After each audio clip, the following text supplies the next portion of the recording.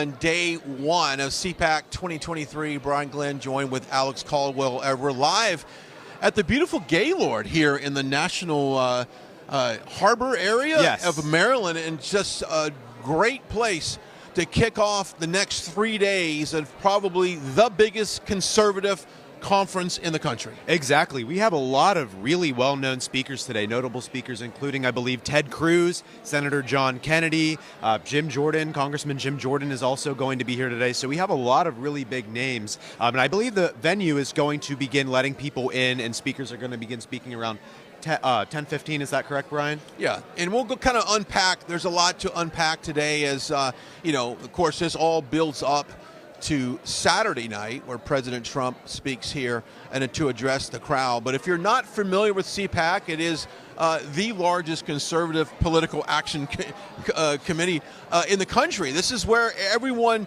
comes, and it's more of a think tank, if you will, of people and organizations to better the conservative movement. And that's what CPAC has been so successful over the years. And from what I understand, Alex, they were here back in 2020. They've spent some times in Dallas, Orlando, right, and now they're back here in the D.C. area. They've even been around the world, Brian, and they've been now hosting CPACs in other countries, I believe. They had one, I think, recently. It was in Australia. They've had a couple of them around the Middle East, I believe, as well. But they've really expanded their horizons from what CPAC used to be. And the Schlaps have really done an amazing job at making conservative voices heard around the world, not just in the United States, but around the world, where they don't even have a lot of times in their countries opportunities for freedom of speech, or conservative voices often aren't given a platform. So this at least allows them that chance to discuss issues or conservatism in other countries, Brian. It really is fantastic. I think this is so important, especially right now in this days of censorship and canceling the conservative voice. And that has been one of the things that they've had here at CPAC the last couple of years, is making sure that the conservative voice is protected. We've seen what certain telecom companies have done to outlets like a Newsmax, like OAN. They have completely tried to silence those, and they're going after others as well. So conferences like this that give us the ability to get the message out, and the agenda of the conservative movement is very, very important. And that's why we're glad to be here along Media Row doing this. Now, side note here, Alex, from what I understand, Media Row here is pretty much sold out as far as the number of media outlets that are here. Now, not necessarily all organized news outlets. There's a lot of bloggers, there's a lot of podcasters, there's a lot of individual shows that are on Media Row, which is important, because I think the more people we have here really blasting out the messages of how we can win in 2024 is the most important thing we can do right now. It really is. And what I don't see here is a lot of the mainstream media. We really haven't seen any mainstream media at CPAC this year. I think RSPN is maybe one of the largest media networks that is attending CPAC this year, right? I would probably say yes. We're probably one of the largest media outlets here right now. And to your point, you don't see the mainstream here. Now, what you will see, and we're hopefully will, on our locals account, we'll put some of this content up there so you can see it. There are little individuals that are running around with freelance cameras, and there's a lot of people out here shooting documentaries about what's going on. And so we're going to see some of that here today. But yes, we are here. We'll be here today, tomorrow, and Saturday, going into President Trump on Saturday night. Well, if you want to take a look at some of the speakers today, real quickly we'll go over. I know that we've got Jim Jordan and Matt Schlapp kind of kicking off the morning session here, starting at 10:10 local time. And we'll cut from this and we'll dip back inside for that. But Jim Jordan, talking about somebody, if you want someone on a committee that's going to get to the bottom of any issue, it is going to be Jim Jordan of Ohio. He is amazing. He really is. And, he actually had a lot of support at first for Speaker of the House, and then Kevin McCarthy ended up securing all of the votes that he needed. And I must say, McCarthy, I was a little bit skeptical of how he was going to do at first when they first nominated him for the Speaker of the House. But I will say, I think he's been doing a very good job, and he really has stepped up his game from when he was the House Minority Leader.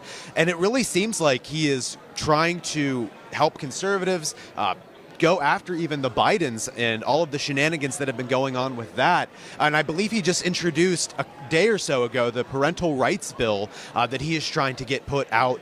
And we'll see what happens with that. But he really has stepped up in terms of leadership.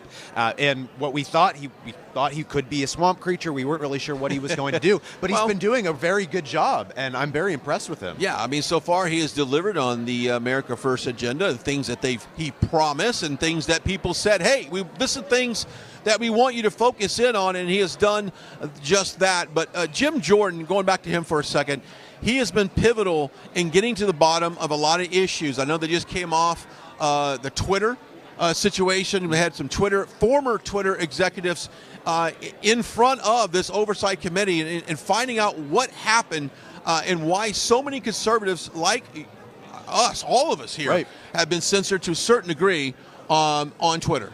Right, and it even came out that they were doing the same thing with the Chat GPT website that had come out as well. There was a lot of biases coming out there too. Even Facebook, it was the same thing. So you have all of these major tech companies, they're going after conservative voices. They suspended people like President Trump. Yesterday, Twitter suspended Senator Mike Lee. I didn't know that. Yeah, they suspended Mike Lee. No explanation given. They suspended his personal account. It's back up now, I believe, but they suspended him with no explanation. And that is incredible because at this point, you would think that since Elon Musk is now kind of steering that ship, that you would not see the level of cancellations that you're seeing on Twitter right now. Now, I know it did reverse, and a lot of people gained followers, and I'm still stuck at 22,500. Who's counting? But apparently I am. I can't get off that number. I really think that I've been shadow banned off of Twitter, definitely Facebook. So big tech is on trial here at CPAC, and I think they should remain on trial because they are definitely trying to silence the conservative voices. Before we get into a little bit more of today's program, we want to thank our title sponsor for all of this, and that's our friends over at the Birch Gold Group. Now, we look at the economy, we've seen the inflation, we know exactly what's going on in the global markets, and so your retirement is more important than ever, and we've seen what devaluation of the dollar. Right. So it might be time to invest in gold. And our friends over the Birch Gold Group want you to take that first step in doing that. Just text the words RSBN to 989898. That's RSBN at 989898 for that free information kit. And get this, I'll tell you how to convert your traditional IRA into a gold-backed IRA. And they are the experts in precious metals, silvers, gold. They've got it all. Contact our friends over at the Birch Gold Group. They have stepped up to support this broadcast, and I want you guys to know at home, when it comes time to prepare your retirement, make sure you do it right and go to our friends over at the Birch Gold Group. So thanks to that. Okay, so when you look at the economy, that's one of the things we're going to talk about today, and all these speakers will talk about the state of inflation. Since our last CPAC, we have seen nothing but the price for everything going up, everything from eggs to building supplies to airline tickets, Alex. I don't know the last time you booked an airline ticket. I'll be to come here. Right. Tickets are up about 30 to 40% across the board due to the increased jet fuel and things like that. And not even do a lot of these things, such as eggs, even cost a lot of money. But now you see it's really there's a huge supply shortage going on right now as well, where you can't even get a lot of these goods in a lot of places, and you're very lucky to. But yeah, airline tickets are ridiculous, and we didn't see this just a couple of years ago under President Trump. Airline tickets, albeit they were never cheap, but they were not at the levels that we saw today. Home mortgage rates right now, ridiculous. The cost to buy a home right now is insane, and I worry, will I ever be able to buy a home, or will I always be at the mercy of having to just maybe stay in an apartment? Yeah, it's definitely costing you more. We're going to take a quick break. When we come back, we like to kick off CPAC each year with Father Frank Pavone from Priest for Life. What a fighter he is on the forefront, protecting the unborn. We'll take a quick break, a quick message from My Pillow. We come back as we are live here in Maryland at CPAC 2023. Stick around. Welcome to the My Pillow 2.0 commercial.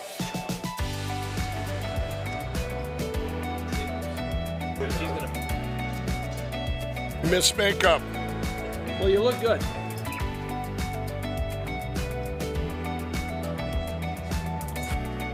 And action. You're sleeping even better. We got the best pillow ever. My Pillow 2.0.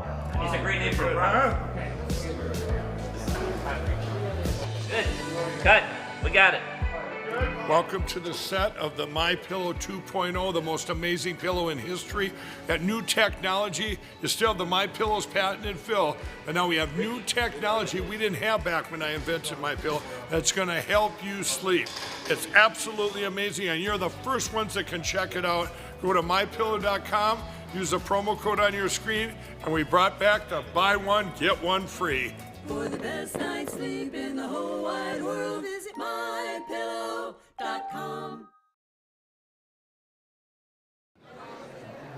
All right, welcome back to CPAC 2023. We are live here at the beautiful Gaylord right there in National Harbor. Joining us now, Father Frank from Priests for Life, a friend of the network, a friend of all of us. Good to be back. Yeah, well, we like to kick off every morning with you with some Yes. little bit inspirational words. Of course, if he has been so familiar with this network, especially after the election, and I've told you this several times, Yeah.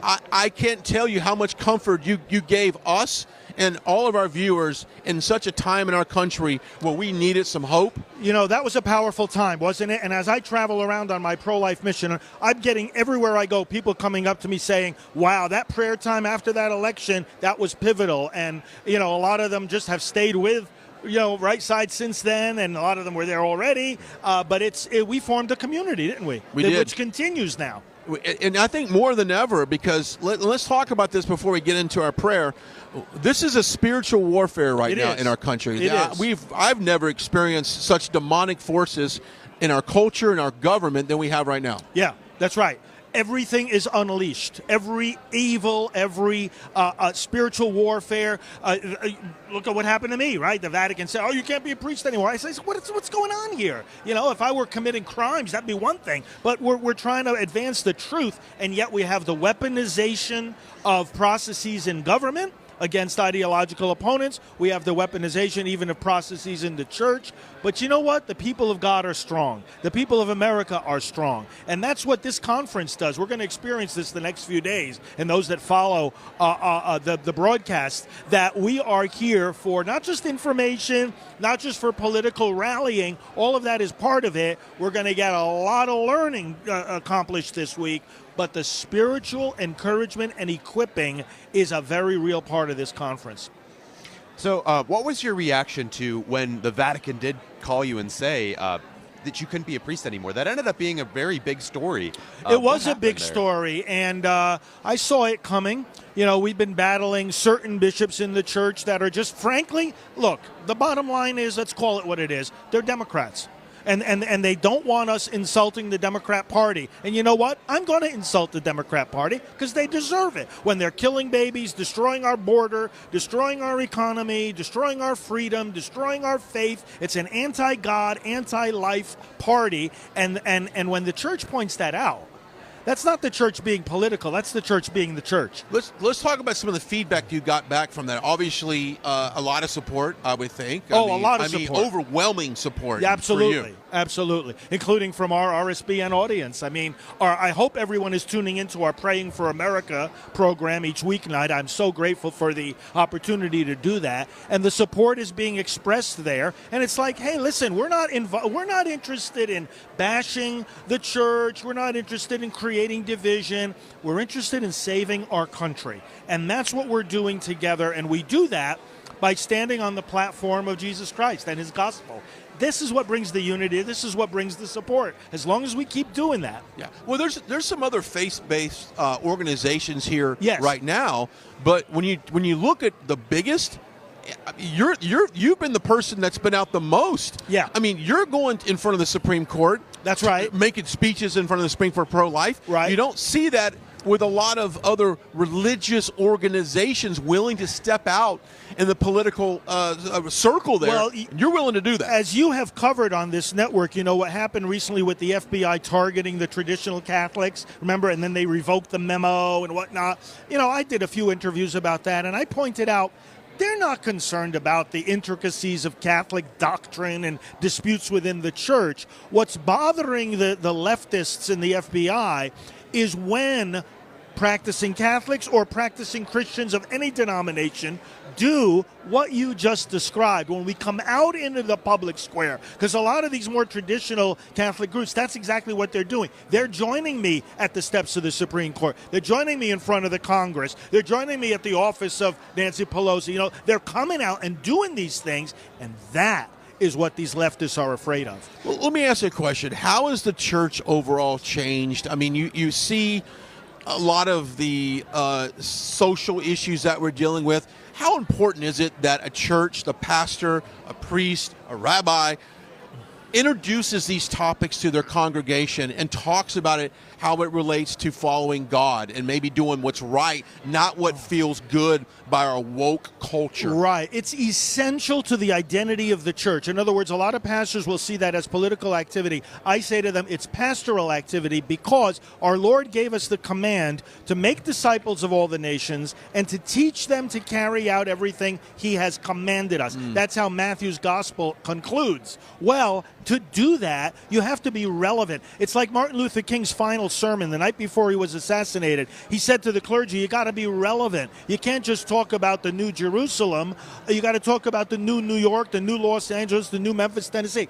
Be relevant. And unless pastors are bringing to the people, not from a political platform, but from the platform of Jesus Christ, a message that connects with the things that are happening in politics, the things that are happening in the news, they risk the church becoming irrelevant.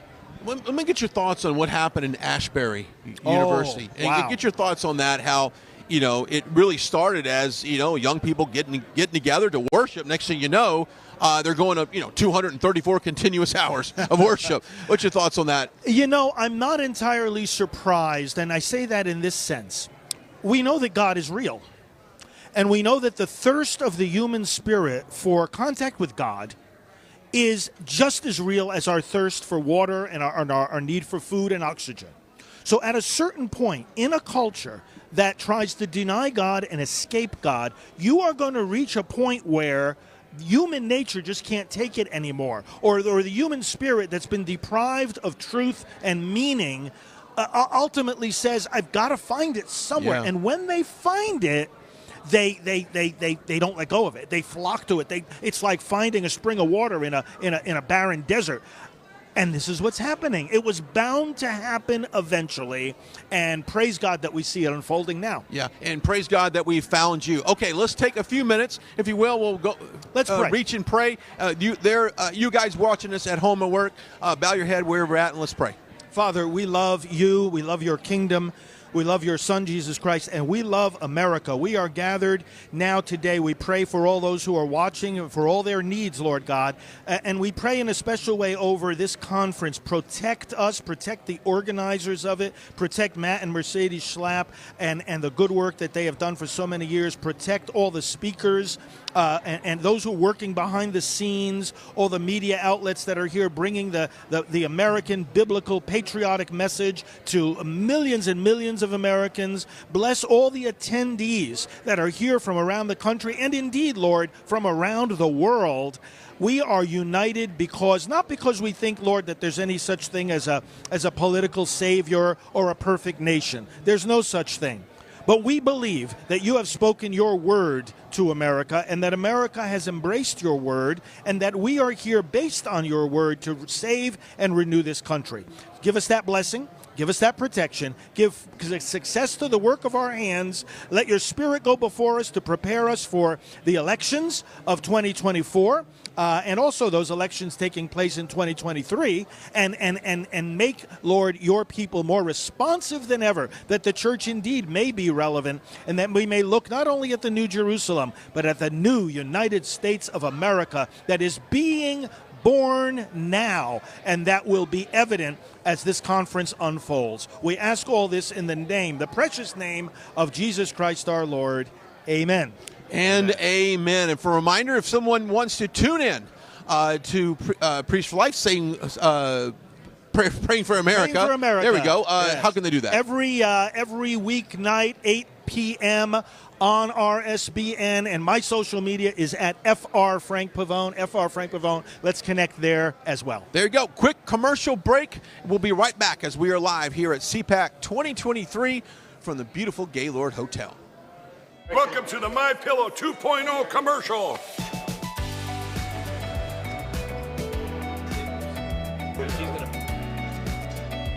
Miss Makeup. Well, you look good.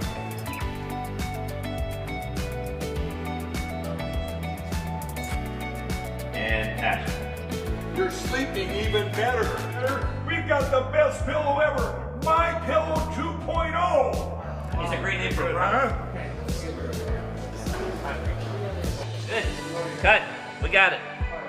Welcome to the set of the My Pillow 2.0, the most amazing pillow in history. That new technology is still the My Pillow's patented fill, and now we have new technology we didn't have back when I invented My Pillow that's going to help you sleep. It's absolutely amazing, and you're the first ones that can check it out. Go to mypillow.com, use the promo code on your screen, and we brought back the buy one, get one free. For the best night's sleep in the whole wide world, visit mypillow.com. All right, welcome back to CPAC 2023 from the beautiful Gaylord Hotel here in the National Harbor. Joining us now is our one and only Editor-in-Chief, Grace Saldana, joining us to talk about kind of what trends on our website. And you are responsible for all of the great articles that got pushed out. If you're a part of the newsletter that you get in your inbox, well, Grace is a big part of that, and we are so blessed to have her on the team. But, let's go over some of the topics that viewers really love to read about. Absolutely. Thank you, Brian. I'm very happy to be here at CPAC. This is a very exciting time for everybody. But the main topics that are really trending with our audience, and you guys would know, you're the viewers, but the main topics are election integrity still. I mean, you think that some of it would go away, but no, people are still adamant that we fix 2020, that we fix these problems with our election systems, with the machines, and all the irregularities that happened throughout the midterms even. People are very passionate about election integrity, number one. They're passionate about what President Trump plans to do in 2024. Truth Social, Marjorie Taylor Greene, of course. So those are our top 4 or 5 It's amazing. topics. Yeah. Does this surprise you that election integrity, Alex, is still up there at number one? It really doesn't, because what we saw happen in 2020, we saw happen again in 2022 in a couple of these places, particularly, I think, more so than most places, Arizona, where we saw a race where Kari Lake, she was polling very far ahead of Katie Hobbs ahead of the election. I think the RCP average had her up almost 4 points over Katie Hobbs. And then we see on election day, Republicans go to polling places, and I think it was over 25% of polling places had some kind of issue. We saw a lot of these places, they were supposed to use 20-inch ballots, but all of the ballots in a lot of them were 19 inches, so they couldn't read the ballots. And so you see on election day, Republicans had issues voting. We saw what really was voter suppression, or trying to discourage people from voting in person on election day. And let's face it, Republicans more so vote in person than Democrats, who vote by mail more so than not. So we saw issues in Arizona, and then lo and behold, Katie Hobbs narrowly squeaks by over Kari Lake after running really a non-existent campaign. Hobbs would not debate Kari Lake. Kari Lake, she tried to debate Katie Hobbs. She said, name the place, name the time, name the moderators, and I will debate you. And Katie Hobbs said, nope, I won't debate you. So, Grace, going to Kari Lake, big on our website as well. People are really... Absolutely. Kari Lake is another big person on our website because people wanted to see her win. She was such a popular candidate. You know better than anybody. Yeah. The Arizona rallies were on fire that President Trump was holding for her, and it was just a shock that she didn't pull through in this election. But of course we know why, because there were so many irregularities. People were even being diverted from the polling booths until they had to go somewhere else, and there was just so many things that were happening that are unexplained. And the biggest question to me is, how is a Secretary of State allowed to oversee her own election? How is this legal?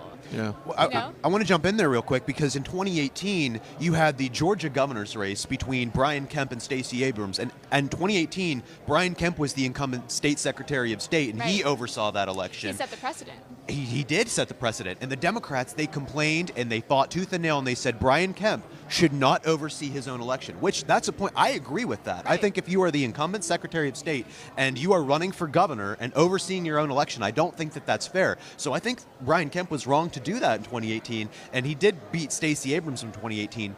But then by that same token, Katie Hobbs was the incumbent state secretary of state in Arizona and oversaw her own election. Yeah. She and lo and refused to behold, she recuse wins. herself. She refused. She refused to recuse herself, and that's the biggest red flag of all. It's like, why would you not recuse yourself from overseeing your own election? And so nothing from Democrats then afterwards either about that. So a lot of interaction with the viewers on that. Okay, anything President Trump does really well with us online as well. Let's talk about Trump and whether or not it's a policy video or an article about a video, or is it a post on Truth Social.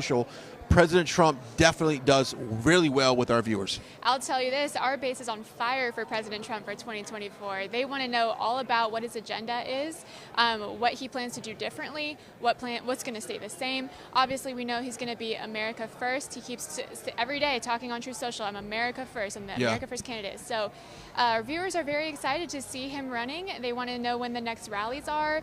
Anything related to Truth Social, as he says, it's hot as a pistol. So all of his truths do well with our audience. And I really love the fact that what Grace, and we'll talk about your team of writers, and Alex, you're one of the writers as well. Yes. Grace is really good about seeing what's happening in the news cycle early on, and then pushing out an article and maybe going a little deeper than most people get. And we had people come up to me at the rallies and say, hey, if it wasn't for the newsletter, I didn't know about this, I didn't know about that, which is really something a nod to you, because and we live in that information world. And there's a lot of different resources for people to get their news from, but when they get it from a newsletter, that says a lot. Yes, our newsletter is growing every day. People are subscribing. They want to know when President Trump is going to be at his next rally or event or a speech or anything it is. So we keep our audience updated on the latest. Where is he going to be? What is he saying? What are our top stories? Just the issues that matter to the base. And there's very few right-wing outlets that are doing it the way we're doing it. The way we're doing it. Hey, just to recap, we are live here at the beautiful Gaylord Hotel, which, by the way, this is very nice when you walk around here. This is a great place to have this thing. For CPAC 2023, Inside kicks off at 10:10 local time. We're going to do a little pre-show action out here, then we'll toss inside for a full day of speakers. First up, Matt Schlapp, Jim Jordan. How does Jim Jordan do on the website when you guys write about? They love Jim Jordan. I think he's, don't get me wrong, he's chairing the weaponization committee. He's oversighting a lot of stuff, so he's overseeing a lot of stuff, but yeah, they love him. He is the best at grilling people. I love watching him during the testimonies, the hearings. Yeah, it's really funny. Side note, when I was watching the speaker race unfold, some people nominated Jim Jordan for Speaker of the House, and which, by the way, he personally said, do not nominate me. I don't want to be Speaker of the House. But what's interesting to note here, there is no better person to ask questions and inquire on something than Jim Jordan. He's one of the best. And if you want real questions, you want real answers, rather, you have Jim Jordan answer them, because he is definitely it. Absolutely. I'm going to tell you guys what our top stories are. Oh, there you go. I'm going to try to pull it up if we have any service. Yeah, service is a little bit. We got everybody in here. And I'll pull up That's great. But I got him. You got it. There you go. Top stories. All right, top stories. Trump. These are not even published yet, so you guys are hearing it first. But Trump calls out Rupert Murdoch and fake news on Fox News. Okay. That's going to be a top story. House blocks Labor Department ESG rule from politicizing retirement plans. Oh, wow. Let me pick another one or two. TMTG, Trump Media Technology Group, asked Congress to investigate SEC for alleged delay of deal. I had somebody yesterday come up to me. This happened yesterday, if I'm not mistaken. That's a big deal. And once again, that goes into censorship, and that's been one of the overwhelming themes here at CPAC is about that. So those are your top stories that'll be pushed out a little bit later today, I got right? One more for you. Those will be pushed out later today. As soon as we get internet here, we're gonna, we're gonna push it out, because that's what she's doing. Hey, I do want to talk about another sponsor we have today when it comes to getting all of your Trump and America First stuff. It is patriotaddict.com. What a website! What a name for a website! Patriotaddict.com. They're offering 40% off for right side viewers right now on the entire store. So save 40% with the coupon RSBN for on all your Trump collectible gifts. And we said this before the holidays that if you don't know what to get someone in your life and you figure, you know what, I don't want to get something that they can't use. Don't get a sweater. Don't get anything like that. Get something Trump. Anything Trump merchandise does really well. The website is patriotaddict.com, and they got all things in stock. And once again, this is a special just for CPAC right now. Save 40% with the promo code RSBN at checkout, and you'll get 40% off all of this. You're talking about anything Trump, mugs, shirts, T-shirts, hats, calendars. It's all there. PatriotAddict.com, and that's a special just for today. That's a deal. It is a great deal. And so I've always said if there's anything that you've got somebody, you got a birthday coming up. We just came off of Valentine's Day. If you didn't get what you want, maybe you can say I love you once again by getting something from PatriotAddict.com and get them something with some Trump merchandise. But we're proud to have those guys once again as sponsor for today, along with our friends over at the Birch Gold Group, because we got a plan for retirement there as well. So recap: Alex Caldwell, Grace Saldana, Brian Glenn, as we're live here at the Gaylord as we're going to toss inside at about 10 minutes after the hour for what to be as a full day. Now, one of the things I saw on the list was Don Lemon is past his prime. Of course, those are the remarks that CNN's host Don Lemon said on air about Nikki Haley being past her prime, and he just got skewed for that, which he should. It was a moronic comment that he made, but I'm real interested to see how we can fight back against some of the mainstream media and the misinformation. The networks out there that continuously push out false information. Well, I think all 10 of the CNN viewers who watched that were, Yeah. I think a lot of them were confused by that. What does he mean past her prime? Being over I think it was over the age of 50, that means she's past her prime. Yeah. I mean, I just think that was ridiculous. It was a very idiotic comment to make. And then he really gave a really half-hearted apology over it. But I don't really know how you can fight back against stuff like that, because at a certain point, there's no logic behind some of these arguments, and there's just nothing you can say other than just show the pure stupidity, quite frankly, of some of the things that some of these people say. Yeah. But I was really surprised. Grace, as a woman, what did you think when you heard that comment? Well, I just think that he thinks he's untouchable, and he thinks he can say whatever he wants and nothing's going to happen to him. So he's playing his cards, and I just think it's silly. But I know that the co-host on that show with him is not a fan of his. We'll say that. Yeah, I don't think many people are a fan of his. Well, I agree. certainly you made a note of it earlier. The viewers, they have lost hundreds of thousands of viewers. And when you look at conservative media, if we were a public stock, let's just say the upside for us is so much greater than what you see on some of the other mainstream news. I mean, they are losing viewers because the facts just aren't on their side. Right. And when these conspiracy theories that we all, basically got behind 2 years ago have all turned out to be true, it makes them look very stupid. Indeed, it does. It does make them look really stupid. And you mentioned public stock. That's how we kind of try to manage our website. We try to manage it in a way where we're giving our viewers the news that they want to see. We're not pushing things on them that they don't want to hear about, that they don't want to see. Good point. We're trying to provide them with that value. Good point. Yeah, exactly. And I think we've been doing a pretty good job with the articles, by the way. We have a lot of viewers, and you've been doing a fantastic job, and it's really nice to see a lot of what we're putting out and just what it started off as and what it has grown to, because I was it used to just be myself and another writer. It was just us, and it started off very small, but then it's really grown, and it's become really incredible. And just every day we have over at least 10 stories a day that we're putting out, if not a lot more, if it's a slow news day. But you've really done a good job Thank you, with Alex. the I website, appreciate Grace. that. And You do a great job writing the stories. Well, thank you. Hey, writers only as good as their editors. Well, so. just thank God that I'm not writing, because I need about 6 spell checkers for me.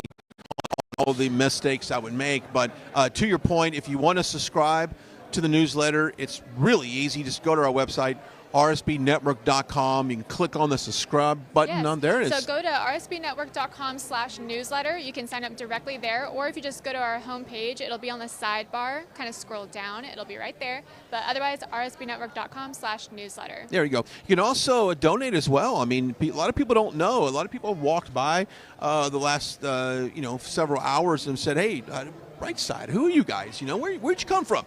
We do have a great story, and you can also read about that on our website. But when it comes to funding this network, we've got great sponsors and great partners alongside. But really, Grace and Alex, our number one supporter has been these viewers from day one. 100%. Yep. They drive everything we do. They drive drive the events we go to. They drive the news we put out. So we are your voice. And we're doing our best to do that. Yeah, so you can donate as well. Go to rsbnetwork.com/donate. And you can, as the great Larry Elder says, throw a little something in the tip jar. You can do a reoccurring monthly. You can do a one-time annually. It's all up to you, whatever's convenient for you and comfortable with you, I should say. But our viewers, that's why we're here. We're here for you watching us right now at your home or office on this beautiful Thursday. So go check us out at rsbnetwork.com/donate. Also get that newsletter as well. Now, let's talk social media. Now, that's a big topic here at CPAC as far as people being canceled. Obviously, we have seen our Twitter account grow. We've seen our Instagram account grow. Let's talk a little bit about socials. Absolutely. So I'm also running the socials for RSBN. And on Twitter, we are almost to 1 million. We're less than, about 90,000 away from that. So right. Follow us on Twitter, but you can also find us at RSB Network on Instagram, on Facebook, on Telegram. We have a Telegram group. We also have a TikTok. I know a lot of people on our base don't like TikTok for good reason. I'll pause you right there. I do think it's important. Now, we all know the background from TikTok. Yes. But I do think that it is important for especially political candidates that want to reach that younger 18 plus demo. You got to be on TikTok. Now, I know you're compromising maybe some data, some personal data on there, but at the end of the day, I'd rather connect with them, get their vote, right? Yes. And get their support. 'Cause that's the only way we're going to take back this country, is reaching our youth. And if a TikTok's the way to do it, I know I'm probably getting skewed online for saying this, but if that's the way you do it, you kind of have to be there where they're at. Just don't keep anything on your phone that you don't want to be compromised. But you see that the left does that. They utilize TikTok. They do. They utilize social media, and that's how we had Gen Z come out in the 2022 right. midterms, and we saw numbers. We saw Gen Z numbers like we've never seen before, and it really was crazy to see just the turnout that we had from young folks this past election. It really surprised me. In the polls, they didn't take that into consideration at all. They didn't even really bother to poll them because historically, they almost never vote. Good point. So they utilize TikTok, they utilize social media, and I think the way to win is to fight fire with fire. Conservatives also need to use TikTok, and they need to get on board with that, because if Gen Z is going to start using this, and if the left is going to start using this, we need to use that too, so that we don't fall behind come the next election cycle. Well, I know if you have a phone issued by the State Department, you have about 30 days to get this off your phone. Okay, so let's talk about Facebook as well, Grace. Yes. Facebook performs pretty well for us still. Absolutely. Facebook does very well. If you guys are on Facebook, please send us a message. Actually, send us a message anywhere and tell us what stories you want to read more about, because we always want more input. I kind of just go with what the analytics tell me, but please message us on Facebook, message us on Instagram, and give us some feedback. Yeah, because what I'll do, Alex, on segments, as being director of programming, I'll call Grace, and I'll say, Grace, how does this topic trend well with our viewers? Because if they're reading about it, they want to see it. And if they're not reading about it, chances are they don't want to see it. Okay, Instagram is my personal favorite out of all the mediums, because it is probably less political, and it's more of like what I ate and, cars and things like that. But how does Instagram perform for us as far as a social media outlet for our information? Instagram also does very well for us. We've been trying to post some more reels lately, some more of our videos, especially from Trump's speeches. So those do very well. But let's not forget about Truth Social. Yeah. And Gab and Getter, the alternatives to the mainstream platforms. Truth Social does very, very well for us. If you guys are on Truth Social, again, please message us. They have messaging feature they just launched. Oh, they did? They're launching new features all the time. I hope we can get Devin Nunes on to talk about it. But Truth Social is awesome. There you go. All right, if you want to follow me, you can do that on Truth Social at Brian. And, of course, across the other platforms, it's at Brian Glenn TV. Alex, just go ahead and throw out your socials as well. You can find me on Twitter at Real A Caldwell, and I believe it's the same on Truth Social as well, Real A Caldwell on Truth Social on Twitter. And Grace, how can we find you? I have kind of different handles, but I would just say look up my name. It's Grace Saldana. You can find me pretty much any platform or on Truth Social, just Grace. There you go.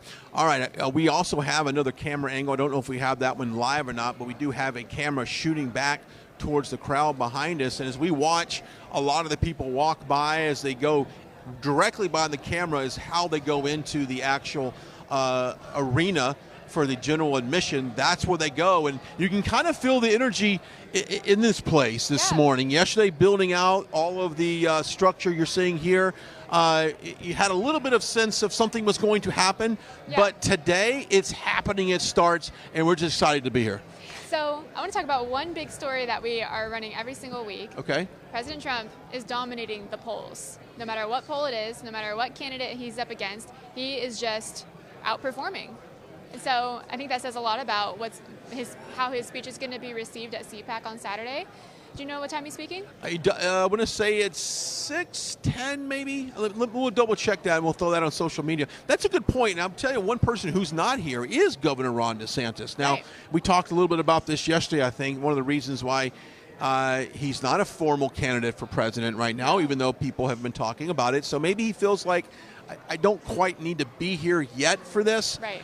Will there be another CPAC before the election? I think there would be, right? This is the spring one. Don't they usually have one in the fall? They have ever since they stopped doing it in D.C., but I'm not sure if they're going to just go back to doing one a year. But he did mention on Fox the other day that if he does make any sort of 2024 announcement, it's going to be after the Florida session ends in May. Okay. So he would probably do it between May and the early fall.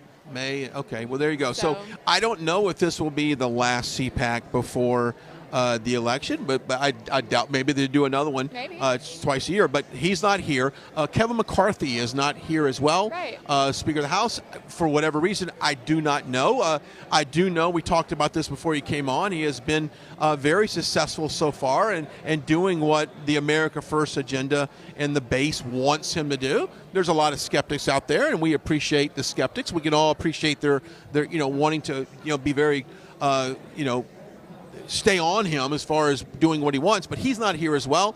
Ronna McDaniel of the GOP chair, she's not here. She's not here, right. Interesting. Yeah, That's very interesting. But you have some people that you would think that would be here aren't. Now, Congress broke for the week. They are not in session the next couple of days. So yesterday was what's called a fly-out day here in Washington. So a lot of people have taken the opportunity to go back to their respective districts and do some campaigning there and some fundraising there in their districts. I'm just seeing their people. But a lot of them are here. So Grace, Alex, when this was put on the schedule to come in D.C., the first thing I thought was, okay, is Congress in session? And I realized that this could be the one CPAC in a long time that we could get the most people to, because they don't have to fly to Dallas. They don't have to fly down to Florida. They're right here about 13 miles over that bridge in D.C. So hopefully we get some really nice guests coming through here the next 2-3 days. I'm hopeful. We have a lot of members of Congress coming, a lot of really prominent members of Congress, and I'm hoping that we can get a lot of them on today, because I'm really excited now that we're finally in D.C. I mean, you think that when you have CPAC in Texas, when you have CPAC in Florida, you're really beholden to the candidates who are from that state. When we saw Texas, we saw a lot of people from Texas. Florida was the exact same way, but now we can really get that mixed bag of really everybody coming, whether you're from Ohio or Pennsylvania or wherever. A lot of different candidates, a lot of congressmen, a lot of senators, and I'm really excited to see who we're going to get on the show later today. And speaking of special guests, I think right next door to us, you might have heard some cheering in the background, but I think Donald Trump Jr. is right over there. Well, nice. We'll see if we can't so perhaps bring him over here in a little bit. It'd be nice, right? Yeah. Have a few words with 100%. Don Jr. So it's exciting next 2-3 days. So buckle up. Make sure you download our app. Make sure you go to our website. You watch us on Rumble. Let's talk real quickly. I know they're going to have the CEO of Rumble on the show here, I believe tomorrow. I got to check the schedule on that. But Rumble has been a great partner for us. Yes, for all of this stuff. Rumble they're blowing up right now. They got creators coming from all over the place, not just politics. They're getting entertainment creators. They're getting, just random podcasts that are very big that are just alternative on their platform. So I think they're really posing a significant threat to companies like YouTube. Yeah, I think it's wonderful. And I had somebody just yesterday ask me about Rumble and said, you know, are they growing? And I'm like, absolutely, they're growing. And I remember early on when we first relied on Rumble, we had an event, a flag waving event in New York City, and at that time we were banned off of YouTube. Right. And so we called Rumble and said, hey, we want to swing all of our viewers onto Rumble. Do you think you can handle the traffic? Because we know what kind of numbers we pull. And lo and behold, they did. And so Rumble came through and they carried our broadcast. We didn't drop out. We didn't dip out. And the rest is history. They keep building and growing that platform. I remember when we were banned about 1 or 2 years ago. It was right before a President Trump rally in Sarasota, Florida, I believe. And the day before the rally, YouTube had suspended us for several days. So we were wondering, how are we going to live stream the rally? So we went to Rumble, and we actually did better on Rumble than we had ever done on YouTube. And it really was amazing to see. And now we're starting to get fantastic. We're not even starting to. We've had fantastic numbers on Rumble where we've done better now consistently on Rumble than we would have on YouTube, Brian. It's fantastic. Yeah. That's the funny thing about censorship is that it makes people want to see who is banned. They want to hear what that person had to say. Yeah. That's America. And let's talk about locals. Right. We'll take a quick commercial break here in a second. So you guys in the studio, just cue that up.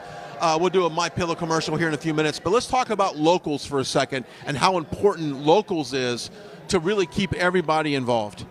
Yeah, absolutely. So, I mean, if you guys want to see behind-the-scenes content and to see what Brian Glenn is doing on our Thursday night or what Liz Willis is doing, uninteresting, but you guys go live behind the scenes on Locals. So, Locals is a very important platform to just be able to talk with you guys and communicate. It's a really cool one-on-one platform you can do that on. There you go. We're going to take a quick commercial timeout. We are live here at the beautiful Gaylord for CPAC 2023. A few minutes. We'll come right back. Don't go anywhere. Hello, I'm Mike Lindell, and my employees and I want to thank each and every one of you for your continued support. With everything going on right now, your rest is so important. That's why we're having the biggest MyPillow sale ever. Not only are my bed pillows as low as $19.98, but you can get the best body pillows ever. Regular $89.98, now only $29.98. Take your rest on the go with our Roll and Go Anywhere MyPillows for only $14.98. And we have our new couch and accent pillows. They aren't just for looks. They have MyPillow's patented adjustable fill that gives you that amazing MyPillow comfort. In this economy, you get the best gifts ever for the best prices ever. So go to MyPillow.com or call the number on your screen. Use your promo code and you get deep discounts on body, couch, bolster pillows, and so much more, including my original bed pillows for as low as $19.98. Please order now while quantities last. Hello, I'm... All right, the great Mike Lindell. What would we do if we didn't have the great Mike Lindell? I really don't know, Brian, but he is really a fantastic patriot. The things he's done, not just for MyPillow and all his employees, but for election integrity and actually standing up for that, where we really saw a lot of people just jump ship and abandon President Trump after the whole 2020 election. Mike Lindell was one of the very few people to actually stand up and try to see what actually happened in 2020. So he's really been fighting the good fight and doing a very good job with that. He has been. All right, 10:05 here locally at 10:10. The program starts inside, but before we toss it inside, I want to talk about our next great partner of the day, Blackout Coffee, blackoutcoffee.com, blackoutcoffee.com. I don't know about you, but coffee is so important to getting me mentally focused. It would have been a very different show if we had not It would have had been any. a very different show if I did not have the Blackout Coffee, but they want you to dip into the coffee and sample it and go check it out for yourselves. Go to blackoutcoffee.com and put that promo code RSBN, and I believe, Alex, you're going to get 20% off your order, 20% off your order at Blackout Coffee. Go check it out. And you know what? When it comes to partners for the network, I love the fact that we have conservative-based companies that are saying, you know what? I'm not afraid, Alex, to advertise on a conservative network my product or my service. It shows a lot. They love this country, and they want you to have the best coffee possible. They really do. And you see a lot of businesses, they're very worried about even putting themselves out on conservative networks for fear of being blacklisted. So it's nice to actually see something like this happen with Blackout Coffee. So I'm excited. I'm really It really would have been a different show if we hadn't had any coffee There today. you go. So I'm just reading the notes here. They basically have conservative principles. The owners of these companies have conservative foundations, and we want to support them. So go check it out at blackoutcoffee.com. Blackoutcoffee.com. The information is likely on your screen right now. And don't forget about that promo code. This is important. This is the way they track stuff to make sure they know where the business is coming from. Plus, you get that 20% discount as well. Blackoutcoffee.com. Promo code RSBN and get your 20% off. We are moments away from tossing into the front desk inside. We've got Matt Schlapp and the great Jim Jordan. Two people that Matt Schlapp, obviously the founder, the CEO of CPAC, and then, of course, Jim Jordan, amazing congressman from Ohio. Right, and Matt and Mercedes Schlapp have really been very helpful with getting CPACs put in different places all around the world, really uplifting conservative voices and giving them a platform to stand on. So it would be great to be able to have them on today. I really hope that that's something that we can arrange. We'll do our best with that. But yeah, they are going to be kicking off CPAC this year. CPAC in the Gaylord in National Harbor in Maryland for 2023 here in D.C. It really hasn't been in D.C. for a very long time, since really before COVID. So this is great that we're right next to Capitol Hill. We can get a lot of people here today, and we'll see if we're going to have it in D.C. now from now on. And our country is at a very pivotal point right now. Not only do we have this, and we're going to talk a lot about today, the war in Ukraine and how we are being pretty much a proxy war with Russia through Ukraine. We're going to talk about that. We're going to talk about immigration, and that's another topic that's going to be heavily discussed on the floor. The drugs, fentanyl coming into this country, so much is on the table right now for this country, and what a pivotal time that we must meet here at CPAC once again and bring conservative minds together and see if we can save this country. And I know we've said this over and over. The last midterm, right, didn't go, in my opinion, didn't go as well as we wanted it to go in many states, one of them being Pennsylvania. You're familiar with this.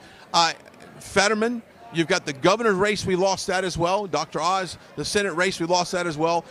We're in a state of confusion. We're a nation of confusion, right, and we must find a way to not only turn the ship around and all get on the same page, but we must fix election integrity and these discrepancies. And as Grace said earlier, that is one of the biggest topics on our website, and that's one of the biggest topics you're going to hear from today. I think there were also a couple of other reasons that both Dr. Oz and Doug Mastriano lost in Pennsylvania. First and foremost, with Mastriano in the governor's race, Democrat, now Governor Josh Shapiro, had a lot more money than Doug Mastriano, and he connected with a lot more voters. Yeah. It seemed like Mastriano really didn't run a very solid campaign where he went out into the suburbs, more like Dr. Oz, who ran a much better campaign. Mastriano didn't really go into the suburbs and connect with those voters, and he did run it was a very conservative campaign, but it was almost a little bit too conservative for Pennsylvania, which turned off, I think, too many moderates, which ended up propelling Josh Shapiro into the governor's race, along with just not having a lot of money for his campaign. Oz had a very similar issue where Oz, he was seen as too much of an outsider, being, they said he was from New Jersey. He was kind of seen as a carpetbagger in Pennsylvania, and it was very hard. But I think we're going to wrap it up and toss it inside in a minute, Brian. We got about 5 minutes, about 10:15. Wrap it up right now. Okay, I'm being told by our nice camera operator that we need to wrap it up. Once again, if you want to follow all of the action on social media as well, you can follow me at Brian Glenn TV. You can also follow Real Alex Caldwell. And Real A. Caldwell, yes. There you go. Yeah. And you can also follow us across the board at RSBN. All right, we're going to send it to our general session starting right now as we're live in CPAC 2023. Let's take it away.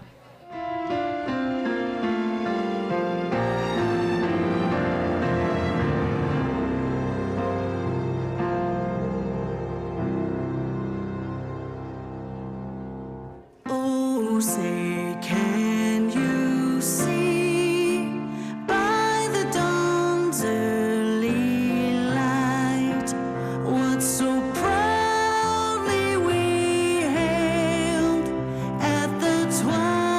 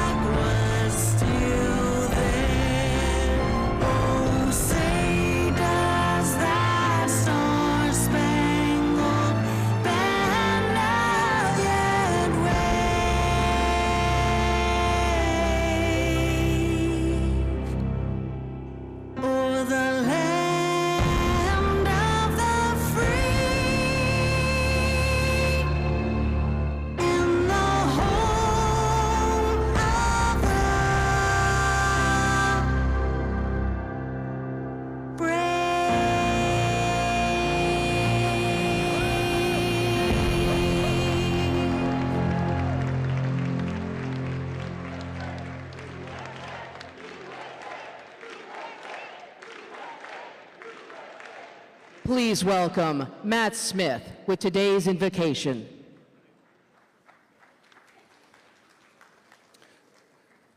Let us join together in prayer. God, in whose image we are all made, we are called to build your kingdom here on earth. With love for the most vulnerable, lift up those who are ill or troubled. Honor those with the courage to place their trust in you.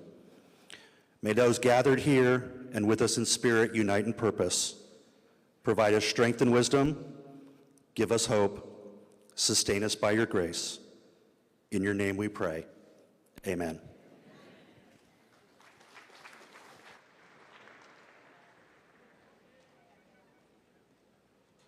Ladies and gentlemen, the chairman will serve you now.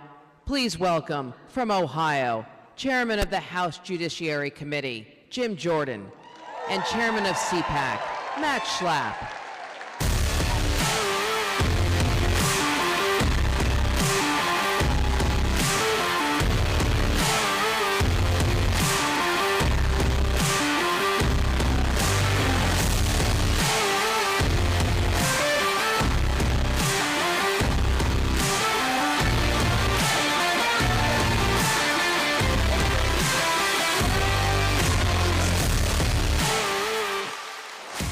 Welcome to CPAC, everyone.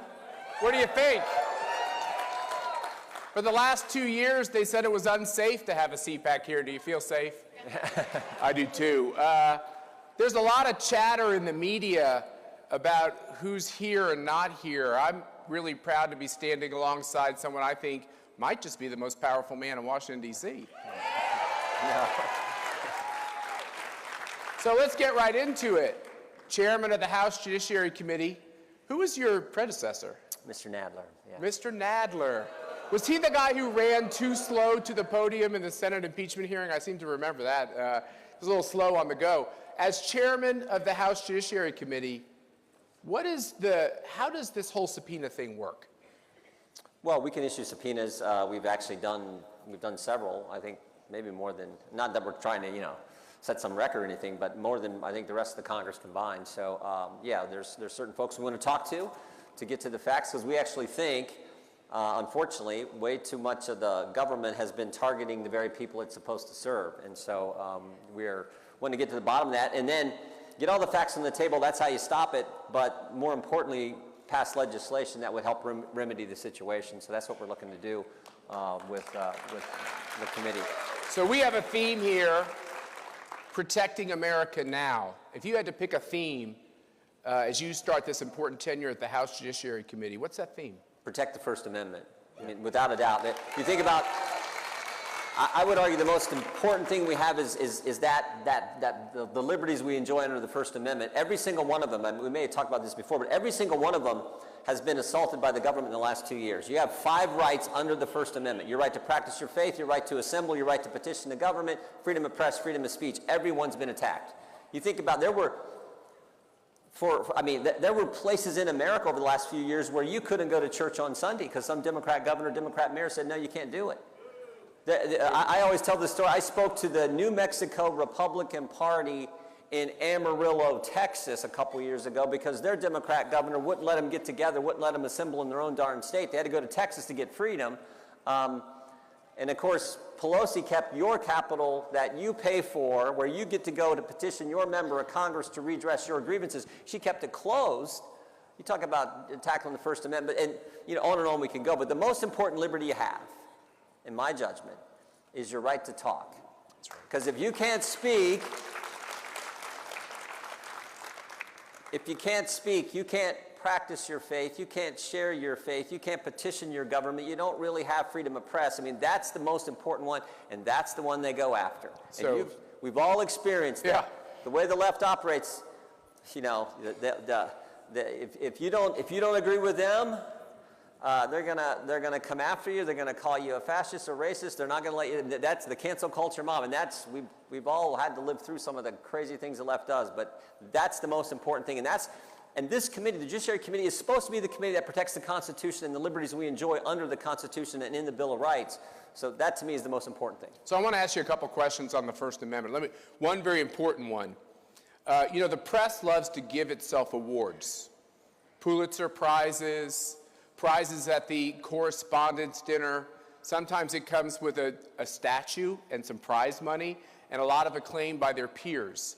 And by the way, good journalists should be rewarded because they're a rare thing. There were some people at the New York Times and the Washington Post and other places that got Pulitzer Prizes for covering this lie called Russian collusion. Do you think they should give those awards back? Are they worthy of a subpoena? Yeah, it's, I mean, it's just the way it works today. Someone will, tell a lie, the press will report the lie, big tech will amplify the lie. When you try to tell the truth, they call you racist, they call you fascist. I mean, the President of the United States stood in front of Independence Hall and called half the country fascist. So that's how they operate, and they give themselves awards when they follow that template. But the facts have a way of coming out, and the truth has a way of getting public. You talked about this. You talked about the Russia related to the attack on President Trump and the whole Mueller thing, but you think about this lie about the laptop being a Russian hack. Are you talking about the laptop from hell? Yeah, the hack and leak operation. I mean, the now famous line from that letter that 51 former Intel officials signed, famous line which says the Biden laptop story has all the earmarks of a Russian information operation. And what I've said is no, the information operation was run on us by our government, and it's frightening to understand what happened there, because that was true, and the FBI, I think, frankly, knew it at the time, and yet they allowed this and I think fostered and promoted this false narrative literally just days and weeks before the most important election we have, which is election of President of the United States. So, yeah, but they still give themselves awards for giving. That's the kind of collusion we actually need to get to the bottom of, right? And I see KT McFarland here. KT, would you stand up? KT was a victim. KT was a victim of the weaponization from our government against people who honorably serve, and they try to destroy you, they try to bankrupt you. KT, you're a survivor. Thank you for surviving all that and serving your country. Anybody here believe in God?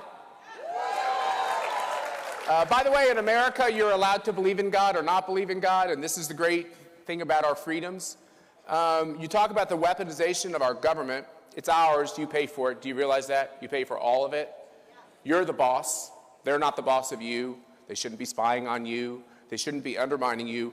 There was a memo leaked from one of the field offices of the FBI that is the smoking gun on trying to go after Catholics who are radical in their beliefs. Radical is the FBI's word, because they're zealously supporting the right to life of the unborn child. And they thought the overturning of Roe v. Wade was a wonderful moment, as you agree and I agree, that was a wonderful moment of the Supreme Court going back to constitutional order.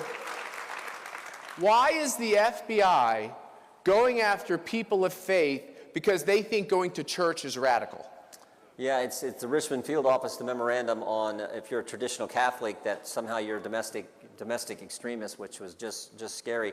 How many watched? You made me think of this. How many watched the State of the Union a few weeks ago? It was tough. The best. I get it. I was there. I always say it's the closest thing to pageantry we have in America is the State of the Union address. So I always go. But I thought the best line wasn't from President Biden. The best line was from the response from Governor Huckabee Sanders when she said, the divide in America today is normal versus crazy, right? And there's so much. I mean, crazy is thinking that boys should compete against girls in sports. Crazy is thinking you defund the police. Crazy is thinking that you let non-citizens vote, which D.C. just passed. Crazy is this. You maybe remember this moment in a hearing. My colleague and friend Dan Bishop from North Carolina, good lawyer on. We like him, and he's going to be here. Yeah, he's a good man. And he said in the hearing, the Democrat witness, he actually asked the Democrat witness, he said, "Can men get pregnant?"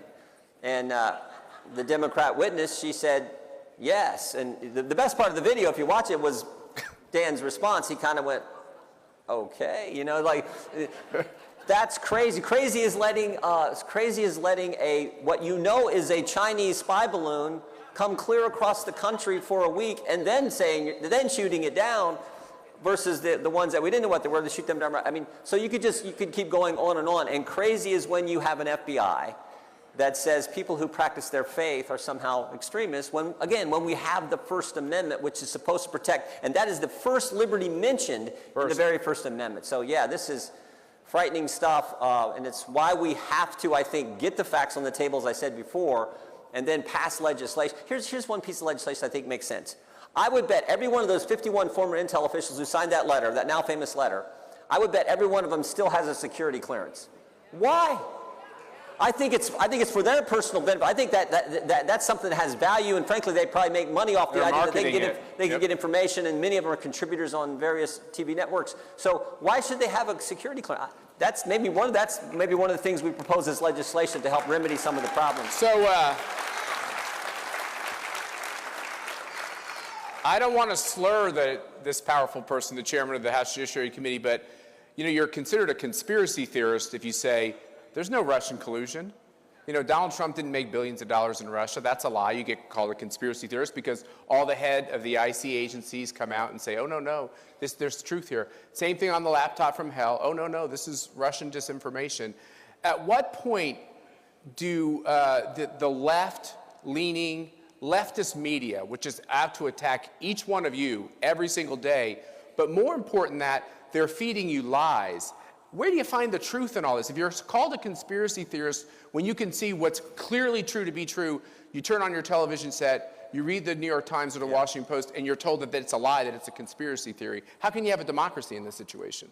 Well, I see Sean Spicer. Sean, I know we can turn on to your show, okay? Yeah. I got that for sure, okay? Good to see you. 5 o'clock, I got it, okay. I think the truth has a way of always eventually getting out there. We've seen that this week. The Department of Energy just told us, oh, by the way, it wasn't a bat to a pangolin to a hippopotamus to Joe Rogan. It was actually started in a lab, right? So, and yet last night in the Senate, unanimous, I think the bill passed unanimously, Senator Hawley's bill, which said, we want to know all the information you have, government, on how the classified, we want to know that information, how this, what was going on, and how this thing actually started in a lab. Which, by the way, why did they lie to us about the origin of the virus? Why did they lie to us about gain-of-function research? And why did they lie to us about natural immunity? I mean, think about it. Like, I remember I asked Dr. Birx this question. Dr. Birx this question, I said... you're supposed to stay 6 feet away from me. I don't know what you're doing there. I said, this is like a year ago to hearing. Dr. Birx was in the, remember her, she was the lady with the scarves, right? So I asked her a question in this hearing. I said, Dr. Birx, when the Biden administration told us that the vaccinated couldn't get the virus, were they guessing or lying? I mean, like, either one, like, just like, our government's supposed to be a government of the people, by the people, for the people, so tell we the people the truth. We're big boys and girls. We're Americans. That's right. Tell us the truth. Why so many lies, whether it's the Russia stuff and President Trump, whether it's how all the, I mean, you think about with the virus, almost every single thing they told us turned out not to be true. That's right. Said it wasn't our tax dollars used in the Wuhan Institute of Virology. Yes, it was. They said it wasn't gain-of-function research. Sure looks like it was. They said it didn't start in the lab. Sure looks like it did. Even the Department of Energy and the FBI say that. Right? They said the vaccinated couldn't get it. The vaccinated couldn't transmit it. There was no such thing as natural immunity. Like, there's like 7 lies right there.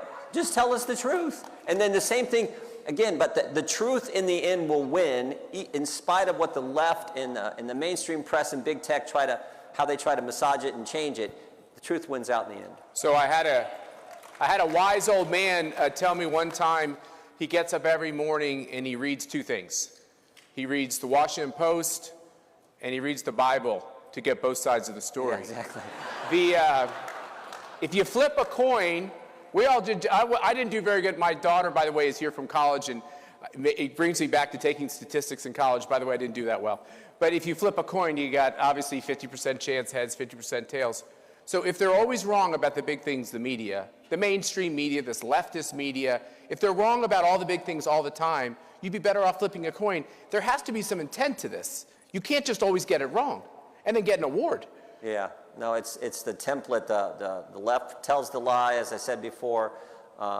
Big media reports it, big tech amplifies it. You try to tell the truth, they call you names. But in the end, if you persevere, the truth will come out. And the one thing I say all the time is that the only thing we get wrong about these, like I remember with the whole Trump-Russia thing, and initially there was a handful of us in Congress and there were a handful of journalists who were saying this thing makes no sense. What they're accusing President Trump of, and the fact that the dossier and all this makes no sense. And the one thing that we learn always in these things is the only thing we get wrong is it's always worse than we thought. Yeah. And that's kind of even, I guess, more frightening in some ways. But if you just stick to it, keep presenting the facts, in the end it prevails. And the American people we got all these folks here, support the conservative principle, make our country the best. The American people figure it out. And I love the fact that our government it's about we the people. And we the people tend to get it right. Okay, so a couple of really important topics to go through. We have the laptop from hell, which also leads to amazing corruption that's occurred around the president's son and his business practices. And then you have the fact that we've told by our own government that there's nothing to see here. Then you have this, is this the most incompetent cabinet group that we've ever seen? I mean, whenever there's a problem, they don't rush to the problem, they run away from the problem. This impeachment word, which we all hate because it's always used, it seems like, against our side. You know, the House has a lot of power, the Senate has power when it comes to these questions. How do you handle all the wrongdoing within this context of, for instance, Secretary of Department of Homeland Security and this open border and 5 million illegals? How do we make it stop? Well, we were down there last week. We were in Yuma, Arizona, and saw firsthand how serious this is. And we've been to the border several times in Texas. So the biggest problem is, as I think, as everyone in this place knows, is what's happening to our border. What's happened the last 2 years is intentional. There's no other way to interpret it. It's premeditated. It's done purposefully. And it's why we've had 5 million illegal migrants come into the country, because on day one, remember, Joe Biden on day one made 3 key changes. He said, we are no longer going to build a wall. We're going to get rid of the Remain in Mexico policy while we evaluate people's asylum claims, and we're not going to deport anyone who comes. So if you're coming, you can't fault people for wanting to come to the greatest country ever. So if you're coming, the person knows we won't have to wait in Mexico. There's no wall to get over. And oh, by the way, when we get in, we're not going to get deported. Well, Shazam, everyone's going to come, right? But he made that decision on day one. What we tried to do last week was show why it matters. We know how it happened. We know how to fix it. You got to enforce the law and put back in place those policies that were working in the previous administration. But why it matters is that's what we heard from last week. And maybe the best witness we had was the hospital administrator in Yuma, who said there are been multiple times where American families right there in the Yuma area couldn't go to the hospital, to the maternity ward to deliver children because there were so many migrants. And God bless you, we're going to help them. They're going to deliver kids. Obviously the hospital is going to help them, but they had to go to Phoenix or San Francisco or San Diego, excuse me. And that's all coming to the country, the rest of the country. So is this idea, some of your colleagues are saying we should impeach Mayorkas? Many are saying that. What I've said is, look, that's a decision that the entire conference has to make with Speaker McCarthy and the whole team. Does he warrant? Is it warranted? Certainly. Can I ask you all, what do you think? Impeach Mayorkas? Yeah. So we plan on passing legislation in the next 4 or 5 weeks out of the committee that we think, if implemented, again, that's the fundamental problem, if implemented would fix the situation, but I just don't think this administration is going to do it. When we had this battle to see who the next speaker was going to be, one of the pleasant parts of that, despite the mainstream media getting it wrong, sometimes you have family squabbles, and sometimes something good comes out of it. Yep. All those images, by the way, I only watch C-SPAN. I try not to watch too much other stuff. But the images you could see coming out of the floor was some, pretty far on the left members working with some people pretty far on the conservative side in our conference, and they started coming together and talking because they had a shared commonality in the fact that anybody in leadership, I mean, Nancy Pelosi did amazingly things in leadership that no one's done to try to stop free speech in the House of Representatives. They had a commonality of, hey, what's so wrong about having amendments and people being able to offer things? Do you see that as an outgrowth of what happened with that? I do. I think there's some positive there. in the history of our great country. Come on, say something nice about Sheila Jackson Lee. There's got to be something. Yeah, I always say in the history of our country, only about 12,000 individuals have had the opportunity to serve in the United States Congress. Yeah. And it is truly a privilege. And I think members take it that way. And when they're, as a member representing the folks back home, the approximately 800,000, they want to make sure they have an opportunity to offer amendments, to be engaged in the debate, and function the way the founders envisioned particularly our House of Representatives, how it was supposed to function. So some of the rule changes that we got in place through that struggle, I think are pretty positive. Yeah, I feel actually very positive that the pain of the situation to get to Kevin McCarthy as Speaker has set us up to be much more successful as a conference. It's honest, and it's been public. But yet there's also responsibility. You talk about the thousands of people who have served in the House. Should you be allowed to use your chairmanship to just say and do anything and purport these lies? Adam Schiff said over and over again on national TV, on the floor of the House of Representatives, in different hearings, that he knew of proof of Russian collusion. And he continued with this effort to hobble Donald Trump's presidency and to make false claims. At what point is there a responsibility of a new House majority to make sure that kind of stuff never happens again? Well, we're gonna focus on facts and truth. You're right. I think many of the things that the Democrats said about President Trump, and they did say about to say that you have proof of Russian collusion, you'd have to be lying. Yeah, it was just not accurate. So we're gonna work hard to make sure we don't do that, and we have the facts to back it up. But again, I point this out. In spite of all that, think about what President Trump got accomplished. Amazing. Yeah. I mean, the idea that they attacked him so much. I may have told this story here last year, but early in the administration, I remember Mark Meadows and I were in the West Wing there, early in President Trump's administration. I think we remember in Jared's office or some office, and they had a big whiteboard on the wall. You've seen the same. I know his office. That was Steve Bannon's office. Maybe it was. Yeah. So a big whiteboard on the wall, and they had literally listed every single promise that President Trump had made to the American people in the. And the problem with Trump is it was a really long list. It was, but they were checking them off. As he, cutting taxes, reducing regulations, getting out of the Iran deal, getting out of the Paris Climate Accords, conservatives on the court. You just go down the list, building a wall. That's how you're supposed to govern. So in spite of everything they did to him, he got things done because he focused on doing what he said he would do and sticking to the Constitution and doing things the way you're supposed to in our country. That's the attitude I think we have in the House. Under Speaker McCarthy's leadership. And that's the attitude we have to bring to bear, because if we don't have that attitude, as mean and tough as the left is, we're not going to make it. We've got to have that attitude if we're going to take on the left and what they're trying to do in the country. One final question, because we're over our time, and I've seen you control the time on your committee. You're pretty rigid, by the way. You make people talk fast. This whole idea of big tech, censoring us, shadow banning us.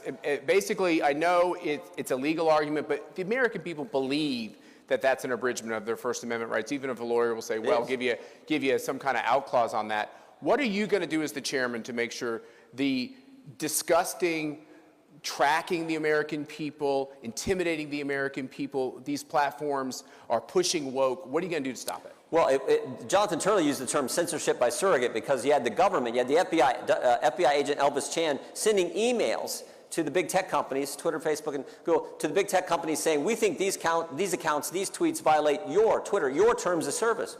That's crazy, right? That was going on. And then Twitter would take down those accounts or use their term visibility filtering. They'd shadow ban and do things to these tweets. And so, yeah, this is wrong. We're working with Energy and Commerce. You have to look at Section 230, transparency, all that stuff. Section 230, let them get sued when they do these things. All these things have to be examined, and in legislation, the legislation will probably come out of Energy and Commerce. But yeah, we got to do that. We got to do, because I think it's the right term. Censorship by surrogate. The government pressuring, priming these social media companies to shape and mold the message, instead of just letting, again, we the people get the facts and the information and decide for ourselves. Well, I have a feeling that all of you are rooting you on, and the chairman of the Energy Commerce Committee take on that fight. Jim Jordan, tell them what you think. Thank you. Thank you, brother. Thank you all. Thank you all. Have a great day. Have a great week.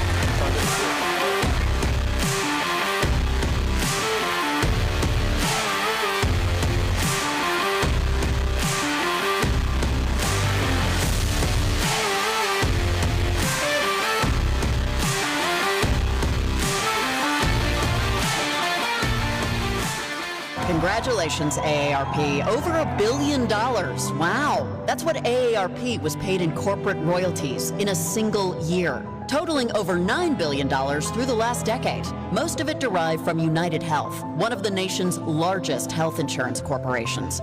So wait, AARP earned billions partnering with big insurers while also lobbying Congress on changes to Medicare? AARP advocates for who exactly these days? Paid for by American Commitment.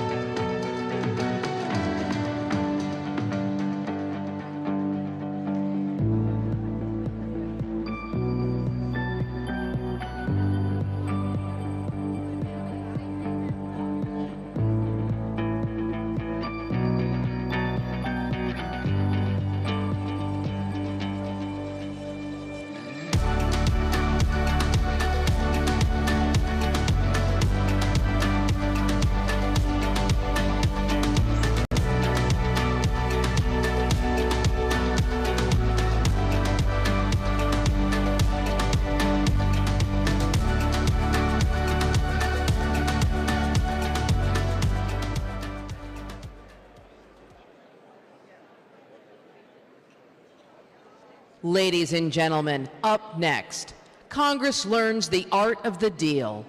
Please welcome, from Pennsylvania, Congressman Scott Perry. From South Carolina, Congressman Ralph Norman. And your moderator, host of the Todd Starnes Show, Todd Starnes.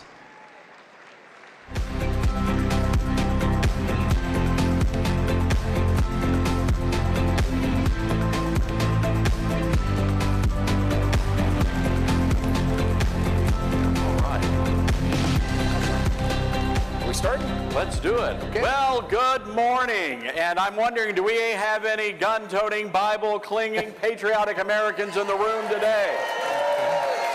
I kind of figured that might be the case. You know, I want to say something before we get our panel discussion underway. I've been thinking about Comatose Joe. And I think that Joe Biden would make a better president of Ukraine. Right? Just think about this. Joe Biden is paving their roads. He's providing pension money. He's giving them, what, about $250 million a year and securing their sovereign border. Meanwhile, the real president of the United States was in East Palestine, Ohio, greeting first responders and giving out quarter pounders with cheese. No doubt freedom is under attack. And today we are honored to have two brave American patriots with us from the House Freedom Caucus. And gentlemen, we want to say thank you for the great work you're doing. Please give them a round of applause. Thank you. Appreciate it. Now, Congressman Perry, I want to start with you. We talk a lot about Joe Biden's failures in the White House, but I think you have a different take on that.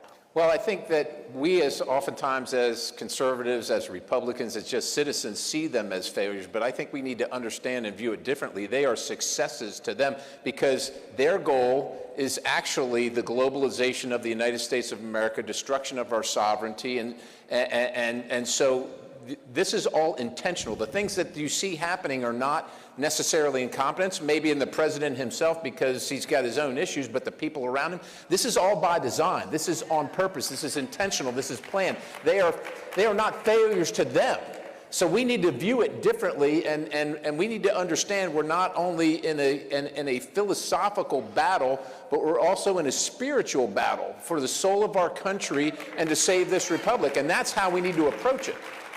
Now, Congressman Norman, that would make sense. I mean, with all the chaos that we're seeing in the culture right now coming out of Washington, D.C., the attacks on the family, the attacks on victims of crime, where now we're looking at criminals now becoming the victims thanks to a lot of these far-left district attorneys out there.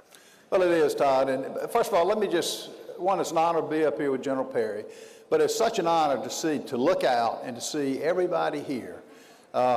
You're not sitting at home. You could be anywhere. You're at CPAC. You're willing to take action.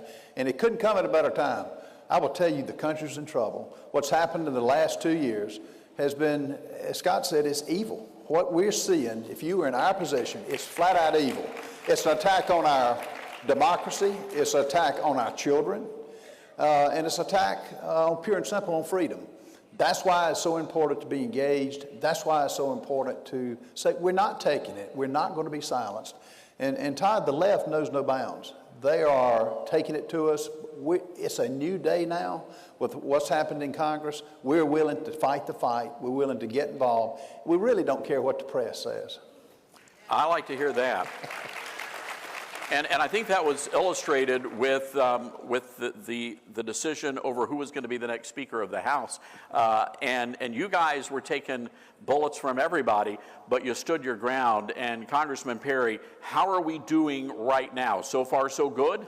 Well, so far, so good. As an Army aviator, we know that when we're taking flak, that means we're over the target. And look, we were just not going to allow the status quo to continue. We were just simply not going to allow it. Our leadership expected us to come in and generally take Speaker Pelosi's rules and continue to run the House of Representatives that way. We went early on. Folks like me and Congressman Norman went early in the summer and said to the leader at the time, we said, look, we're going to win the majority, we think, but we cannot keep running this place the same way. The status quo is not going to work, and we need different outcomes for the American people. And quite honestly, they patted us on the head and sent us out the door, and we just kept going back with a smile on our face, and no one wanted to talk to us. You know when they wanted to talk to us? I think it was about November 9th, the day after the election, and that big majority they were supposed to get was very narrow. And you know what they needed? They needed Mr. Norman's vote for Speaker. They needed Perry's vote for Speaker. And we said, well, why don't we talk about some things? And so far, so good, Todd. But look, liberty requires eternal vigilance. And so Ralph and I have committed ourselves to stay in the fight. We don't comport ourselves every day for re-election. We comport ourselves every single day to save the republic. And that's what's important. Congressman Norman and then Congressman Perry, I just want you to jump in after his remarks here. We have seen the weaponization of the federal government. This started under Barack Hussein Obama when they sent the IRS after people like Billy Graham and pro-life leaders and the Tea Party. And now we're seeing once again the weaponization again of the federal government going after pro-lifers and conservatives. How big of an issue is this, and what are you guys doing in the Freedom Caucus to push back? Well, it's a huge issue. I mean, and they're serious about this. When you have Merrick Garland, he was on the stand yesterday. Some of the things he says are just lies. He's a hypocrite. Same thing with Mayorkas on the border. And they're serious. Every agency of government under the Biden administration, and y'all, it's not Biden himself, the cabal that's running this country, where it be, the Barack Obama's protege, whether it be Rice, all of them are making policy. It's not him. He's not in his right mind. But luckily, the good news is, since we've taken over the House, every department has got subpoena power. And what you will see is the truth coming out on January 6th. You will see the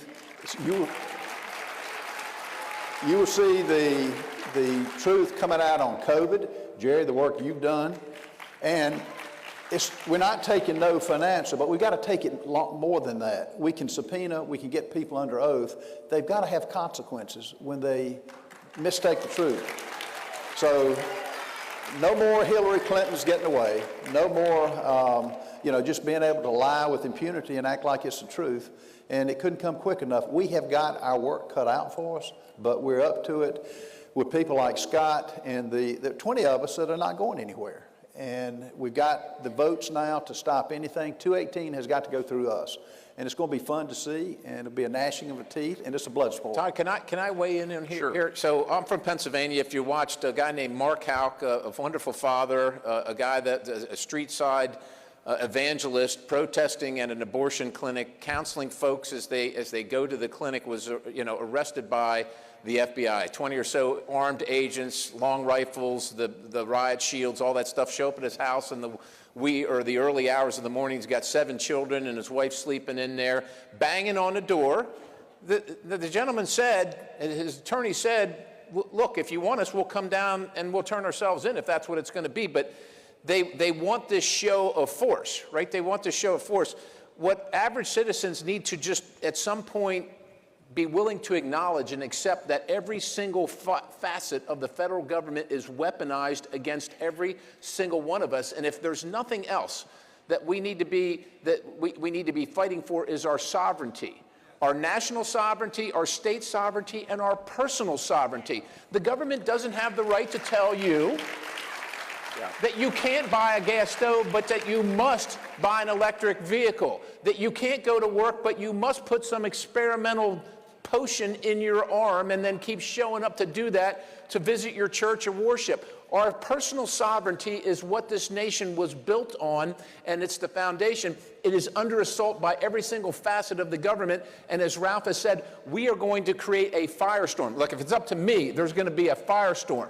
These leftists, these Marxists that have prevailed upon the American people and used the awesome power of the federal government to cow us into fear in our homes, they've got to be put on notice. They've got to be quaking in fear. They've got to be worried. They've got to be losing weight because they're not eating, because they're worried that they're going to end up going to jail for using the awesome power of the federal government. And if they're not interested in showing up in Mr. Jordan's hearing, you know what? I'm in charge now on the Transportation Committee of Federal Leases. Isn't that something? I wonder whose leases might be coming. Well, we're taking a look at the list. It's going to be awesome when they go from a big building to about, I don't know, that space on the square there, Todd. That'd be awesome, wouldn't it? I love it. Like we got a fight on every corner, ladies and gentlemen. And that's the thing, Congressman Norman, it's fighting and knowing how to fight. And one of the things I really admired about former President Trump is that he taught Republicans, yeah, you can fight, and it's okay to fight back, especially against the mainstream media. Well, look at what he did in 4 years, what Donald Trump did in the face of adversity at every level. The headwinds he faced, he was successful. Look what he did on the Supreme Court. Look what he did with Israel. Look what he did with cutting regulations. The man was unbelievable. And the thing, when I saw the raid at Mar-a-Lago, you know, the cameras, the FBI, and compare that to when they found Biden's, all of the documents he had, where was the media? Where was the FBI? They kept it quiet early on, did let it out. The job of the next president is going to be getting rid of the insiders that are undermining this government. And you've got to clean house. You cannot continue. With those around him that are supposedly your friends. And it's at all levels, to be honest with you. That's where y'all come in. The fact that, you know, when I was and I'm a developer by trade, but before I got in politics, I didn't know how 2 people affected the politicians. On the other side, y'all scare them to death. When you go to that school board meeting, get 3 or 4 people and question them. When you go to that city council meeting, that's the value y'all bring. And don't think it doesn't have a ripple effect at all levels of government. And how you take it from here empowers us to do the right thing. And we got more opportunity now than I've ever seen. Guys, I want to talk about the border. Back in the day, they used to call people from one country coming across the border of another country without that country's invitation. That was called an invasion. They used to fight something called wars over that. And I know that just recently, Republicans holding hearings down on the border, Democrats boycotted. What are we facing now at the border? Let's just cut right to the chase. How bad is it down there? Well, the cartels are running the border. The cartels have operational control of the United States-Mexico border. And you don't come across the border unless you go through the cartels. So if it doesn't matter who you're paying. Some pay, obviously everybody pays money, but some, whether they pay at that time or they come into the United States and then have their families dispersed back to the cartels. Of course, some are mules. They're bringing in fentanyl. The border is being rushed over here with people being brought in illegally to draw the attention of the Border Patrol, who's not sent there to stop them. They're sent there to greet them. Meanwhile, over on this side of the border where there isn't anybody, they're running this fentanyl in that's killing 100,000 Americans, over 100,000 Americans a year. That's a staggering number. Understand, in 10 years of the Vietnam War, we lost 55,000, right? So 100,000 in 1 year from fentanyl. The crime that comes with it, and of course the imposition of these folks that are destitute, and we all want to help, but you know, you see the inflation numbers, and you see the own economy that you have to deal with. This is all caused by a wide open border, and it's a breach of state sovereignty, of our national sovereignty. If we don't have a border, we don't have a country. And the president will tell you, Mayorkas, Secretary Mayorkas will say, we're doing all we can. It's a flat out lie. If you look at the numbers, Todd, if you look at the numbers, when President Trump left office, the numbers doubled, tripled, quadrupled, now 5 times. The Border Patrol's mission didn't change. The laws didn't change. Faithfully execute. The Constitution says the executive will faithfully execute the laws. He's not executing any of the laws. He's welcoming these folks from over 150 countries into our country illegally and then having you pay for them. Congressman. We've been, both of us have been to the border, and imagine this. I'm from South Carolina. The Clemson football stadium and South Carolina holds about 90,000 people. We have 5 full football stadiums coming across the border unfettered over every country across the globe. And think how unfair that is.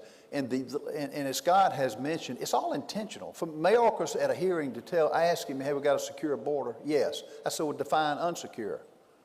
Crickets. He couldn't explain it. But, you know, the only way to stop the fentanyl, and I don't know whether y'all saw, I just saw it this morning, Biden laughing at the mother who had 2 sons to die. And he's basically laughing and saying the fentanyl came from the previous administration. Who cares where it came from? The fact is, it's here. You stop it. And the only way you stop it is what President Trump did, build a wall, which has already been paid for, have a designated point of entry. The American people, and it's going to be hard when the cities and municipalities start coming to the federal government, as New York City has already done. I think they're $50 million over budget because of all the illegals going on the social programs. It's unfair to the taxpayer, and it's time to fight it, and we're going to do what we can, but until the change. We're not going to pay for it, Ralph. We're not paying for it. Right. We're not. Yeah. They can ask. New York can ask all they want. Right. They can get somebody else to pay for it. Gentlemen, I wanted to ask about, speaking of security, and not only an invasion of the ground border, but our airspace, and you had the Chinese spy balloon, then all of a sudden the Biden administration is shooting hot air balloons like it's duck season, and now nothing. And I'm wondering if you guys can give us any insight into what was really going on.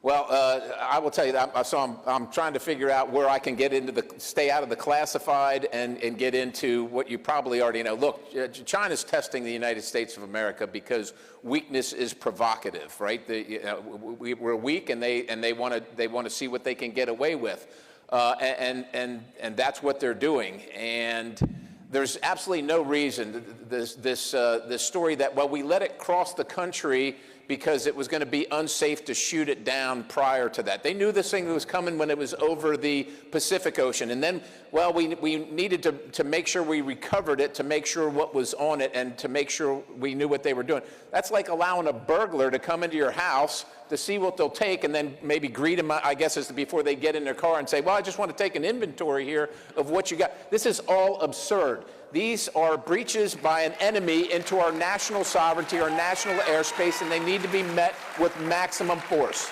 And again, I know that Speaker McCarthy said a couple of months back that he's seen nothing that Biden's done that would be worthy of impeachment, but it seems violating the oath of office and not protecting this nation from enemies, foreign and domestic, and letting that balloon invade our airspace, that is worthy of impeachment.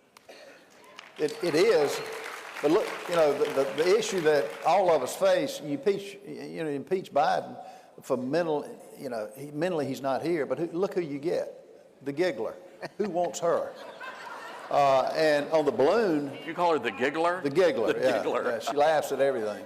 But the problem that we've got, and we interviewed General Kellogg, who you see him on Fox all the time. He's a no-nonsense general. He, first of all, said Milley should have been fired a long time ago, and he was a traitor.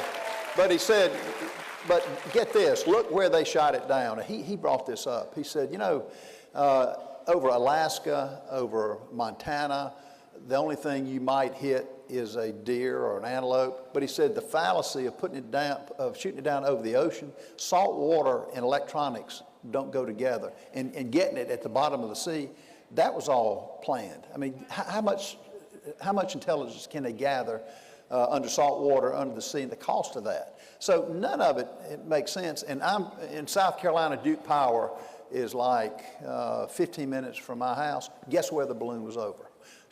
Duke Power. Guess where Shaw Air Force Base is in Sumter? Guess where the balloon was over? I mean, it's the seriousness of it. The EMP attacks on our electrical system, electromagnetic pulse, to shut that down, folks, that's a serious issue. This administration is clueless. I've been to the briefings that Congressman Perry has been to. Really, I didn't see anything. They're just out of touch. And the only way you change policies, change people. Todd, let's talk about impeachment a little bit. Republicans look at the impeachment requirements and they say high crimes and misdemeanors, and they read it literally and say, what high crime has the president, war secretary, Mayorkas, or some judge committed? And the Democrats don't look at it that way, because you're not really having a criminal trial. It's a political trial. That's what it is. And so I think Republicans, again, need to acknowledge the enemy that we face, unfortunately, the Marxists in our country, and we're going to have to get right with the circumstance that we're going to have to use all the tools that we have in our tool belt. We have Republicans that just say, well, show me in the criminal code what crime or misdemeanor that this person committed. Well, show me in the criminal code which crime or misdemeanor President Trump committed. It didn't stop them from dragging that guy through the country across the coals for absolutely. Not only was there no crime, they made everything up. They're the ones that should be on trial. We need to get in the fight, ladies and gentlemen.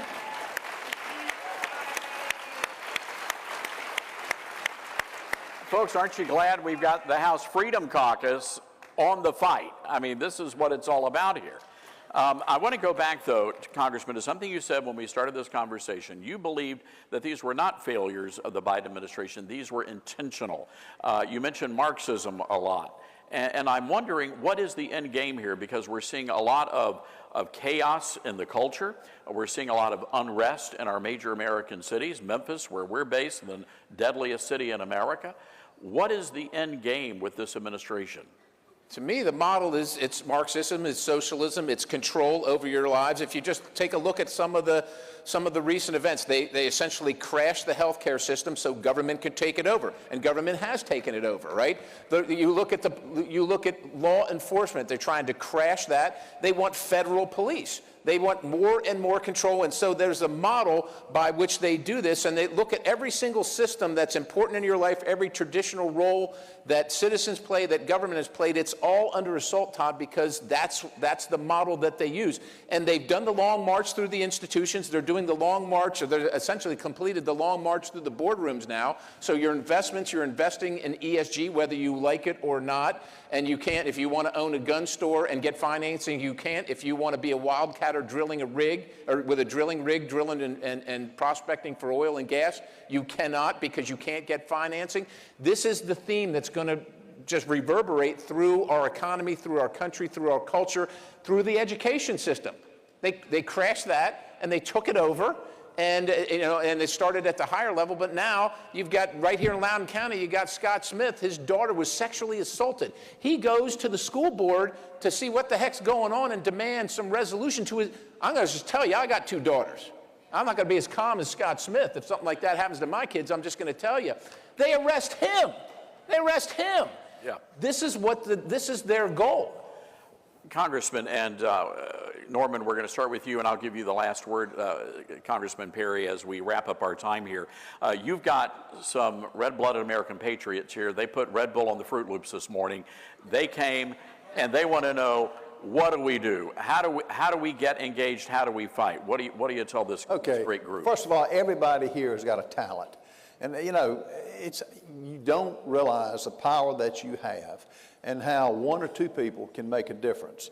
And I would say, you know, if you're inclined to run for office, do what we do, run for office. But if your inclination is, if you got small children, as Scott said, they're taking our children over. Our children are not safe. What's happening to them in the educational system is evil. And so get involved with who goes on the school board. Get involved with who goes on the city council. Interview these candidates. Call in your state reps. And you can't do it with one person. Get 3 or 4 or 5 groups, scare people, particularly politicians. Get them in there, and I will tell you it pays dividends. And recruit people. How do you think? I was recruited. I'm sure Scott at some point was recruited. Everything starts with a question and a conversation. So everybody has got a talent. Get behind candidates, but we cannot. The thing that's gotten us in trouble today is people, and we got weak people put up candidates. The power, and as Scott said, what we're losing is our democracy and our freedom. We cannot let that happen. If not America, where? So for me, I'm going to break it down to spending as a member of Congress. Spending, standards, sovereignty. We're not going to keep bankrupting the country. Me and Ralph are not voting to bankrupt the country. We're done with that. We're going to drag our friends screaming and kicking with that. Standards. We got to maintain, like, you got to have some standard, whether it's in the military or in your daily life. My pronouns are him and he, and there isn't any other. That's it. I'm a man, and I'm not. That's it. Sovereignty. National sovereignty of our country, state sovereignty, the states are sovereign, your personal sovereignty. We are done with the government at all levels telling us what we can do with our bodies and our lives, and we got to fight for it. That's what the Freedom Caucus is going to do. Thank you for being in the fight with us. And ladies and gentlemen, please thank our good friends, Congressman Ralph Norman and Congressman Scott Perry. Thank y'all. Appreciate it. Thank you.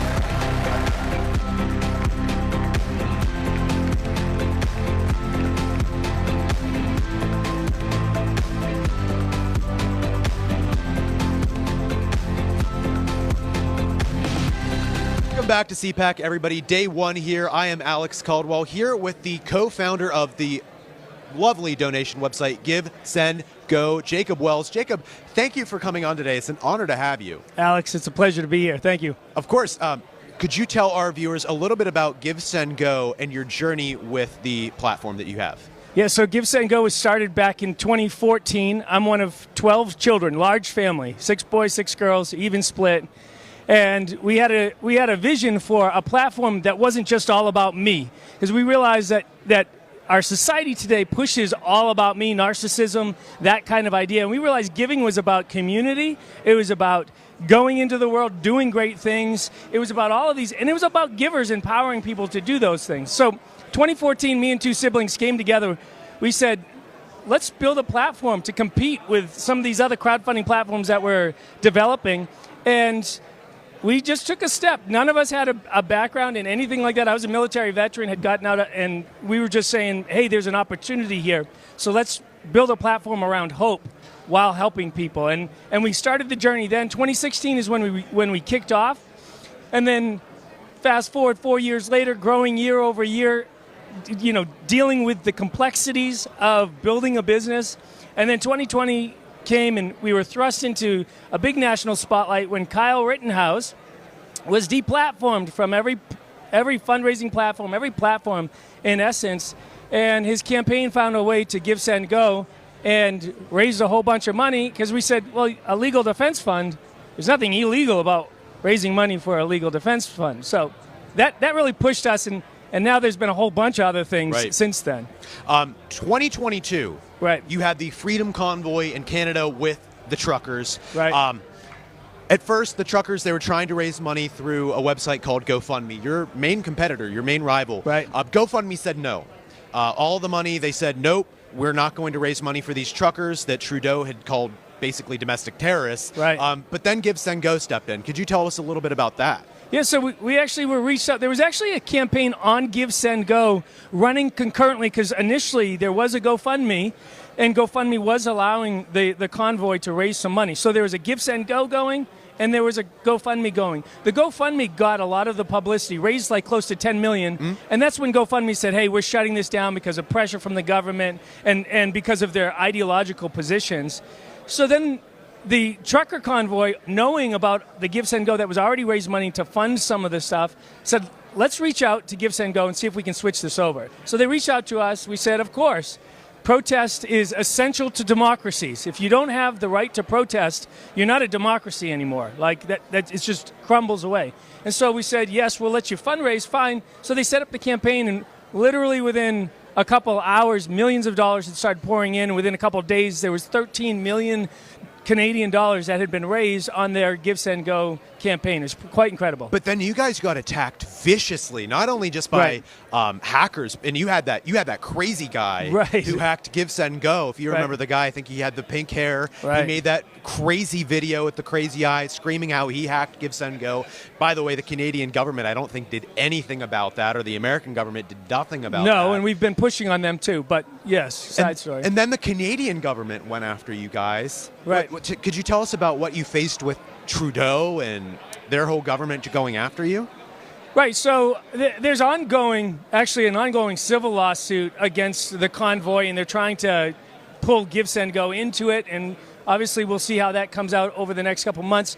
They did have the Emergency Act that Trudeau used to squelch everything and really come down hard on it. We as an American company, we operate within the guidelines of the law, and we're also not under the auspices of what Canada tells us to do. And so they wanted to say, hey, you need to do X, Y, and Z, and our response was, well, no, we're an American company, and we'll do what we need to do within the confines of the law. And so they tried to put pressure on. We're just not, as I mentioned, Heather and I are 2 of 12 siblings. We're used to a lot of pressure. Like, older siblings giving us the beat down. We're used to standing up to a lot of intense pressure, and we weren't going to bow to this because that's not in our nature, and it's also not who we are as people. We believe in a God that creates people with value and dignity, and that's who we defer to on issues that in the end, but we abide by the laws of the land, and we push back, and the campaign continued. All right, well, thank you. Jacob Wells, everybody, from Give, Send, Go. We are going to throw it to a commercial break, and we will be right back. Thank you. We're not just any news network. We show the crowd. We show the energy. We show the enthusiasm. We interview people. We show the smiles on everyone's faces as they fill into one of these venues to support their president, to support their values, their beliefs, their flag, their country. We show all of that to you. We bring it right up to you and make it personal, as if you're with us here experiencing it for yourself. This is one of the things that we pride ourselves in doing, is showing you on the ground experience of how people are seeing it and experiencing it for themselves. Just the energy is so electric and exciting. People recognize us everywhere we go. We have to stop and take photos. There are thousands of people that come up to us after each event and ask us to keep fighting for them, keep showing the truth. They thank us. They thank us for giving them a voice, because nobody else will give them a voice. Instead, they take who they really are and turn them into something that they're not. They try to say that these are white supremacist gatherings and they're neo-Nazis. They spin all these false narratives, but in reality, there are Filipinos, there are Thai people, they're Chinese, they're Brazilian, they're Cubans, they're Africans, they're Jamaicans, they're Americans. There are people from all over the world, to be honest with you. Everybody supports this president. Everybody supports American ideals of liberty, truth, freedom. We can't thank you enough for supporting us at Right Side Broadcasting Network. We are almost entirely viewer supported. This isn't just our network, it's your network. This is a network for the people. This is a network that's about truth, delivering the truth, showing what's actually happening in the world from the perspective of the average person. We don't take money from big corporations. We don't take money from billionaires and big donors. We are all about the people. We're an independent media corporation. Your donations keep us, to support Right Side Broadcasting. Go to our website, go to rsbnetwork.com/donate. send your checks to our physical address, or donate via Super Chat during our live streams. God bless you, and thank you for supporting Right Side Broadcasting Network. All right, welcome back to CPAC 2023. Brian Glenn, joined by our editor-in-chief, Grace Saldana, once again, as we talk about all things CPAC. And, of course, earlier, kicking off the show, we had Jim Jordan, who's just next door to us right now. Hopefully we can get him over here. What a bulldog he is as far as getting down to some of the answers that we want to know about so many topics. Yeah, absolutely. He, in my opinion, does one of the best jobs of anybody in Congress on grilling people, just getting to the bottom of government overreach, and hopefully he continues to do that in this new Republican-controlled Congress. I agree with that. Hey, we can all agree that President Trump did some great things about America, did he not? I mean, and a lot of things you won't hear on the mainstream media, and your kids certainly won't learn about it in school, but you can show them with this free book, and it's absolutely free. All you do is pay for shipping and handling. It's freetrumpbook.com, and Grace, it really illustrates all the accomplishments from President Trump, and we can sit here all day long and go over a laundry list of things that he has done for this country, and it's all laid out for your kids to read in simple English, like you could say. Yes, and we know that now more than ever, kids need real resources to go to because we don't know what they're going to learn in schools. So we need books like this to explain to them Trump's presidency because we know it's going to get skewed by the people who control education. So it's a great book. Yeah, and of course, former Governor Mike Huckabee has introduced this book, and he wants you to have it. It's absolutely free. Just simply go to the website, freetrumpbook.com. That's freetrumpbook.com. and check it out, and don't forget to put that promo code RSBN at checkout. The information should be on your screen, and you know what, that is just one fun way to give it to someone graduating from middle school, high school even, or maybe just have some fun. It's a great coffee table book as well, so go check it out at freetrumpbook.com. You just pay a slight shipping and handling fee. I've seen this book. It's excellent. We're going to actually have it on the table here shortly, and we'll be able to show it to you. But so check it out at freetrumpbook.com. Full slate of interviews we have today. Of course, inside we have some great roundtables. We'll dip back into there as well. But one of the things that's been really resonating, Grace, as I talk to people walking by, is censorship and how they are tired of the press just really clamping down on what you and I can say. Yeah, absolutely. I mean, we're under attack right now in censorship. At all the platforms, the major ones, Facebook, Google, YouTube, we really need these other alternative platforms to provide us with a way to use our freedom of speech. We have freedom of speech in this country, but we have to use our capitalism to create other products that allow us to remain free. And Rumble's been one of those great products, and we're going to have hopefully somebody from Rumble come by. We've got some T-shirts and some hats over here. So if you're at CPAC and you're walking around, make sure you come by our booth and pick up some of this merch that we have from Rumble, because Rumble is such a great company, and we talked about this before. When we got kicked off one platform, we were easily going into another one, which made it nice and easy to continue doing what we do, which They've is always just been there for us. Which is just tell the truth, basically. Just tell the truth. Yeah. All right, another big partner that we have for all of this is our friends over at the Birch Gold Group. Now, we've talked about the economy, we've talked about our 401k, and we've talked about how our investments have been going down. And I'm sorry, with an inflation and how we're just printing money and how Joe Biden really has no plan on how to save America's economy, that I think it is important for you to diversify in gold. And that's why our friends over at the Birch Gold Group want to get this free information kit sent to you. Now, this is absolutely free, Grace. You don't have to spend any money on it to get this information kit. They're going to send it to you. Just text the words RSBN to 989898. That's RSBN to 989898. Now, I saw the deficit that we have, Grace, and I think it was in like each person, in order to pay off the deficit, had to pay something like $134,000, like stroke a check to get us out of the deficit. And you and I both know that's not going to happen. It's not going to happen, and they're adding tons to the national debt every single day. We're not going to get out of it anytime soon, so it's very good to be prepared. Yeah, it is very good to be prepared. The information is on your screen. They got a special as well. You can see up there $10,000 worth basically with qualifying purchases. Go check it out. Our friends over at the Birch Gold Group. Just text the words. This is really easy to remember now. RSBN to 989898, the Birch Gold Group. Great partner for today's broadcast, and they've been a really great partner throughout all of our Trump rallies. So when it comes to saving your 401k, you don't want it to be a 201k. I know that's an old joke, but it seems like it's almost fitting now. Go check out our friends over at the Birch Gold Group. All right, we're going to dip back in the program here shortly. Let's get a quick check of the time. It's 11:17. So in about 3 minutes, we're going to go back inside. The energy here is really unlike any event that we go to. You can feel it. People are excited. People are here. They're exchanging ideas or talking. Of course, on Media Row, you can hear the crowd behind us. People are fired up, but they're fired up about America. They want to save America. They want to fire Nancy Pelosi, and they want to save America. They have a very specific goal here. And people, like you said, they are excited. They're cheering. They're walking by. They're saying, thank you so much for everything you guys do.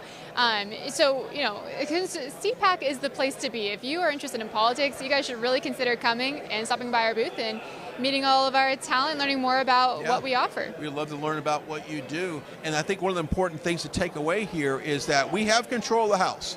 We need to take control of the Senate and the presidency in 2024. If we can do all of that, I think we could turn this country around, because we'll finally get a leader in the office that will implement his agenda and get support. Because we all kind of know what happened the first 2 years when President Trump was in office. He had so many rhinos that were blocking him. I think if anything came out of what was happening the last 4 years is we now know who is for America and who is not for America. I think people are motivated now. I think they saw what happened in 2020, they want to, you know, take back our country. They want Congress to do something about all the problems that we're seeing right now, such as censorship, rising crime, inflation.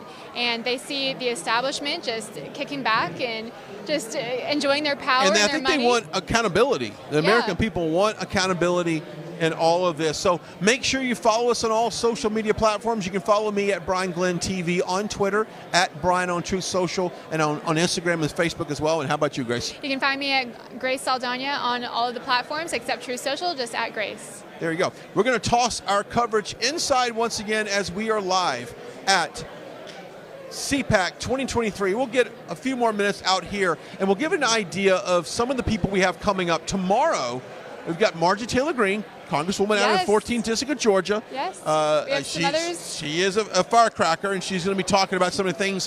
One of the things I know that she's going to probably want to discuss is this national divorce that she brought up last week. And what that was a statement saying that the American people are fed up with our federal government, and that the government no longer really represents the people. And you can say, well, Brian, that's not true, because there's a lot of people right now that love what's going on in our country right now, and that might be true, but overwhelmingly the people do not like the direction of this country. So her idea of a national divorce was to basically push the rights back down to the states. Yes, and it's a very controversial idea. She's been getting a lot of media questions about it, and but she's also been doing a lot of explaining about exactly what a national divorce means. Is it a civil war? Is it something else? Is it simply just a splitting of the red and the blue states with no conflict? Like, what is this national divorce? So that would be a great topic. It is, and I'm glad you said that, because I think she'll explain that her approach to this is to avoid a civil war. It's kind of interesting. We talked to thousands of, rally Americans, patriotic Americans around the country, and they go, we don't like the direction that we're going right now, and I don't know how it ends. And a lot of people say, does it end in some type of civil war? I think so. I think what she wants is to come up with some kind of way to avoid that, but we'll talk to her tomorrow about that. Plus, Laura Trump coming on the show, I think later today around 1:30, 2 o'clock. Obviously, she's got a great show on our network, and we're just happy to have her. And she's a great inspiration to a lot of people that want to know exactly how they can fight on an everyday basis on issues. And she's a mom, and she kind of juggles both careers. She's very down to earth, too. She's great to talk to. She's great to talk to. So we'll have her here. Who else do we have coming up? Do you remember? Yeah, we'll have Congressman Keith Sell from Texas. Oh, yeah, there you go. From your district. She's actually my my congresswoman. Yeah, it's going to be great. Yeah. And this is, I'm going to say, it's his first year in. Yes, it is. He's a freshman. Freshman. We will. He wants to talk about the border, so we will be discussing God, all of border. that. What's going on at the border, Brian? The border is so huge, Grace. I mean, I remember covering the border just, a couple years ago, and we knew how bad it was, but we didn't know how much it would really infiltrate every state in this country. So no matter where you live right now, chances are the border is coming to your hometown in regards to, an increase illegals in your community, which we are all for immigration. That's what our country is founded on, immigration. That is not what we're talking about. We're talking about fentanyl and really some bad people coming to this country. America last. Yeah. I just saw a story that came out of Chicago.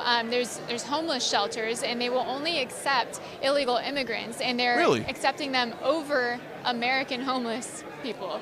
And I've not heard that. The reason was they tried to explain why, and they said that the Chicago mayor had not given approval to accept anyone else besides the illegal immigrants, which we know what just happened with her. Lori Lightfoot just lost re-election. I think she was the first mayor in 40 years to lose re-election. So. Yeah.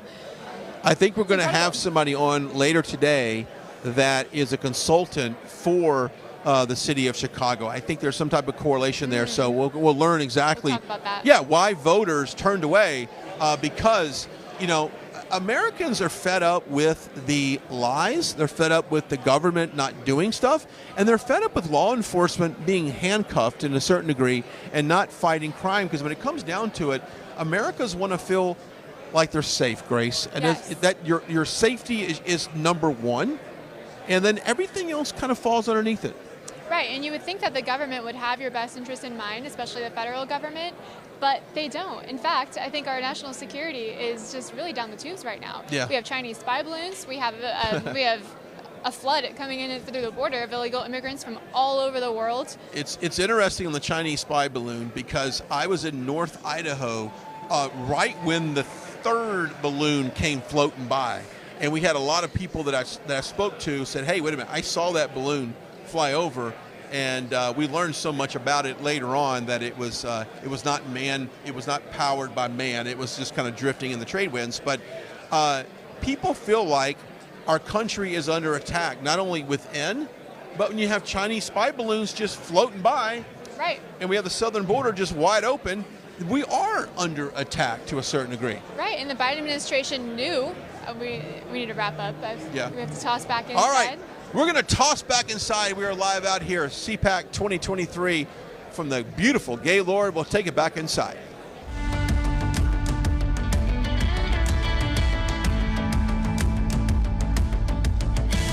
Everyone is talking about Newsmax. Newsmax is doing a great job.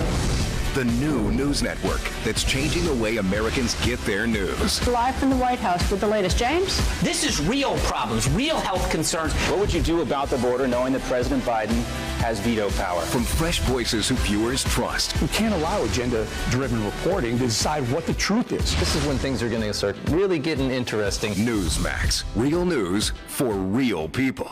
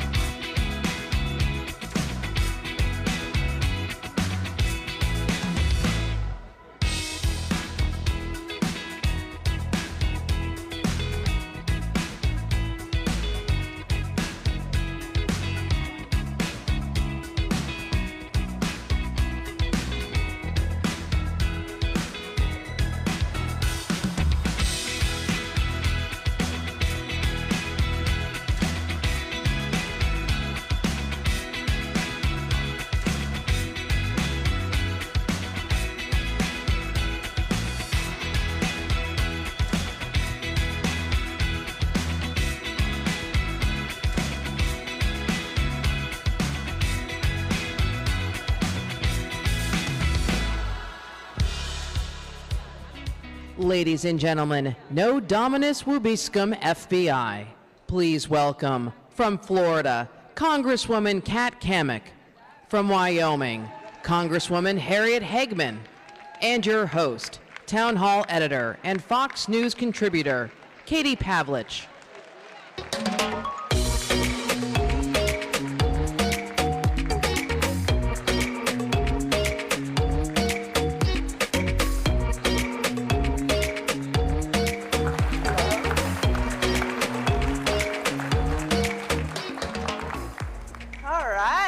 What a great crowd on the first day to kick off CPAC 2023. This is my 13th or 14th CPAC, if you can imagine. Don't tell anybody. I mean, that's pretty amazing. So grateful to be back. Thank you for hosting us. I'm so grateful today to be joined by these stellar congresswomen, of course, Congresswoman Kat Cammack from the great state of Florida. And the woman who made Liz Cheney a former congresswoman, Congresswoman Harriet Hagman. So I got started in politics and media back when the IRS was targeting conservatives through the Tea Party movement in 2010. Fast forward to today, and we're facing the weaponization of government on steroids compared to that.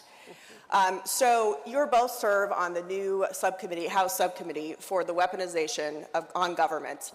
And I just want to start with, this is a big topic, lots of different areas the government is targeting its citizens, but I just want to get an overview from both of you about where you think we are with this issue and why you think that this select subcommittee was necessary. We'll start with you, Congressman Cammack. When you look at what has happened, even just in the last few years, I mean, you could go back decades, but you look at what's happened in the last couple of years, you have the DOJ, the Department of Justice, calling parents that are concerned about what their kids are being taught, they're labeling them terrorists. You have an FBI that is now taking orders in the field offices from the central office, not based on facts, not based on investigation, but actually taking political marching orders. We are seeing it through the IRS, we're seeing it through the USDA. Every federal agency today is both literally being weaponized through the collection and housing of ammunition and ballistic materials, but also turning that counterterrorism effort that has been happening for years, they're turning it inward on Americans. It's wrong, it has to stop, because this is our government, not their government. That's right. Sunshine is the best disinfectant, and the reality is that these agencies believe that they're now in charge. Yeah. It's something that I've been talking about for well over 20 years, that we're losing our constitutional foundation. We are a republic. We are a representative form of government.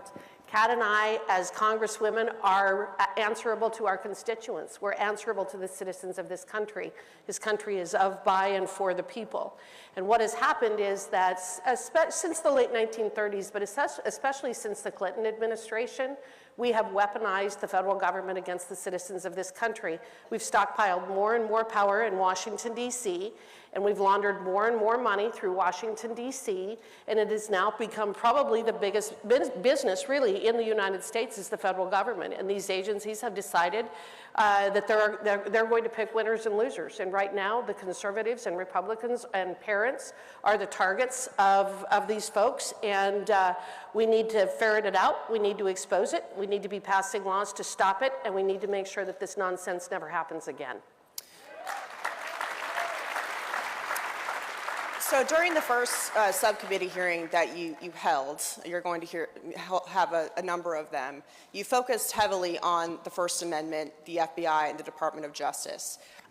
People in this room are well informed. They have a good idea of what the FBI has been up to, but tell us a little bit about what you've seen behind the scenes about what the FBI is doing and the abuse of power that maybe people aren't quite aware of. Congressman Hagerman.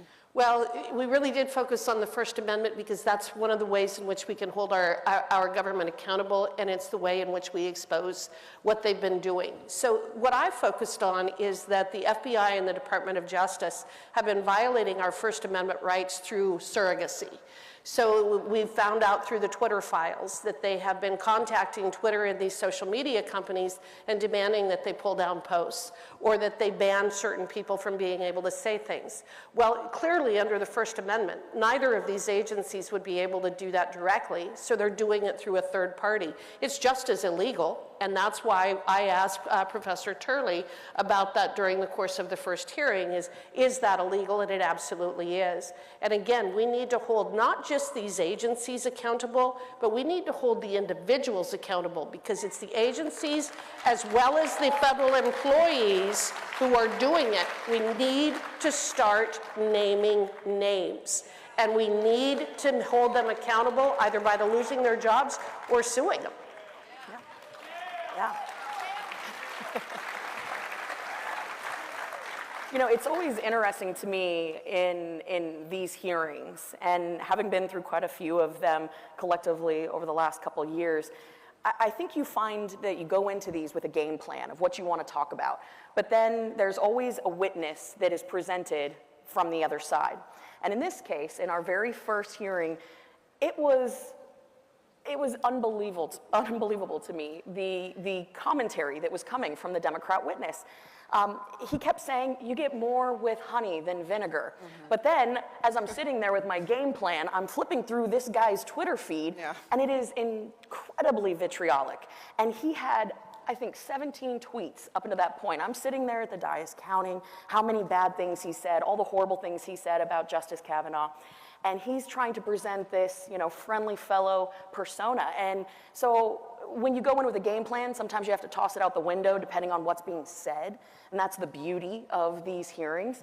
And so I asked him, all of these times that you said that the FBI didn't do a good job vetting him, all the times that you criticized him, even go so far as to encourage people to harass this Supreme Court justice, was that honey or was that vinegar?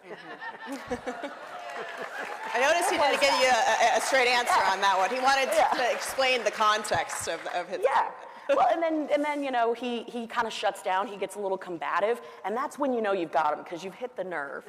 And Harriet is a remarkable attorney. She knows exactly where I'm going with this. So once you get them riled up, then you know that they have that soft underbelly to go after. And so we started hammering on the fact that they have been completely political in their attempts to collude between big tech and government. And one of the key elements that we can hammer on is the Twitter files. We have got the emails from Dr. Fauci and Francis Collins, then director of NIH, saying that there needed to be a, quote, quick and devastating takedown of dissenting medical opinions.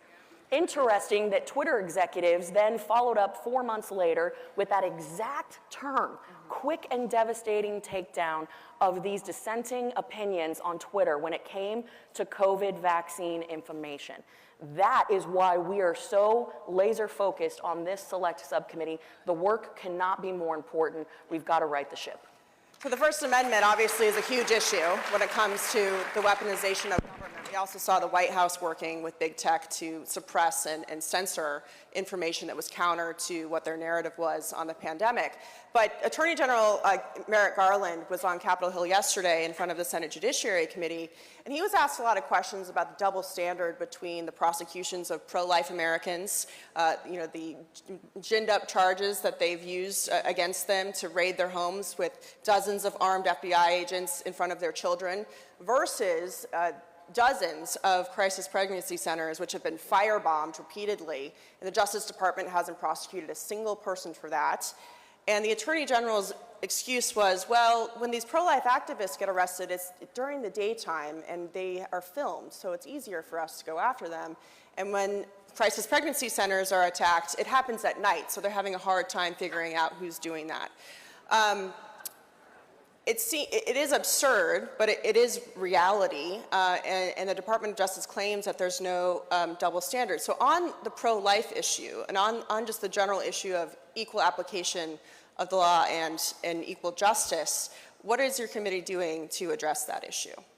When you think about just what you said, and if anybody watched that, you'll notice that the Attorney General, he started speaking very slow, because he was trying to run the clock out. Every single one of these senators and members of Congress, they have a small amount of time, sometimes 5 minutes, sometimes 10 minutes. And so the people that they're questioning, they're trying to run the clock out. That's by design because they don't want to answer. And so the point you make about the double standard, they'll send in a SWAT team when it is a conservative, when it is a woman who is in her 80s who is praying outside of a Planned Parenthood peacefully on the sidewalk, public territory, they'll send in a SWAT team for her. But when it comes to the firebombing and everything else, because it's done at night, has that ever been a defense that has worked? I'm sorry. Can you imagine going before a judge? I'm sorry, I threw a brick through the window, but it's okay because it was at night. What? Yeah. It's laughable. Well, and I would say it's because they agree with a lot of the behavior that's 100%. been going on when it comes to the aftermath of the Dobbs decision. And I think we also need to be careful to not refer to it as a double standard. It's a violation of the Constitution and the Equal Protection Clause. Yeah. And the reason that I say that is because when you say it's a double standard, then the other side that's just whataboutism. You're just whining. It's not a double standard, it's the foundation of our government. Governments fail when you have an unequal justice system. When you treat one segment of society one way and another segment of society a different way, eventually you lose your ability to work together and to have a cohesive government and to have a cohesive society. So it's incredibly important that we challenge that it isn't just, well, why are you going after this, and it's not fair and you treat Donald Trump differently. Any 3-year-old knows that you should treat everybody the same. That's why we have an Equal Protection Clause in the 5th Amendment and the 14th Amendment.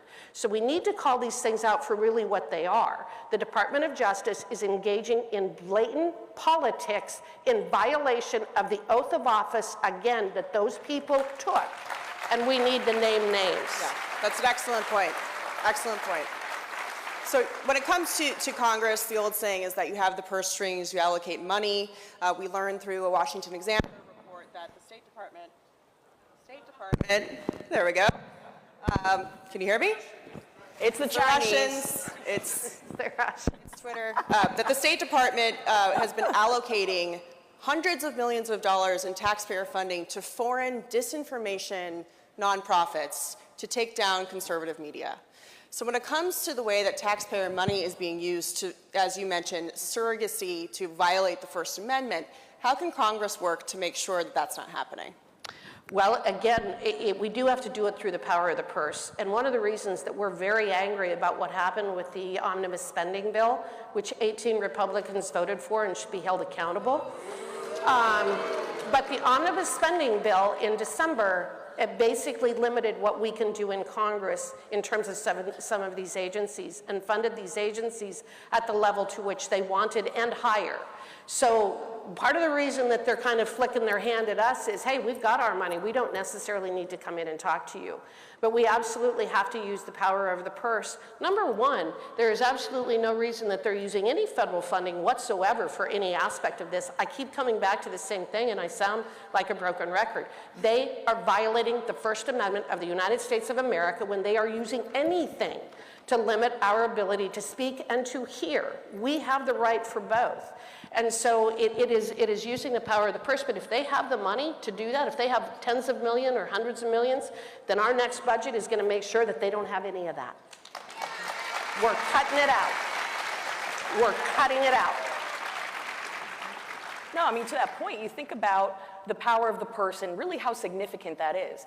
For years, we have had a House of Representatives that never exercised their authority. We continue to cede this responsibility, this power to the executive, basically sending this message that somehow the White House can spend money better than the people's representatives. It's ludicrous. And that has really given birth to what I affectionately call the fourth branch of government, the regulatory regime. And they use that in a way, have weaponized it, to essentially control the American people through compliance. You look no further than what's happened with the Second Amendment and the ATF, which we need to abolish the ATF, by the way. Yes, we do. This most recent ruling, what they do, They continue to put out little things that just seem maybe not that harmless, but this most recent ruling on the brace, for example, for 10, 15 years they said it's an accessory, we don't have jurisdiction. Now they want to put a serial number on it. You have 120 days to register that brace, and if you don't, you're a felon and it's a $10,000 fine. When you look at the economics of that, that's $1.9 billion in cost to your mom and pop firearm dealers. That is how they're getting at people across America in everyday America. They regulate them out of business and they force them into compliance. That is why we are focusing on the weaponization of government. So when it comes to these constitutional violations that we continue to see, they're not without consequences. The pandemic is a perfect example of that. We saw Harvard doctors from Stanford, anybody who went against what Dr. Fauci said was censored, and lives were lost and ruined as a result of that. People were forced to die alone in the hospital. They couldn't visit their family members. Children had been set back permanently in a lot of the places in the country as a result of this. The CDC worked with the teachers' unions, weaponizing that against parents. The Department of Justice put parents basically on a terrorist watch list and tried to use the Patriot Act to go against them for showing up at school board meetings and demanding that their schools be open, especially since they were paying for it through their tax dollars. So talk about the consequences of these constitutional violations. It's not just about politics or censorship and not having an argument or a debate.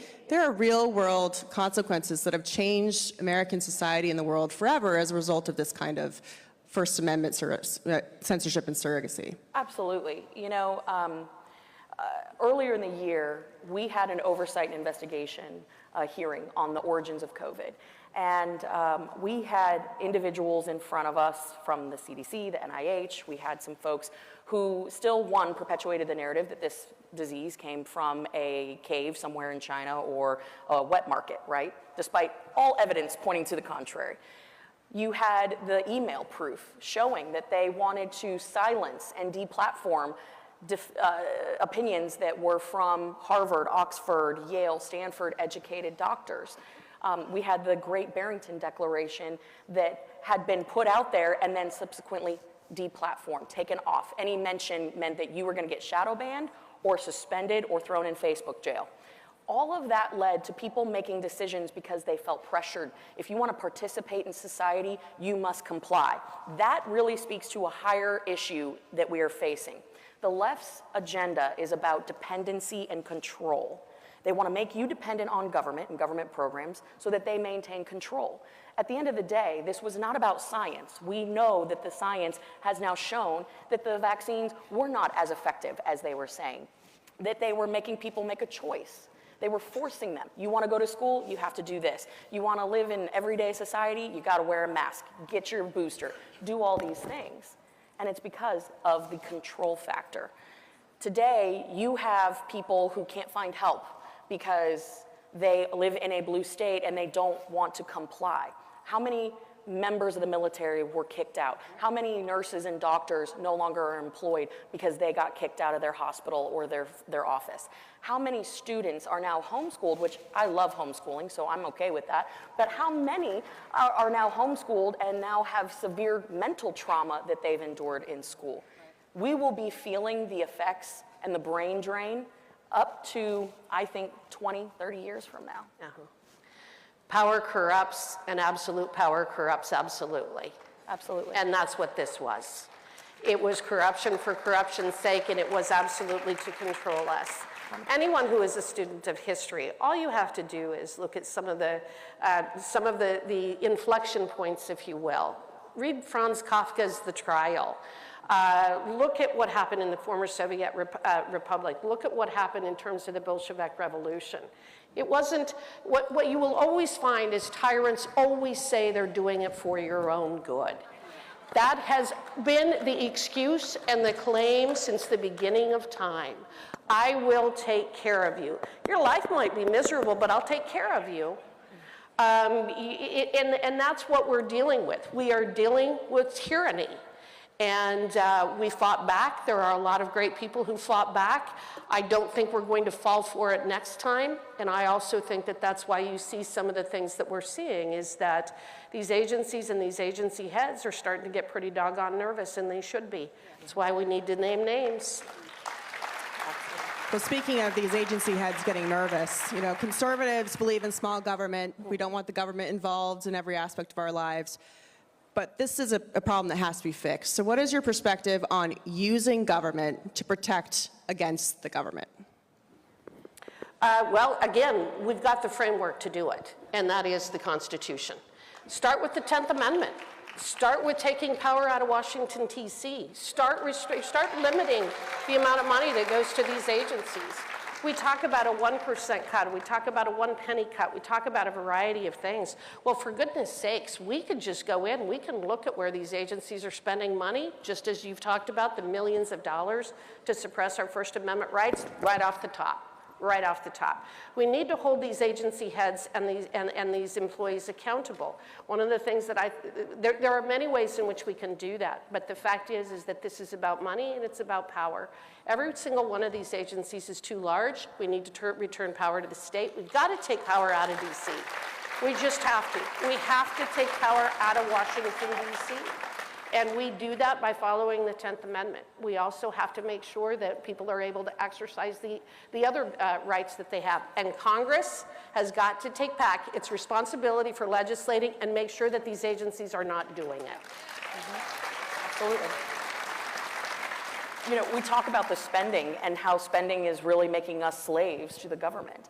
But I come back to that fourth branch of government that is now in existence, the regulatory regime. And it is absolutely killing us. You cannot today fire a bureaucrat, but you can fire your Congress critter. You absolutely, and I said Congress critter, y'all can laugh, it's okay. We can make fun of ourselves. I didn't hear that.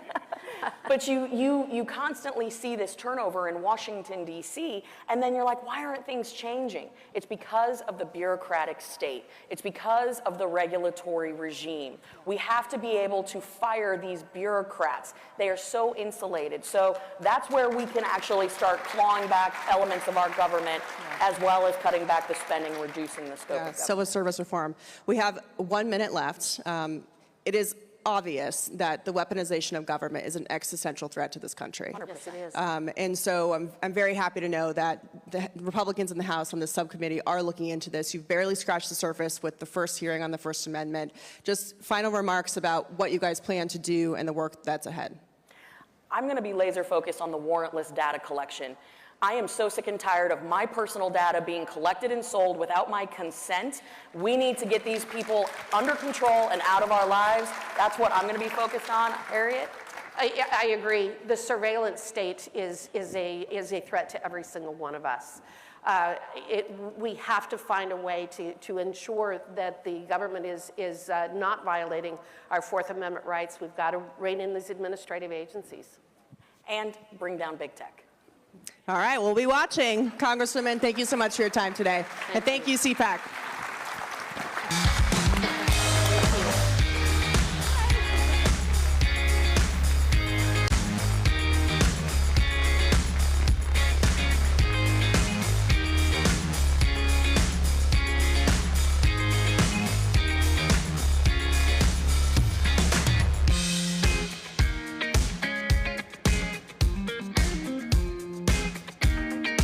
Hello, I'm Mike Lindell, and my employees and I want to thank each and every one of you for your continued support. With everything going on right now, your rest is so important. That's why we're having the biggest MyPillow sale ever. Not only are my bed pillows as low as $19.98, but you can get the best body pillows ever. Regular $89.98, now only $29.98. Take your rest on the go with our Roll and Go Anywhere MyPillows for only $14.98. And we have our new couch and accent pillows. They aren't just for looks. They have MyPillow's patented adjustable fill that gives you that amazing MyPillow comfort. In this economy, you get the best gifts ever for the best prices ever. So go to mypillow.com or call the number on your screen. Use your promo code and you get deep discounts on body, couch, bolster pillows, and so much more, including my original bed pillows for as low as $19.98. Please order now while quantities last.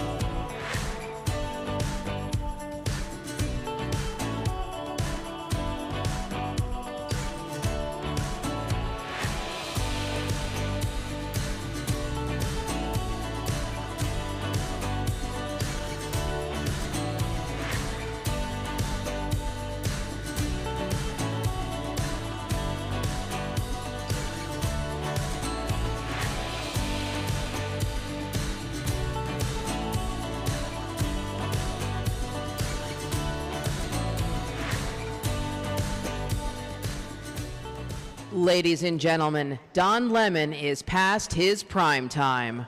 Please welcome Town Hall senior columnist Kurt Schlichter, founder and president of Media Research Center L. Brent Bozell III, creator of Libs of TikTok Chaya Rachik, and your moderator, the host of O'Connor and Company and O'Connor Tonight, Larry O'Connor.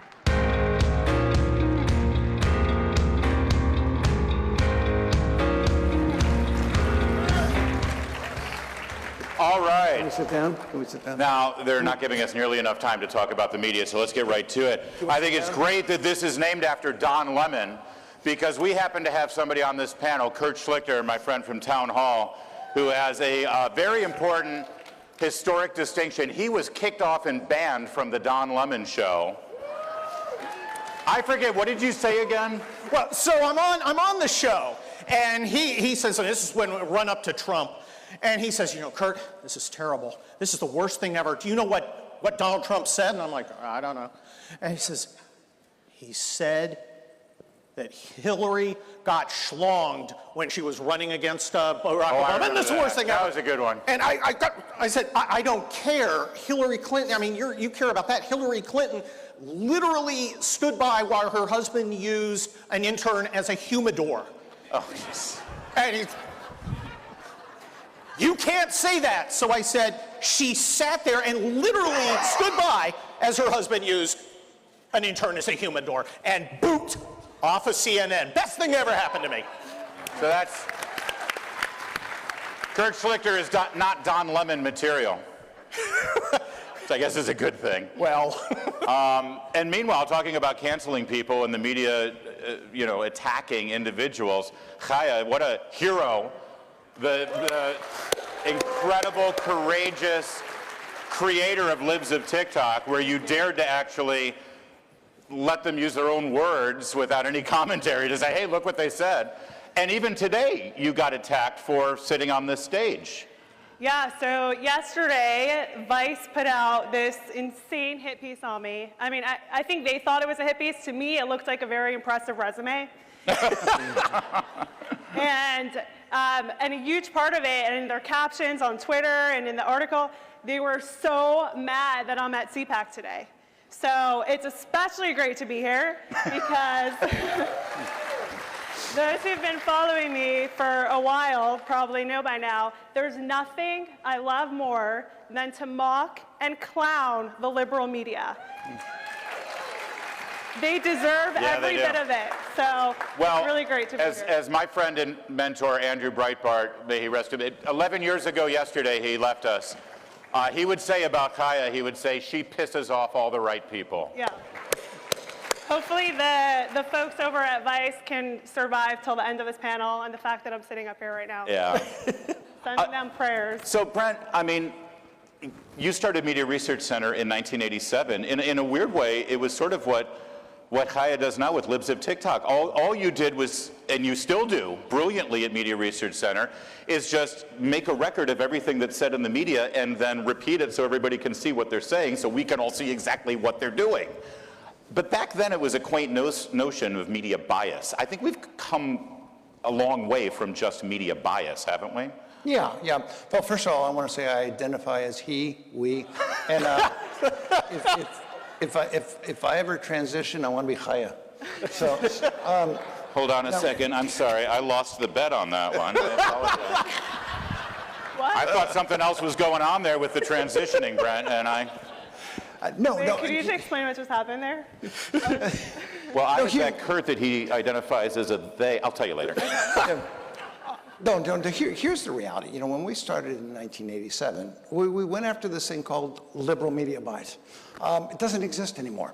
We're not talking about a liberal media. You're talking about a media that could care less about the news. They don't report the news. They're weaponized. They're Marxist. Many of them are Marxist. They are projecting the far, far left in America. Now, if you want to do that as an opinion writer, well, go ahead. But for them then to say that they are CNN, that they are CBS News, NBC News, ABC News, that's an insult to America to do this. I do find them insulting. I also find them idiotic because look.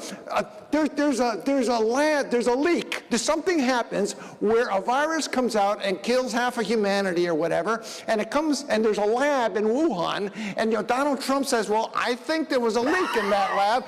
No, you don't, and that's racist. Come on, folks. It was so obvious all along where it came from. So now all of them are saying, well, I guess it's true. Yeah, I guess we should have reported on Hunter Biden. Yeah, I guess we should have covered 1,001 Biden scandals. But no, they don't want to do it. Well, and what you've done at Media Research Center in the last just 5 years is shift much of your focus on big tech. I mean, now, thank God Elon Musk bought Twitter because he was able to expose to the world what we all saw in plain sight, what was going on there. The Silicon Valley media bias, the use of big tech as a weapon to silence and censor us, and yes, we're going to get to you in a minute, it's, again, 100 times worse than what it was.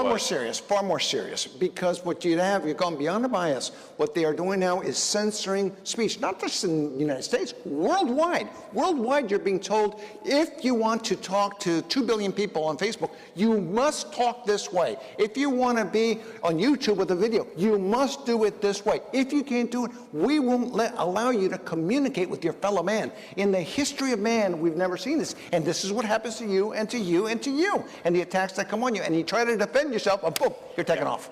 And one of the great things that they're doing at Media Research Center right now in terms of focusing on what's going on in big tech is they constantly repeat a very important thing that you all need to hear, digest, and make this part of your DNA when you talk about censorship.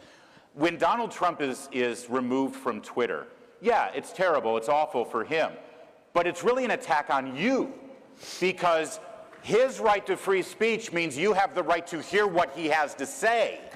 And they're getting in the way of your right to hear, not just his right to speak. Absolutely. And that is a terrifying notion in a constitutional republic. Long may she wave. All right, so let's talk, Chaya. Yeah. Because I want to know. Do you want to leave? Yeah, you guys, talk amongst yourself. What came over you sitting there watching all of these videos on TikTok? What made you think, you know what? I'm just going to grab some of these videos and put it out there and let people see what's happening over here. Because it was brilliant. Yeah. And it was just such a simple notion. I think it was just how outrageous it all was, and the fact that they were so proud of it. So you have these teachers, these kindergarten teachers, and they're actually really, really proud that they are talking to kindergarteners about, do I have to censor myself? I mean, They're really, really inappropriate things. I'm not going to say. things of a sexual nature. Yeah. Things of a really complicated and confusing gender issues. Yeah, and they're proud of it. That's the craziest part. So I'm seeing all this content. It's so bizarre. It's so outrageous. And I'm like, you know, the public needs to know about this. How many Twitter followers did you have when you started that? 0. How many do you have right now? 1.9 million. Oh! Thank you. What was your formal media training? Like, did you go to journalism school? Did you go to some kind of technical school to learn how to fix the algorithm? I have no background in media, no background in journalism, no background in politics, and anything like that. You're But just a woman who saw I'm things. just a woman who saw a problem and decided to help and do something about it. And for my efforts, I was persecuted by Twitter. And I think I might hold the record for most temporary Twitter suspensions. And then when the Twitter files came out, which we all, most of you probably heard about those, Libs of TikTok was mentioned in the Twitter files. And basically the employees were saying, you know, she's not violating the rules, but we need to suspend her because I'm threatening their narrative. Right. And so they ended up suspending me for something called an indirect violation. I don't know what that means. You either violate the rules or you don't. But there's this indirect violation, which is similar to what they used to censor President Trump. Yeah. And that's how they got me. They kept suspending me. And then when the Twitter files came out and I saw that, it was just so validating because I'm like, I know I'm not breaking the rules. I'm literally just sharing them in their own words, and they just can't handle it. But Chaya, you were Libs of TikTok. You weren't Chaya. It was an anonymous account. You could have been a man. You could have been a 90-year-old woman. You could have been a 12-year-old boy in his parents' basement. You were anonymous. My transitioning would be all confused at that point. I lost another 20. You can be anything you want to be, Larry. The point is, you didn't want people to know your name. You wanted to stay anonymous. You didn't want to be on the stage at CPAC. You got personally, they wanted to go after you and hurt you as an individual. How did that happen? Well, that's the thing with the leftist media, is that the weapon that they use to silence their opponents or critics, one of their strongest weapons is name-calling, insulting, bullying, using slurs. I mean, we see this all the time in the media, and I've been called every single slur in the book. They even made up a new slur just for me, called stochastic terrorist. So I'm still not sure what it means, but anyways, when that doesn't work, when they saw that they can't silence me like that, they actually showed up to my house to dox me, to try to scare me and intimidate me into silence. They was the Washington Post. Yeah, Taylor Lorenz, also Taylor known as Lorenz, KJ. Washington Post. More investigators investigating who's behind the Libs of TikTok account than the Washington Post put on the Hunter Biden laptop story. Yes.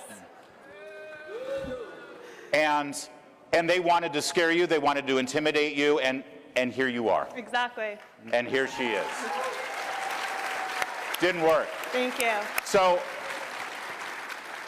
Kurt Schlichter, not only are you a brilliant columnist and a great broadcaster, you're also a trial attorney in Los Angeles. Yep. And you're also a retired colonel from the United States Army. I am. Oh, please. Come on, colonels don't do anything. In other words, you know what an adversary looks like. Oh, I know what, I identify the opponent, I identify the enemy, and that's what the media is. I remember being in the Gulf War. That was back when America won wars, and the Pentagon knew which bathroom to use. I remember we're out in the middle of the desert. Sergeant comes up to me and goes, sir, if we have any reporters around, can I shoot them? And of course, I was a good officer. I always listen to my NCOs. But no, you're not advocating that anybody would. No, I would never advocate hunting the media for sport. There's already an article, breaking, Kurt. Yeah, exactly. Breaking, There's Kurt your threatens 30 years ago. One thing that we have to understand is these people, the media today is not these hard scrabble blue collar guys out there, hassling dudes with monocles and top hats. They're on the side of the guys with the monocles and the top hats. All right, they all come from the same colleges. They all have the same life experience. They grew up in a Connecticut suburb, and they introduce themselves with pronouns. But we have to understand how deeply unimpressive these people are. They are not smart. They're not capable. I'll throw you a military thing out. I go nuts watching Ukraine coverage, and they say, another Ukrainian tank is destroyed. And I'm like, it's not a tank. It's an armored personnel carrier. Now, that may not sound like an important distinction, but it is a distinction, and it is important because tanks and APCs do different things. They don't know anything. They're not good at their job. They're dumb, unimpressive people who get off hassling people who make a difference, like Kaya. It's a good time for us to wave at our friends in the media box in the back. I hope you're getting all of this. So when they are an adversary, they don't have our interests certainly in mind. They want to win. They are a weapon, yes, Mr. Bozell, and they are used very effectively by the left because they know that the deck is stacked against us. How is conservative media doing right now? Well, I think it's doing well. If you want to look at the power of the left-wing media, all you have to do is envision a world without them.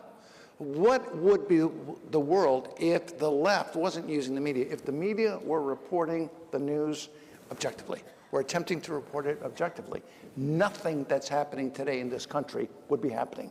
Nothing would be happening. Do you think, well, I'm going to show hands of anyone who thinks that CPAC is going to be reported fairly. We all know it's not going to be if it's reported at all. No hands. This is the way of media today. We're in the information age, and what we have to be is storytellers. I tell every single one of you, don't assume people know what you know. Look at the survey that we took after the election, where we asked Democratic Biden voters in all the battleground states, did you know about the Hunter Biden laptop? Well, of course we all said, well, of course they knew. Did you know that 54% of Biden's voters didn't know about Hunter Biden? And then when we told them about it, and we asked, would you have voted for Biden, 9.4% said they would not have. Put that across the board, Donald Trump would have won Nevada, Arizona, Georgia, North Carolina, Pennsylvania, Wisconsin, Michigan, 317 electoral votes, a landslide. Can I say the media caused it? So my answer to you is we all have to be storytellers. We all have to tell our neighbor that which we know, because our neighbor is not getting it if our neighbor's watching NBC News. Larry, yes. Larry, our friend Andrew Breitbart, it's so true. You are the storytellers. I remember before I started writing for Andrew, I was going back and forth with him about Mexican food and alternative music, two of our passions. And I came across a story that I thought was interesting. I said, hey, you might want to have somebody write about this. He says, you do it. So I did, and then he sent me a writer's packet, and I never stopped.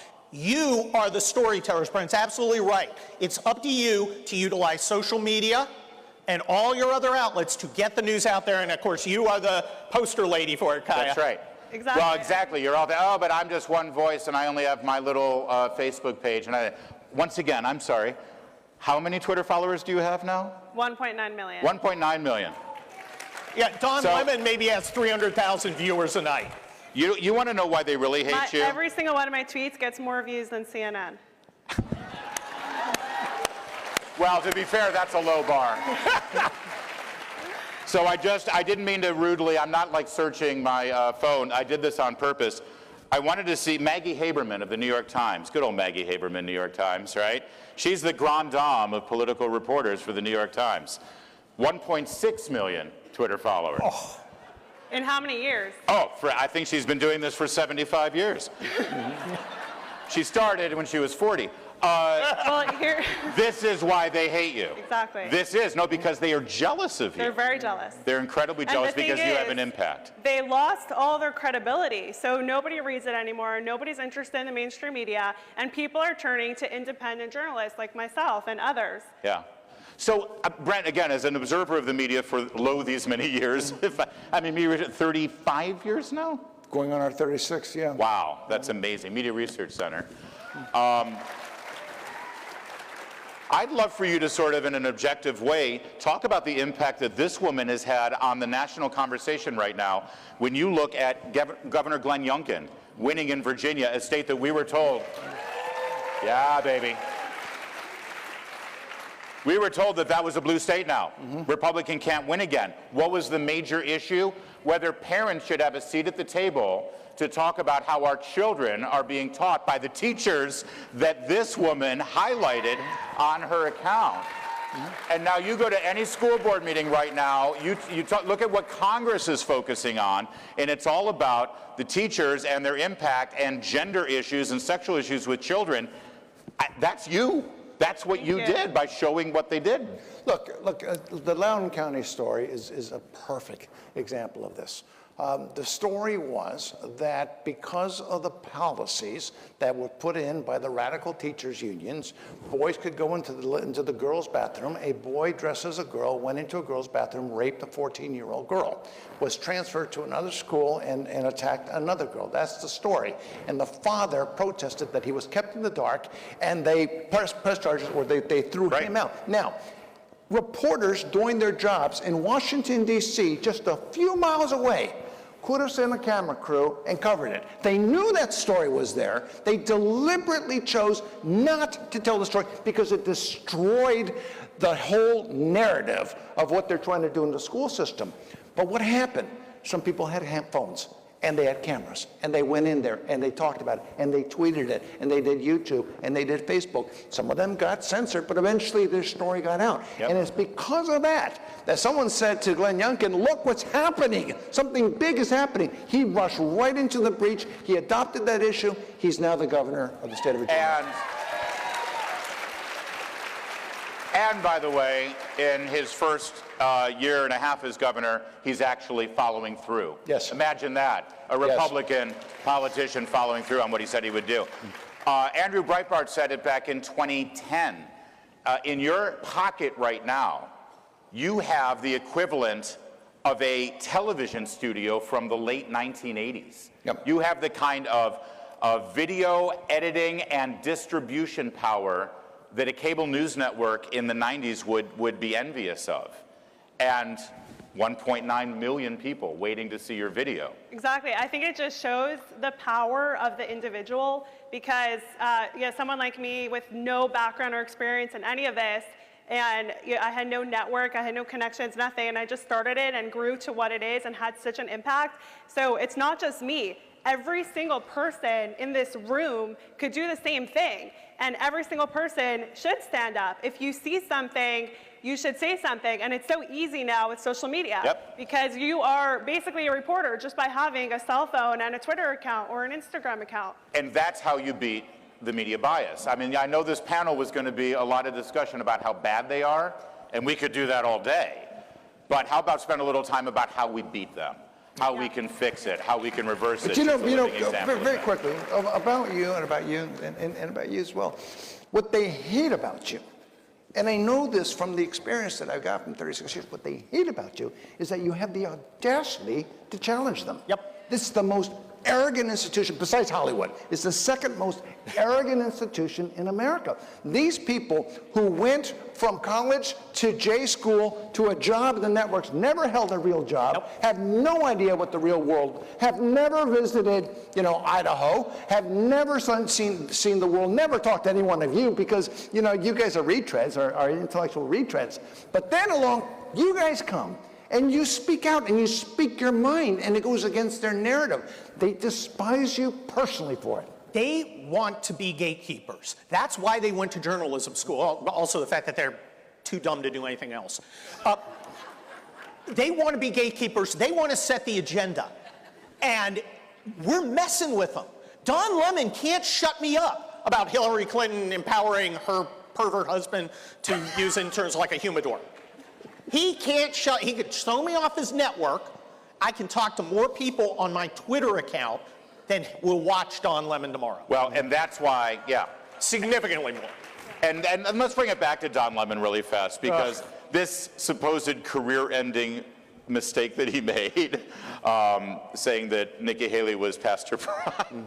It is really my favorite video ever because of the hands on the hips. He's just so right about that. And then he said to Google it, and that's what Google says. Yes. Google actually said the exact opposite. Right. That was the funniest part.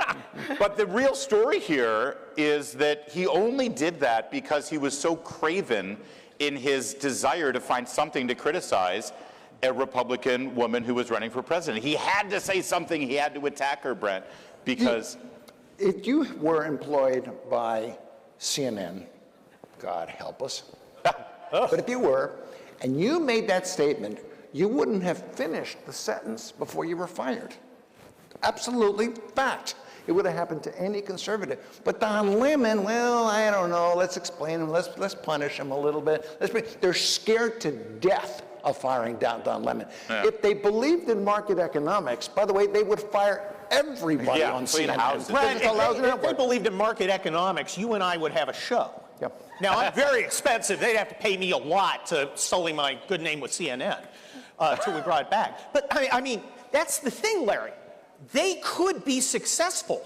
They choose not to because it's more important to pursue their bizarre, creepy, un-American agenda. That's right. And I'll give you an example of this. Several years ago, there was a president named on CNN, and I called him, and I knew him, and I said, look, I'm going to tell you how to become the #1 network in America today. And I told him, all you have to do is let Rush Limbaugh have a show. Mm-hmm. Oh, yeah. And he said, well, do you have any other ideas? I mean, they would never count on something like that. How much do you love Chaya and what she did with Libs of TikTok? Thank you. Thank you. So here's what you need to know. Nobody makes money with a Twitter account. She's been able to change this country and change the conversation in this nation because of what she was able to do. They tried to destroy her. Chaya is now the author of a brand new children's book. Yes. What is it called? It's called No More Secrets. No More Secrets. And it basically is a tool for parents and kids so that children can be able to spot predatory behavior from trusted adults. So you can find it on lottbook.com or Amazon. So we agree that we love what she's done for us, right? And you're probably thinking, how can I help her? The name of her book is No More Secrets. It's a children's book. And I know you all know children and parents in your lives. The name of her book is No More Secrets. What's the name of her book? No More Secrets. Buy a copy. Also, I would be remiss sitting next to somebody with 1.9 million Twitter followers if I didn't ask her to take a selfie with all of you in it. So let's do it. Come on, come on. Come on, guys. Do you have your phone? All right. Here, we could use mine. All right, use yours. Here, you do it. All right, I got longer arms. Are you ready? Everybody wave. Oh, wait. Shoot. They're going to come kick us off stage any second. Well done. Ready? 1, 2, 3. Oh, you're all going viral. Thanks, guys. Thank you. Thank you.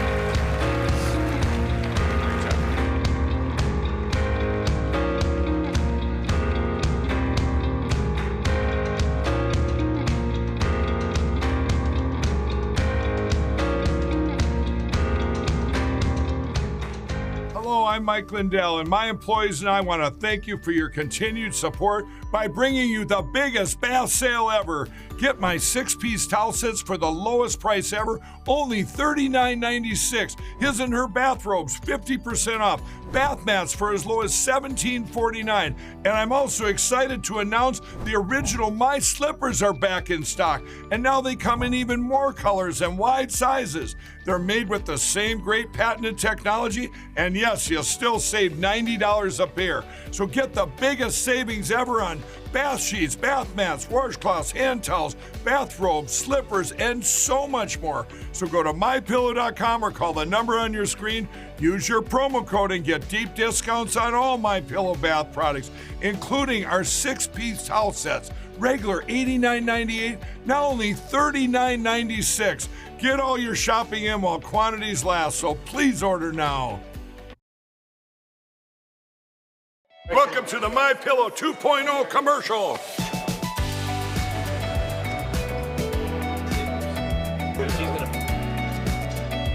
Miss Makeup. Well, you look good.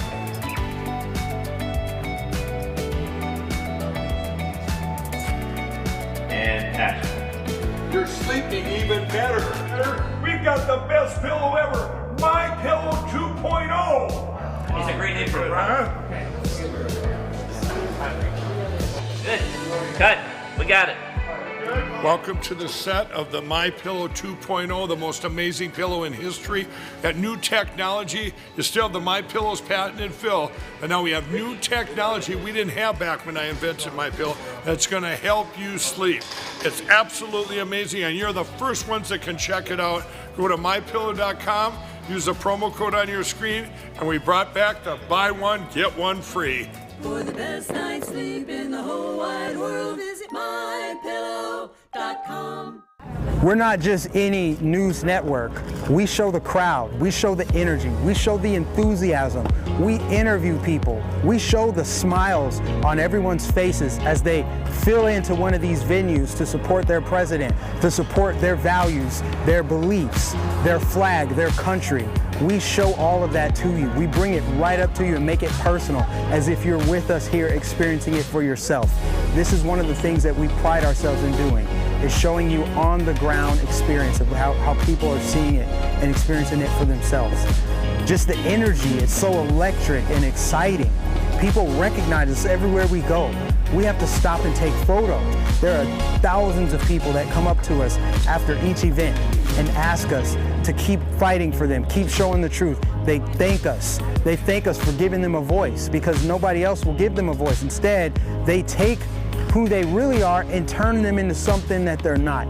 They try to say that these are white supremacist gatherings and they're neo-Nazis. They spin all these false narratives, but in reality, there are Filipinos, there are Thai people, they're Chinese, they're Brazilian, they're Cubans, they're Africans, they're Jamaicans, they're Americans. There are people from all over the world, to be honest with you. Everybody supports this president. Everybody supports American ideals of liberty, truth, freedom. We can't thank you enough for supporting us at Right Side Broadcasting Network. We are almost entirely viewer supported. This isn't just our network, it's your network. This is a network for the people. This is a network that's about truth, delivering the truth, showing what's actually happening in the world from the perspective of the average person. We don't take money from big corporations. We don't take money from billionaires and big donors. We are all about the people. We're an independent media corporation. Your donations keep us to support Right Side Broadcasting. Go to our website, go to rsbnetwork.com/donate. Send your checks to our physical address or donate via Super Chat during our live streams. God bless you, and thank you for supporting Right Side Broadcasting Network. Hello, I'm Mike Lindell, and my employees and I want to thank each and every one of you for your continued support. With everything going on right now, your rest is so important. That's why we're having the biggest My Pillow sale ever. Not only are my bed pillows as low as $19.98, but you can get the best body pillows ever. Regular $89.98, now only $29.98. Take your rest on the go with our Roll and Go Anywhere My Pillows for only $14.98. And we have our new couch and accent pillows. They aren't just for looks. They have My Pillow's patented adjustable fill that gives you that amazing My Pillow comfort. In this economy, you get the best gifts ever for the best prices ever. So go to mypillow.com or call the number on your screen. Use your promo code and you get deep discounts on body, couch, bolster pillows, and so much more, including my original bed pillows for as low as $19.98. Please order now while quantities last. That I had committed crimes that I had not committed or not even been accused of committing.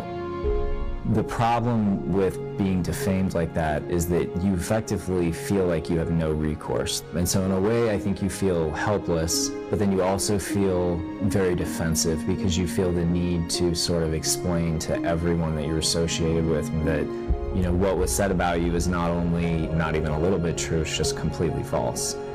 It's a very weird set of emotions because you feel like you're trying to defend your entire identity when you shouldn't have to. And for anyone, that's a lot to keep in check. ultimately the end game for most people is to have their future left in jeopardy, if not destroyed. And when I looked at my future, I understood, like, I'm probably never, without legal intervention, I'm probably never going to go be able to get a job at a major company. I'm probably never going to be able to interact with certain people ever again. From my very first interactions with the attorneys at the Null Law Group, I realized quickly that I didn't need to prove to them in the same way that I had to prove to others that I hadn't done these things, because they were quite used to these type of cases. And because of that, when they looked at my case, I felt that there was a degree of trust that was really just refreshing after trying to explain myself to everyone around me. I would not hesitate to recommend an all-law group to any friend or family member who went through what I went through. The level of comfort that they could provide after going through something like that is really powerful.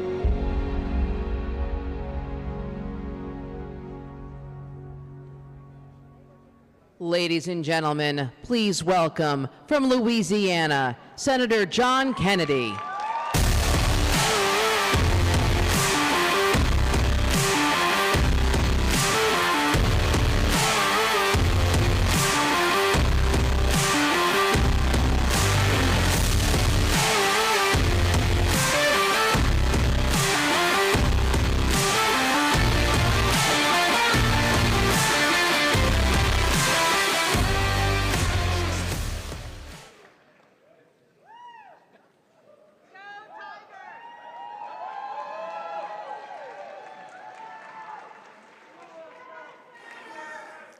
My name is John Kennedy. I'm a United States Senator, though I have tried to rise above it. Last year, I spoke to you about what I believe. Today, I want to talk to you about truth. The unadorned, unvarnished truth. The truth is important. Without the truth, we cannot order society. Without the truth, we cannot survive as human beings. And without the truth, we certainly cannot thrive as human beings. Can you handle the truth? I think you can. The truth is that it is important to speak your mind. So I do. Now, that makes some people mad, but I try not to worry too much about what anyone thinks of me. Except dogs. I really like dogs. And sometimes my friends will ask me, they say, Kennedy, how do you sleep at night? How do you sleep at night knowing that some people don't like you? And I tell them, with the fan on. Because I think I make the right people mad. What else is the truth? The truth is that God is great, beer is good, and the United States of America is star-spangled awesome. Now look, America is not perfect, but we are good, and I cannot imagine what the world would be like without our country. The truth is that common sense is illegal in Washington, D.C. I know. I've seen it firsthand. I wonder sometimes how some people in Washington, D.C. actually made it through the birth canal.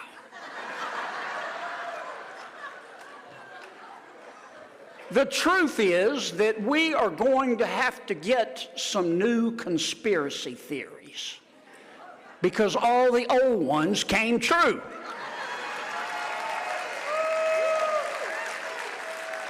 The truth is that Americans aren't perfect. We're not. But the other side is crazy. Now, Americans do not deserve to be governed by deeply weird, narcissistically woke people who hate George Washington, Thomas Jefferson, Abraham Lincoln, Dr. Zeus, and Mr. Potato Head, who hyperventilate on their yoga mats if you use the wrong pronoun, who think kids should be able to change their gender at recess, who carry around Ziploc bags of kale to give them energy, and who think they are better than us. By the way, to me, kale tastes like I'd rather be fat. The truth is that what we accomplished when Republicans were in charge made our country better and made your lives better. Think about it. In 4 years, we cut taxes, increased wages, delivered 3.5% unemployment, created 8 million new jobs, deregulated the economy, controlled inflation, protected life, secured the border, put criminals in jail. We beat back ISIS. We strengthened the military. We stood up to Russia and China. And we confirmed 234 conservative federal judges, including 3 new members of the United States Supreme Court.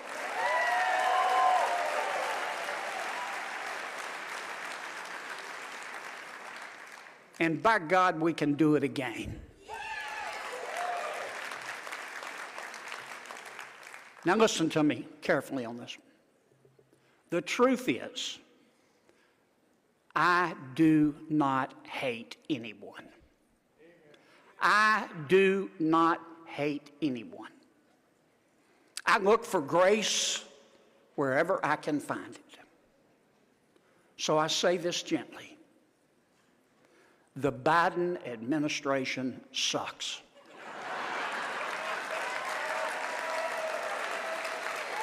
You measure it any way you want.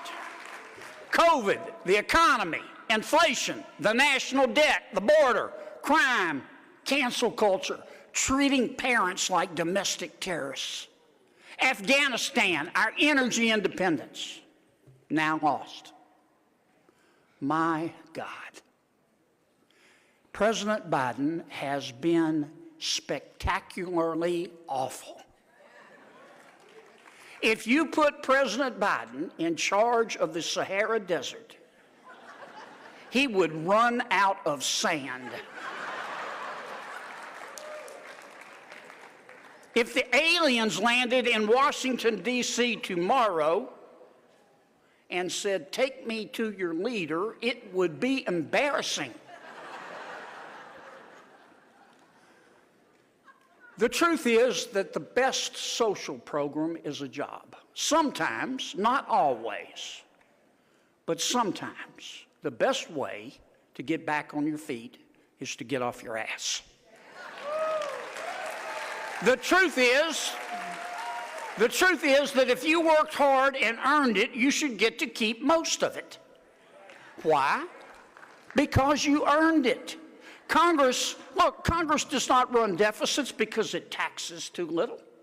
Congress runs deficits because it spends too much. The truth is that all life is precious. All life. And shame on those who actually celebrate abortion. The truth is that the Republican Party, I'm very proud of this, is the party of parents. Because we understand that if you don't love your children won't stop loving you. Your children will stop loving themselves. The truth is that we should have an election day, not an election month.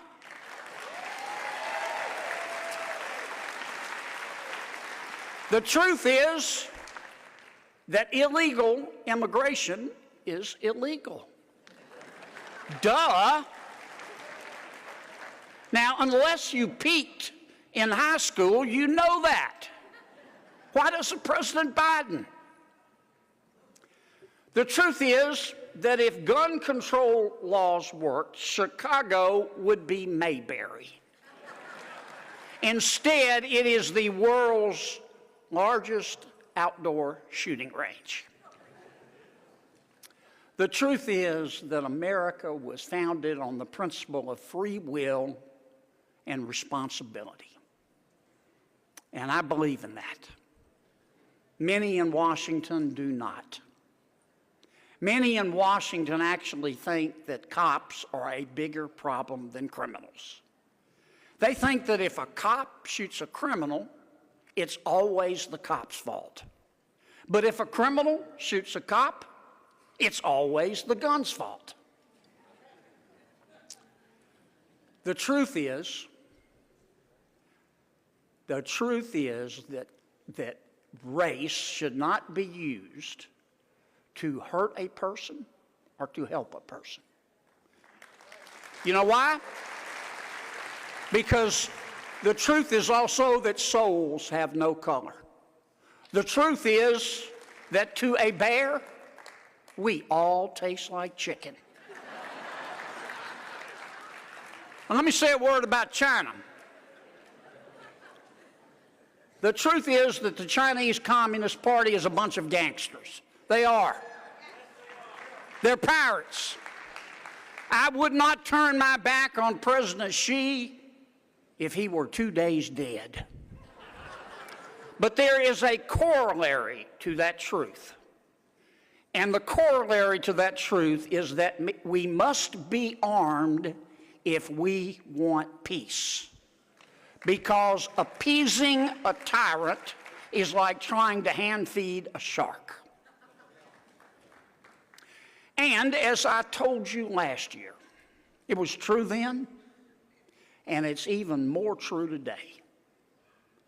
The truth is that Arlington National Cemetery contains 400,000 reasons why you should stand your ass up for the national anthem.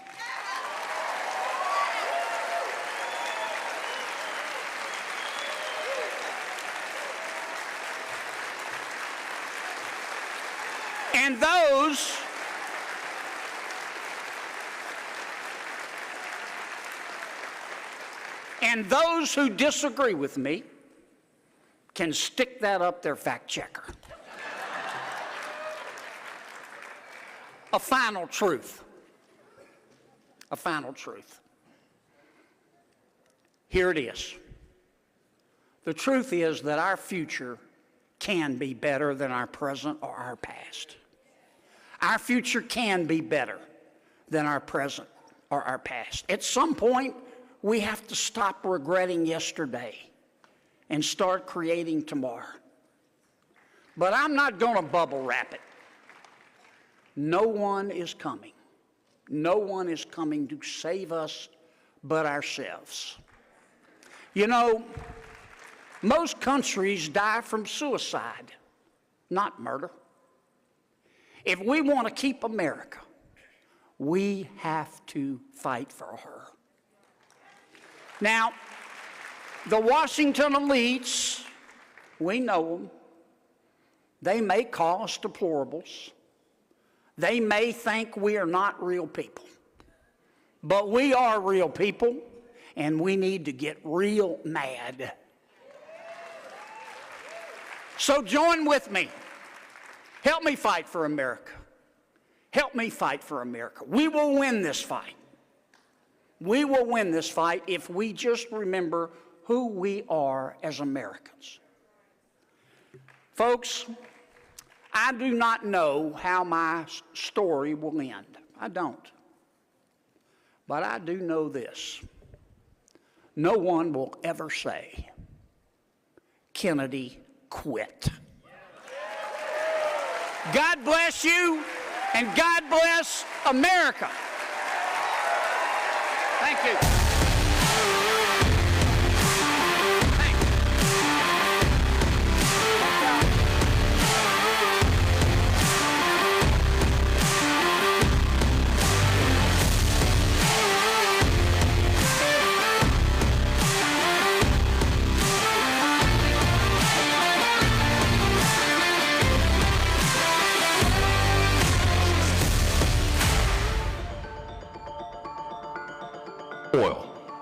the most precious natural resource known to... Welcome to the My Pillow 2.0 commercial.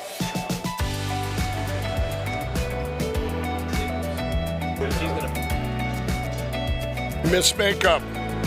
Well, you look good.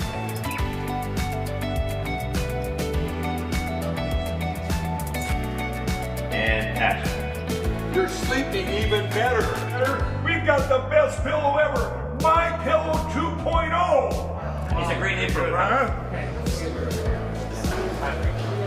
Good. Cut. We got it. Welcome to the set of the My Pillow 2.0, the most amazing pillow in history. That new technology is still the My Pillow's patented fill, but now we have new technology we didn't have back when I invented My Pillow that's going to help you sleep. It's absolutely amazing, and you're the first ones that can check it out. Go to mypillow.com, use the promo code on your screen, and we brought back the buy one, get one free. For the best night's sleep in the whole wide world, visit mypillow.com. We're not just any news network. We show the crowd, we show the energy, we show the enthusiasm, we interview people, we show the smiles on everyone's faces as they fill into one of these venues to support their president, to support their values, their beliefs, their flag, their country. We show all of that to you. We bring it right up to you and make it personal, as if you're with us here experiencing it for yourself. This is one of the things that we pride ourselves in doing, is showing you on the ground experience of how people are seeing it and experiencing it for themselves. Just the energy, it's so electric and exciting. People recognize us everywhere we go. We have to stop and take photos. There are thousands of people that come up to us after each event and ask us to keep fighting for them, keep showing the truth. They thank us. They thank us for giving them a voice, because nobody else will give them a voice. Instead, they take who they really are and turn them into something that they're not. They try to say that these are white supremacist gatherings and they're neo-Nazis. They spin all these false narratives, but in reality, there are Filipinos, there are Thai people, they're Chinese, they're Brazilian, they're Cubans, they're Africans, they're Jamaicans, they're Americans. There are people from all over the world, to be honest with you. Everybody supports this president. Everybody supports American ideals of liberty, truth, freedom. We can't thank you enough for supporting us at Right Side Broadcasting Network. We are almost entirely viewer supported. This isn't just our network, it's your network. This is a network for the people. This is a network that's about truth, delivering the truth, showing what's actually happening in the world from the perspective of the average person. And this is CPAC Now. Please welcome CPAC Chairman Matt Schlapp, host of It's Not About Us on CPAC Now, Elaine Beck, and your moderator, co-host of CPAC Now, Mercedes Schlapp.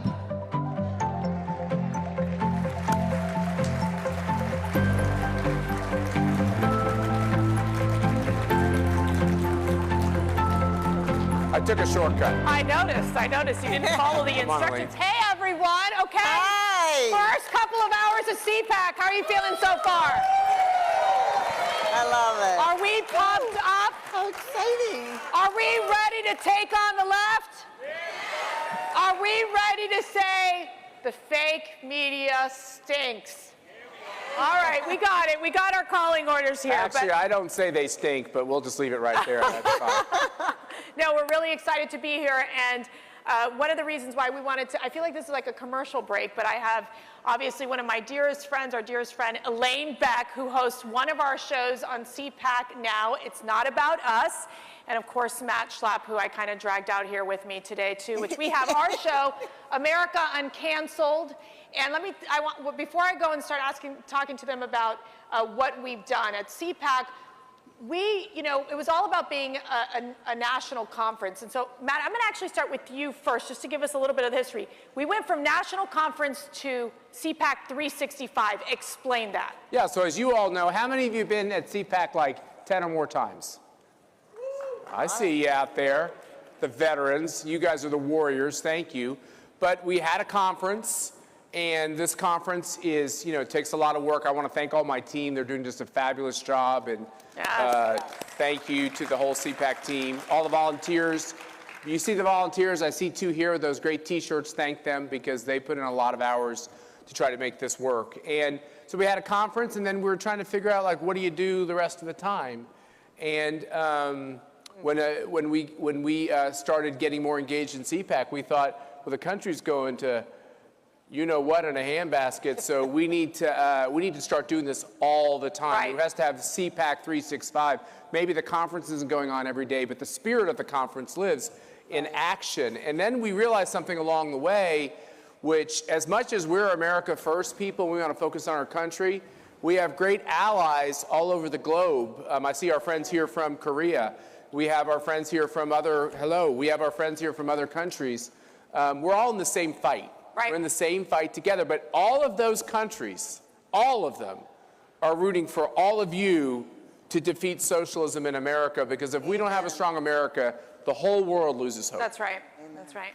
So we brought on Elaine Beck, and let's talk about that. Built up a partnership. You started this incredible show. You have this incredible series as well that I want you to talk about. Tell us about your show on CPAC now, in addition to the series, the 20. Yes, yes. Well, the main thing is it's not about us, it's about God, obviously. Isn't that who we serve? Amen. Okay? And so the idea is to talk about the good things that are happening. And one of the greatest things that has happened already this year was, a lot of people got upset about it, but the reality was that when Kevin McCarthy wanted the vote and wanted to win and be the Speaker of the House, some people were brave enough to stand up and say, only if. Right? And when they stood up, we were applauding. We were actually down at Mar-a-Lago that week. Yeah. And all of us were together, and it was so neat because every day you saw the news, we saw the news, and we were all in there just hanging in going, yes, yes, yes. So when it all ended in the beautiful way that it did, that I felt that the best thing I could do was do a series with all of the different 20 people who stood bravely and fought for you and me and all of us to have a better House representation. Yes, yes. And so I have been interviewing all of them, and that's what I'm doing on my show. That's the series right now. And the next series you're going to love just as much. It'll be coming up. And that one is the No series. Wait, What's that the doesn't No make series? sense. No, explain. What's the No series? The No series. We're going to be talking about how we all need to stand together and say, no. No, you can't steal our children. Amen. No, you can't steal our schools. No, you can't steal our freedom and our churches and our rights. Yep, yep. And so that's going to be, because the thing is in the Bible it says, your yes be yes and your no be no.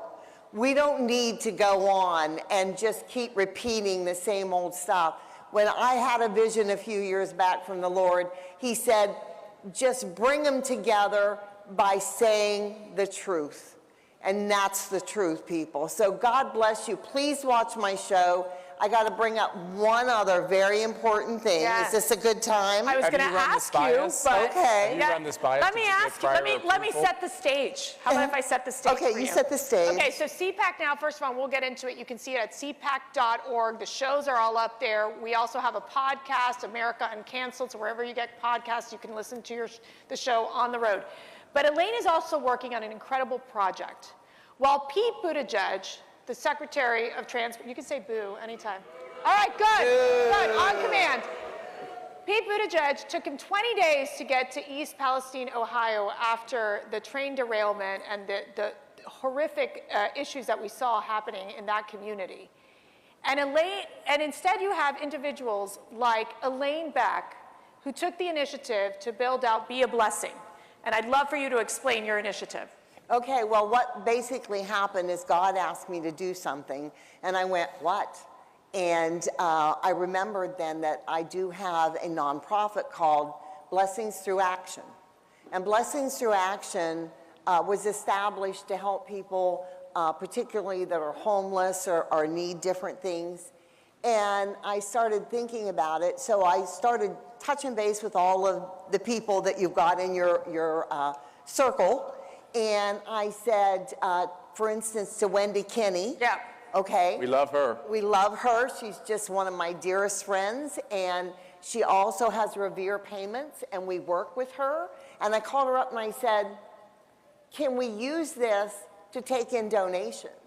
And she said, absolutely, I want to be part of this.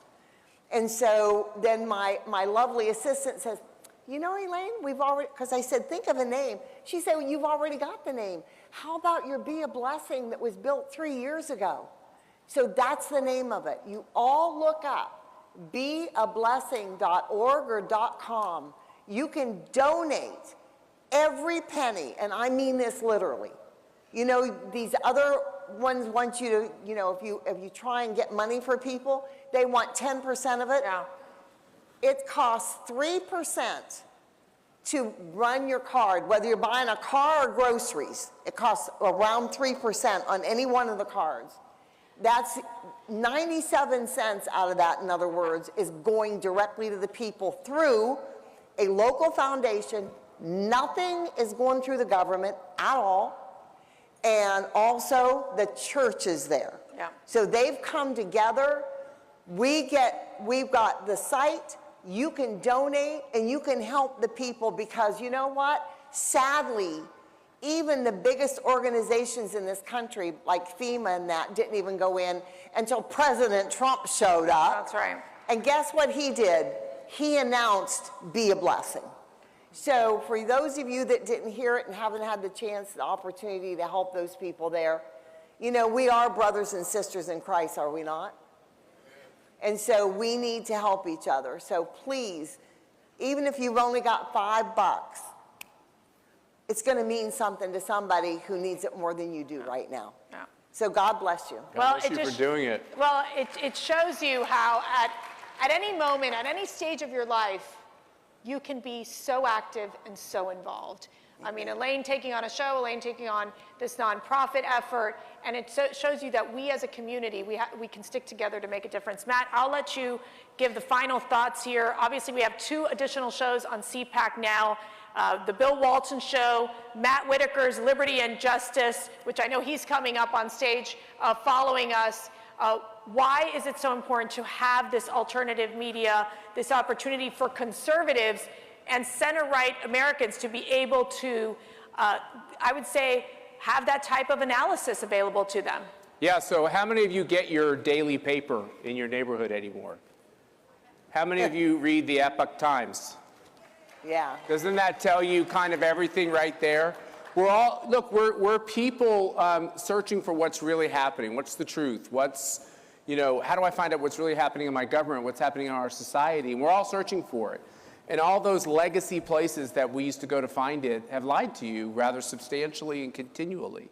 And that's the reason why we have this rot in our country, is because there's too much propaganda and untruth that goes through these government channels, that goes through elite media, that goes through social media, and we're searching for that information. So what we're doing with Elaine's show and with Attorney General Matt Whitaker's show, with Bill Walton's show, Bill was going to be up with us here today to talk about it, and he'll be with you on another panel soon. And our show, Sweetheart, which, by the way, on my show, Mercy's in charge of the show. I do what she wants. Sometimes I'm there. That's usually how it is. That's a good. I do have rather a talented wife. I have to say that. She knows what she's doing. So thank you. And so if you tune into these shows, we try to keep them short and to the point. Yep. Okay. And we also are trying to get you the guests that you don't get to hear on too many networks, right? You want to hear the person who doesn't have all the initials after their name and you're being told, oh, this is an expert, because they've failed. The experts have failed in our society. Amen. We want to hear from the people who really know what's going on. And that's if you were to ask Mercy and I'm sure you feel the same, Elaine, which is the reason why you highlighted on the 20 House members is because it's not always the person with the biggest title that knows what's happening. Right? It's not the CEO of the biggest company that is the smartest. It's all these other people. And I will segue into one thing. I see Glenn's story here with Patriot Mobile. Thank you for what you're doing with Patriot Mobile. You mentioned Wendy Kinney. Wendy, thanks for what you're doing with Revere Payments. We have Eric Prince here, who has a great new technology that he's talking about. We have so many entrepreneurs that are trying to solve these problems. And I love it when the news media says, hey, it's really weird at CPAC you don't have like every elected official. Well, let me tell you, I love them. They're trying hard. John Kennedy's awesome, by the way. But so is Jim Jordan and some of the other people we've heard from. So they're real stars. But you're going to solve the problems in our country. And the entrepreneurs and the investors are going to solve our problems. And the moms and dads. And the moms and dads. That's right. And our pastors and our, yes, and the grandparents. Yes, amen. And that's the whole deal. Yeah. The only way we're going to protect America now is if all of you do it. And you're the star of this show. Yes. So thank you for all you're doing. All right, thank you all so much. And let's keep going. There's a lot to watch. Jam-packed Awesome. schedule. Thank you. Thank you, Elaine. Thank you. Thanks, guys.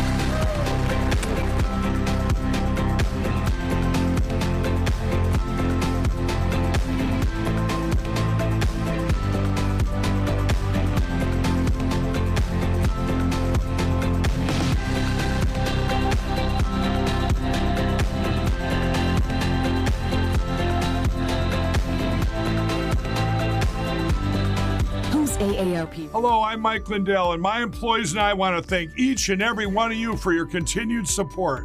With everything going on right now, your rest is so important. That's why we're having the biggest MyPillow sale ever.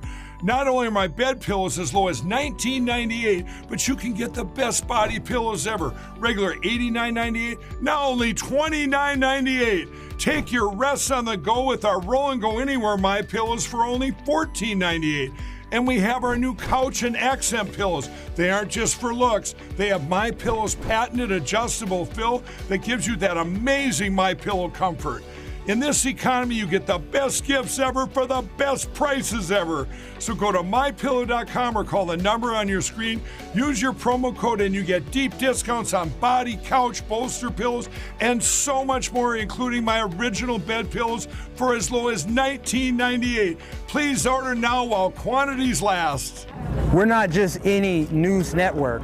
We show the crowd. We show the energy. We show the enthusiasm. We interview people. We show the smiles on everyone's faces as they fill into one of these venues to support their president, to support their values, their beliefs, their flag, their country. We show all of that to you. We bring it right up to you and make it personal, as if you're with us here experiencing it for yourself. This is one of the things that we pride ourselves in doing, is showing you on the ground experience of how people are seeing it and experiencing it for themselves. Just the energy, it's so electric and exciting. People recognize us everywhere we go. We have to stop and take photos.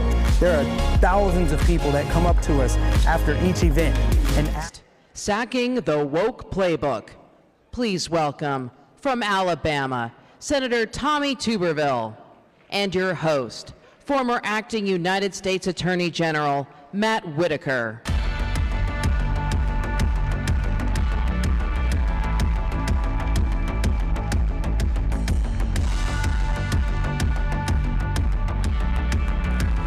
Hello, CPAC. What a great turnout. This is a great turnout. Now, you would expect a football coach and a former football player to talk about football, wouldn't you? So we have to tell our origin story, Coach.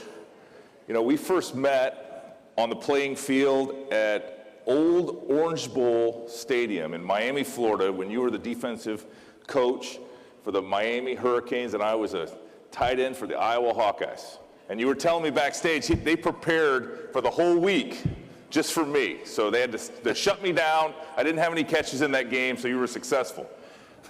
And it was a good game. It was a great game. And then we played you the next year in Iowa, but it was, yeah, I can remember you because tight ends back then normally got down in the three-point stance, and you guys stood up, tight ends. And so my linebackers had to play a different technique, but had a fun time in Miami and coaching the old Orange Bowl. They tore the dang thing down, which I don't know why. I had the first 4 Super Bowls there. And now they got an airplane hangar that's a baseball stadium for some reason.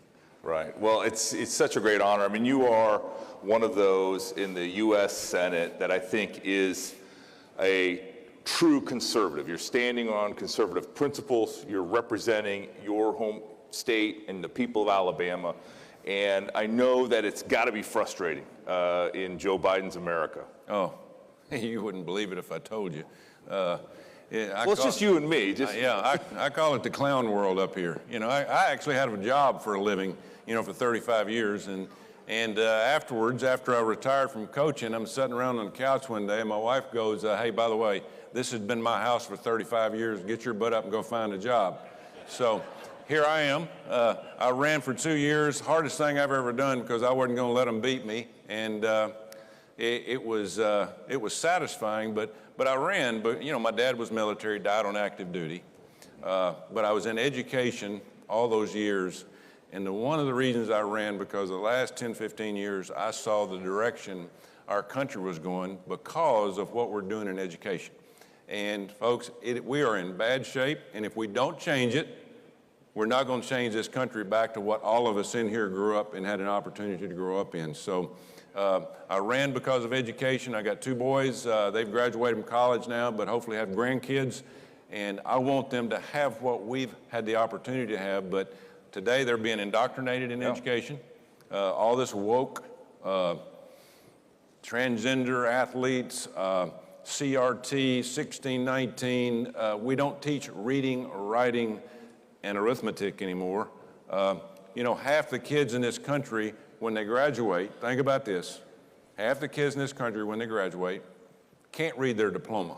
Now, if you can't read, and if you can't read in the United States, you're not taught to read, you can imagine what other countries are doing. Yeah, and a lot of this is not hard. You know, it's just like football. You get basics. You get back to the basic blocking and tackling. Yeah.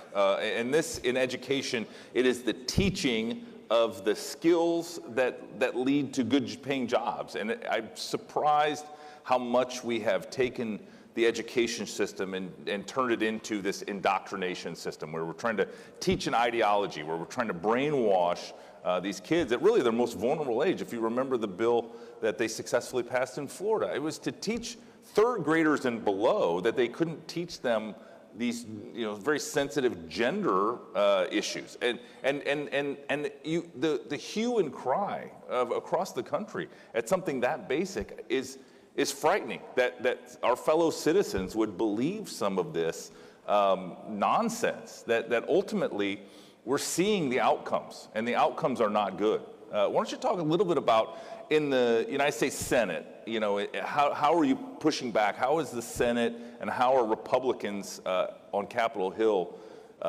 pushing back against the Biden administration and their policies? Well, every day it's something new. Yeah. They're coming after family.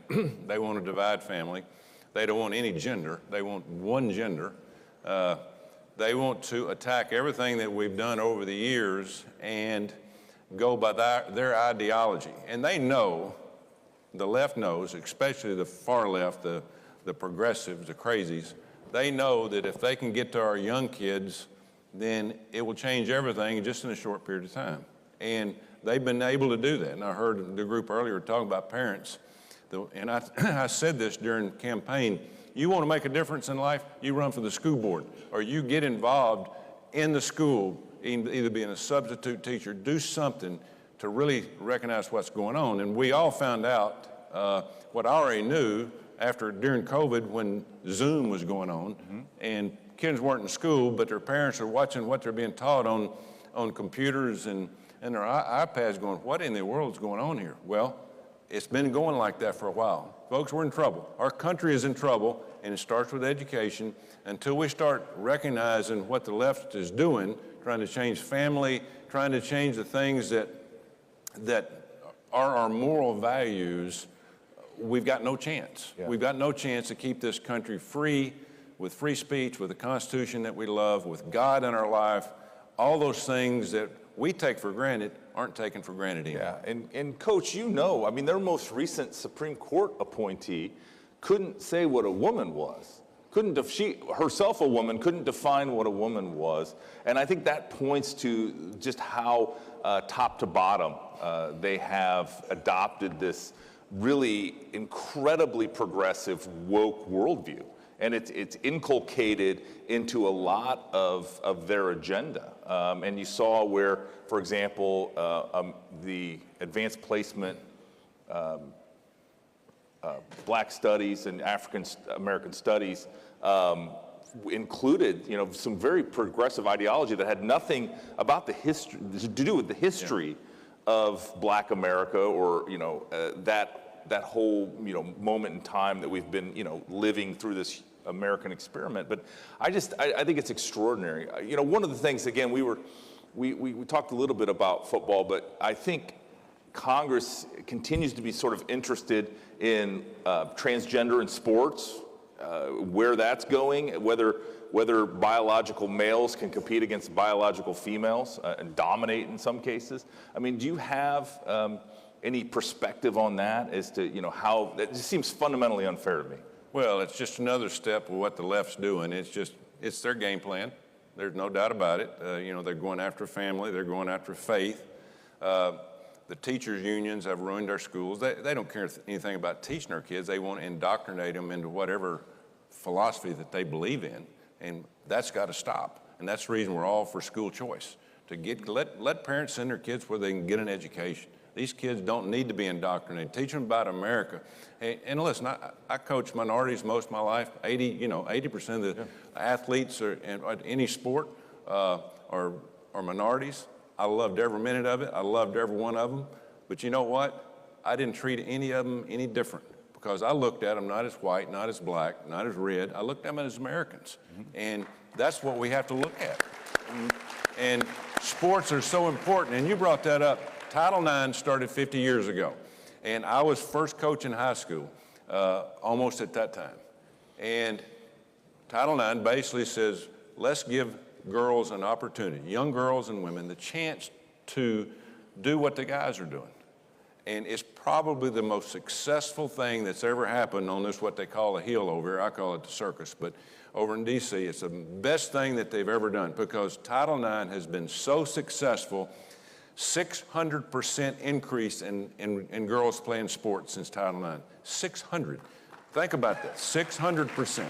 Now, it said you had to have the same funding, same amount of coaches, same facilities, and federal law that actually worked. We don't need big government, but that's something that worked. Well, now what's happened? The feminist group don't like that. They don't like that, because it has empowered the leadership of women in a lot of things. I've got a cohort now that's the first woman senator in the state of Alabama, Katie Britt, and she's going to be outstanding. And because of athletes, her husband was an athlete, played at Alabama, all those things together. But that being said, now they want to destroy Title IX. They want to destroy it. I'm looking around some of my Democratic colleagues going, what, do you not have granddaughters? Do you not have girls? I don't understand what you're trying to do. They want non-biological boys to play in women's sports. 23 national championships have been won by boys competing in girls' sports in the last 15, 17 years. Think about that, 23. It is not right. It is unfair, it is unsafe, and it is wrong. And how they can't figure this out, I don't know. Yeah, you mentioned another thing that, we have in my home state of Iowa. Any Hawkeyes are out there? My home state of Iowa, Kim Those Reynolds. are Iowa State fans. Yeah, I Hawkeye didn't. Fan. They're from Iowa, but not for the Hawkeyes. I get it. That happens every once in a while. Not very often. But in Iowa, Kim Reynolds and the legislature passed a very aggressive and important school choice bill that really puts their children's education in the hands of the parents, which, to your point earlier, is exactly where it needs to be. And there's a lot of states now that are picking up that movement. And I think it's going to improve education, because as a parent, if you can determine where your child goes to school that's best for them instead of just where you happen to live, I think that just opens up tremendous opportunities really for every kid. Because, as I often say in the context of crime and violence, every child deserves to play safely in their front yard. And likewise, every child deserves a world-class education. It's the only way we're going to compete with the Chinese and into the next century. That's the reason our country has been so great, because of education. We've been better than everybody else. Our kids have learned they can handle themselves, and they can get a job, and they can work. Working people working citizens, working taxpayers in the United States of America have built this country, not people getting a government check. It's the people that's put hard work into this country, farmers, small businesses, people in the military, people that really love this country. And that's the reason we're to this point. Now, just down the road, a couple of years ago, we had a young man that was running for governor of the state of Virginia. He was about 10, 15 points behind against a career politician. Then they started having problems in their high schools about saying, hey, you don't own your kids, we own your kids when they come to school. He went from 15 points down to winning that because parents said enough is enough. And when you start messing with the kids, that's when things end. And that's the reason, folks, if we don't start opening our eyes to all these things, crime, the border, inflation, all those things are happening, foreign relations, which is god-awful as we speak, but it all starts with family, God, and education. And if we don't pay attention to those three things, we cannot remain the #1 country in the world. But we're going to, because we're going to keep our eye on it. No, and there's no doubt that we need a revival in the United States of America. We need a spiritual revival. We need God to come back into every American's life and be a positive impact in that. And we need a revival in our education system. It really, I think it had stalled out. I think the innovation, the enthusiasm behind a lot of those things had gone away. And the re-engagement of moms and dads, grandparents, and others that care about each child to try to push them forward and to get them where they need to be, I think it should pay dividends. Yeah, and I will say this, and going into thousands of kids' homes and talking to parents every year recruiting, half the kids in this country, now I'm not talking about race, I'm just talking about half the kids in this country have one or no parent. And it's because of the attack on faith. People are losing faith for some reason, because of the attack of God. When I started head coaching in 1995, I was the first head coach, and it just kind of came to me from a young man said, I want to be your full-time team chaplain for your football team. I said, what's that? He says, I want to come be around your players all day long. I said, how can you afford that? He said, well, I'll go out and raise my own money. Well, we did that. Since then, we started a chaplain program, and almost every school in this country now has a full-time team chaplain because of that one kid. And God put him there. It wasn't me. And it changed the lives of so many people. We've got to have that returned, not just athletes, but also to the schools. But the left is fighting so hard to keep God out of our schools, God out of our family, trying to shut faith-based television down. Anything that has to do with the sanctity of life, they cannot stand it. Yeah. And here, we live in a country that was built on fundamental tenets, and one of those fundamental tenets is a freedom of religion, a freedom of speech, and yet the left always seems to want to quash speech they disagree with, squash religion, and fight tooth and nail, to your point.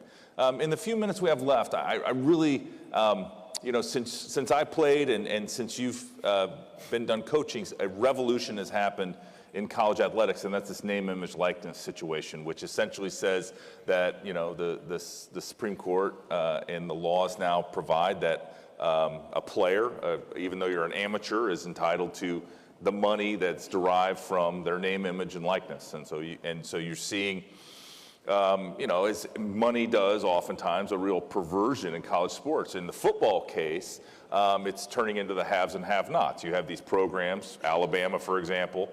Auburn, I'm sure, is trying to compete at that level as well. But so many other schools that can offer recruits, and I know they're trying to trim that up, but recruits $1 million packages, quite frankly, to show up. And then at the same time, in basketball, in college basketball, you end up with players that can make more in college than they can professionally. And so you have guys that are staying longer, oftentimes, at least in men's basketball, to play college basketball. I mean, how do you think, what do you think the current state is, and how do you see it playing out? Because this seems like a real radical experiment. Yeah, it's a mess right now. It's like our country. Everything's kind of in turmoil. Well, this is the same thing. We have to hold on to every sport, whether it's elementary school, junior high, senior high, college, professional, because sports have built this country.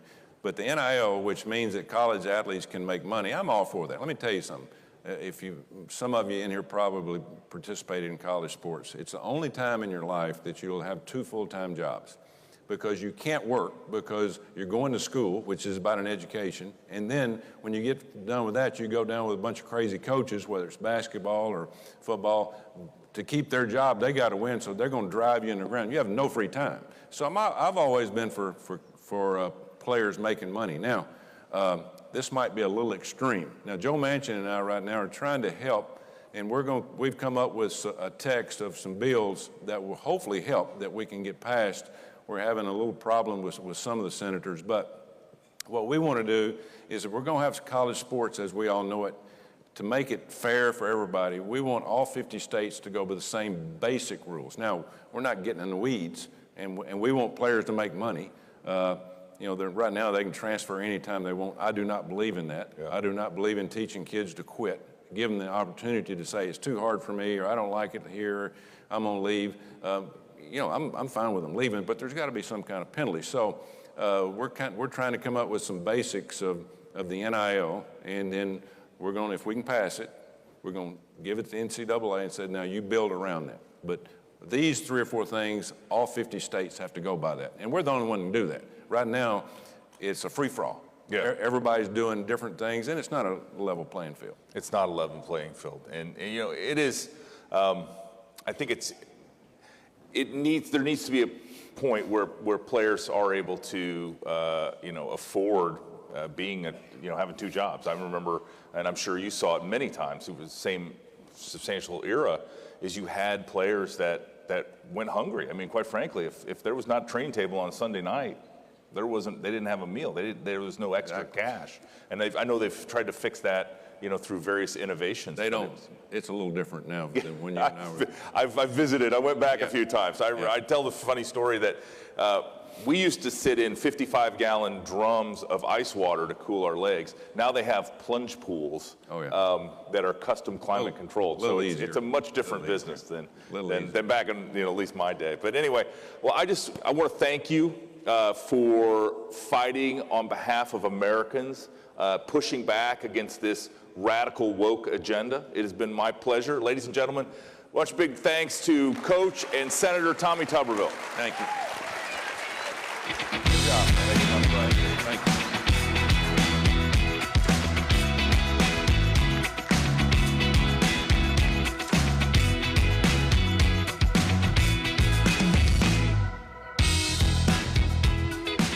Hello, I'm Mike Lindell, and my employees and I want to thank each and every one of you for your continued support. With everything going on right now, your rest is so important. That's why we're having the biggest MyPillow sale ever.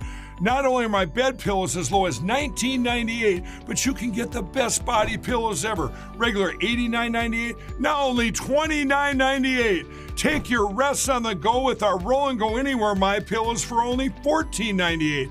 And we have our new couch and accent pillows. They aren't just for looks. They have MyPillow's patented adjustable fill that gives you that amazing MyPillow comfort. In this economy, you get the best gifts ever for the best prices ever. So go to MyPillow.com or call the number on your screen.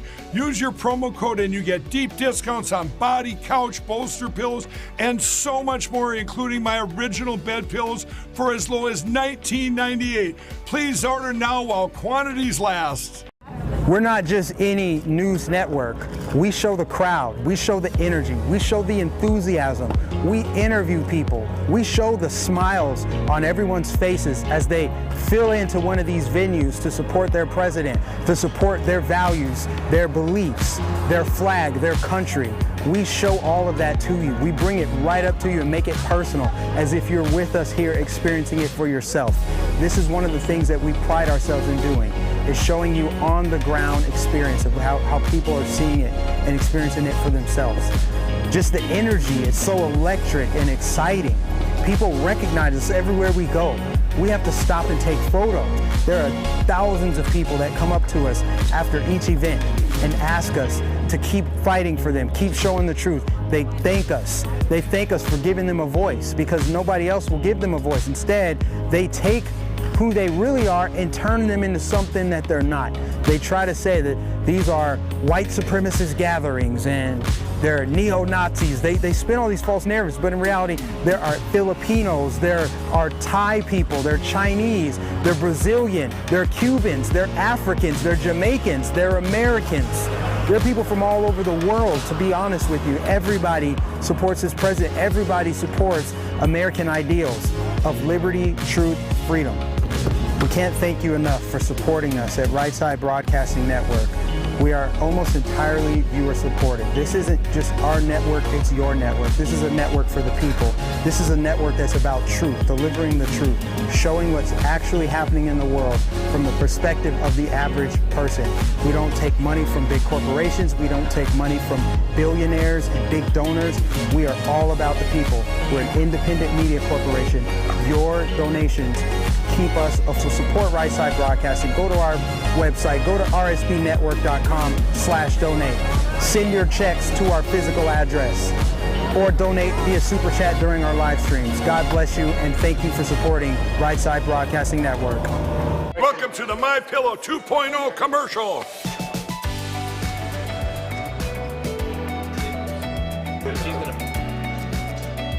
Miss Makeup.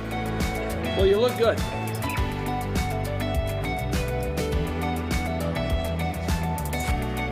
And action. You're sleeping even better. We've got the best pillow ever, MyPillow 2.0. It's a great name for a product. Good. Cut. We got it. Welcome to the set of the MyPillow 2.0, the most amazing pillow in history. That new technology is still the MyPillow's patented fill, but now we have new technology we didn't have back when I invented MyPillow that's going to help you sleep. It's absolutely amazing, and you're the first ones that can check it out. Go to mypillow.com, use the promo code on your screen, and we brought back the buy one, get one free. For the best night's sleep in the whole wide world, visit mypillow.com. We are joined now by Philip at the Birch Gold Group. And it seems like, Philip, every week after week, there's a crisis in the economy, putting investors on pins and needles. But what they're finding out is an option with you guys might be best for securing their retirement.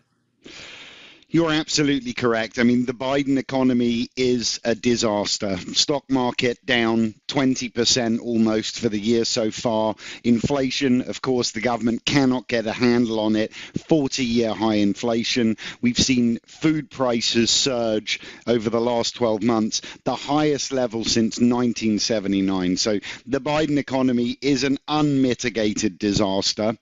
However, we at Birch Gold Group, of course, specialize in precious metals, gold and silver. They are safe haven assets, and they're very conducive for climates like this, right? Inflation, Tennessee. It's extensive, and China affects my state like it does so many. Fentanyl, as we mentioned, is terrible.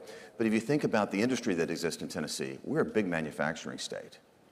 We're a big hospital state. 65% of the hospital beds in America that are in for-profit hospitals are managed out of Tennessee. When China threatens to block the flow of PPE and block the flow of vital antibiotics, that's a concern to everyone in America, but it will flow through Tennessee. If you think about the automotive industry, huge industry in Tennessee. I went to the launch of the new Cadillac Lyriq, which is made in Spring Hill, Tennessee, and I looked out in a field. Their cars just lined up in the field, waiting for a chip or waiting for a piece that unfortunately had to pipe its way through China and the supply chain. American companies are waking up right now, and I applaud that. We've got to bring our supply chains home. We've got to be able to make in America what's now being made in China. We need to accelerate that process. Absolutely. Well, Senator, I asked Twitter what they would like to hear from you. And since my wife takes away my phone, she doesn't trust me with it, I'm going to have to read some of this. Okay. I'm old school. So Todd L. Griffith, who is at CHIEFTHOM, asks, and you were ambassador to Japan in the Trump administration. He asked, given Japan's new defense strategy, is Tokyo spending enough to protect itself from China? It's moving in the right direction. This is something that President Trump worked on with Prime Minister Abe. I worked with the Japanese every single day to try to get the Japanese to step up their defense expenditures. You think about where Japan's located. It's one of the most dangerous neighborhoods in the world. You've got North Korea, Russia, and China right at your doorstep. And from America's perspective, we have more U.S. military stationed in Japan than any other country in the world. It is an extremely strategic location. They need to be able to work with us, and they need to step up. Prime Minister Abe wanted to do this. I had many conversations with him about it. The problem then, though, was that Prime Minister Abe's political coalition, the LDP, works in partnership with a smaller group called Komieto for Control. Komieto is a Buddhist-affiliated political organization. They were pacifists. They did not want to move toward a more aggressive posture. Well, something changed. Joe Biden became president. He embarrassed us as a nation in Afghanistan, and he sent a message to our allies that we're not reliable. Suddenly, sentiment began to change in Japan. And after Russia invaded Ukraine, the political landscape completely changed in Japan. Now the Japanese public are demanding that more be done. And Prime Minister Kishida stepped up. But that's what we have to do, folks. We have to step up because we don't have a president who is willing to defend us. Okay, John, who is at John 343-48022, I didn't know that there were that many Johns, says, and this is a great question, how did your time as ambassador prepare you to meet the challenges proposed by China as a senator? Well, I think the best thing that happened was the fact that I'd lived and worked in Asia before. My first move to Japan back in 1988. I worked for a firm called the Boston Consulting Group. They sent me there for 3 years. I've seen the movement in China in a way that initially seemed promising, but has turned very, very bad under President Xi's leadership. China has turned out to be a predator at every single level. They're a predator economically. They steal our intellectual property. They subsidize their industries. They've had an enormous trade advantage because they don't play by the same set of rules. In fact, that trade deficit over the years has actually funded their military buildup. And talk about military predatory behavior. Think about these islands that they built in the South China Sea. They've literally gone in and crushed coral reefs, dumped millions of tons of concrete into the ocean. I don't know where the environmentalists are on this one, but they've built military assets across the South China Sea. KT McFarland is right there. She knows exactly what this means when she was our Deputy National Security Advisor dealing with this. This is a seriously aggressive Xi administration. They now have more naval ships than we do. And they're all about projecting their power, projecting their authority, and trying to project their dominion, not only in their region, but I think around the world. What can these folks do about China? What would be the one or two things that you think that they might do first? I think the first thing, and I think America has woken up to this is a bipartisan understanding, but we need to broaden it. China does not have our best interest at heart. Tell your elected representatives that you're concerned about China. It is our #1 national security threat. We've got to deal with it that way in a very clear-eyed fashion. President Trump understood this clearly. You ask about what was the benefit of serving as ambassador. The benefit was serving in his administration with people like KT McFarland, who got it, who understood the threat and wanted to make us strong.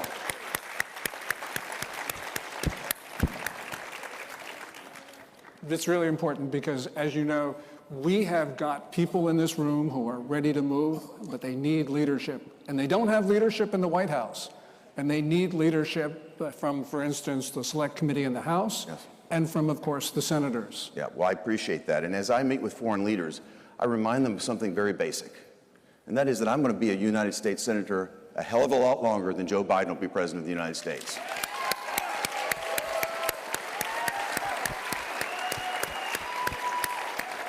And while he's got them over at the Pentagon working on their pronouns and performing abortions at military hospitals, Xi Jinping is working on building out a military that will outcompete us at every level. We've got to wake up to this. We've got to be strong. We've got to properly equip our military and focus them on lethality. We've got to work with our allies to make them interoperable with us.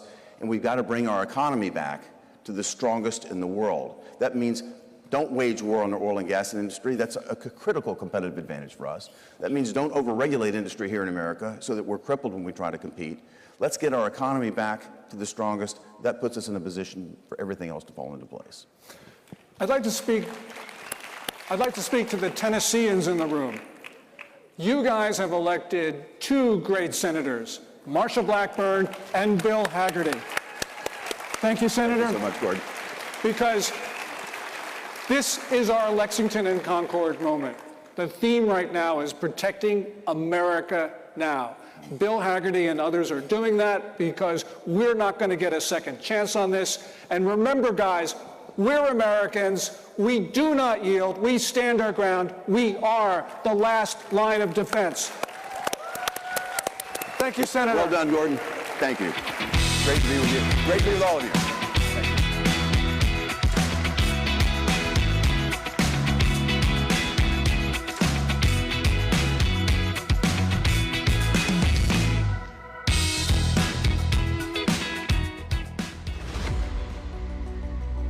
We're not just any news network. We show the crowd. We show the energy. We show the enthusiasm. We interview people. We show the smiles on everyone's faces as they fill into one of these venues to support their president, to support their values, their beliefs, their flag, their country. We show all of that to you. We bring it right up to you and make it personal, as if you're with us here experiencing it for yourself. This is one of the things that we pride ourselves in doing, is showing you on the ground experience of how people are seeing it and experiencing it for themselves. Just the energy is so electric and exciting. People recognize us everywhere we go. We have to stop and take photos. There are thousands of people that come up to us after each event and ask us to keep fighting for them, keep showing the truth. They thank us. They thank us for giving them a voice, because nobody else will give them a voice. Instead, they take who they really are and turn them into something that they're not. They try to say that these are white supremacist gatherings and they're neo-Nazis. They spin all these false narratives, but in reality, there are Filipinos, there are Thai people, they're Chinese, they're Brazilian, they're Cubans, they're Africans, they're Jamaicans, they're Americans. They're people from all over the world, to be honest with you. Everybody supports this president. Everybody supports American ideals of liberty, truth, freedom. We can't thank you enough for supporting us at Right Side Broadcasting Network.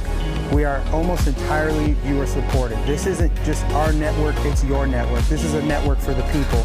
This is a network that's about truth, delivering the truth, showing what's actually happening in the world from the perspective of the average person.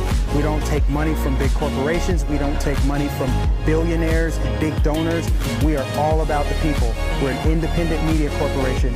Your donations keep us to support Right Side Broadcasting. Go to our website, go to rsbnetwork.com/donate. Send your checks to our physical address or donate via Super Chat during our live streams. God bless you, and thank you for supporting Right Side Broadcasting Network. Hello, I'm Mike Lindell, and my employees and I want to thank you for your continued support by bringing you the biggest bath sale ever. Get my 6-piece towel sets for the lowest price ever, only $39.96. His and her bathrobes, 50% off.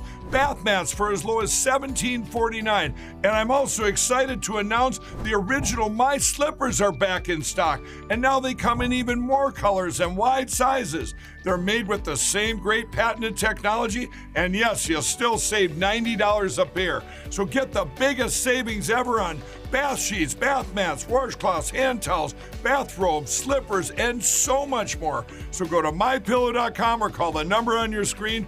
Use your promo code and get deep discounts on all MyPillow bath products, including our 6-piece towel sets. Regular $89.98, now only $39.96. Get all your shopping in while quantities last, so please order now. Drives them up.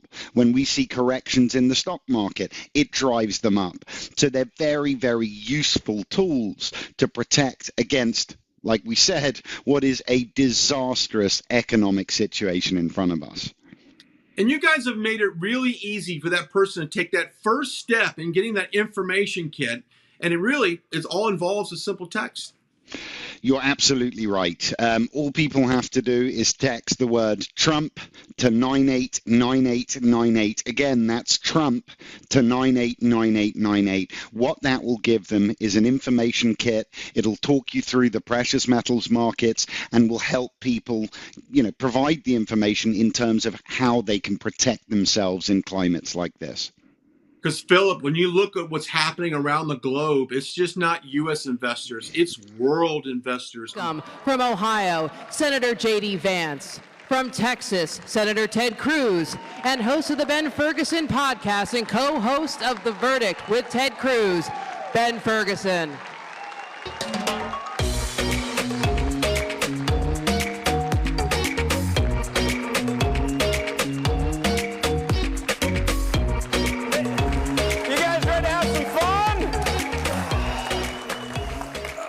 So they already started our clock. I want to reset back there, Conservative Surrey. That's crap. Actually, at least you got to give me the time back here. I run a tight ship here. How are you? So we're calling an audible here. They've got a vote. We're going to talk about that in a second. But we're literally going to start the show like we do an actual podcast, because this will actually be a podcast, which means you can download it.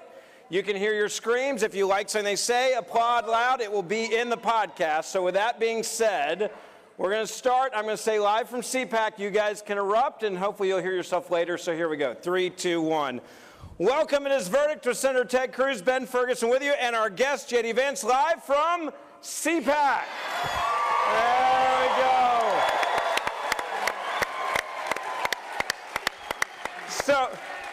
So we've got, this is going to be fun for everyone listening to the show later. You guys have a vote today, and you both have to go back. We decided we're going to make this work. We'll have JD on with us as well. Senator, let's just talk about, you guys have really good jobs, but I've learned you guys have no idea what your schedule is. How is that possible in government? It's actually, it So is. you got the joke. All right, I like that. It is a bizarre thing in the Senate. You have utterly no control over your schedule. The Senate Majority Leader decides when to call a vote. And look, Chuck Schumer is really bad at it. So you have literally no idea what's happening. He'll come in, decide to have a vote, maybe not decide to have a vote. So on Thursday nights, typically we fly into D.C. Monday mornings. We fly home Thursday nights. But we don't know if we're home or not. So I would call home. I remember, when my girls were little, I'd call home and they'd say, well, Daddy, are you going to be home tonight? And I'd say, I have no idea. and actually, Caroline referred to Mitch McConnell for years as that mean man. Because she would say, she'd ask, Daddy, are you coming home? And I said, well, it depends on when Mitch calls the vote. And she said, is that mean man going to let you come home tonight? Which I told Mitch that, and to his credit, he laughs pretty hard. He thinks that's funny.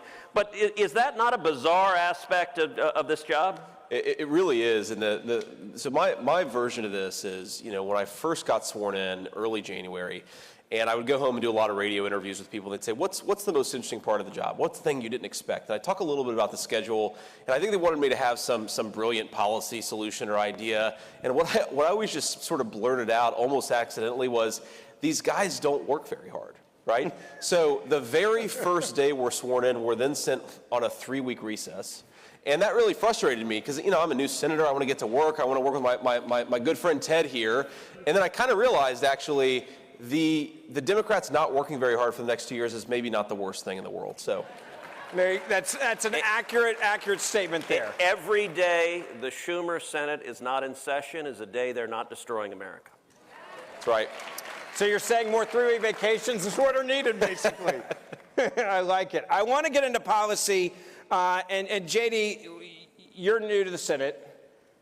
You're in the minority now, not the majority. Yep. And that's obviously coming with interesting things. But what we have seen come out is the issue of COVID and the media getting it wrong and having to admit they got it wrong on the Wuhan Lab Institute, on the fact that we weren't crazy. And on this podcast, 3 years ago, you said, Senator, this is pretty clear from data that we have coming in. There's a very good chance we're being lied to by China. Well, and let's reflect for a second.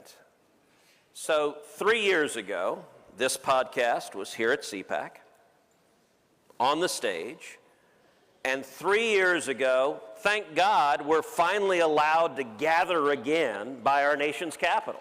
Yeah. You look at the idiots who had shut the country down, and listen, CPAC has an interesting mark to my mind as of really the beginning of the pandemic, because We did the podcast, did verdict here at CPAC. I flew home, and actually I had a campaign fundraiser at an Eagles concert, and I love the Eagles. I will confess that was my idea. It's like, all right, if you got to have people write checks to the campaign, let's at least go to a cool concert and enjoy it. And so we're sitting there Saturday early evening, and I get a phone call from Matt Schlapp. And Matt's like, yeah, Ted, I need to tell you, so a good friend of ours who was at CPAC with you has this thing called COVID. And yeah, you guys were palling around, and this is kind of a problem. I'm like, oh, really? And so I ended up quarantining for 2 weeks as a result of Matt's call, thank you. But I will tell you, the worst part was not that. It was Heidi coming down the stairs dressed to the nines. She was ready to go to the Eagles concert. And I'm like, okay, sweetheart. I love that we have a studio audience, because if you didn't hear that on the audio of this, all the ladies goes, "Aw," in the audience here. Yeah. Okay. She comes down ready to go. And I'm like, okay, sweetheart, we can't go. And she gets mad. She's like, these people paid thousands of dollars to go hang out at this fundraiser. You can't stand them up. And at this point, very few people knew much of anything about what COVID was. Yeah. But I'm like, look, this is potentially a deadly virus. We don't know. And I promise you they will be happy that we're not exposing them to it at the outset. So we called and explained it to them. And they had a great time at the concert, and we stayed at home. And Heidi was mad at me. So it is worth pointing out that 3 years later, we've discovered that the virus, if you're really old, if you're really sick, it can be deadly. But for young, healthy people, we've discovered the health impacts are much lower than we thought. And what's interesting is the breaking news that we all know now, that now 2 different cabinet agencies in the Biden administration, the Department of Energy and the FBI, have both concluded that it is likely that the COVID virus came from a Chinese government lab. Now, as everyone here knows... Finally, these 2 departments are doing some good work. I like this. It is shocking. Finally. But as everyone here knows, for 2 years, that was derided as a conspiracy theory, tinfoil hat-wearing, nutty theory that you weren't allowed to say, that you'd get banned on social media for saying. And I have to point out, this podcast 3 years ago, in March of 2020 and in April of 2020, we did 2 extended pods laying out the evidence then, 3 years ago, that this came from a Chinese government lab. And in fact, we walked through what convinced these guys today. Yeah. Almost all of it you knew 3 years ago, but politics wouldn't let them say it. And so I will say, and miraculously, they didn't censor our podcast. They censored just about everything else, but they didn't try to censor verdict. I do think it's only appropriate, we're back in D.C., that we remind the amazing media of what they were saying to the American people. I want to play clip 2. Take a look at this. This is your media not pushing any narrative at all. Tom Cotton a couple of days ago spouting a conspiracy theory that the Chinese made this virus up. At the lab in Wuhan. In a lab. Conservative talk show host Rush Limbaugh with zero proof, suggesting a Chinese bioweapon lab is to blame. We know that it's been debunked that this virus was man-made or modified or anything like that. Dr. Anthony Fauci rejected the conspiracy that coronavirus was man-made in a lab in Wuhan, China. And yet this week, Donald Trump is still pushing the debunked bunkum, despite his own intelligence community's findings that is simply not true. If you look at the evolution of the virus in bats and what's out there now, it's very, very strongly leaning towards this could not have been artificially or deliberately manipulated. Well, Brett, I'm really sorry that the lab leak has become such a distraction for so many people, because frankly, we still don't know. There is no evidence really to say. Most of the scientific community, myself included, think that is a possibility, but far more likely this was a natural way in which a virus left. So the first few hosts there were actually trying out for dumbest cable television host. That's what that was. Sorry, I have my own COVID ruined my wife's life story, so I'm going to tell that briefly. Good. So we were in the heat of the primary campaign, and what turned into a very, very intense campaign. And my wife was 39 weeks pregnant, so we're very bad at family planning. So my wife gets COVID, and she actually, for me, it was like a mild cold. For her, she got actually pretty sick, which maybe has something to do with the fact she was 39 weeks pregnant. 9 days afterwards, she starts going into labor, and we called the hospital, and they said, try to wait another few hours, because if you come in now, you're going to have to wear the full mask, body gear setup, complete quarantine. Your husband can't be in the room with you, but if you wait a few hours, then you've reached the quarantine period. This was in December of 2021. So we ruined, I mean, all of us have a crazy COVID story. I think mine is better than most. In other words, there were a lot of people, of course, who were prevented seeing loved ones in their final moments, and that is heartbreaking. But the failure to be honest about this virus with the American people ruined a lot of lives. And the fact that they called us conspiracy theorists for stating the obvious. I mean, credit to you guys for talking about this. Credit to Tom Cotton for talking about this. But it was, I mean, look, there were always two options, right? Like, one was a bat that had COVID flew into a guy's soup and it sort of wafted into his nose and he got human COVID. Or Totally it was plausible, by the way. Totally That's reasonable. not a conspiracy or theory it at was all. made 2 miles down the road in the Wuhan Institute of Virology that studied bat coronaviruses. It was always the most reasonable baseline assumption. The fact you were censored for it is crazy. And by the way, the good news is that CPAC is serving bat soup for lunch. It's delicious. So look, what JD said is exactly right. What are the facts that we knew within a couple of months of this pandemic beginning? What are the facts we laid out on this podcast? Number one, the Wuhan Institute for Virology, which studies viruses, not just viruses, studies coronaviruses. Not just coronaviruses, studies coronaviruses derived from bats. By the way, the bats in question that carry these coronaviruses do not occur naturally in Wuhan, China. The closest you can find these bats to Wuhan are in caves that are 900 miles away. Now, where is the Wuhan Institute for Virology? It is literally a couple hundred yards from the wet market where the first outbreak occurred. You could drive a golf ball. Well, I couldn't, but you I was could. about to say, I could drive the golf ball. You could drive it in a golf cart, yes, to the spot of the crime. That's fact number one. Fact number two, in November of 2019, not one, not two, 3 scientists, employees at the Wuhan Institute for Virology checked themselves into the hospital with serious illnesses that may well have been the beginning of the pandemic. Fact number 3, when the pandemic erupted, we discovered that China had been stockpiling protective medical equipment several months before the pandemic, and China ordered the Wuhan Institute for Virology to destroy the samples.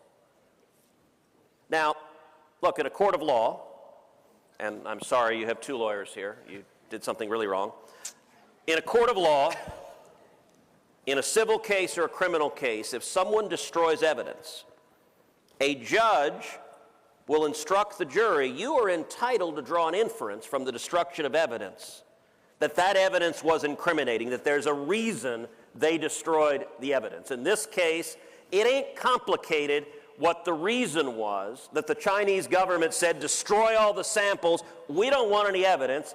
I think now and then it was overwhelmingly likely that COVID escaped from a Chinese government lab, and I think it is significantly more likely than not that it was in fact altered in that lab through gain-of-function research, that it was a natural virus that they made more dangerous, more deadly, and that's why China doesn't want culpability for it. And I will say this, if you want to know the facts on what's going on this issue and everything else, I want to encourage everyone here, take out your cell phone. Take out your cell phone. He's not joking. You can take out your cell phone. And text the word verdict to 24005. Let me give that to you again. The number is 24005. All right, now that's awesome. My phone here. Text the word verdict to 24005. What you will get is a link to subscribe to this podcast. We do it 3 days a week. Which, to quote your dad, remind people that means So it's y'all know free. my dad. This is awesome, by the way. But my dad is 83, and he points out, he says, look, don't say subscribe. People are thinking like it's like a magazine subscription. You got to pay for it. No, it's free, and you get it 3 days a week. And this is, we've had now on Verdict over 50 million downloads. We had 700,000 unique viewers last month. We are beating CNN every week of the year. Which is getting easier and easier. I kind of like that. I got to ask. This just says Ted Cruz is awesome again and again. I wrote that. This is propaganda. That's part of my Ted. job. What I is going on write here? each one of those earlier today. That's automatic now. All right, I want to ask you guys this. You and I have talked about this on the pod before, Senator, but I want to know, and I think most people at CPAC would agree, you want some accountability, specifically with Dr. Fauci. I think there's a lot of people who believe he lied to Congress. Is there going to be any accountability, and you can keep it short, but is there going to be any accountability for him looking, saying, we did not fund gain-of-function research. It was not this Wuhan. It was not the Institute of Virology. I mean, he's gone all in on this. Will there be any accountability? Because you were on the House side as well. He was looking, and in my opinion, lying to the American people. Look, there should be accountability. It's that simple. I mean, look, Tony Fauci lied under oath. He lied to the American people. And it's not just that. He compelled and persuaded the FBI to censor information about the pandemic as it was unfolding. Yep. He tried to shut down, he used his government power to shut down the functioning of the First Amendment so that we could not have an honest and open debate about where COVID came from and what to do about it. And I think it's absolutely disgraceful what Tony Fauci did. Now, the question, and Ted is a much smarter lawyer than I am, is if we actually want to say he committed perjury, is that Merrick Garland who has to make that decision? Which I know you met him yesterday. I'm not optimistic that Merrick Garland is going to do the right thing here. Let's go to Merrick. Go ahead, but let's go to Merrick Garland after that. So, look. Amen. That's right. That's exactly right. So someone just called out, follow the money. And the money, look, Dr. Fauci has done more damage than any bureaucrat in the history of our nation. That's right. And was the highest paid.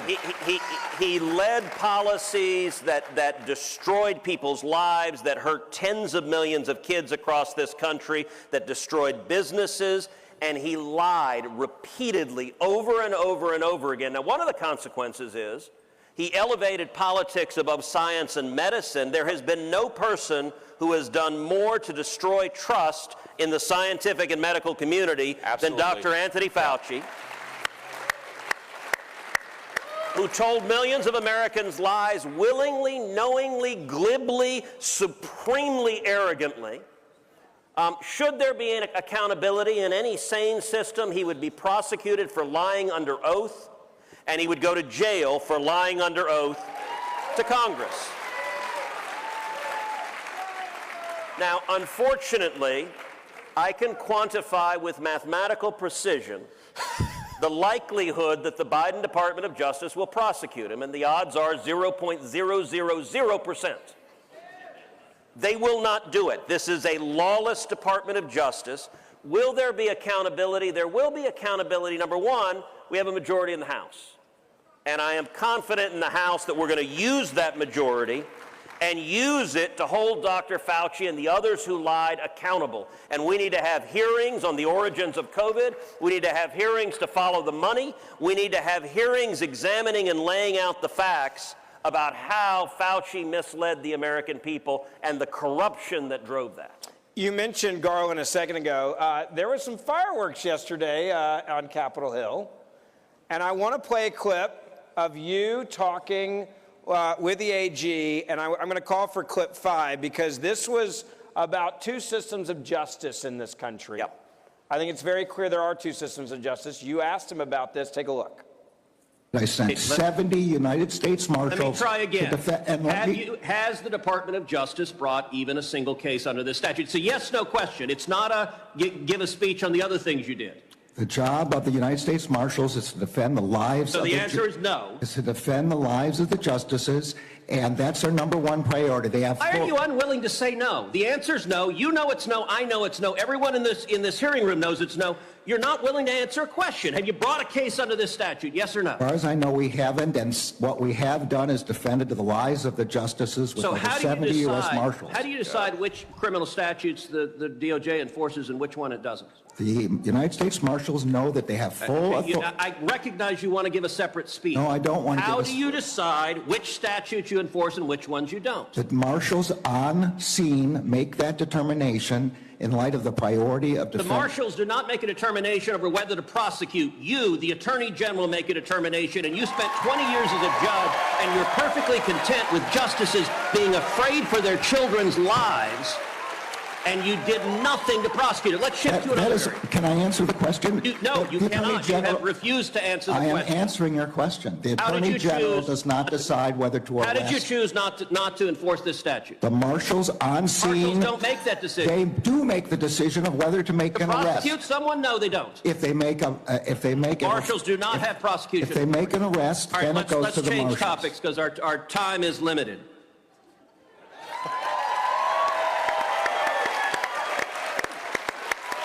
He had his coffee.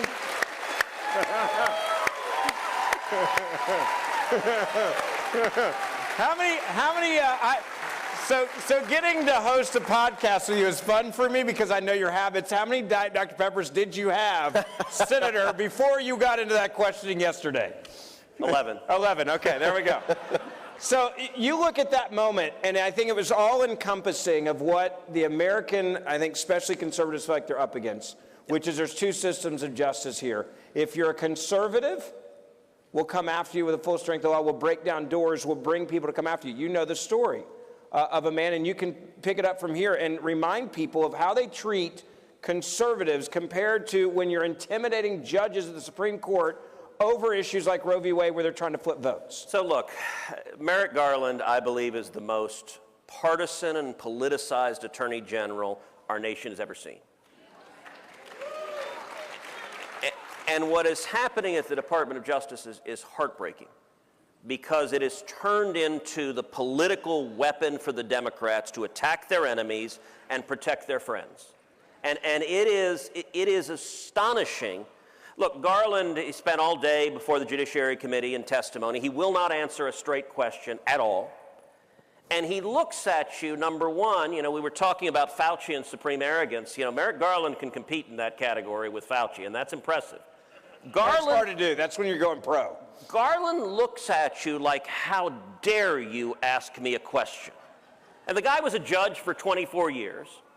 And you look at that hearing. So, for example, what we were talking about, as you guys know, when the Dobbs opinion was released, when it was leaked,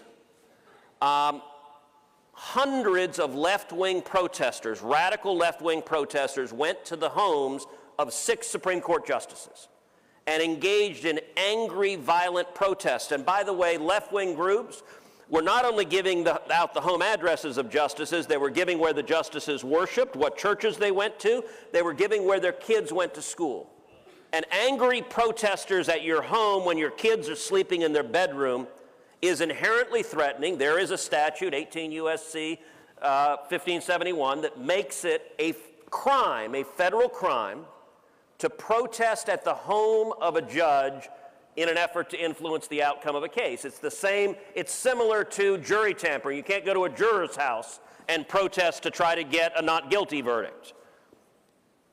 This Department of Justice refuses to enforce the law. And it was clear for that hearing that Merrick Garland's political staff had written one sentence. This is your political talking point.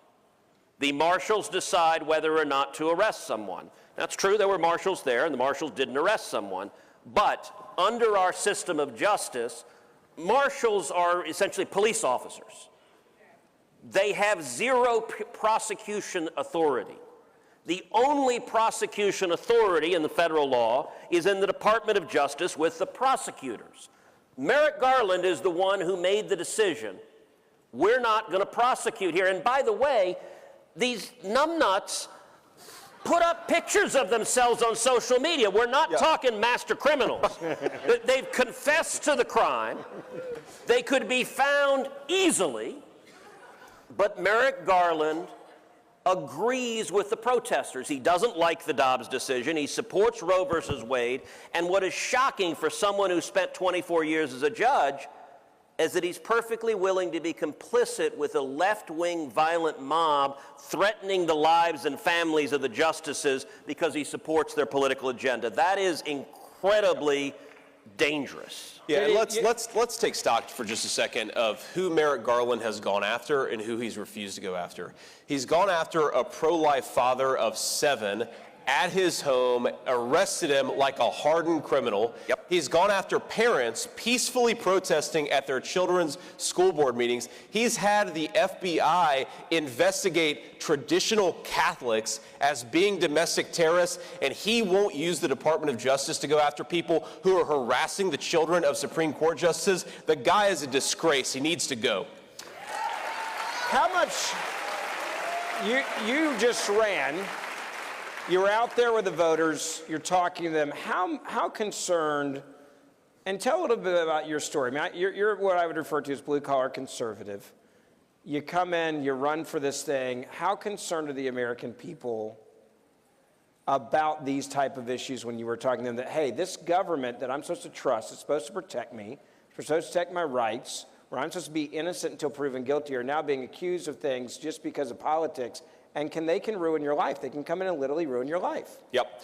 Look, one of the things Ted said when he was out on the campaign trail campaigning with me to this blue-collar conservatism point that I stole, Ted. I hope you don't mind it. But I gave you credit, though, so it's borrowing. He would talk about how if you look at who's voting Republicans, I mean, we're the party of soldiers and sailors, of nurses, of construction workers, of people who go to work, pay their taxes, raise their children, and just want to live in safe communities. That is our base right now, and I love that, right? We should be proud of that base, and we should be working hard to serve that base. And, you know, I got to say, a lot of our elites, a lot of the leaders, I think, of the establishment of the Republican Party, they're ashamed of our new base. I know Ted and I aren't, and that's something that's very, very good that's happening in our party. It's a great thing. But look, if you think about those people, middle-class people who go to work, they do their thing, they try to just live a good life in the country that their parents and grandparents built, they know that when the Department of Justice acts unfairly, they're the very kind of people who suffer. They know that the very thing that makes this country special is that whether you're powerful or not, whether you're rich or poor, we all have equal justice under law, or at least we did until Joe Biden and his gang of thugs moved into the White House.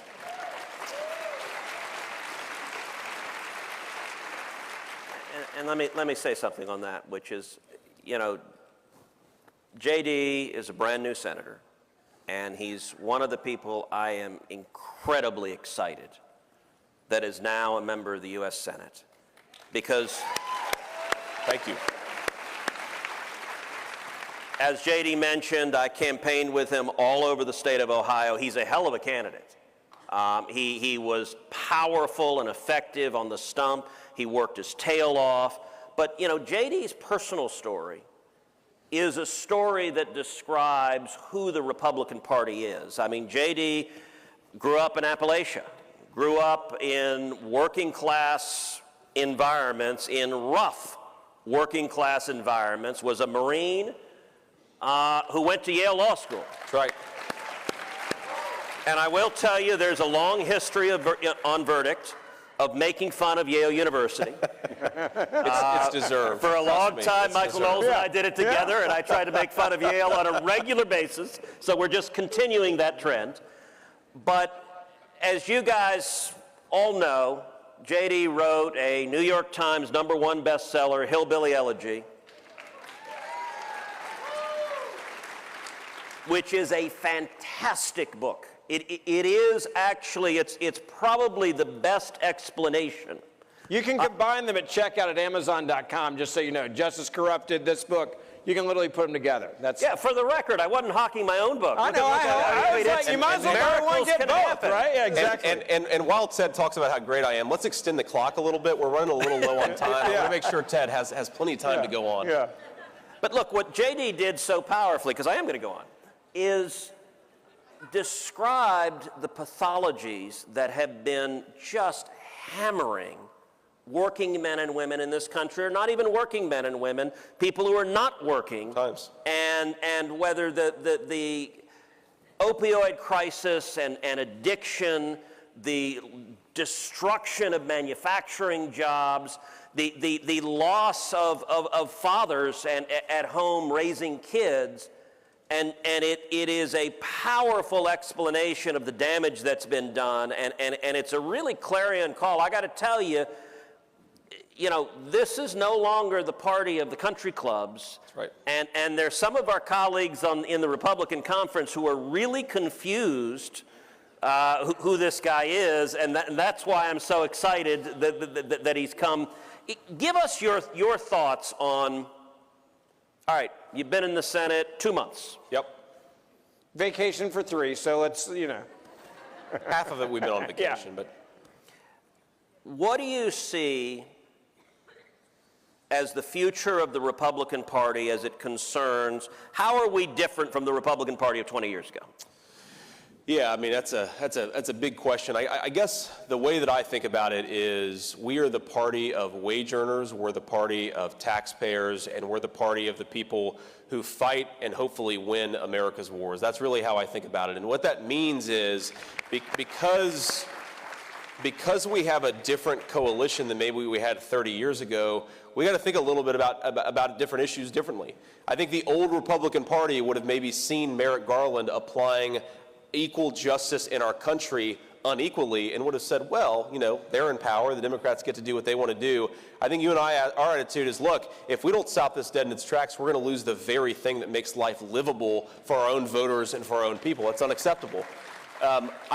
I think for too long, look, even going back 20, 30 years, the Republican Party was okay with trade deals and with negotiations with China, most favored nation status with China, that destroyed the manufacturing base, that, by the way, hollowed out our ability to make our own weapons on the national security side, but also destroyed a lot of good middle-class jobs in the state that I came from. We're not doing that anymore. We're not playing that game anymore. We are the pro-America party, not the pro-China party. That's changed.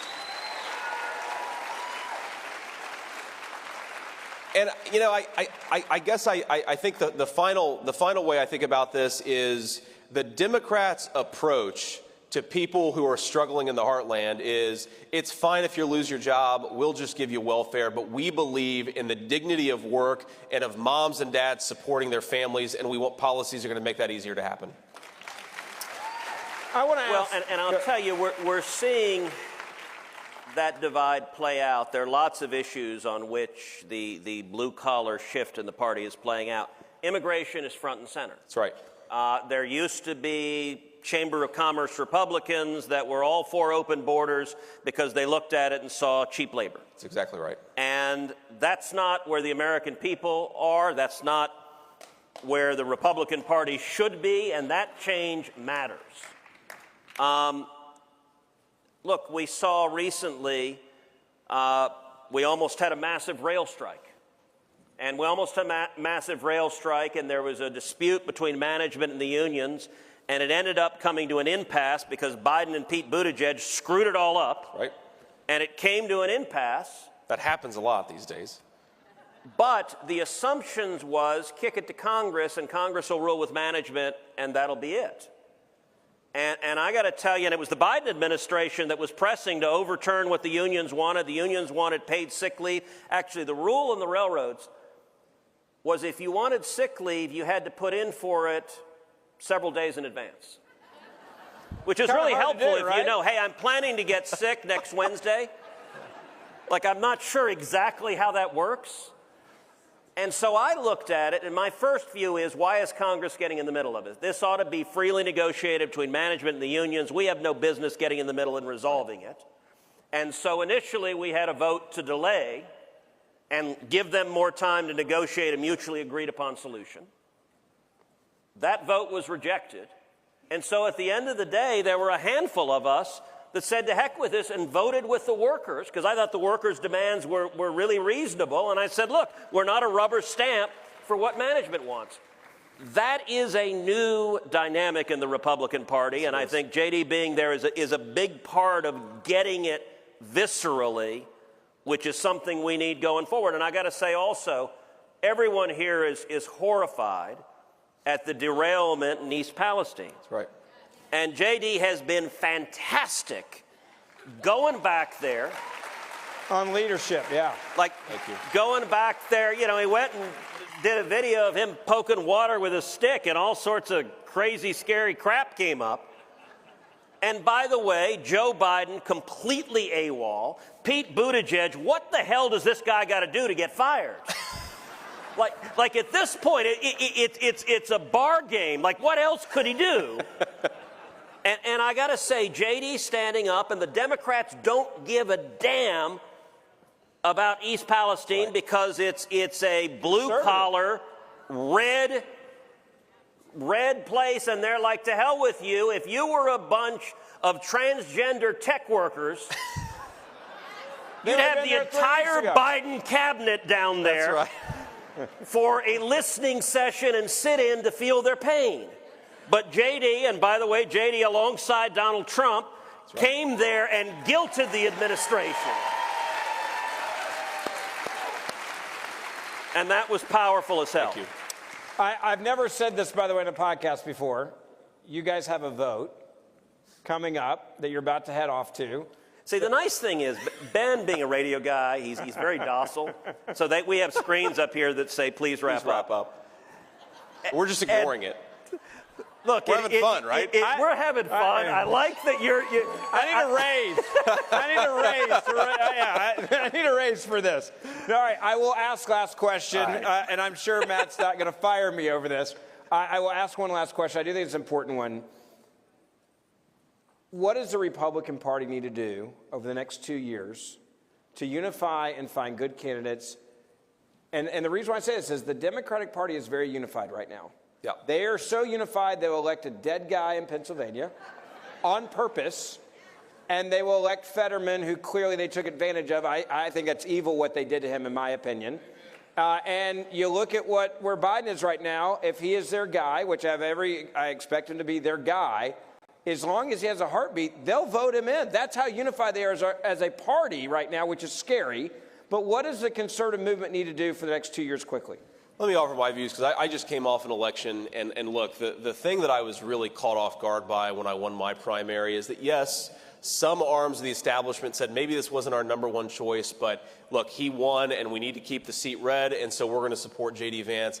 There are a lot of folks in the establishment wing, when they don't get their preferred candidate, who whine, who will not help, who will not lift a finger to help candidates. And look, there are going to be a lot of candidates that win Republican primaries that aren't going to be my first choice. They may be, a little bit more moderate than I am, a little bit more established than I am. Who cares? When you have a candidate win the primary, we've all got to get on board and support him. From the president on down, no more whining from the establishment. Let's help our candidates win. And look, to be very clear, the D.C. establishment basically abandoned the Senate candidate in Arizona, basically abandoned the Senate candidate in New Hampshire, and that was disgraceful. We need to win, and that means getting behind people who are ready to fight and taking it seriously. I support the strongest conservative who can win, and we need to win. We need to take back the Senate. We need to grow our majority in the House, and we need to send Joe Biden back to his beach house in Delaware. Amen to that. There it is. Thank you guys for being here at CPAC. Being a part of Verdict, make sure you download it. We'll see you soon. You guys.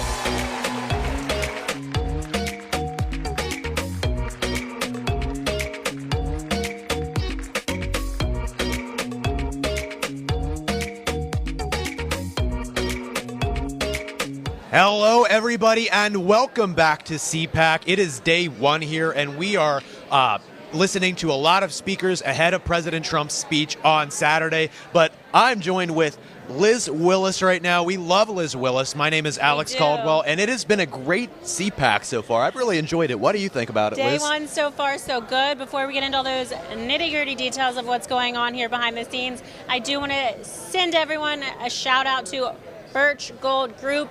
You guys need to go check them out. I'm going to tell you why. Despite the United States currently being over $30 trillion in debt, the White House is doing nothing to fix that situation. So it's our job to fix it for ourselves. Now would be a great time to diversify into gold with Birch Gold Group. In times of high uncertainty, wow, Gold is key. So you guys can go to Birch Gold Group and get more info by texting the word RSBN to 989898. Again, that's text RSBN to 989898. Birch Gold makes it easy to convert an IRA or 401k in precious metals into an IRA in precious metals. Here's what you need to do. Again, text that number. Think about it. To dig our country out of this mountain of debt, every single taxpayer in America would have to write a check right now over $250,000. Oh my God. That's how bad we are right now in spending for the United States. It's absolutely awful. Protect yourself with gold today. Get a free info kit by texting the word RSBN to 989898. We talk about it all the time. Hopefully you guys will check it out. You can get that free info kit just by texting. There are no strings attached. So, you have nothing to lose. Go ahead and text it, RSBN 989898. You'll get info from Birch Gold about how to change your 401k or IRA into a gold-backed 401k or IRA. Pretty cool stuff there, so I encourage you guys to check it out. And I want to say thank you to them because we wouldn't be here without Birch Gold Group. They've really been fantastic, and they've really helped make CPAC great. But Liz, with CPAC, what has been your favorite part so far? My favorite part so far is seeing the energy. I know that sounds cliche, but again, I'm always surprised. It's like Trump rallies. I think, okay, maybe this one won't be as big because people are bored of it, whatever. That's not the case ever. Foot and mouth every single time. CPAC, it's bizarre. You guys are probably, I'm stuttering, I'm tripping over my words, I can barely read. It's packed here. It is absolutely packed. It is shoulder to shoulder. You can see this hallway behind us. People are just as enthusiastic as ever. They're excited to be here at CPAC.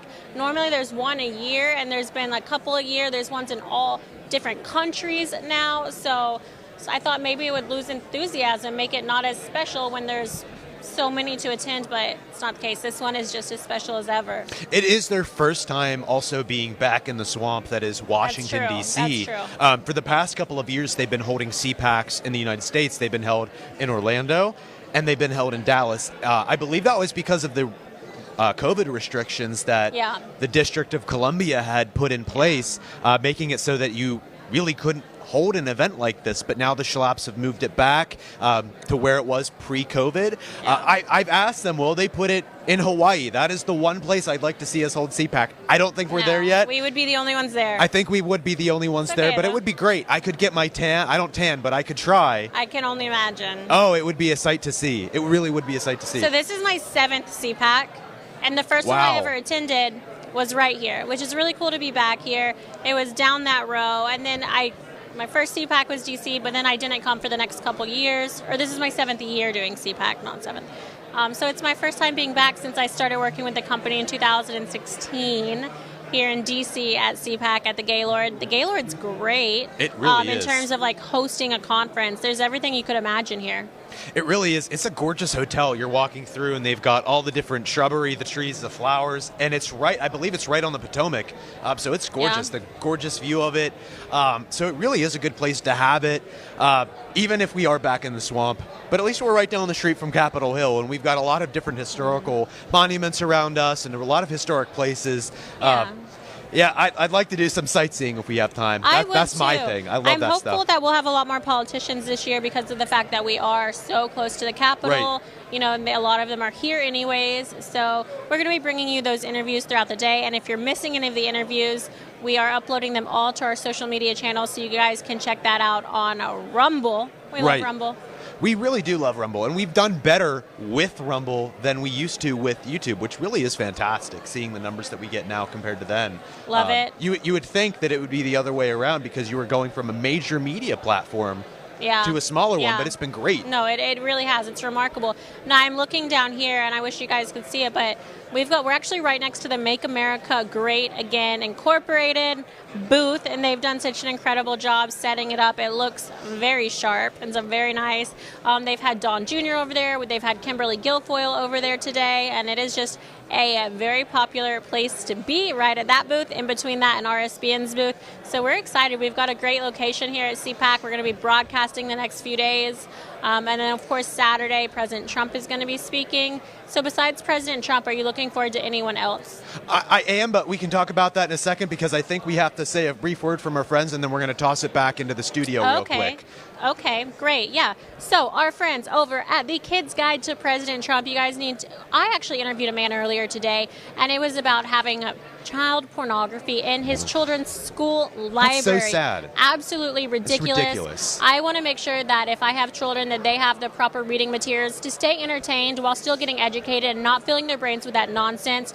So if you want to stock up your kids' library, heck, get these books and donate it to your local library or your school system to kind of combat that radical left and what they're trying to fill these shelves with. You guys can go to freetrumpbook.com. That's freetrumpbook.com. Mike Huckabee has done an incredible job creating these multiple different books and with great illustrations to be able to go out to children and just provide them with the necessary tools to grow and be strong, independent thinkers. So if you're interested in that, you can go to freetrumpbook.com. That's right, F-R-E-E, Trump Book.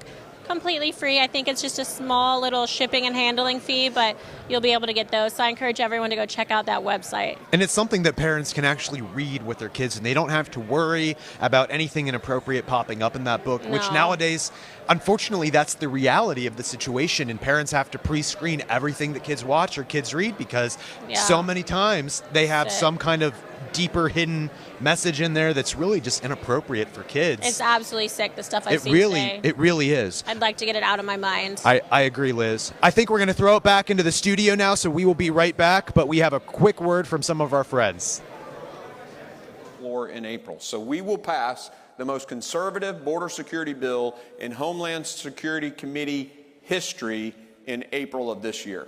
And let me add this. There's a great bill on the floor right now. Chip Roy has a great bill called H.R. 29, which career law enforcement officers worked on. There's 2 or 3 Republican congressmen are pushing back on it. So I respectfully request they get their heads out of their asses and support a bill that will secure this border. And so, obviously now, again, with you guys being the majority, you guys are not just going to do legislation, but there's also the issue with the current Secretary of Homeland Security, Alejandro Mayorkas. Yeah. We have, people who are already saying we need to vote on impeachment right away. But, and actually I'll be joining you down in McAllen, Texas on the 15th for your guys' first field hearing down there. Why is a hearing necessary like that before we get to something like impeachment? So, well, first, my committee doesn't do the impeachment. The Judiciary Committee does impeachment. But my job is to build the case. So we're going to have several weeks of digging into the dereliction of duty, to the outright fraud and abuse that's been going on, looking at the human costs. Just this week we had I don't know if you guys saw it, but we had an amazing, strong woman who came into our committee and talked about losing 2 children to fentanyl in one night. And it wasn't they thought they were taking one thing and it was laced with fentanyl and everybody died. Look, every American in our country is at risk for this. You pick up a dollar that's got fentanyl on it and you're dead. This is a massive risk. We got to take this methodically with a process, build witnesses, hand that case off to Jim Jordan in Judiciary, and he'll do what's necessary. And so, Tom, do you have any history working with Mayorkas or kind of working with his orbit? Or, I mean, I don't know. You've been in law enforcement for a while. Mayorkas needs to be impeached. Bottom line, right? I've worked for 6 presidents, starting with Ronald Reagan.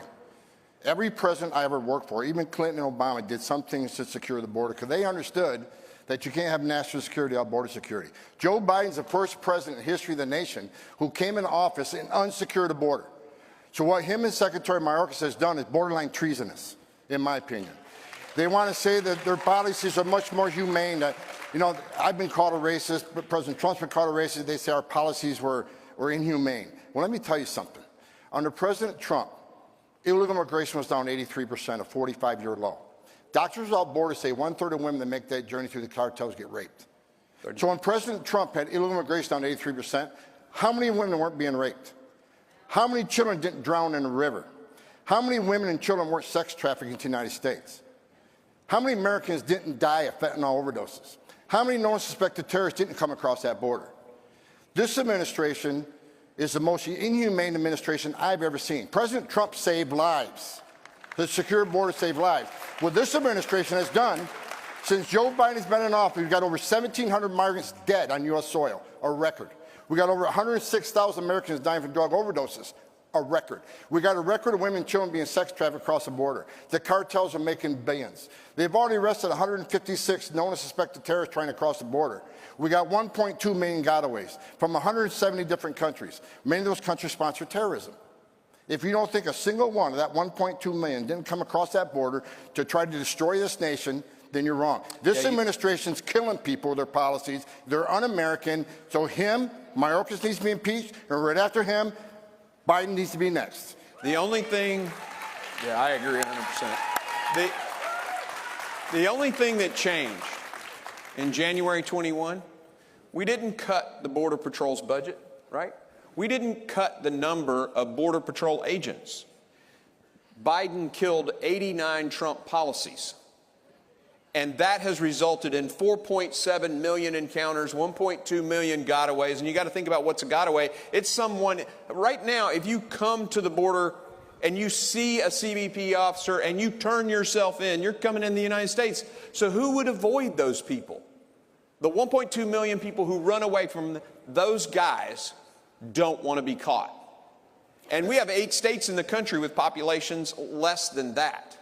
So it's insane, and it's not a money issue, although there are resources needed. It's not a people issue, although we need more people in certain areas. This is purely the decision of President Joe Biden and Alejandro Mayorkas that have resulted in more people coming into the United States than 2 past presidents combined. I just want to expand on what he just said, because the most important thing we can say from this stage is that this president has created a national security crisis. This is the biggest national security failure I've seen since 9/11. Look, 9/11 terrorists killed several thousand people. The criminal cartels of Mexico have killed over 100,000 Americans. Bottom line, right? And the chairman's right. You got to pay the cartels a certain amount of money to cross the river and turn yourselves into Border Patrol. And what do? You get processed. You get taken to an airport, get an airline ticket at taxpayer expense to the city of your choice. Then you get work authorization. Then you're in the country for 3 or 4 years until your hearing finally comes across. Then when you get order removed, you're not being deported because the secretary says being in the country illegally is not enough to be arrested and removed. Who wouldn't take advantage of that giveaway program? Why would you pay cartels extra money to get away? Why? Because they don't want to be fingerprinted. They don't want to be vetted. There's a reason. These are your gang members. These are your criminals. These are your known and suspected terrorists. I'm telling you, I don't know how many terrorists have crossed this border in the last 2 years, but someday we're going to find out, and it's going to be a bad day for America. One last thing, if I can. Alejandro Mayorkas came before the Homeland Security Committee, and he said we have operational control of the southern border. The drug cartels have operational control of our southern border. They're neutralizing CBP with mass waves of coyote-paid people. They're thinning the lines in the rural areas, and the drugs are pouring across our southern border. Alejandro Mayorkas lied, and Americans are dying. And I'll add one more point to that. On all the other things he needs to be impeached for, Alejandro Mayorkas was deputy secretary in 2014, 2015. We had a surge of family units. I was third in command at ICE. I met with that man hundreds of times. How did we shut down that surge? We built detention facilities. We detained them. We held them long enough to see a judge. They got order removed. We put them on airplanes, sent them home. The numbers went down. What's Secretary Mayorkas doing now? He's not detaining them. They're not seeing a judge. Even if they lose their case, which 91% will lose their case, they're not being removed. He's doing the complete opposite of what he knows succeeded in 2014, 2015. This isn't mismanagement. This isn't incompetence. This is by design. They open this border up because they see some future political advantage of letting millions of people in. They think they're future Democratic voters? Maybe. But they also, when they signed those 87, 89 executive orders, what else did he do? He overturned the Trump census rule, which means millions of more people will be counted in the next census in sanctuary cities, which is going to result in more seats in the House for the Democrats. They sold this country out for future political power. And now, one of the reasons why I really like that CPAC allows us to talk about this very important issue is because it's not just obviously adults, both Tom and the chairman have talked about, but also the children. And actually, you actually know it's a problem when even the mainstream media is talking about it, which is the significant increase in unaccompanied minors who have come through the southern border now being exploited in child labor. We've seen they were talking about it in factories and talking about in other these pretty much unsafe working conditions. And, you know, as bad as this might sound, but like those are the lucky ones because they're not the ones being sex trafficked, right? And so I remember this was back in 2021. We were watching Secretary Mayorkas, and he said, I believe it was from the White House, he said that if an unaccompanied minor comes to our southern border, we're not going to turn them away. Well, what do you think is going to happen? What do you think? We talk about, you know, the child separation policy, but there are parents voluntarily separating themselves from their kids because they're going to be allowed in and be put into this hazardous situation, whether it's on the route to the United States or after they get to the United States. So, Chairman, I know you touched on that during the hearing recently. When it comes to child labor, when it comes to, you know, this increase in child labor, what is the next step to kind of combat that? So you got to scratch your head and basically agree that it's a horrible problem that can't be avoided if the New York Times is reporting negatively on what the administration is doing, right?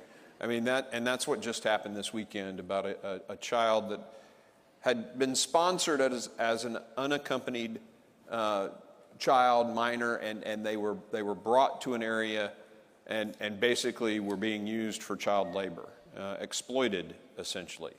The problem with that is, you know, President Trump and these guys, they would do background checks on every single person in the home. And Alejandro Mayorkas signed a memorandum with the Secretary of HHS for these children. The sponsors aren't getting background checks now. These children's conditions now, what's happening to them, just like the blood of the 100,000 plus fentanyl deaths, all of this is on the hands of Alejandro Mayorkas. And that's why we're going to do what we're going to do. Well, look, I wake up every day pissed off because this administration destroyed the most secure border in our lifetime, and I'm sick and tired of hearing about the family separation. And no, I'm still being sued over that, so come get me. I don't give a shit, right? Bottom line is, we enforce the law. American families, when I was a cop in New York and I arrest a father for domestic violence or someone for DUI, I separate that family. When you violate the law with a child, you're going to be separated. But you're right. 250,000 children have crossed this border since Joe Biden's been president. They chose to separate themselves.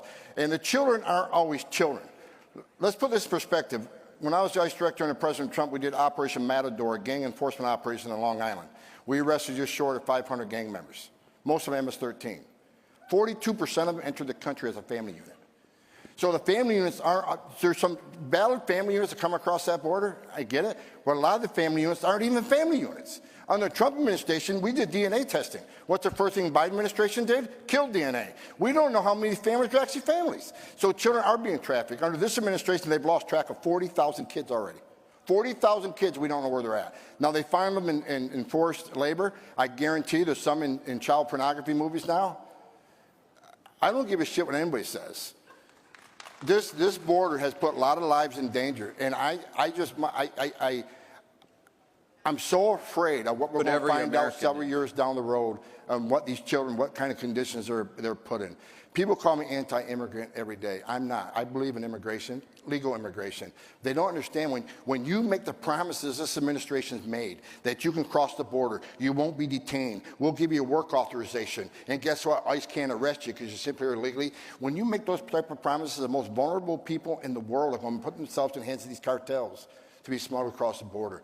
This administration's policies are dumb. They're killing a record number of Americans. They've killed a record number of migrants. And God help us, thousands of these children are in very bad situations right now. And someday it's going to come out. And we need to hold these people responsible. Amen. Amen. Now, one thing I've noticed in the few hearings that you guys have held in the House, Democrats have always tried to separate the fact that, like, well, the fentanyl issue and migration issue are they're basically two separate things because, well, fentanyl is mostly being trafficked through the ports of entry by American citizens. That's kind of the talking point. And, you know, if you know anything about how cartels operate, it's not like they separate by LLC, right? I mean, it's not like, well, that's our 401c and that's all that. I mean, all the money. It's common sense. It's common sense. And the thinking is, of course, you know, if you have manned security, like a port of entry 100% of the time, of course, you're going to interdict more people, not just drugs, but also people who are wanted out on criminal charges. So, Chairman, So explain to people how kind of the fentanyl issue is not really affected by what's happening when it comes to people illegally crossing.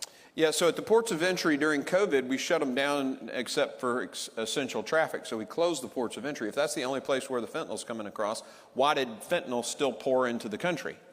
And if the administration talks about, oh gosh, we're doing such a better job because we're getting more fentanyl at the ports of entry, why did the price of fentanyl go on the street, a hit of fentanyl in January of 21, go from $95 to $28 a hit? It's simple supply demand. Now, I wouldn't expect Joe Biden to get supply demand. That's why this inflation crisis is the way it is. But that's why the fentanyl's pouring across our southern border in between the ports of entry. We have video from Arizona, from Texas ranchers using game camera footage of camouflage wearing, carpet shoe wearing, backpacks, and we find the backpacks 5 miles into the border, dumped on the ground, 500-600 of them.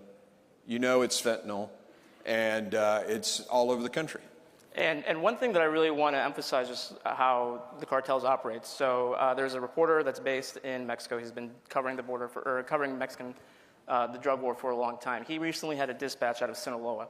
You can buy cocaine, you can buy weed in that territory controlled by the Sinaloa cartel. Guess what you can't buy? You cannot buy fentanyl in Mexico. One of the only places that I'm aware of where you can buy fentanyl in Mexico is in the slums of Tijuana. So think about that. The Mexican cartels won't allow fentanyl to be sold where they live and where they have their families and friends, right? So that speaks to the profitability, and it speaks to just they know how deadly that is. Well, look, I watched that hearing the other day. And the person that stole the show was the angel mom who lost 2 boys to fentanyl. The guy from Cato, if you're watching, you're a moron. He's sitting there testifying in front of Congress saying 1% of fentanyl comes through the port of entry. How does he know? He's never wore the uniform. He's never been down there and fighting the war. Bottom line is that the Democrats want you to believe that most of the fentanyl comes through the port of entry because they want to ignore the fact that most of it comes between the ports of entry illegally. The reason most of the fentanyl doesn't come through a port of entry. Most of it seized at a port of entry. And why is that? Because every vehicle stopped. Every driver spoken to. Depending on his responses, they may secondary him. There's also the CBP targeting system. It's a computer system. I can't tell you what's in it because it's law enforcement sensitive. When they put the license plate number in, based on a bunch of intelligence from a bunch of different sources, it may say, you know what, this might be a car you want a secondary. So of course you're seizing more fentanyl at port of entries. Everybody's getting stopped. Between the port of entries, right now, this administration has caused such a huge immigration crisis that 70 to 80% of Border Patrol agents have been pulled off the line, changing diapers, making baby formula, making hospital runs. So the cartels are going to use the route to release resistance. And that's going to be where there's no Border Patrol agents. So most of the fentanyl is coming between the port of entries. Don't buy the Democrats' lies. It's inaccurate. It's not a coincidence. In the biggest illegal immigration crisis we've ever seen, we have record numbers of overdose deaths. That's because they're coming across an open border that this administration purposely created. Amen. And so to wrap up our great panel, Tom, you've been doing this for over 20 years. What does the future hold? The future? I'll tell you anything I told President Trump. He comes back, I come back, we fix this shit.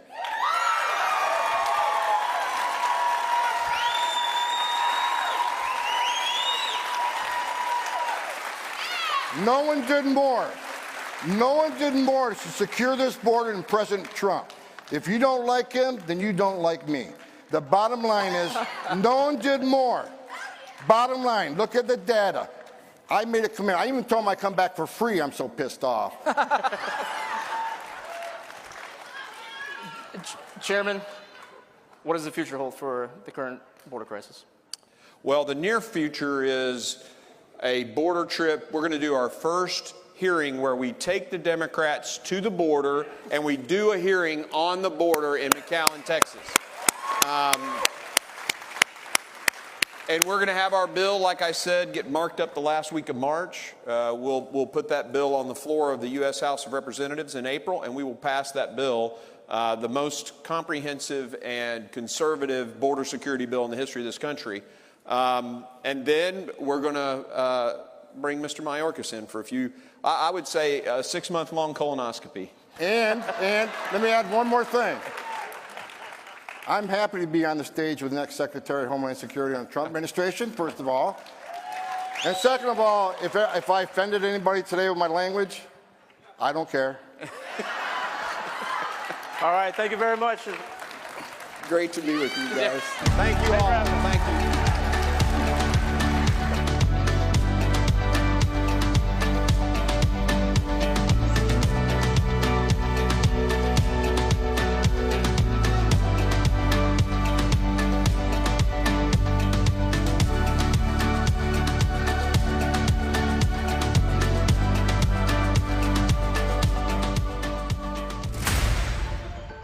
Hello, I'm Mike Lindell, and in light of the recent events, your continued support means everything to myself and my employees. To thank you, we're having the biggest sale ever on all MyPillow bedding. Get MyPillow bed sheets for as low as $29.98, a set of pillowcases for only $9.98. In this economy, instead of buying a new bed, rejuvenate your bed with a MyPillow mattress topper for as low as $99.99. We also have blankets in a variety of sizes, colors, and styles, like plush, waffle, or gossamer, for as low as $29.98. We even have pet blankets from small size to the ones for your car. Get huge discounts on duvets, quilts, down comforters, and so much more. So go to MyPillow.com or call that number on your screen. Use your promo code and you'll get huge discounts on all MyPillow bedding, including MyPillow bed sheets for as low as $29.98. Get all your shopping in while quantities last. Please order now. We're not just any news network. We show the crowd. We show the energy. We show the enthusiasm. We interview people. We show the smiles on everyone's faces as they fill into one of these venues to support their president, to support their values, their beliefs, their flag, their country. We show all of that to you. We bring it right up to you and make it personal, as if you're with us here experiencing it for yourself. This is one of the things that we pride ourselves in doing, is showing you on the ground experience of how people are seeing it and experiencing it for themselves. Just the energy is so electric and exciting. People recognize us everywhere we go. We have to stop and take photos. There are thousands of people that come up to us after each event and ask us to keep fighting for them, keep showing the truth. They thank us. They thank us for giving them a voice, because nobody else will give them a voice. Instead, they take who they really are and turn them into something that they're not. They try to say Dr. Strangelove is not just a movie. Please welcome researcher and lecturer Michael Anton, and former Deputy National Security Advisor and CPAC board member K.T. McFarland.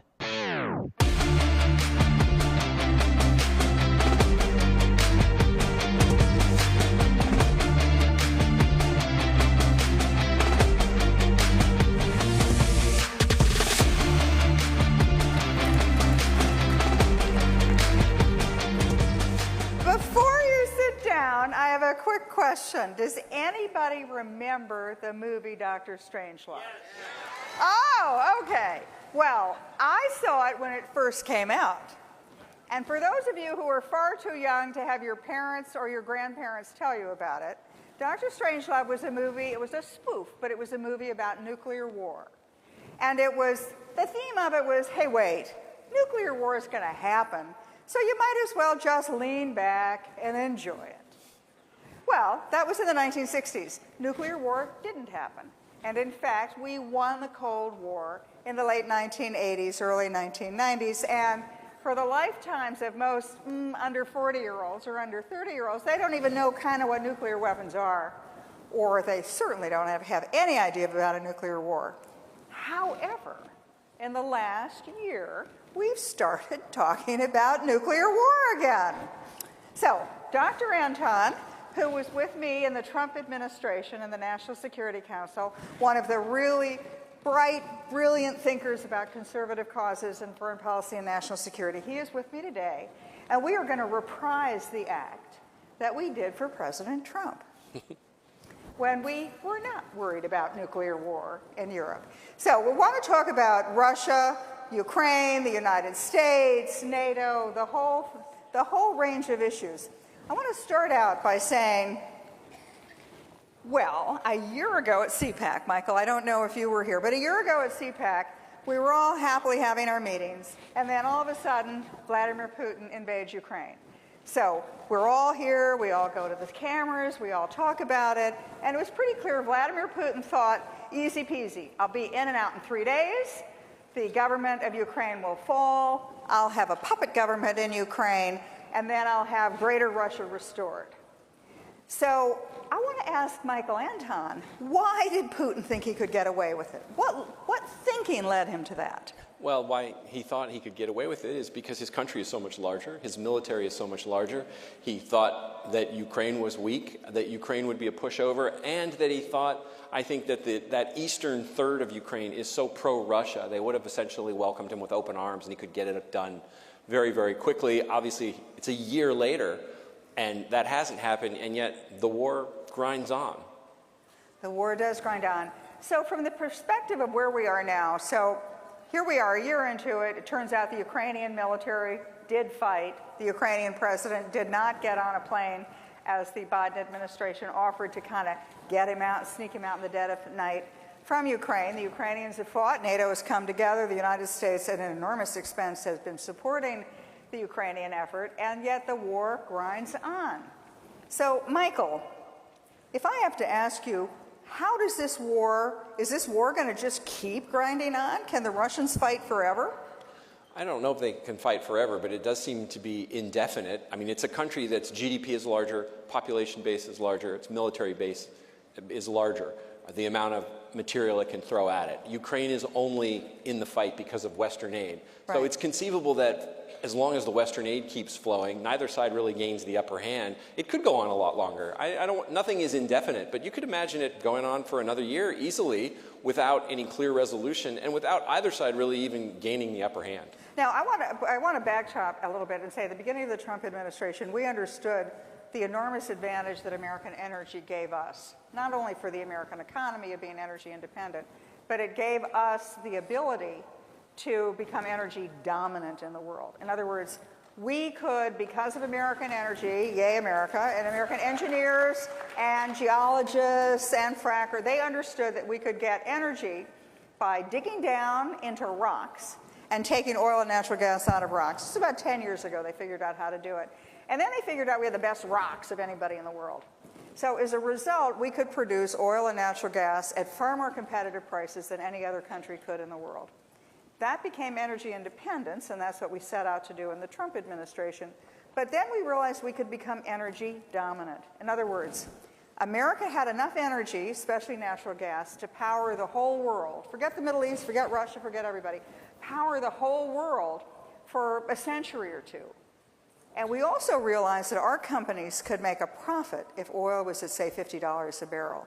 Russia, Iran, Saudi Arabia, other countries, they needed oil at about $80, $90 a barrel because the government owned all of the energy companies, and the government used those profits to fund the rest of government.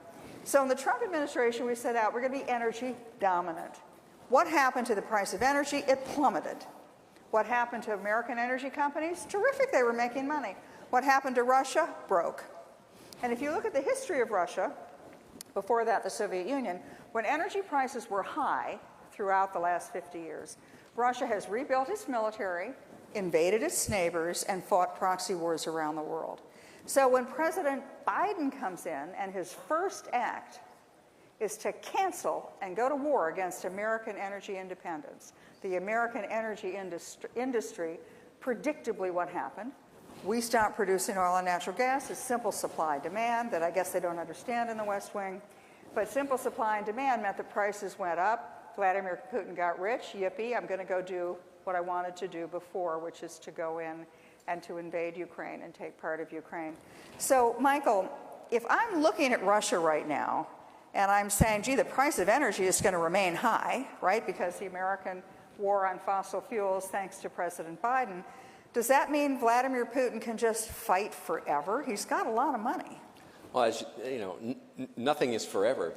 You'll remember well, and maybe some of the audience will, how one reason, there are many reasons why the Cold War was won, but one important reason was dramatic American, and then we convinced allies to really ramp up production in the mid to the late 1980s. Price of energy cratered, And 5 years later, the Soviet Union fell, and that was a huge contributing factor. I think the other thing with regard to energy is that Putin knows that the European economy, in particular Germany, the European industrial economy, is completely dependent on Russian oil and gas. And I think part of his miscalculation is he thought that they would quickly be brought to heel out of fear, and they haven't yet been. There's a game of chicken going on between, how long can he threaten the German industrial economy before the Germans say it's time to bring an end to this or start with peace talks. So far, neither side has backed off. He hasn't backed off, but I think to his surprise, the Germans haven't said, even quietly, we probably need to start talking about a deal because our industrial economy is being hurt. And that's one of those other dynamics that the longer it plays out, the more just everybody gets hurt. And, to me, this is a war, well, I don't want to get ahead of ourselves, but without yet a clear winner. And I don't just mean in terms of a resolution. I can't even tell you right now, who's winning, who's gaining, except for one, but I'll leave that for a moment. Okay, so we're in a situation now, it's gone on for a year. It's likely to go on, as even the president has talked about, going on for more years. The Russians, even if they've run out of weapons, they're buying weapons from China, from Iran, elsewhere. Oil prices continue to stay high. Russia continues to have the wherewithal and the money to keep fighting. We, on the other hand, so talk to me about what you think's happening with NATO, with the United States. Do we keep spending $100 billion a year for the Ukrainians to fight the war? I sure hope not. I think it's a terrible deal for the American taxpayer. And let's not forget, too, it's not simply a matter of going to the store and buying new weapons. These things take a long time to procure and develop. We've vastly, this is an underreported story, the U.S. military has vastly depleted its own stocks, sending these things over there, that you can't just go and pick up new ones on the, in a week or a month. It's going to take years to get back to where we were in terms of our own procurement and our own, readiness, where we were in February of last year. And I'm waiting, hoping, fingers crossed, to see cool heads in the national security establishment prevail and say, all right, we have to stop this or dramatically slow it down, because whatever we may or may not be accomplishing in Ukraine, we're hurting our own readiness, and we've got other fish to fry and other adversaries to face, and that's not a smart position for us to be in. Okay, so when Michael and I, the first week we were in the White House, the first couple of days, I'm in the Oval Office with President Trump. And normally a new president gets calls, from foreign leaders saying, congratulations, great job, looking forward to working with you. So the German Chancellor, Angela Merkel, gets on the phone and she says, hello, congratulations. And I'm sitting there, I'd done all the, prepared all the talking points I wanted President Trump to say. So she says, what are you going to do about Ukraine? He flings the papers off the front of the table. And he said, what are you going to do about Ukraine? It's your neighborhood. It's your neighbor. Why are you not stepping up to do something about Ukraine? So even though Michael has rightly said the Germans and others have helped, when you add all the contributions of all the European countries together, they're still not what the United States is doing. So if we're looking forward to how does this war end, I'm looking at it and saying, all right, here's a couple of dynamics that we have at play. We have a Ukrainian president, and rightfully so. He's saying, I want Russia out. I want unconditional surrender on the part of the Russians. We have a White House that's saying, basically, we really want Putin out, and we want the Soviet Union to collapse. On the other hand, we have the Russians and Putin personally saying, I'm not going to lose this war. I know that if I lose this war, I lose my life. Putin understands he cannot afford to lose. So as Michael said, we're in kind of a trench warfare, World War I situation where everybody gets a little, gives a little, but nobody really advances. We have a war that could go on for a long time. And I'm looking at that and saying, okay, so I think that we're looking at two completely horrible options. On one hand, Russia says, I'm going to fight forever. I have the money to do it, and I'm just going to destroy Ukraine. I'm going to bomb it to smithereens. I'm going to do to Russia, to Ukraine, what I did to Chechnya in 2000. I'm just going to kill every man, woman, and child in Ukraine and bomb every building. On the other hand, maybe we escalate. Do we involve NATO? So, Michael, talk me through these two horrible options. Well, when either side, and as you're right to say, both sides are talking about essentially unconditional surrender, we should all hope and pray that those are just public negotiating positions to sound tough and to get as much as you can, but that neither side is serious about it. Because if you are serious about it, what you've done is you've said to your adversary, you really have no choice but to fight to the death. I've pushed you in a corner, and the only way out is to throw everything you have at me. And that's how you get a much wider war with much greater destruction, loss of life, and all kinds of potential calamities. I would like to see some of that rhetoric get dialed down, since I can't, I have no control, obviously, over what Moscow says, no control over what Washington says either, but to the extent that we have any influence, we all ought to be encouraging the people in Washington to at least signal the possibility of some kind of negotiated solution, because widening the war, ramping it up, making it clear to Putin that it is literally, his death and the death of his regime is the only real way, or total victory on his part, you're essentially egging him on to do things that you don't want to do and that could blow back very badly on us. And that's what I'm most concerned about and would like to see avoided. Yeah, and I think that, and you and I have talked privately, I know a number of other people in the national security world are talking, we should stop calling each other names. That if you're looking for some kind of a negotiated solution or less than total victory on the part of either side, you're not a pro-commie, you're not an anti-commie. You're just trying to find a way that avoids these two alternatives of complete destruction of a society and an escalation to World War III. I'm a Cold Warrior. I go back to the Reagan administration, and I watched and was, foot soldier in the Reagan Revolution, and the way we won the Cold War the first time around was through economic means. We used a superior American economy. Michael talked earlier about saying how we convinced the Arab oil-producing countries to pump more oil. Remember, supply, demand. So the price of oil in the late 1980s went from $40 a barrel to $18 a barrel in 9 months. What that meant was Russia's income was cut in half. That, plus a whole lot of other things, meant that the Russians, the Soviet Union, it was inevitable. They were going to lose the Cold War. It was only a matter of time and how we let them down. I think that there's another alternative between total capitulation and World War III. Michael's talked about a negotiated solution, but how do you get two sides, which have no interest in negotiating, to the negotiating table?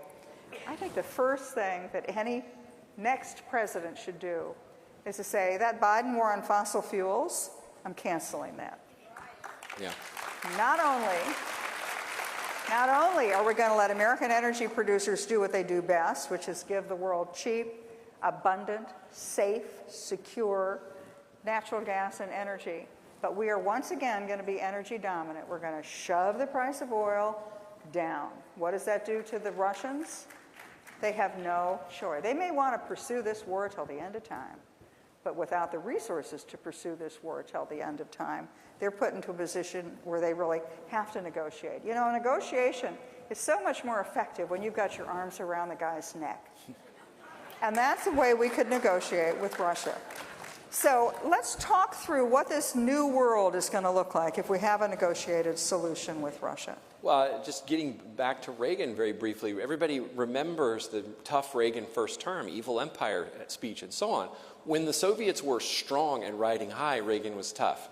But when his policies started to put them on the back heel, he became more conciliatory and wanted to talk to them, right? So if toughness is a prelude to negotiation, to me, that's the right way to use toughness, not toughness so that your adversary gets so scared he lashes out and does anything.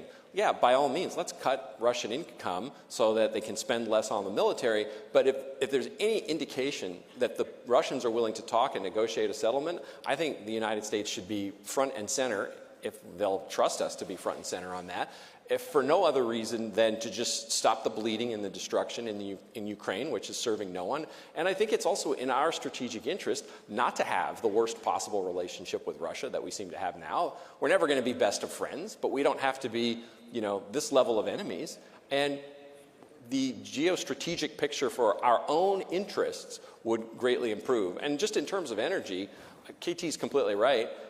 But we should be doing that energy just for domestic reasons. We ought to unleash energy production, just for what it does for our own economy, for what it does for our own jobs, what it does for all of our industries that use energy. And then the other benefit is what it does for us internationally. It's a policy that's so obviously good for us on every level. You wonder why it isn't being done. I mean, I know why, but it's still, you wonder why it isn't being done. And pray to God the next administration will, that's not a Democratic administration, will do that.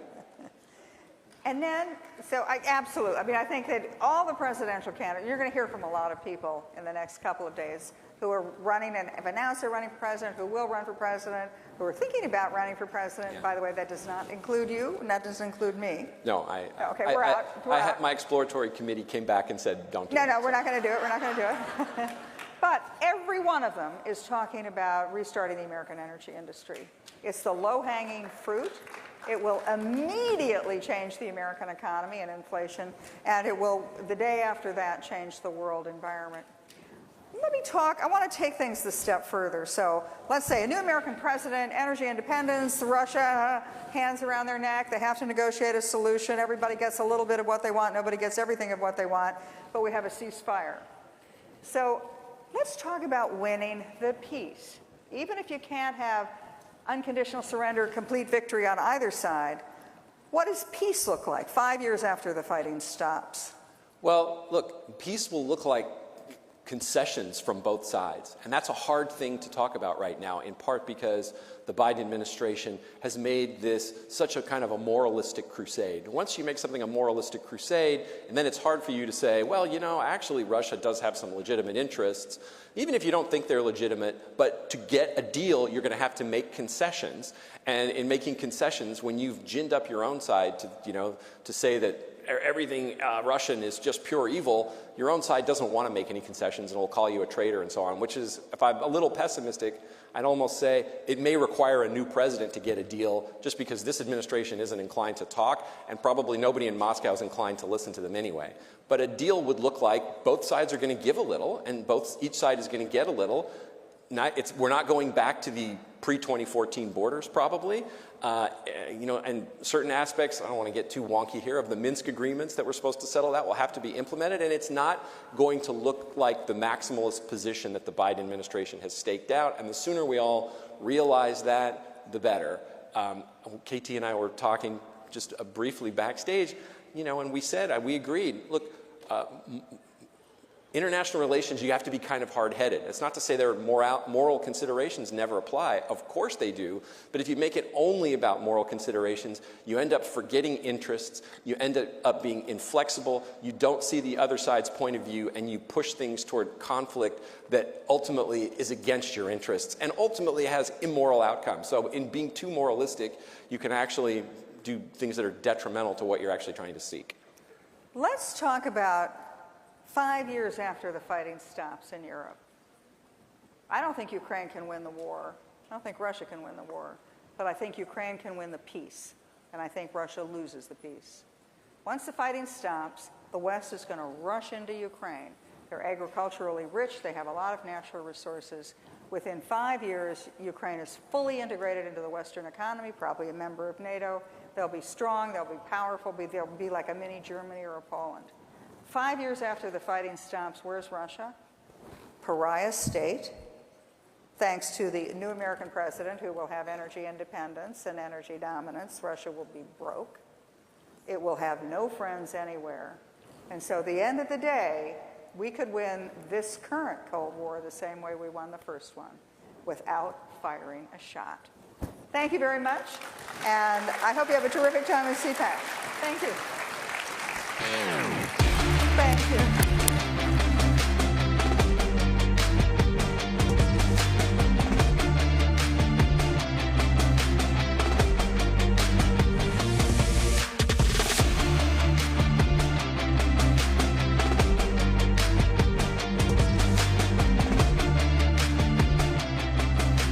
Everyone is talking. We're not just any news network. We show the crowd. We show the energy. We show the enthusiasm. We interview people. We show the smiles on everyone's faces as they fill into one of these venues to support their president, to support their values, their beliefs, their flag, their country. We show all of that to you. We bring it right up to you and make it personal, as if you're with us here experiencing it for yourself. This is one of the things that we pride ourselves in doing, is showing you on the ground experience of how people are seeing it and experiencing it for themselves. Just the energy is so electric and exciting. People recognize us everywhere we go. we have to stop and take photos.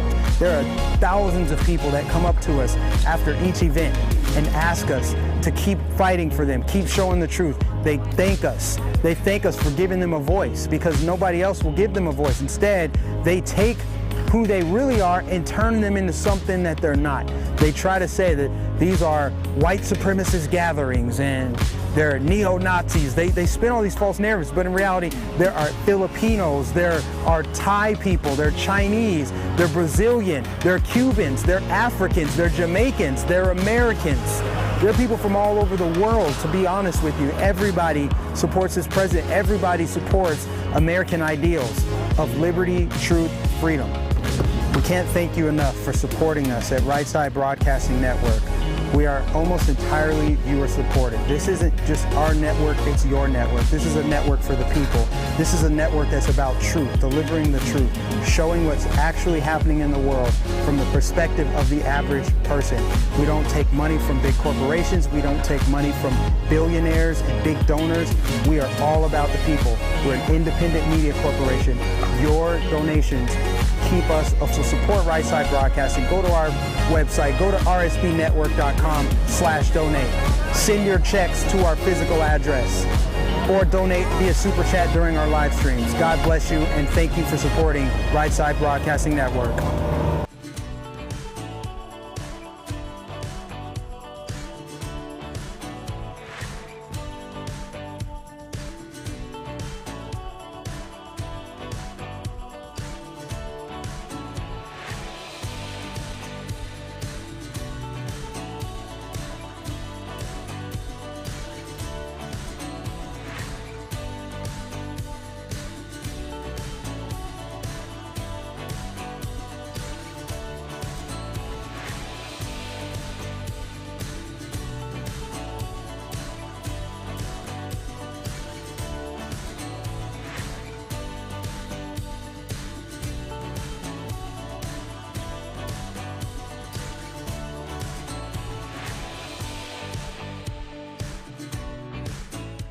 Ladies and gentlemen, this is Big Tech. Break 'em up, bust 'em up, put 'em in jail. Please welcome, from Indiana, Senator Mike Braun, CEO of Truth Social, Devin Nunes. From Florida, Attorney General Ashley Moody. And your host, Vice President of Free Speech America Media Research Center, Dan Schneider.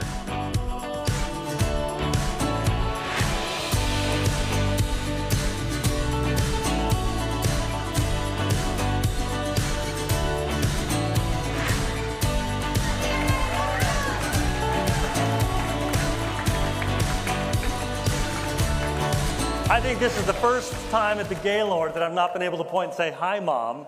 So, hey, how are you doing? Well, we've got a great group of panelists. Let's get started. Big Tech, are they your friend or your foe? When I first came to Washington, D.C. in 1996, members of Congress were debating this Communications Decency Act. And the thing I kept on hearing, I see some great members of Congress right here, I kept on hearing people in the hallway say, we have to nurture and protect the internet while it's in its infancy. Now, as a conservative, that didn't even make sense to me then, because what's the role of government in trying to tip the scales for one particular industry? But after all these years, can we agree that big tech is no longer in its infancy? How big is big tech? It's gargantuan. The four largest corporations, publicly traded corporations in world history are Apple, Microsoft, Amazon, and Google. Never before has the world seen corporations with such size and strength and power. Collectively, these four have a market capitalization of $8.67 trillion as of Monday. 8.67 trillion. That's such a big number, it almost becomes meaningless. How big is that number? If we look at all 200 countries on the planet, in order of their GDP, where would these four companies compare? Their market capitalization versus GDP. They'd be the fourth largest economy on the planet. Are they little infants that need our protection? Because right now, if you don't like your doctor or your accountant or your car, you can sue. But you can't sue these guys because they're in their infancy and they have to be nurtured and protected. Senator Braun, it's so glad to have you here. What's the Senate doing about asking this question? What kind of protection do these companies still need? So I come from Main Street, number one, where you do not have any protection other than pure competition. I built a mundane business, logistics and distribution. Started off with 15 employees many years ago, built it into a national company. I embraced competition because most of us do not get the benefit of having laws put in your favor. Everybody else can get sued for whatever they do wrong. Here they're protected. Yes, that was a new concept. No one knew it was going to grow into 8-point-something trillion. Strange dynamic in the U.S. Senate, and it's coming from different angles. The very, very most liberal actually want to take on big tech because they'd like it to be more restrictive. They think it allows too much misinformation, too much First Amendment. But Senator, is it misinformation or they just don't like disagreement on political issues? Exactly. If you don't agree with them, you're either wrong, a moron. They definitely take that moral superiority approach. On the other side, it gets a little confusing because we believe in free speech.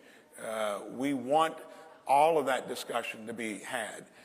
Some on the conservative side get confused because they think you're tampering with free markets. But free markets, according to Adam Smith, no barriers to entry, full transparency, full competition.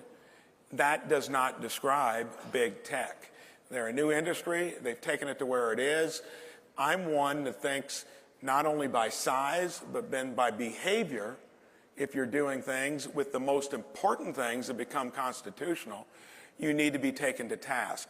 Whether we'll do it or not, I don't know if there's a political will within the Senate. Someday you'll be held to account just by your bad behavior alone. We need leadership in each party, if it's going to reflect some of the ends of each party, to make that happen. Yeah. They are tempting fate because they're taking sides politically.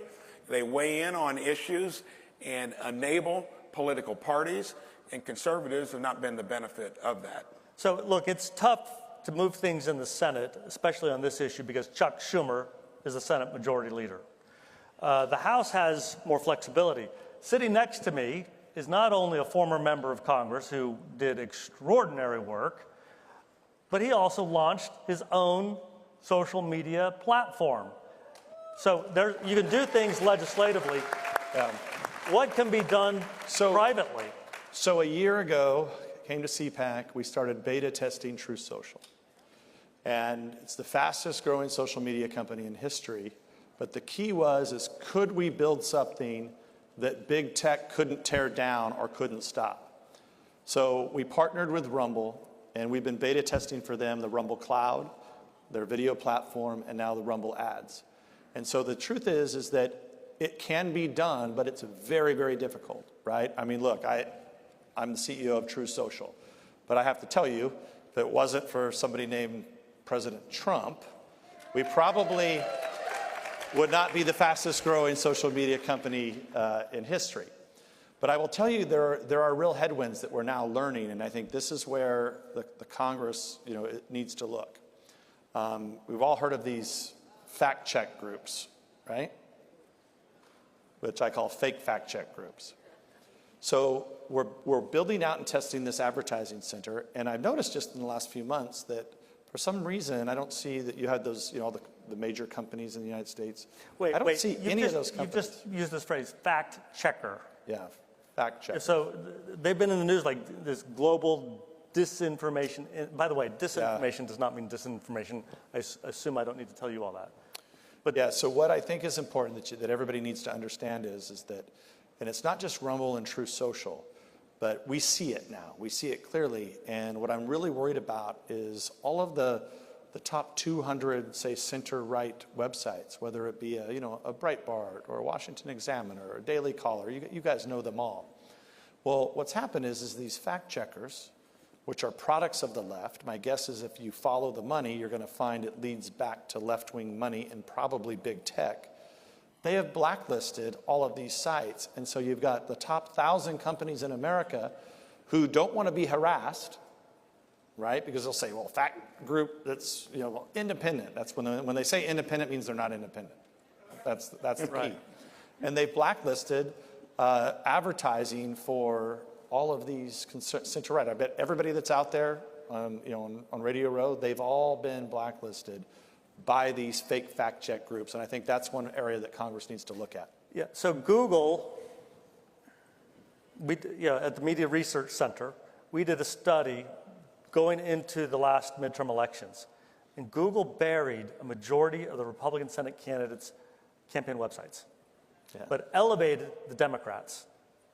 These are your colleagues that they tried to take out by hiding their websites. And just 2 days ago, another organization called All Sources, I believe, just did a study. If you do a Google search on some sort of political issue, you're going to get over 20 times more liberal outlets appearing on your Google search than conservative outlets. Over 20 times. Ashley Moody, truly one of the finest state attorneys general in the country. Thank you. General,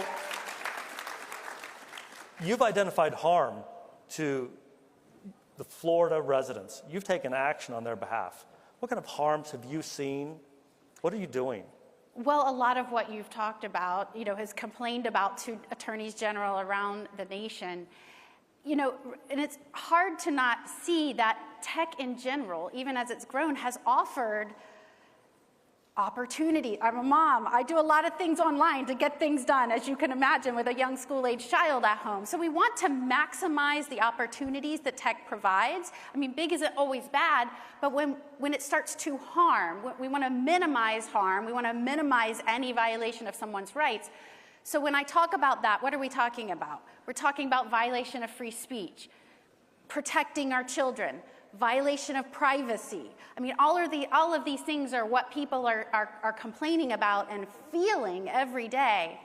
So what has happened since you've said in 1996 when we came up with this statute and these protections, that was before Google was even founded. That was before blog was talked about, right? How many know Section 230?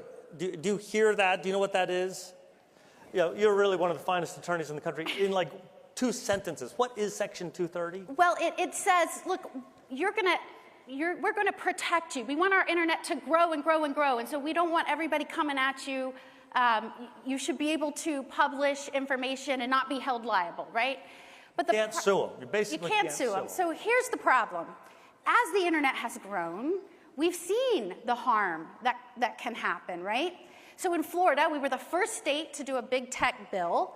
We tried to prevent some of this, deplatforming folks, kicking people off, making sure if you're going to give free advertising to someone, a candidate, you let them know so they have to report it. I mean, all of these things we required. We were the first state to do this. So what happens?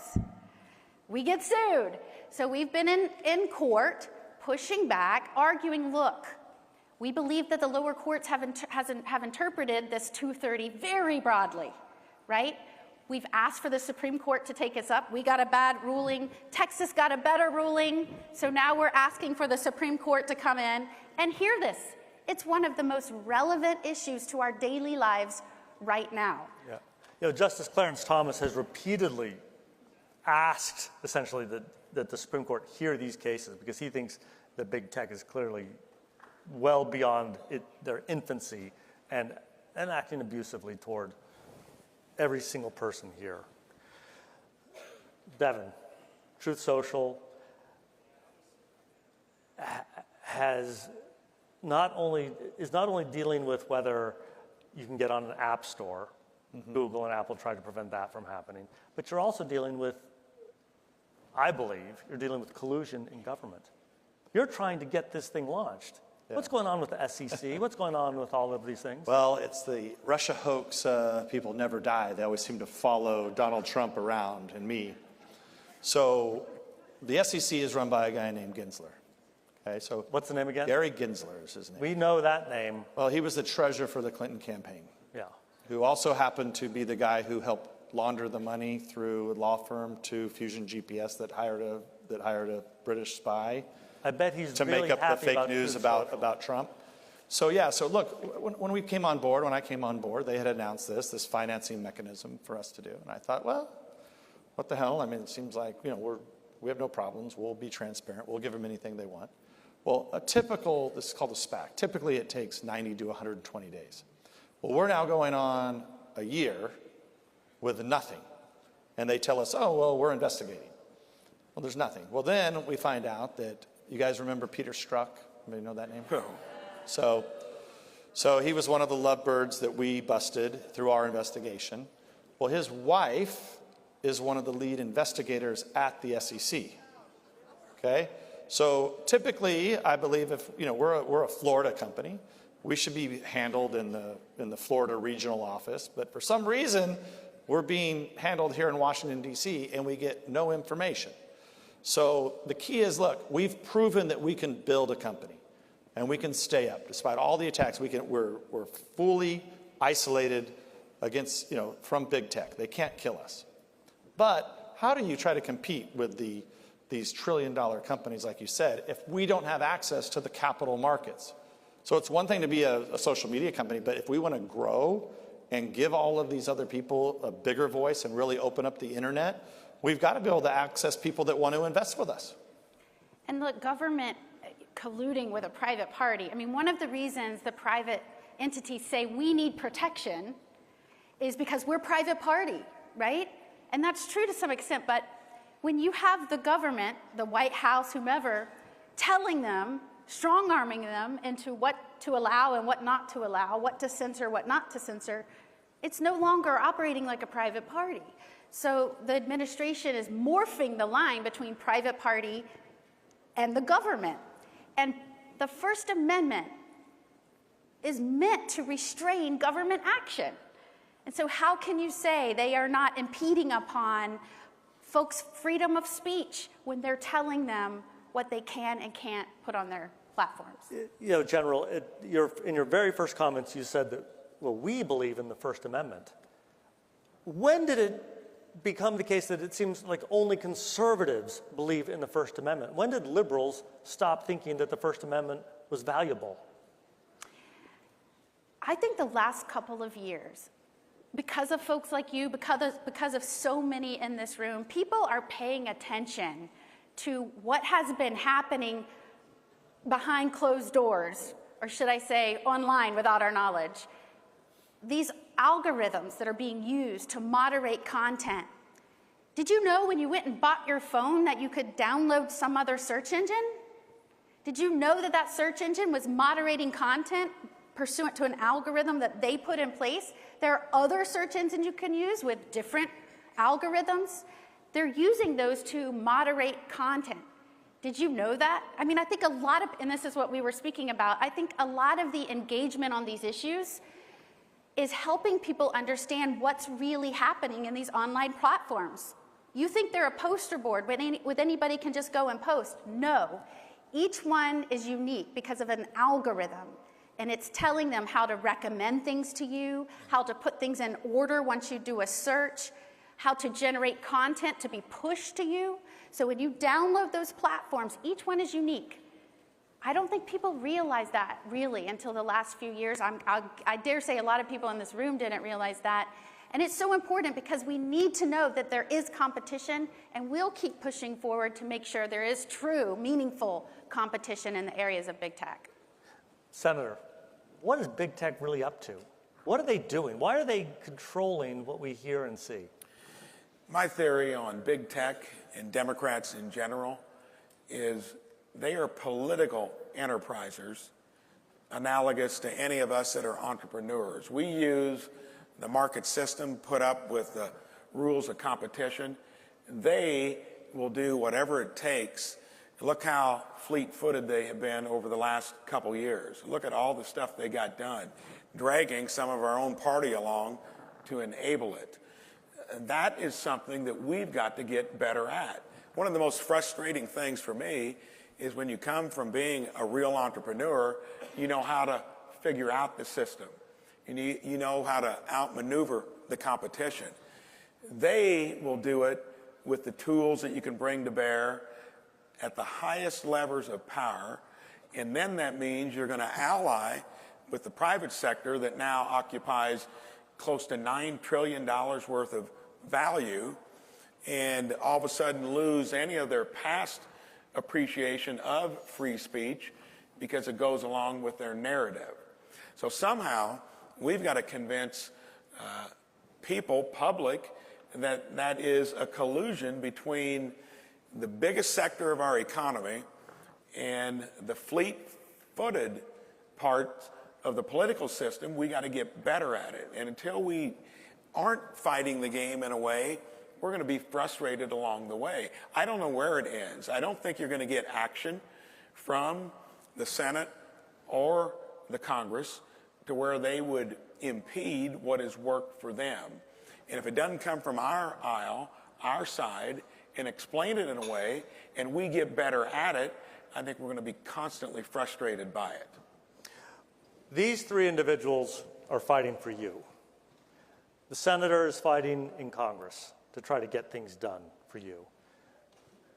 General Moody is fighting for her constituents in Florida, all Floridians. And there are so many state AGs who are following her lead. It's very exciting to see that. And of course, Devin Nunes fought the good fight in D.C., standing up to the FBI as the FBI was unfairly, horribly attacking you and your staff to try to silence the truth. There are some members of Congress sitting here in the audience, but most of you are not. I don't know that there's another state AG here with us. And launching a social media platform is tough, really hard. So what can you all do? What can you do as conservative activists to fight against Google? Google that decided 10, 15 years ago that it didn't simply want to create products, that it wanted to create a new society throughout the whole world. What can you do to fight back on Google? Well, you can stop using Google search. Tusk is a brand new search engine and browser. It is run by people who care about free speech, and they care about you. Stop using Google and use Tusk. There are some other search engines out there too. Try to do something that defeats big tech from using your money against you. We heard a little bit about Rumble. Yeah, Alphabet owns Google, and it also owns YouTube. Rumble is an online video provider. It cares about what you think also. It's going to let you do what you want to do and see what you want to see, and it's not going to curate the content that you have. Devin, you want to tell us quickly what Truth Social is? Familiar with that company. Yeah, yes. Good. And we don't use algorithms, Attorney General. Oh, look at that. Yep. The teacher's going to school us today on algorithms. Yep. No algorithms at Truth Social. So I just opened my own Truth Social account. When we go backstage, will you be my first follower? I'll follow you. Good. Good. And then finally, how can we live in a society if Bank of America or Citibank shuts down our account simply because we might own a firearm, or we say that men are men and women are women? There's Old Glory Bank. Now, I helped launch Old Glory Bank with some great individuals like Dr. Ben Carson and John Rich. There's now a 60,000 person waiting list to open an account with Old Glory Bank. I would encourage you, learn about Old Glory Bank, and if you like what you see, because they're trying to protect your rights and keep you from getting canceled, you better get in line now so that you can open up your own account. But we have got to fight back because big tech is out to create a society that's different from one that you want, different from one that our founders believed in. And these three individuals are fighting really hard for you. We all need to fight back if we have any chance of saving this American experiment. Thank you all so much. Thank you. Thank you.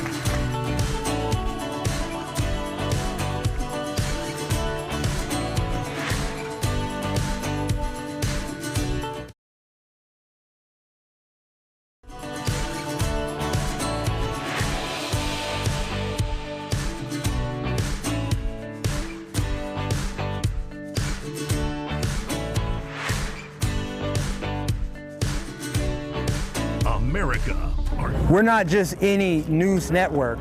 We show the crowd. We show the energy. We show the enthusiasm. We interview people. We show the smiles on everyone's faces as they fill into one of these venues to support their president, to support their values, their beliefs, their flag, their country. We show all of that to you. We bring it right up to you and make it personal, as if you're with us here experiencing it for yourself. This is one of the things that we pride ourselves in doing, is showing you on the ground experience of how people are seeing it and experiencing it for themselves. Just the energy, it's so electric and exciting. People recognize us everywhere we go. We have to stop and take photos. There are thousands of people that come up to us after each event and ask us to keep fighting for them, keep showing the truth. They thank us. They thank us for giving them a voice, because nobody else will give them a voice. Instead, they take who they really are and turn them into something that they're not. They try to say that these are white supremacist gatherings and they're neo-Nazis. They spin all these false narratives, but in reality, there are Filipinos, there are Thai people, they're Chinese, they're Brazilian, they're Cubans, they're Africans, they're Jamaicans, they're Americans. There are people from all over the world, to be honest with you. Everybody supports this president. Everybody supports American ideals of liberty, truth, freedom. We can't thank you enough for supporting us at Right Side Broadcasting Network. We are almost entirely viewer supported. This isn't just our network, it's your network. This is a network for the people. This is a network that's about truth, delivering the truth, showing what's actually happening in the world from the perspective of the average person. We don't take money from big corporations. We don't take money from billionaires and big donors. We are all about the people. We're an independent media corporation. Your donations keep us, so support Right Side Broadcasting. Go to our website, go to rsbnetwork.com/donate. Send your checks to our physical address or donate via Super Chat during our live streams. God bless you, and thank you for supporting Right Side Broadcasting Network. Welcome to the My Pillow 2.0 commercial.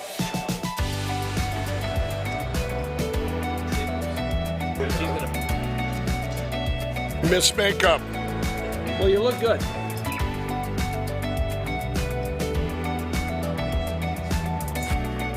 And action. You're sleeping even better.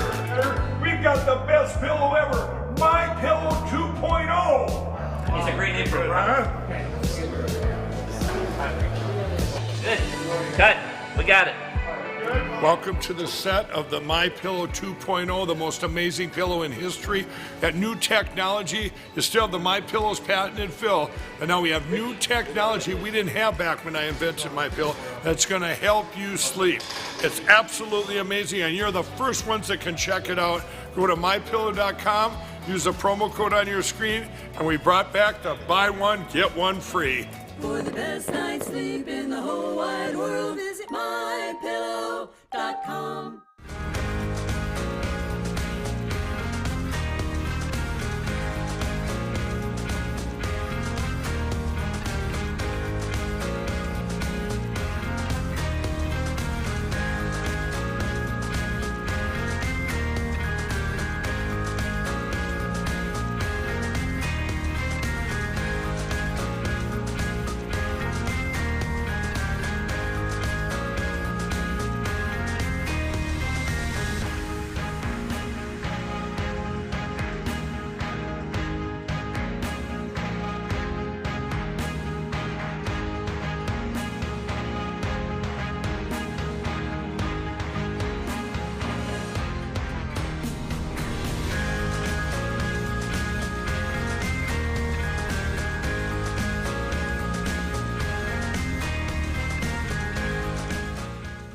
Ladies and gentlemen, from Florida, Senator Rick Scott.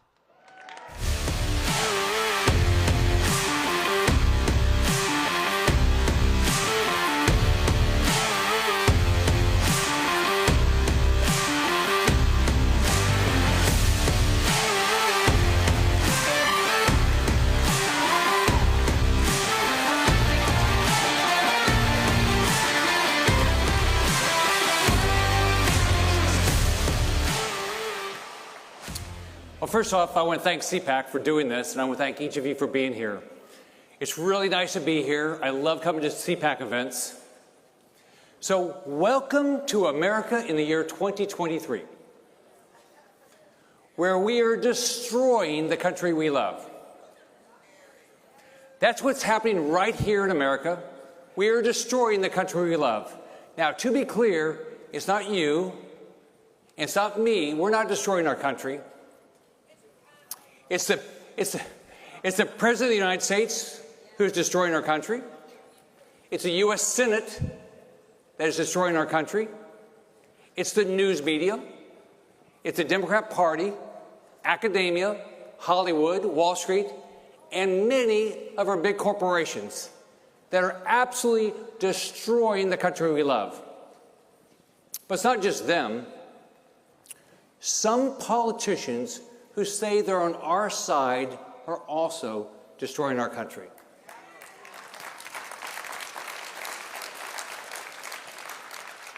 They are all destroying our country, and we are going to stop them cold. We're going to turn our country around, and we're going to rescue this great country. You can go to rescueamerica.com, and you can see my plan and how we can start. But let me talk to you about a different plan, a corrupt and evil plan. An evil plan you and I could never, ever, ever dream up. But if you did draw up an evil plan to destroy our country, here's what it would look like. First, you would teach our kids that America was founded on evil principles and that we're a racist country. Then you start paying people not to work, so you destroy our country's work ethic. You'd use the Department of Justice, the FBI, the DOJ, IRS to target political opponents, just like any good fascist regime would do. And of course, you'd have to allow our public schools to ignore parents and talk to very young children about sexuality instead of reading, writing, and arithmetic. You would stop prosecuting criminals. You wouldn't punish criminals so that crime could become rampant all across the country. You'd make our military leaders wage war on pronouns instead of scaring the crap out of our enemies. You'd order our proud, fearless men and women and servicemen and women to tuck their tails between their legs and run like hell away from Afghanistan, leaving billions of dollars of military equipment behind to the evil hands of our enemies. But there's more you would do. You would increase our debt every year to world record levels so we could never repay it. Then you'd say, let's open our borders to illegal immigrants, criminals, terrorists, drug smugglers, and watch 70,000 Americans die of fentanyl overdose each and every year. You'd make our country dependent on another country for its energy and life-saving drugs. You'd force Wall Street to bend its knee to insane political correctness. And you punish all the companies and investors who don't cave in. Oh, you wouldn't forget socialism, that evil idea that killed, 100 million people last century? Always ends up in poverty, oppression, and death. Oh, you make it into a new, hip, new idea, wouldn't you? Kids today, they wouldn't know the difference. We would teach our young kids that the new religion is climate change, not Christianity or Judaism. And, you'd have to erase science and biology, pretend that there are millions of genders and there's no difference between a man and a woman.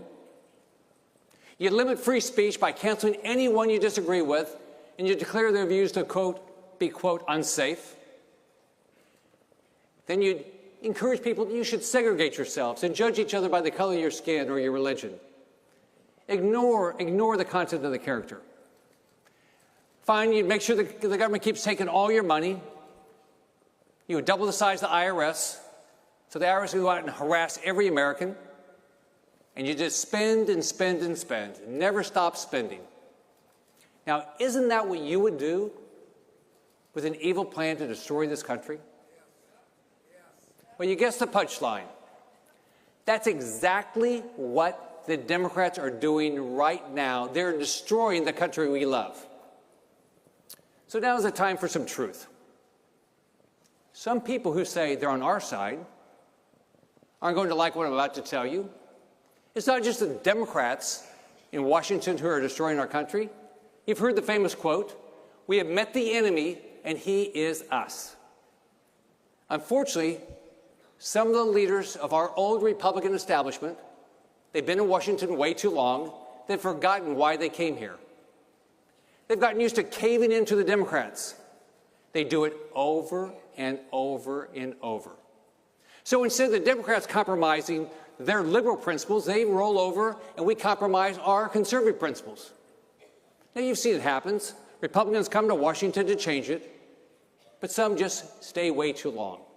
They get comfortable. The New York Times pats them on the back and says, "Oh gosh, you're doing a great job. You're one of those responsible Republicans." Gradually and sometimes quickly, Washington changes them.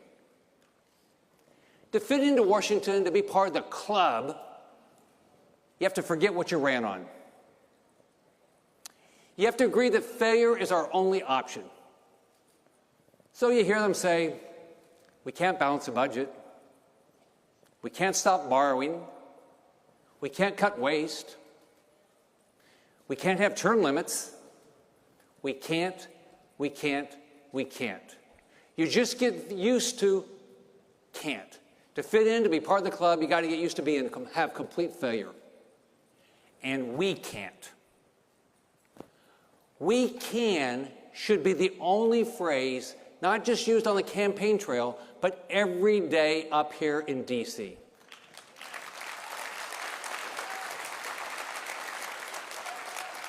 And no surprise here, you've seen establishment Republicans give the Democrats just enough votes to pass left-wing legislation. Now, you remember Biden's so-called infrastructure bill, right? Yeah, that's right. It's really a Green New Deal bill. Big spending, blow up the deficit, inflation. How about the Safer Communities Act? There was nothing safer about it. It trampled on our Second Amendment rights and funded liberal states with the kind of red flag laws that deny lawful gun owners due process. How about the Chips and Science Act that claims to help the U.S. compete against China? That sounds really good, right? In reality, it was a massive giveaway to big corporations that invest in China. There's no guarantee that we're getting any jobs out of this. There's no guarantee they're going to move those jobs out of China. Not much anti-China there. How about last December? $1.7 trillion omnibus bill, full of pork, 7,500 earmarks. 7,500 earmarks. This is the final Pelosi-Schumer spending spree right before Kevin McCarthy took over the House. Added 87,000 more IRS agents and billions and billions and billions of new debt. How about the debt ceiling increases? We did that in 2021 without any controls on wasteful spending. That's only the 78th time the debt ceiling was blown through and the music just kept spinning, just playing, just spin, spin, spin. Now, you've heard up here in D.C., Democrats, Republicans say, you never lose an election by spending more money. That's exactly what's happening. In each of these instances, old establishment leaders from our own Republican Party caved in and gave the Democrats the votes to nail down victory after victory and pass dangerous left-wing policy. And that's why last fall I committed the unpardonable sin in Washington. I challenged Mitch McConnell to be the leader of the Senate.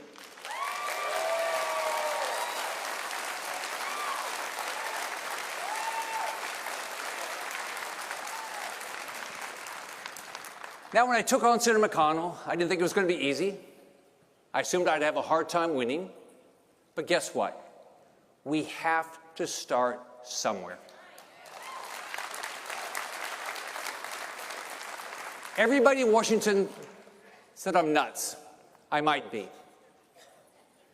But we cannot put up with this BS anymore. Now, I'm seeking to become the least popular person in Washington, and I'm happy to report I'm making a lot of progress. I got the president lying about me, both Democrat and Republican Senate leaders lying about me. Pelosi, she says terrible things about me. You got the president's incoherent press secretary attacking me. So my plan is working.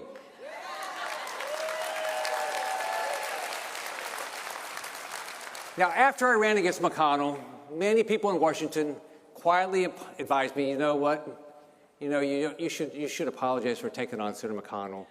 Look, you got to let things settle down. We got to get back to business as usual in Washington.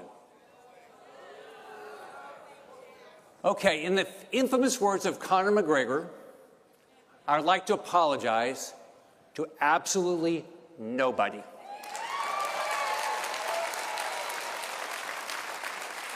It is our job to stand for truth and freedom. We will each do it, no matter the cost. We have to. My message to you is this. These people in Washington who don't like me, they're not very fond of you either.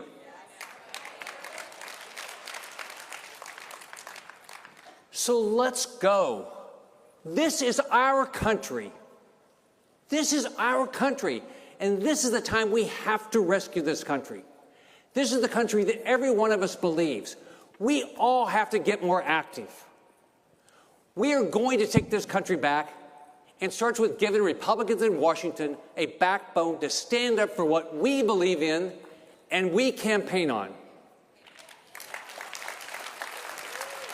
My belief is that my challenge to Senator McConnell was not the end of something, it was the beginning of something. Here's an idea. You know, we've got a great Republican Party that stands up for conservative principles all over the country. Maybe we should try having a party like that right here in Washington, D.C.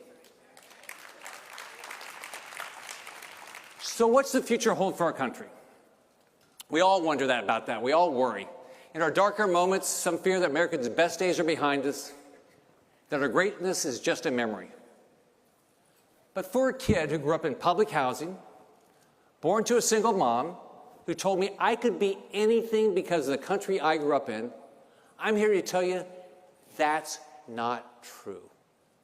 We can beat them. We can beat this. We are limited only by our failure to believe we can. We can turn this country around, and here's how. We can reverse our decline, restore our economic health, defeat this homegrown socialism. We actually can balance our budget. You do it. We all do it. We can grow our economy. We can protect Social Security and Medicare. We can actually build an open, new economy that creates jobs naturally, bottom up, not top down from Washington, D.C., based on some program. And when we free ourselves from the reins of government, from the reins of what they do in Washington, D.C., here's what's going to happen. We're going to grow this economy exponentially. And we'll have the resources to do everything we want. There is a new, powerful, and prosperous American economy waiting for each of us. We just have to have the courage to change course and dream bigger. We can renew our country's culture and moral health. By defeating the wokeness and identity politics that are pitting Americans against Americans, and they tear our nation apart. We can replace wokeness with something that actually works. A renewed, strong, uniting, and healthy American culture.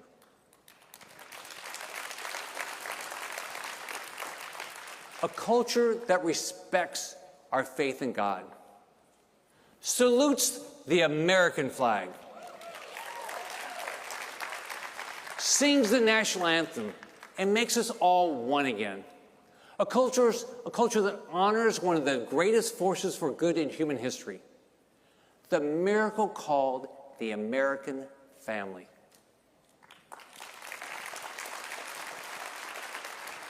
But without strong families, instilling a common culture to bring us all together, our differences become divisions, and they tear us apart.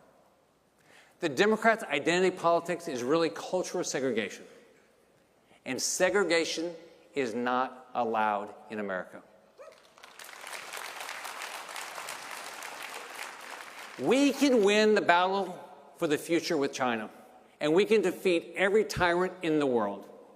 We can renew America's ability to lead. Whether you like how that sounds or not, a world without American leadership is a scary and very dangerous place. Joe Biden projects weakness, and weakness invites the wolves. Weakness invites wars. Look at Ukraine. The single best way to have a peace on this globe is to have a strong, strong America. This is our obligation. We can do this, and we should make no apologies to anybody in the world that we will do it. Finally, and this is important, our political system, like our president, is old and lost. I don't think any of us can pretend that our president is competent. At times, I'm not even sure he is the president. I fear our government is being run by a bunch of spectacularly incompetent neo-Marxists.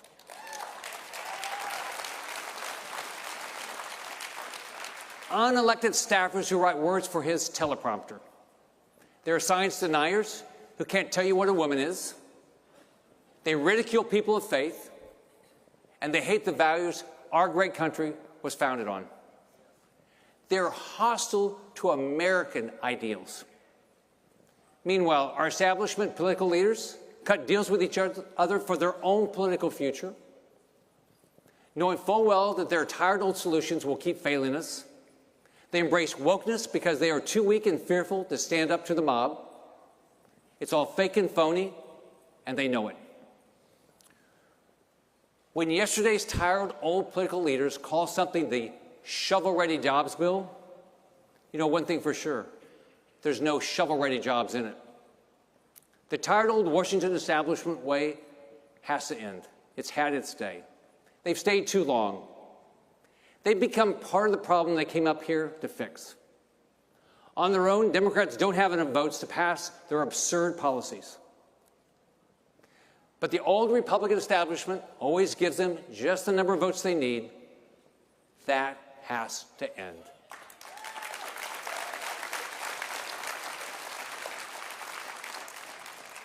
Let it begin with us.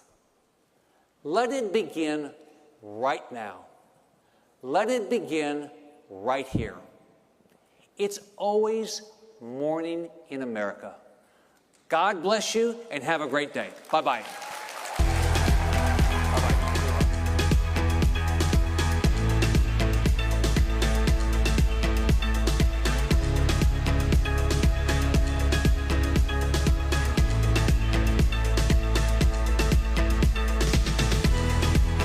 Hello, everybody, and welcome back. We are here at CPAC. It is the first of 3 days. Of course, the third day will feature President Donald Trump giving remarks to supporters, and we are going to bring that to you live, unscripted, unedited. But so far, it has been a great CPAC here in the District of Columbia, the nation's capital. We are back in the swamp. It's the first time, actually, that they've had CPAC in Washington, D.C. since before COVID, I believe, February of 2020, right before the lockdowns happened. But I do want to give a quick shout out to our friends over at Birch Gold. You know, despite the United States blowing through the $31.4 trillion debt, that's a lot, the $31.4 trillion debt ceiling in January, the leftist White House, they still refuse to reduce spending, no matter what. Well, our nation leadership has basically had to bury their hands in the sand when it comes to fiscal responsibility. It is time to pull our heads out of the sand. It is time to pull yours out. All right. Now's a great time to diversify into gold with Birch Gold Group, because in these times of high uncertainty with instability, gold, it is king. It is dependable. It's one of those things that's dependable. Birch Gold makes it easy to convert to an IRA or a 401k convert a 401k into an IRA into precious metals. So here's what you need to do. Text RSBN to 989898. That is RSBN. Text RSBN to 989898 to claim your free info gold kit. Okay, so think about this. To dig our country out of this mountain of debt, every single taxpayer in America would have to write a check for $247,000, and it's just getting worse. So protect yourself with gold today. Again, get a free info kit by texting the word RSBN to 989898. All right, there's zero cost, zero obligation to make this request, okay? Again, RSBN, text that to 989898. That is birch gold. But we are here in Washington, D.C. at CPAC, and now I am joined by the where it should be, the greatest country of the world. CPAC so far, Liz. Alex, you're a rock star. I try. Not as much of a rock star as you. Nobody is. But what would we do without you? I don't know. I would be a very dull star without you. CPAC, we've got a massive group right in front of us. This is where it's at. This is where the party's at. Well, I do want to talk real quick about our friends at Patriot Attic before we get more into what we've been seeing at CPAC. So they are 40% off for RSBN viewers for their entire store. It is a CPAC special we have from our sponsors at patriotaddict.com. Patriotaddict.com. All right, save 40% off with the coupon code RSBN on Trump collectible gifts. Sandwiches. And I had my Any other patriotic items. All right, again, this is a special that will be valid for CPAC only, all right? Just for CPAC, and you can take advantage of their 40% off, which is a lot, Liz. 40% off. That's nice. That is a lot. That is really generous. 40% off. I want it all, too. Exactly, with the coupon code RSBN, all right? All items are in stock, and we'll be shipping out from New York, not too far away from here. So support RSBN by visiting patriotaddict.com. Enter code RSBN at checkout to receive 40% off. Don't miss out on this deal, okay? And do not forget to check out their limited quantity released by Trump Collectibles. Stocks are limited, and items are only available until you see the out-of-stock messages on the website. So again, visit patriotaddict.com and use coupon code RSBN to save 40% off today. So Liz, let's talk about who we're going to see tomorrow. Again, we are going to bring you CPAC all week. We're going to start at 8 o'clock Eastern time tomorrow morning, 8 o'clock a.m. So be sure you are ready and you are watching this on RSBN, okay? But we have a lot of speakers tomorrow, Liz. It's going to be fantastic. I think the first one we have is Sebastian Gorka. I like your body language. I don't know if you're realizing it. Maybe they can see it, but it has such Trump mannerisms. You're just talking to me casually like, I think the first one is Sebastian Gorka. Like, you got to do you do this and you do that. The hands. You got to do the hands, I see okay? it when I talk to you. Maybe hands. that's why I like you so much. Well, I try. That's wonderful. Yeah, we love so Liz, by the way. Liz is so great. I love Tomorrow working we with are Liz. starting a little bit earlier. Today was a 9:15 start. Tomorrow's going to be an 8 a.m. start. Tomorrow's going to be Saturday is going to be the biggest day. Saturday is Trump Day. It really here is. At CPAC, but tomorrow it's very important. There's a lot of great speakers, and CPAC has worked really hard to have. Can you imagine how hard it is to get this many speakers and panels organized? It's more credit to the Schlaps for being able to do that, because that is fantastic. I mean, you think of all of the work that they put into CPAC, not even counting all the booths or any of that, but all of the speakers, all the panels, getting everybody to come here. It really is something that they're able to do that. And tomorrow, we're really going to see a lot of speakers, including Marjorie Taylor Greene, Congresswoman from Georgia. We're going to see Congressman Ryan Zinke, who was just elected in Montana, I believe. We're also going to be seeing Matt Gaetz, Riley Gaines, another person. Sean Spicer, the former press secretary, he's going to be here. Byron Donalds is also. And Laura Trump, hopefully we get to see her at some point as well. But we have a lot of really cool speakers, a really big lineup for tomorrow, Liz. 9:05 a.m. right now it's scheduled. We've got Jack Posobiec, Kash Patel, Amanda Milius, and Julie Kelly taking on the swamp. That's going to be a good one. Jack Posobiec, he's one of my favorites to listen to. I've never been able to meet him in person, but he seems like a really good guy. He's a I've very heard good a lot guy. of good things about I got to go to that Israel guy. with him through Turning Point. He was one of the other Turning Point ambassadors that got to go, and his entire family's incredible. It's not just him. So he did a really good job with those kids. What was that like going to Israel for Turning Point? That sounds so cool. It was the greatest thing I've ever done in my life. I am so blessed. I remember crying when they invited me, and I could cry thinking about it. Just what an opportunity that is. I wish my mom had been alive for it, because she wouldn't have believed it. But it was really special to me because I got to be baptized in the Jordan River. Oh my gosh, that's so and cool. I definitely had been struggling a good bit, to be completely transparent, with my faith after losing my mom. I questioned so much, and I still do, and I still struggle with that relationship. But I knew I wanted to be baptized there. At the end of the day, I might struggle with it, but I I'm very much a Christian. It's just the relationship's not where I wanted to be. But my mom had been baptized there before she got sick, so I had no idea where in the Jordan River she was baptized. All I had, because I didn't go with her, was a little video. And so when Turning Point took us to the Jordan River to be baptized, I was looking at my mom's picture thinking how special it is to be just in the river. And I looked downstream from where we were and I saw the exact same rock. I get emotional, but I was like, oh my God. Like, God led me all the way there. Turning Point was the vessel that made it happen, and I got to be baptized right there on that rock. They moved everything over just for me to be where my mom was. So Israel was amazing, and if that's not, just God being there and driving us there, I don't know what is. God is looking out for you. Yeah, he and I know is. your mom would be so proud of the woman you are, the woman you've become. She'd just be like, wow, who is that with Liz? Because he's a rock star at CPAC. I don't know No, about she knew that. Alex The real was rock star is Liz, though. So we do have some other speakers, Marjorie Taylor Greene, and we're going to have an interview with her as well. I mean, it's a full lineup. If you guys want to know more about that, you can go to cpac.org. That's cpac.org. It's got the full agenda for the event. It's not too late if you need to purchase tickets and you want to come. We've seen so many people and met so many RSBN viewers here. It's wonderful. We have a little table right out of the camera angle where we've got swag and we're just giving it away. If anyone comes up and says they watch us, we're like, free hat, take it, thank you. Free hats, free cups, free pins, even playing cards. We even have RSBN Actually playing cards. snuck one in my backpack. Not going to lie, so did I. Okay. I learned how to play 21. I don't know if it's called 21 or blackjack. I always called it blackjack. Yeah, blackjack. And I was addicted, but I didn't have cash, so I was using my friend's cash, and I went through like $200 of hers. That's a good friend. And That's a really good friend. I was really bad, but I was having so much fun, and eventually she basically was like, you need to leave. So now I'm going to take these, and maybe we can like practice with like fake chips, not $25 minimum chips.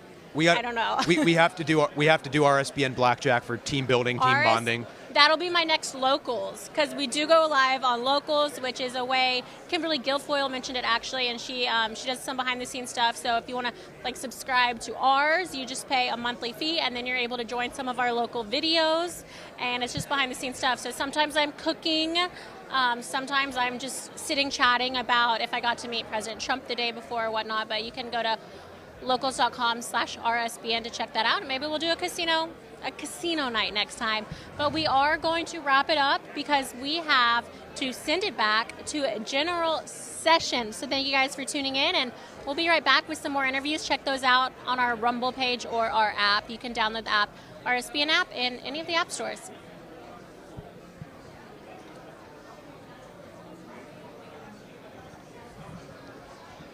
This is a really important panel because what do we got to do when we protect America now? We got to protect our children. We got to defend our parents and not allow the leftist radical agenda to take over our school system. And I've got the best panel in the whole wide world. So this is very exciting. Don't tell the other panelists, okay? But let's get started real quick. I would love to start with Olivia. She's actually a school board member down in Dripping Springs, Texas. And I want to ask you, why would you run to be a school board member? You came here to CPAC and really got your training, and you said, I got to make a difference. So this is another example of a person who got involved when they came to CPAC and made a difference in their community. I ran really because of 2020. I mean, masks were really the it for me. I'm so blessed. My son's receiving an excellent education. We have a wonderful district, but 2020 kind of opened the veil of what we stand to lose and what's at risk if parents start losing rights. So I got really involved, and it's been such rewarding work. I love it. We have a lot to do, but 2020 was really it. I never in a million years. So you're saying COVID lockdown, seeing the kids suffer. Yeah. Incrementally, the shutdowns, I understood immediately what that was going to do to kids, emotionally, socially, not being in school, the stress that put on families. I saw my own son regress, but for me, it was really the masks, because the masks were the point that I would have pulled out of public schools. Right. Then we don't love those masks, I have to be honest, but the Lieutenant Governor Winsome Sears, I am so thrilled she's here. Okay, so I think you have a fan club. This is really wonderful. Now right now you are the messenger when it comes to school choice in Virginia. You all are working on legislation in this Commonwealth of Virginia to figure out how do we get parents to be able to be empowered to send their kids to the best schools that they want, that would be the parents' choice. How do you get this process going? Well, first of all, we've got to get people elected who want parents to be able to have the choice to send their children to whatever school that they want. I mean, this is like a no-brainer. These children are mine. They don't belong to the state, and I am responsible for the rearing of my children, right? We don't co-parent. These are my kids. And so I want to be able to make that choice for my children, and I want everybody to have that choice. And unfortunately, there are too many of these politicians who are listening to the teachers' unions, which, by the way, they don't care as much as they say they do, because here's the thing. The teachers' unions, they're just after the dues, because you stop paying your dues and you see how quickly they keep you in the union, right? So this is all about the dues, and we're saying children ought to be able to have a hope and a future. And the way that starts is with a good education. Without a good education, you get nowhere, and you get there very fast. There are people who are incarcerated. 60% of them are functionally illiterate. That's what the school-to-prison pipeline has already started. We've got to stop that. Well, I got to ask you, Lieutenant Governor, you know, you're talking about, should we be for the students or should we be for the teachers' unions? That's another no-brainer, right? This is about children and their future. We've already had our education, and we don't want our children to say to us, what did you do to make sure that I would have a good education? What did you do? And we've just got to stay involved. Those of us who are not involved, we've got to get involved, because if we keep doing the same things, you know what that means, and we get the same results, then we are part of the problem too. And the reason why we won in Virginia, number one, was because parents, and it didn't matter if they Republican, Democrat, whatever they were, they decided, you know, party loyalty is one thing, but when it comes to my child, all bets are off. That's right. That's right. This goes beyond party lines. Ian Pryor is one of the frontline fighters when it comes to making sure that they don't push forward, that these school districts don't push forward this radical leftist agenda to indoctrinate our children. And he is also the author of the book, Parents of the World Unite, How to Save Our Schools from the Left's Radical Agenda. And the first line says, if you're reading this book, chances are you're interested in starting a parents' revolution in your own school district or neighborhood. Give us a gist of what's in this book. Why did you write it? Well, you know, in 2021, parents rose up in Virginia, and we organized, and we did a good job organizing, and it took a lot of work from a lot of people that put a lot of time in. And what I always heard from the left was, oh, this is some GOP operation. They were sent here to do this. Right. That's a great script that you should totally give to Hollywood. But we're going to give this story to the people with actual brains. Because this book, really, it goes through each chapter, and each chapter is a rule, and how we work together, how we figured out what the school system was doing, understanding the human nature of the individuals involved. And when you're dealing with a $1.6 billion school system, you have to be smarter than them. You have to not always attack, but know when to counterattack, know when to lay back and let them make mistakes. And they will make mistakes. I mean, nobody ever built a statue for a committee, and that's what you're looking at, a bunch of committees, and they don't know how to operate, and they don't know how to work with their constituency. All they know how to do is work with the people that support them. So I would ask, if you buy the book, buy 2 copies. Buy one for yourself. It comes out on March 21st. But then find the most annoying woke person you know and buy one for them and send it to them on April Fool's Day. Is there one story, Ian, that you really think tells the story? I know that there's a lot of stories in here, but one of them that really stands out. Well, you know, I think it goes back to the origin, which is in March of 2021 when you had these activists in Loudoun County create this list of parents that simply weren't woke enough. And you had the school board, or 6 members of the school board, our Soros-backed Commonwealth attorney, all in that group. And it just struck us as wrong that you would have government officials in there. They never apologized. Half of them didn't even pull themselves out of the group. They didn't denounce it. And it really set off alarm bells that, you know, these people are there for their own political agenda. Right. If they're not willing to come out and take responsibility for this, then what else are they willing to do? And we found out later, I mean, they put Tanner Cross, a teacher, on suspension for speaking at a school board meeting. We all know what happened with the sexual assaults where they had no process in place. The superintendent lied about it to the public and is now indicted for that. And their own school spokesperson is indicted for perjury. So what does that tell you? School spokesperson indicted for perjury. Parents were on the ball. They knew that you had a school system that was not fulfilling its obligation as citizen representatives. We saw it, we called it, and we followed through. Yeah. And you also have a fan club over here. Olivia, let me ask you, because we were having this conversation. We literally, I think, held this panel backstage. And then all of a sudden I was like, stop talking, save it for the CPAC audience. So, Olivia, we're talking about public schools, because I know public schools get a bad rap a lot of times, especially as they're pushing this kind of woke agenda.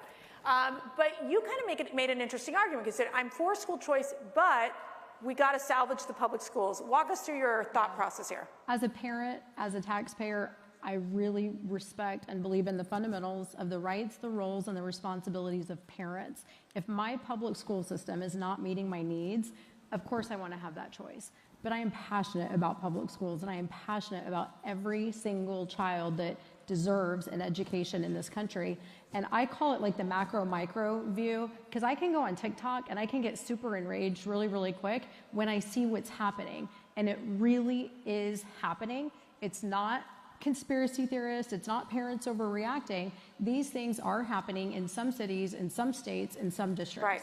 But we have to look at the micro, and I have to look at my responsibility as a parent, my child, his classroom, my campus, my district, and get involved. I am so proud of my district right now. So we have dads that are volunteering, we have moms that are coming in and substituting. It's getting involved in the education, and then when things aren't going right, it's holding our elected officials responsible, it's holding our educators and administrators responsible. But if we do that, I'll be very brief, but like in my district, we have the most amazing career technology programs for young adults. We have an incredible special education department. So public schools have things that maybe not all the private schools will or the charter schools will. So if you're fortunate enough to live in an area that have that type of school, it's fantastic. Right, but let me ask you, Lieutenant Governor, because we're talking about fantastic public schools, but then you have 17 Northern Virginia public schools. They held these merit awards from students. I mean, do you imagine being the child like that you've worked this hard, and because in the name of quote unquote equity, how do we explain this? It's a dumbing down is what it is. And you know, if some children are up here and some are up here, instead of trying to bring everybody up, we're just going to bring everybody down. And here's the thing. America is a superpower, and the only way to maintain that superpower status is to ensure that everybody has a quality education, because China is right behind. Right. And guess what? They don't care about that. So we've got to have the ability where parents, again, can make the decision of where to send their children to school. And by the way, this is not a public versus private. This is both. It's and. We can do both.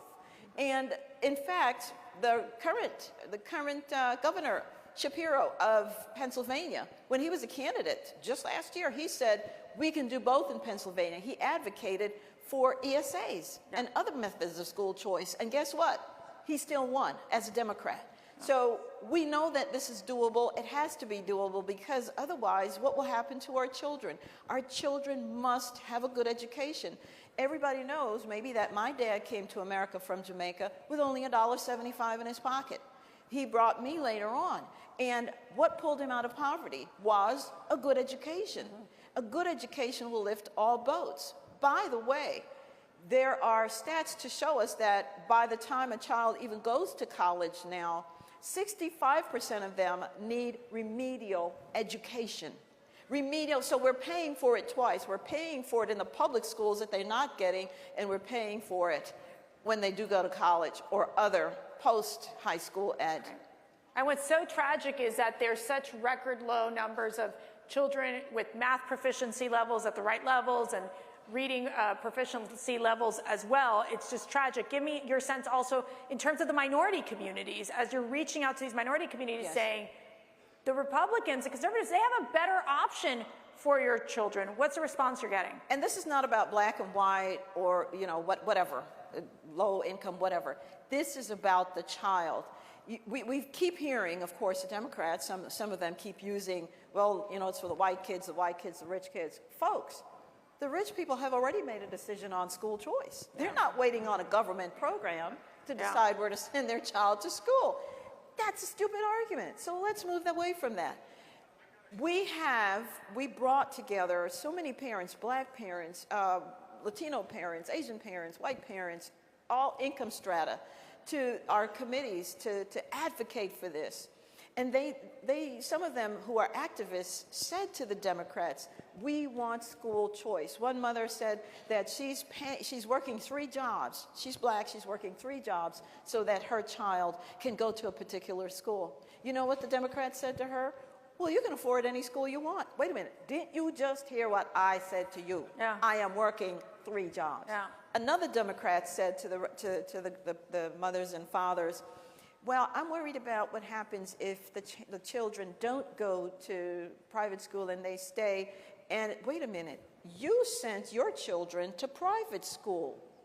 So why can't everybody have that same option? It's all hypocritical. Right. So we've got to make a change, and the change begins with us, begins with the people that we elect. Mm-hmm. Yep. Let me ask you, Ian, bathrooms. I'm just saying that one word. So I'm going to let you just go. You know, in this country, unlike in China, where, you know, Chinese children are learning calculus and complicated numbers and complex numbers, in our country, they learn 72 genders. They're laughing at us right now. Yeah. And because of that, we have these bathroom policies all over the country where you can use a bathroom that does not correspond to your biological sex based on, I guess, how you feel that day. Now, in Virginia, we know that this was the reason, not the reason why the sexual assault happened, but the reason for the cover-up so they could pass this policy. I just got a call yesterday from a mom whose daughter was using a bathroom, and there was a boy in the bathroom, I guess a transgender boy, and she asked the school, you know, about it, and they said, well, your daughter can contact the Unified Mental Health Team for using a bathroom. Wait. Explain what what is it? The Unified Health Team? Mental Health Team. Mental Health Team. Explain what that is. So you go to a counselor to discuss your issues with whatever social, emotional issue you may have, which apparently in this case was a girl being able to use the girls' bathroom without a boy in there, which is insane. But I will say that the scope of the law may be changing here. In the Fourth Circuit, which is where we are, there was a case, Grimm versus Gloucester County School Board, which the Fourth Circuit, 2 judges with 1 dissenting, held that a student has the equal protection right to use the bathroom of the gender that they identify with, which creates a lot of problems when you're in the Fourth Circuit because they will, you know, a student will say, well, I have this equal protection right. But at the end of December, the 11th Circuit Federal Court of Appeals, in a 7-4 decision, said, well, not in the 11th Circuit. So in the 11th Circuit, they held that Title IX says that if you have sex-segregated bathrooms, they must be sex-segregated on biological sex, and there is no equal protection right to use a bathroom that does not correspond with your biological sex. Which all means that you now have a split in the circuits. And that's how you get to the Supreme Court, when you have a split in the circuits. So hopefully this will be taken up by the Supreme Court in the near future and we can be done with this. Ian, I also want to do a quick follow-up with one of the delegates from Virginia, Liz Guzman, who came out and basically said, well, maybe, oh, you guys don't like her? Oh, well. Well, wait till you hear what she said. Then you're not going to like her at all. So she basically saying that parents can be jailed if they do not support their child and their gender fluidity and the child wants puberty blockers. Right, and that was the bill she introduced in 2020 in the Virginia legislature. So effectively, if you as a parent do not agree with whatever your child is saying, and you don't take her to the clinic to get puberty blockers or cross-sex hormones or to get surgery, or you just don't even let her identify at school as a boy, you can be investigated by Child Protective Services and arrested. That is her bill. But here's the most interesting part of that.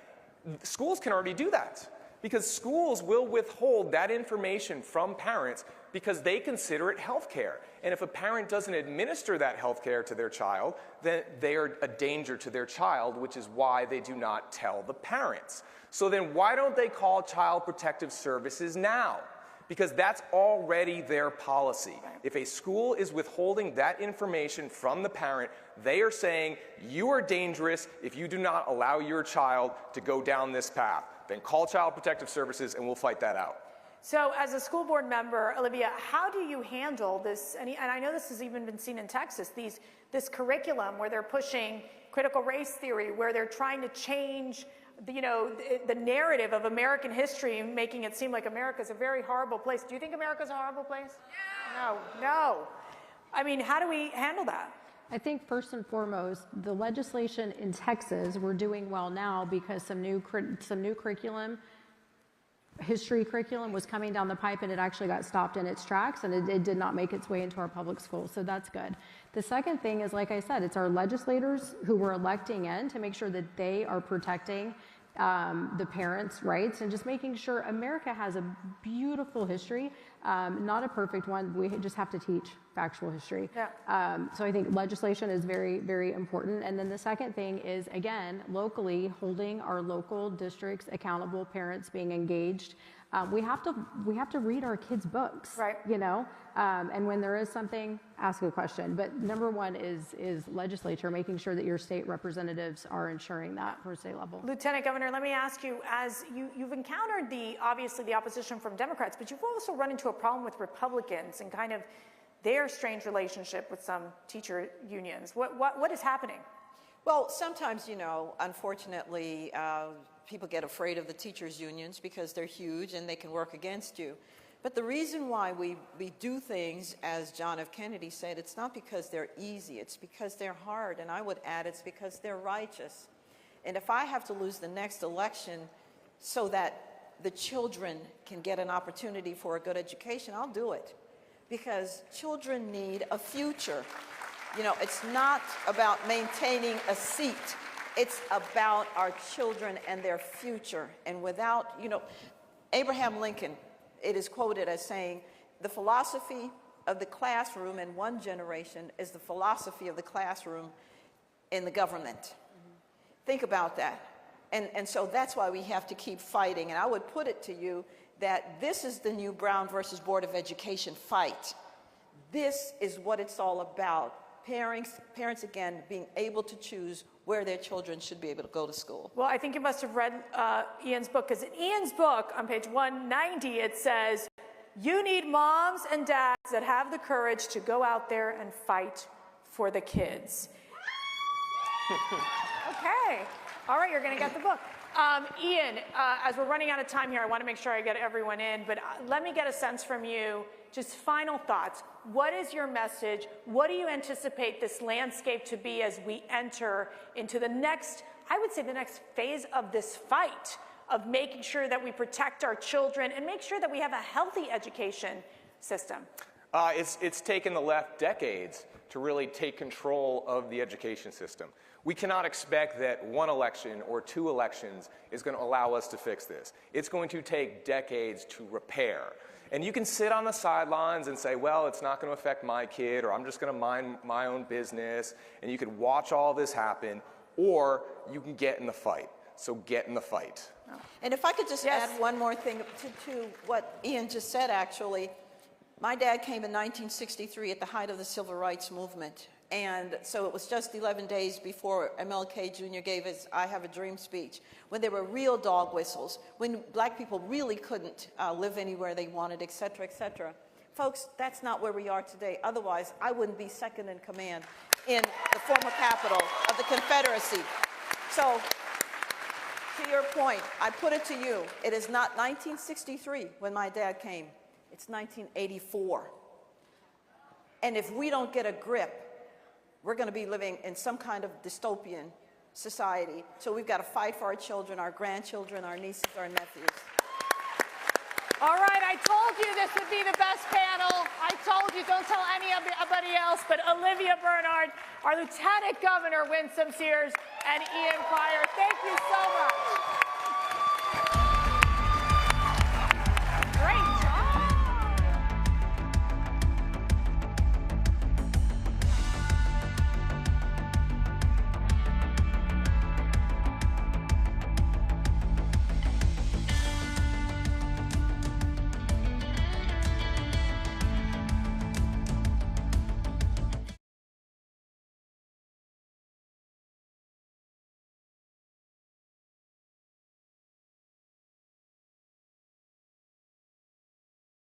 Hello, I'm Mike Lindell, and my employees and I want to thank each and every one of you for your continued support. With everything going on right now, your rest is so important. That's why we're having the biggest MyPillow sale ever. Not only are my bed pillows as low as $19.98, but you can get the best. Rios.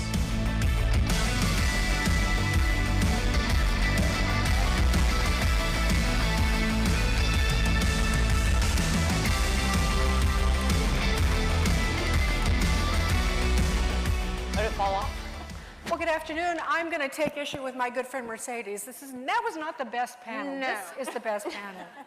Right, girls? Right. Yes. All right. That's right. You have Take no it as idea a what we're challenge. talking about, do you? Based on the title. I thought that title threw me. But we're actually talking about today defending human dignity. Now, think about that. If you were going to talk about that, what would you say? Well, of course, I'm supposed to lead the panel, so I had to kind of think about this. But it's interesting that the left talks about human dignity. Their definition of it is that it has to do with wealth and position. Like, think of Downton Abbey. Dignified, dignity. And so they think they discovered human dignity, the real meaning of it, in 1948 with the UN Declaration of Human Rights. But they forgot that there was this thing called the Declaration of Independence.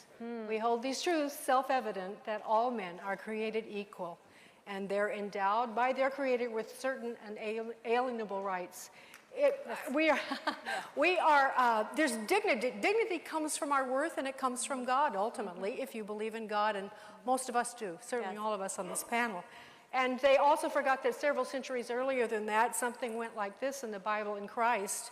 There is neither Jew nor Greek, slave nor free, male nor female, all in one in Christ, all the same. So it was actually God's idea. I thought I'd mention that. And He is the one who creates us in His image and gives us a certain worth and dignity. So then what does that mean for now? When I was thinking about this, I thought about the ways that we have lost our dignity. And I just thought I would just supply a few that you might remember. Does anyone remember COVID? Does anybody remember the way people treated each other about masking, about being vaccinated? Does anybody have any problem in their family on account of that? Was there any disrespect, lack of dignity shown? Has anybody watched the Academy Awards or Super Bowl halftime lately?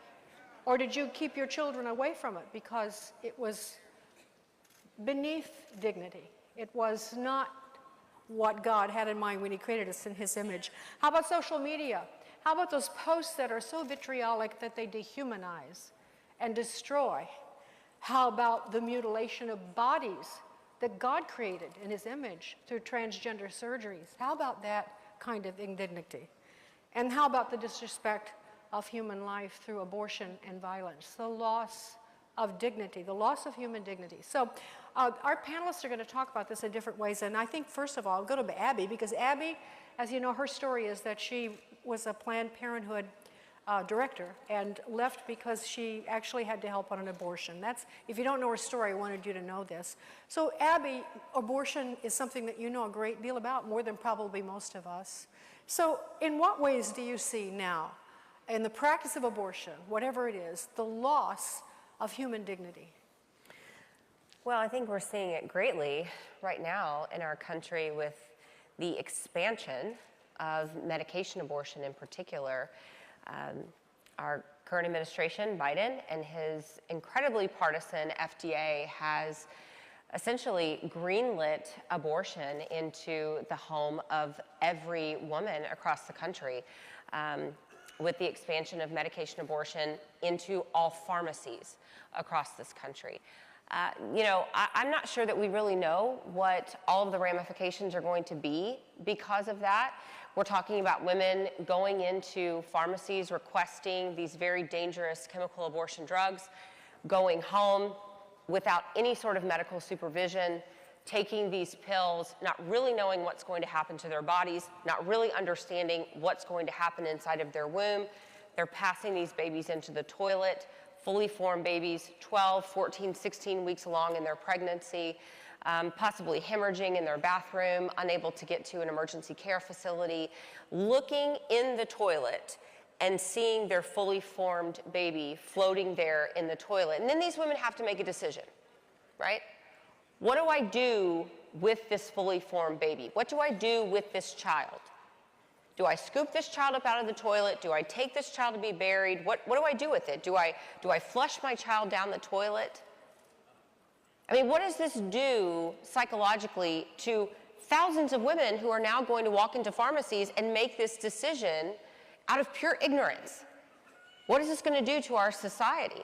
And we already know that abortion has serious ramifications for women emotionally, physically. We know it increases the rates of anxiety, depression, eating disorders, suicidal ideation. And now we have created abortion facilities in every single woman's home in our country. And the left will say that this is progress for women, but I would say that creating abortion facilities in every woman's home, I would say that flushing babies down the toilets because of these chemical abortions, I would say that this is not progress for women. I would say that this is regression for women and not something that we should be celebrating. Ultimately. Yes, and think about it, Abby, what could be less the giving of human dignity than to flush a baby down the toilet, and secondly, to have the mother flush her own baby. Right. It's a double hit against what we were created to be. Penny, you are the president of Concerned Women for America. You cover a ton of issues. And so in thinking of all the issues that you guys are defending or helping, what one of them sticks out to you as an example of the loss of human dignity? Well, we're talking about life, and certainly that is perhaps the ultimate disrespect for human dignity, but there are others. You know, I as a Christian woman, I think there's so much confusion even within the church now. But if you've taken a moment to open your Bible, throughout the Bible is replete, instances where we are told that God sees us. Psalm 139. You saw me when I was in my mother's womb. God knit us together in our mother's womb. We were fearfully and wonderfully made. That means the God of the universe saw us before we were ever even conscious of him. That is the ultimate dignity, right? Yes. God loves us and he knows us. And by the way, if you've experienced an abortion, if you had an abortion, you're part of one, God loves you. He wants to redeem you. He wants to restore you. He never, ever gives up on us, ever. You can always join us sinners at the foot of the cross, first and foremost. But the other thing is, and again, human dignity. God loves us. He wants to restore us. He sees us. But you think about how the Biden administration treats women and looks at women. I mean, talk about the ultimate sexism. I mean, they think men can do everything better than women, including being women. When you choose Rachel Levine as, the Woman of the Year by USA Today, right? Or, Chelsea Clinton just wrote a children's book and recognized Rachel Levine, who is the Biden administration appointee, who's a biological man. They've done everything they can possibly do to take away the trophies and the scholarships for women, the few little set-asides that we have in businesses. Concerned Women for America knows what a woman is. And so do the American people.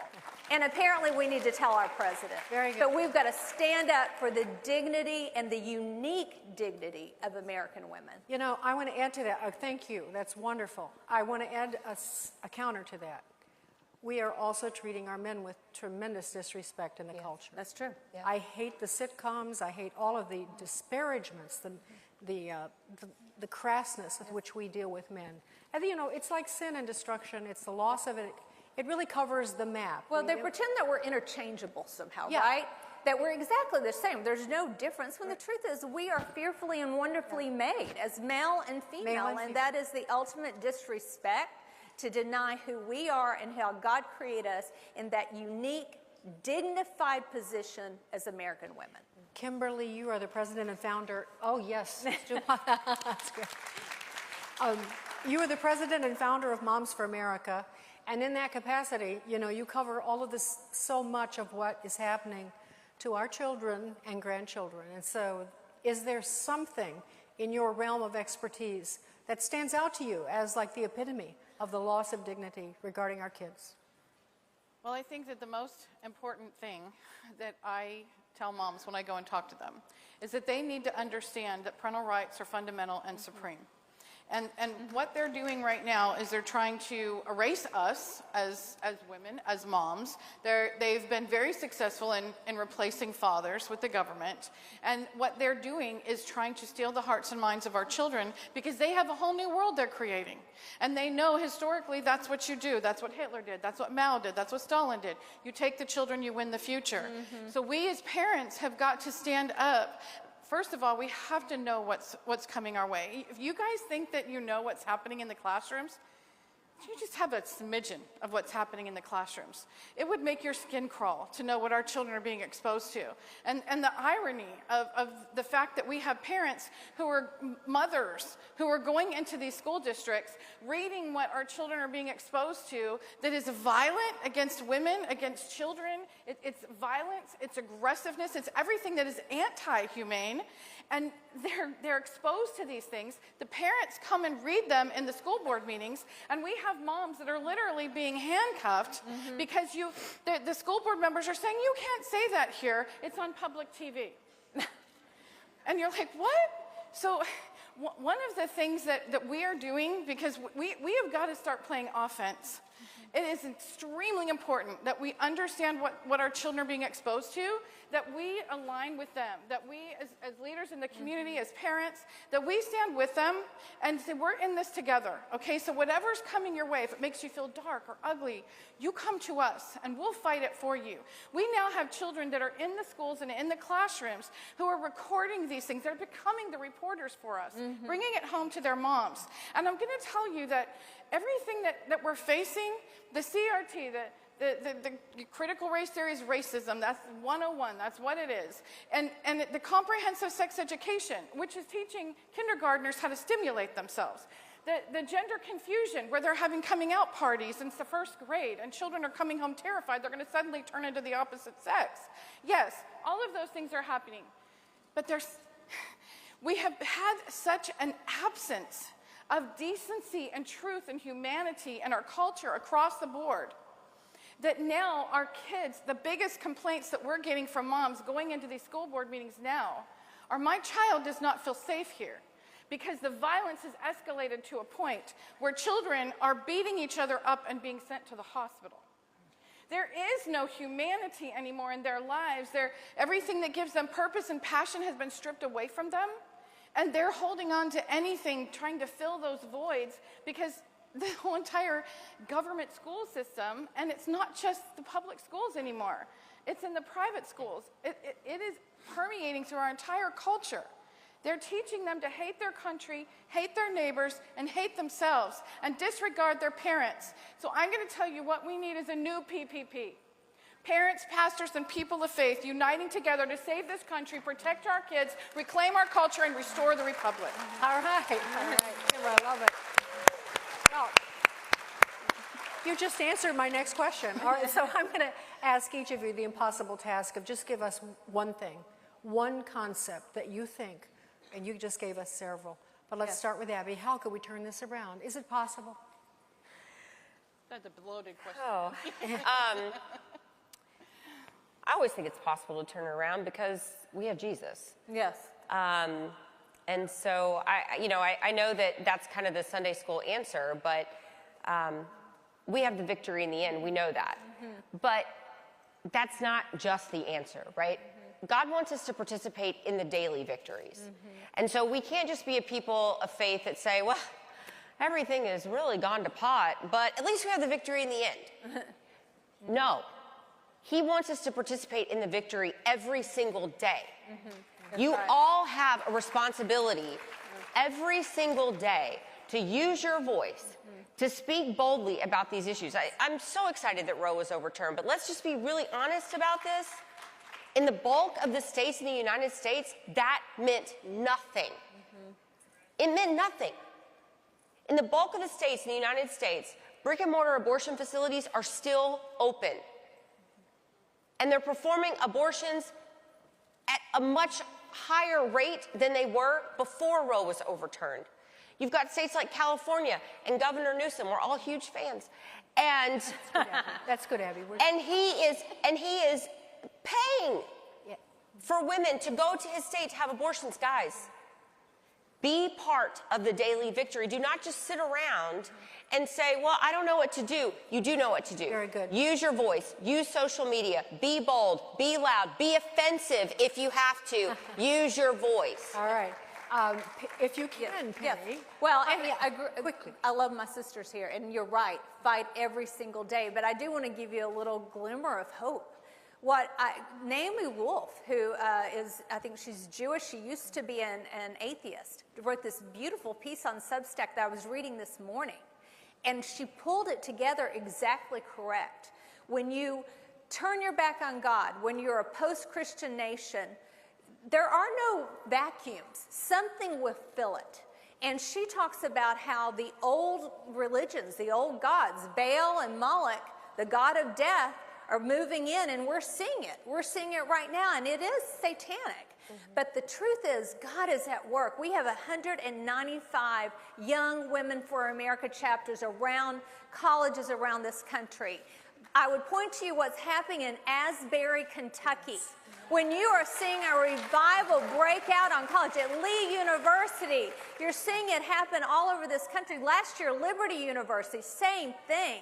The Holy Spirit is alive and well, and where there is Satan, God is stronger. Amen. And so we lean into that, but we're not letting anybody off the hook. Everybody here has to fight, tell the truth, be loud, go to your school board meetings, stand in front of the clinics and invite young women to have a better solution.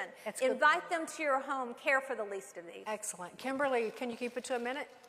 Yes, I will keep it really simple. Women are the ones destroying this country. Women are the ones who can repair it. Yep. We, as conservative women of faith, have not been voting. We've not been actively engaging in our communities. We haven't paid attention to what's happening in our school boards and our classrooms. And the whole entire time, those who are trying to destroy the country have been using women to take away all of those things that are good and true. She's right. Yeah. There is no void it doesn't just stay there.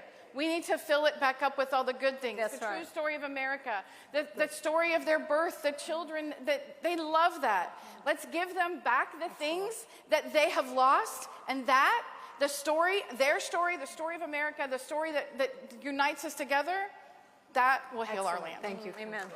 All right, well, one last thing. I just want to give you something to think about.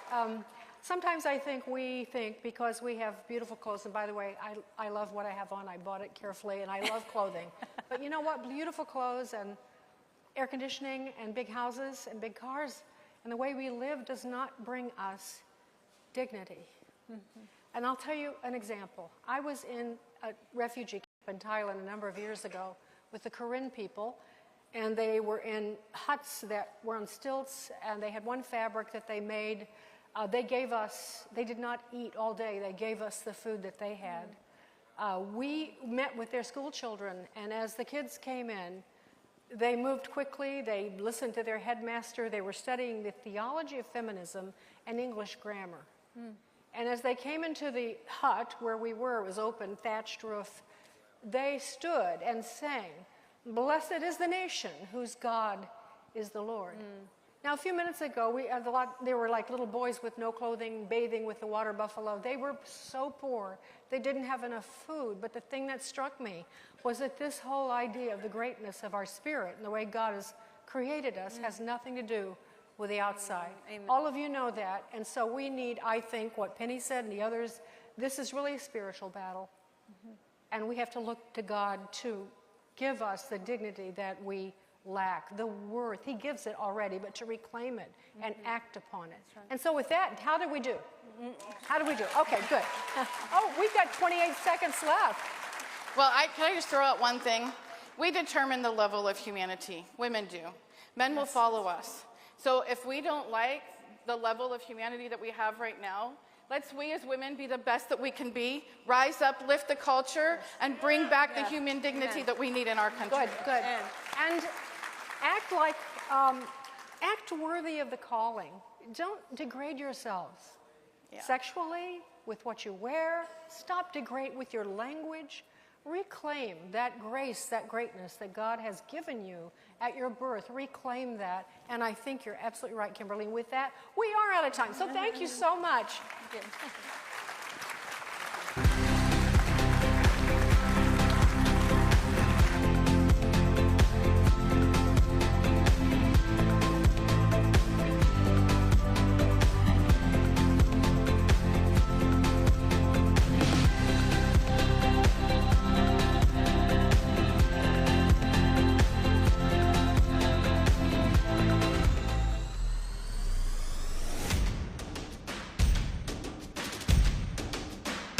Hello, I'm Mike Lindell, and my employees and I want to thank you for your continued support by bringing you the biggest bath sale ever. Get my 6-piece towel sets for the lowest price ever, only $39.96. His and her bathrobes, 50% off. Bath mats for as low as $17.49. And I'm also excited to announce the original My Slippers are back in stock. And now they come in even more colors and wide sizes. They're made with the same great patented technology, and yes, you'll still save $90 a pair. So get the biggest savings ever on bath sheets, bath mats, washcloths, hand towels, bathrobes, slippers, and so much more. So go to MyPillow.com or call the number on your screen. Use your promo code and get deep discounts on all MyPillow bath products, including our 6-piece towel sets. Regular $89.98, now only $39.96. Get all your shopping in while quantities last, so please order now.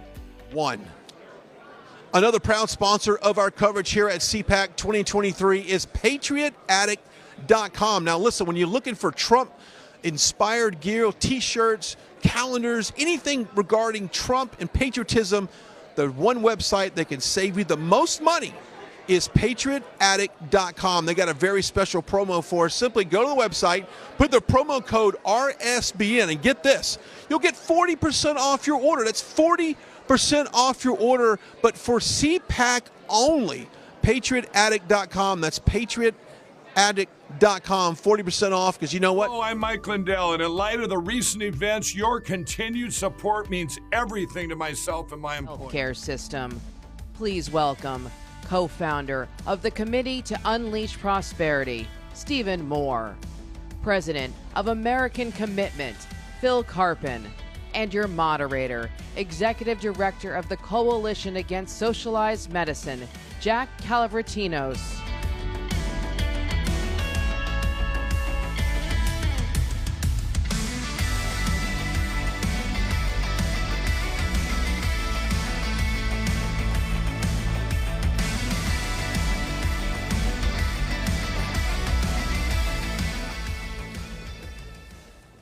All right, greetings. I'm Jack Calavratinos. Really excited about this panel. Excited to have, as you heard, Steve Moore. But what the moderator didn't say, or the person didn't say, was you were President Trump's economic advisor and really the architect of the tax plan. And so don't you miss Donald Trump? Come on, let's face it. Was he great or what? And we have Phil Carpin, who is a true warrior on this issue and many others, who is head of American Commitment. And we're gonna get right into it today. So over the last 10 years, what have we been talking about with health care? It's been Obamacare. It's about repeal and replace. is about getting drug prices down, and what President Trump tried to do. And I served at HHS, and Secretary Azar tried hard to get those drug prices down.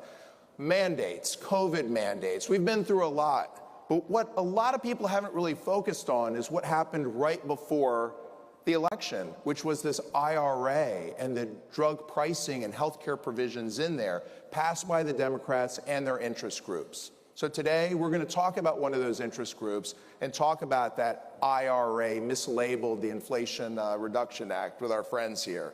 So let's start with Phil.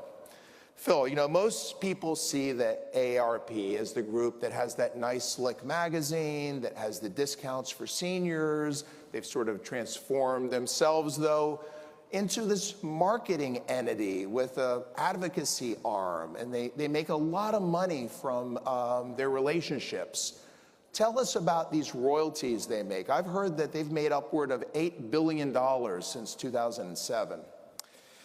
Yeah, it's pretty incredible. The membership dues that they collect are now a tiny fraction, just a little over 10% of the revenue that they have on an annual basis. The principal business that they're in is not representing seniors, it's monetizing seniors. It's selling branded products to seniors, and in particular, their cash cow are the health insurance products, the Medicare Part D plans, the Medicare Advantage plans, but especially the Medigap supplemental insurance plans that they sell exclusively United Health products. And they've got an exclusive deal with United Health, the largest for-profit health insurer, which also owns one of the largest pharmacy benefit managers, OptumRx. And they make about $1 billion a year in corporate royalties. And the way this works is every time someone enrolls in one of these health plans, they pay their monthly premium. AARP skims 4.95% off the top of every one of those premiums and pulls it out and takes it for their general operating purposes. And I think that's what you call a junk fee. I mean, it seems to be the only junk fee that the Democrats and the president like, though, because so much of that money gets recycled into liberal advocacy and democratic politics. And so what you have is sort of the confluence of a notional nonprofit, but that's running billions of dollars through it, from a corporate partnership, and the advocacy always seems to benefit one political party. Steve, let's talk about that for a moment, because here you have one of the biggest players in Washington by total number of members and what we've just heard about their budget. How does that, in your opinion, how does that compromise them as someone who's supposed to be this sort of fair dealer in Washington representing America's seniors? What does that do to them? Well, look, I call AARP American Association of Ripping Off Taxpayers, right? And I hope, and one of the reasons I wanted to be here and come to talk to you folks, because we have senior citizens in this room, we have a lot of young people. Can we all make a pact? We're never going to join the AARP. There's no way are we going to join the AARP. I just turned 63, so I'm getting all these mailers every month. Join up for the AARP. Look, the biggest crisis in America today is our massive government spending debt. You know, we are now up to, it's going up to $50 trillion. Did you know that just since Biden came into office, he's been in office 2 years, the national debt forecast has gone up by $6 trillion in 2 years. This is the most financially reckless president in American history. Now, what does that have to do with the AARP? They're in on it, right? The AARP has never seen a big government social welfare program they have not been in favor of. And by the way, love you, but shame on you for calling this the Inflation Reduction Act. This was not the Inflation Reduction Act. This was the Inflation Acceleration Act. It made inflation worse. How many of you think we're reducing inflation? Come on, let's go to the grocery store. All of these problems are out there because we've spent too much money. AARP is right behind the president and the Democrats. This is not a nonpartisan organization either. They always side with the Democrats and the big spenders. And so please, if you're a member of the AARP, rip up your card and stop sending them your dues. Right? Wow. Wow.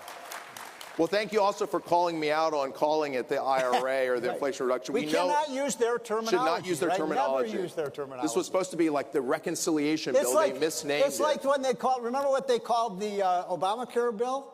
They called that the Affordable Care Act. It's the Unaffordable Care Act. Health price has gone up ever since we passed that bill. Very good point. Very good point. By the way, Jack, the calls from AARP members to AARP during the Obamacare debate were 14-1 against it, and they endorsed the bill. Yeah.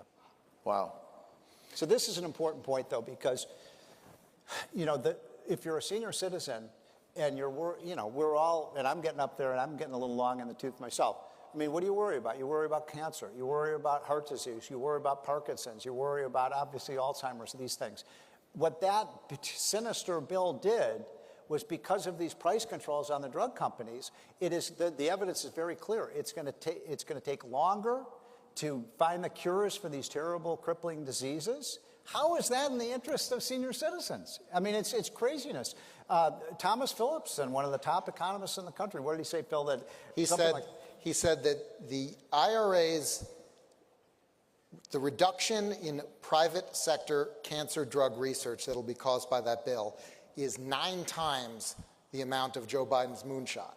Right. So they increased it by the amount of the moonshot, then they put this bill in to cut it by 9 times as much in the private sector. So this is the way to lose the race for the cure for all of these diseases. And of course, they don't. And by the way, the other thing is that the seniors, the polls show very clearly, even the AARP's own polls show that the major concern of American seniors is the cost of health insurance. Guess what? This is going to make health insurance for seniors more expensive, not less expensive.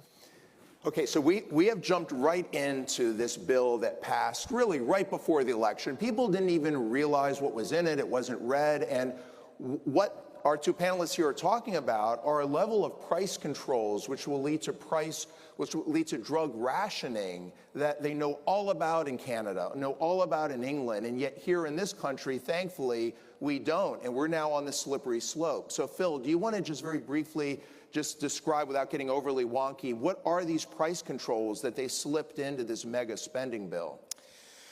Well, they really did. There are three sort of major buckets of them. One is a cap on the annual increase in the price of a given drug equal to the inflation rate. And that one, I think, is more likely to increase prices than lower them in the near term, because drug price inflation's been running about 2.5%. Overall inflation's been running, 5, 6, 7%. And when you tell companies you're going to be limited forever in how much you can increase each year, they're probably all going to go for the maximum. So there's going to tend to be upward pressure. So I think that's just a really nonsensical provision. They haven't thought through the context that they passed that in. The second is a provision that actually prohibits a rule that the Trump administration put in that would have required all discounts and rebates in Medicare Part D to be passed on to seniors at the point of sale. And somehow AARP was on the wrong side of this. They didn't want rebates passed on to seniors, probably because their corporate partner, United Health, also owns the largest pharmacy benefit manager that's been pocketing those rebates, OptumRx, which is a division of United Health. But the one that's the real killer in terms of innovation and the research money that's going to go into cancer drugs and Alzheimer's drugs and all the things Steve was talking about is this fake negotiation provision. And they've got all these polls that say negotiation's very popular. So they say, oh, we just want to negotiate. The problem they have is every time CBO's ever looked at negotiation, they say you can't save any money with negotiation because the plans are already extremely aggressive negotiators. So HHS can't do any better job than the private plans do in Medicare Part D. But if you had a hard price control, if you had a penalty to really whack them if they didn't go along with what the secretary wants, then you could lower prices. So what they did is they said, we're going to have a quote-unquote negotiation. Here's how it works. The secretary sits down with the manufacturer. They say what they think the price should be. The manufacturer doesn't have to go along, but if they don't go along, they get taxed 95% of their total sales of that product over the past year. Now, I don't consider that a negotiation. And in fact, other than wanting the dishonest political talking point of using the word negotiation, there would have been no reason to even go through this charade. They could have just said the secretary sets the price. Some might say it's extortion. Yeah, I mean, they could have just said the secretary sets the price, which is essentially what they've done, but they dressed it up so that they can make this argument. Now, the problem with this, I think we all want lower prices, but the problem with just having the government set the price is it really messes up the economics of medical research, because there are tons of drugs that don't work out for everyone that does. And so on average, I mean, Tufts runs these numbers. I haven't necessarily seen the latest one, but it's something like $1.2 billion or $1.5 billion, somewhere in that range on average to develop a new drug and bring it to market. Because you get a bunch of dry holes for each one that works out. So the way the economic works is you get that patent window, and you get to charge a lot to make your money back, to have a return on capital for your investors and so forth. And so if the government clips off the top, if they basically say, when you hit a home run, you don't get the benefits of that, that has massive effects. Now the economics don't work for doing a lot of the research, a lot of these trials. I mean, this is socialism. And the really interesting thing, Jack, is when they were talking about doing this as a standalone bill, they tried to replace all the private sector research they knew they were going to disincentivize with a big plus up to NIH. This bill didn't even have that. So they just nuked the incentive. And we've already seen 4 or 5 major trials canceled because the company said the economics of this aren't going to work anymore. Yeah, I mean, I don't think people really realize that because our wonderful fair press has not mentioned, Steve, that 4 different clinical trials for brand new drugs have been canceled within the first 5 months of this atrocity of a bill having passed. I mean, this is something I'm sure you've seen a lot where big-time initiatives that the Democrats can't pass in regular order through committees get thrown into these omnibuses, and then the wool gets pulled over people's eyes. Well, you were right that nobody ever reads these bills, these 1,000 or more page bills. And so no, you're right. Nobody knew what was in it. What was the old line from Speaker Pelosi that we'll read it after we pass it? Look, of the 30 major wonder drugs over the last 2 decades that have been introduced on the market, 27 of them were introduced in the United States. That's where they came from. The rest of the world is basically piggybacking off of the American healthcare system, which is another whole can of worms. But it is interesting to me when all the Democrats have been talking about for the last 30 years is how they're going to cut the cost of healthcare. Well, guess what? If you look over the last 3 decades, what 2 industries do you think have had the biggest increase in prices? You know what they are? Healthcare. Anybody know what the second one is? Education and college tuition, the cost of schooling. Isn't that interesting? The really 2 industries that the government runs are the 2 industries where prices are out of control. The biggest financial scandal in America today is what universities are charging our families, right? It's outrageous.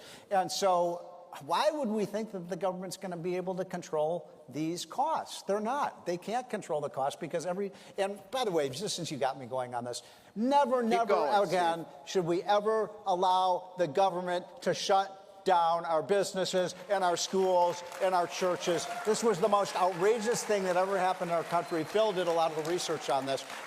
Why would we believe that these people are going to solve our health problem when they took a COVID pandemic and they made it worse and they lied to us about every single thing about COVID? Now we're going to trust them again? No, never again are we going to give the power to government to do that to our country. Well, and Steve, the drug companies that have the best lobbyists and the best connections will actually get a higher price out of the government negotiation. Exactly. And we'll end up paying even more. And, other ones that aren't as connected, they'll have the disincentives and they won't develop drugs. I mean, Pfizer charges $700 for each course of Paxlovid because that's what the Department of Defense agreed with. Maybe it's worth it, maybe it's not. But with no market, how do you know? Right. It's just what what someone came up with. So we're either going to pay too much or too little, but it's definitely not going to be the right price. And it has all these disincentive downstream effects. It really is going to be a disaster. And Jack, the thing that I think was the most offensive about this bill is they took about $300 billion out of Medicare prescription drug spending. I don't think you can do that without having a lot fewer cures developed. But even if you thought you could, they don't keep the money in Medicare. They didn't say we're going to cut drug spending in Medicare by $300 billion and use it to strengthen the trust fund and bulk up Medicare's finances. They used it to do supersized Obamacare subsidies to the insurance companies and to do green energy subsidies and electric cars. I mean, that's what the spending in this bill that they were paying for had absolutely nothing to do with Medicare. This is the crazy thing is that, right, guys, that here you have President Biden in the State of the Union making it seem like he's the great defender of Medicare. But what you just said was their very bill passed before the midterms weakened it. And yet our wonderful friends in the media continue to make it seem as though it's the Democratic Party that is on the side of people when it comes to health care. So let's end on this note. Let's get a little political here with the issue of how conservatives and how the Republican Party can change this narrative that somehow they care less and we care less about health care. You know, here we're right on the heels of these awful historic mandates that have destroyed so many lives, this raid on Medicare, and these price controls. What, gentlemen, do you think the GOP in the next year and the next 2 years can do to begin to shift that narrative that somehow the Democrats care more about health care? One of the things that could be done so easily, and we're making a lot of strides on this in the state, it's something that my buddy Art Laffer has been talking to with a lot of the governors and talked to Donald Trump about. And Trump started to put this into effect. It's just transparency of the price of things. When you go, look, when you go to the hospital or you go to the doctor, you have no idea what these things cost. You know, they don't tell you what they cost, and then you get the bill and you pass it on to the insurance company. So why not have them require these doctors and hospitals to post the price so when we know what we're paying for, right? I mean, it's like going into a store and saying, oh, I love that dress and I'm going to buy it, and you don't know how it costs. And, you know, it's just so infuriating to me the way government screws everything up. I know this is a little bit off topic, but, you know, there was a headline today in the newspaper that global CO2 emissions, greenhouse gas emissions, were the highest they've ever been in history. We've spent $100 billion for the last 20 years trying to reduce carbon emissions, and they're higher now than ever before. And why is that? Because, of course, China. And so all of these bills that the Democrats spend more and more money on, and now Biden wants another $500 billion for green energy programs. I say, hell no, not one more penny for that crap. I think supposedly Milton Friedman once said if you put the government in charge of the Sahara, you'd have a shortage of sand. Well, something like that. It's this. You know, Milton Friedman used to say this. So you notice this, folks? Every time we have a government program that's not working, what do the Democrats say? We have to spend more money. Right. Have you noticed that? They always reward failure. Why don't we shut down half these damn agencies? They are not working, and balance the budget and return the money to the taxpayers. Here's my Steve Moore on fire. We see him on Fox, but you on fire today. Let me just use this last minute we have to answer your question. I would urge Republicans to be much bolder than whatever they think the boldest thing they can get on health care is. Yes. We've got, for the last 2 years, we basically nuked the healthcare system in this country. We had record low emergency visits. We had record low inpatient utilization. People were scared to go to the hospital. They were scared to go to doctors. We had people dying of heart attacks and strokes because of lies from public health officials who made them think there was no room for them. And then we bailed out these hospitals over and over and over again with our healthcare money. And so I think we need to take on the hospitals. We need to take on the insurance companies. We need to take on the government bureaucrats. We need to say we're going to have a functioning system where you control your own healthcare dollars and there's real competition, not one health system that dominates everything in town, because we made the bureaucracy so bad that you can't run an independent physician's practice anymore because you can't deal with all of the government. So I think blow up as much of it as you can, put people in charge of their own health care, and get physicians back in charge of running their own practices, not just cogs in these huge bureaucracies. And put people and put parents in charge of the education system so the money follows the parents, not the teachers' unions. No more money to these interest groups. It goes to the people, not the institutions. On that note, thanks to both of you. All right, guys. Appreciate Thank you all. Thank you. Appreciate it.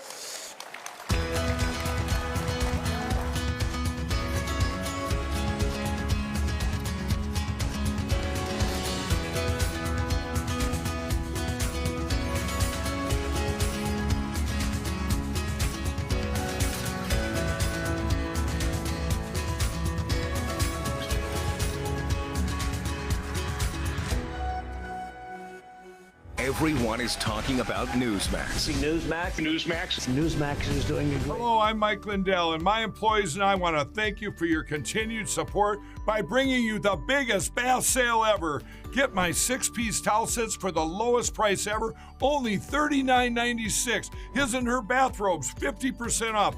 Bath mats for as low as $17.49. And I'm also excited to announce the original My Slippers are back in stock. And now they come in even more colors and wide sizes. They're made with the same great patented technology, and yes, you'll still save $90 a pair. So get the biggest savings ever on bath sheets, bath mats, washcloths, hand towels, bathrobes, slippers, and so much more. So go to MyPillow.com or call the number on your screen. Use your promo code and get deep discounts on all MyPillow bath products, including our 6-piece towel sets. Regular $89.98, now only $39.96. Get all your shopping in while quantities last, so please order now.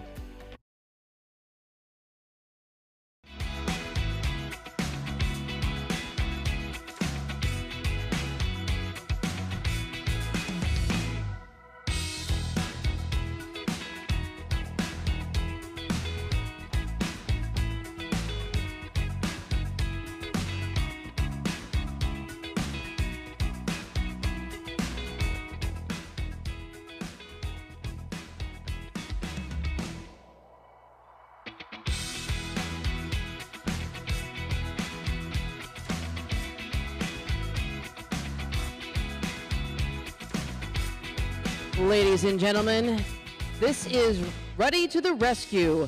Please welcome CEO of Newsmax, Christopher Ruddy, and your moderator, co-host of CPAC Now, Mercedes Schlapp.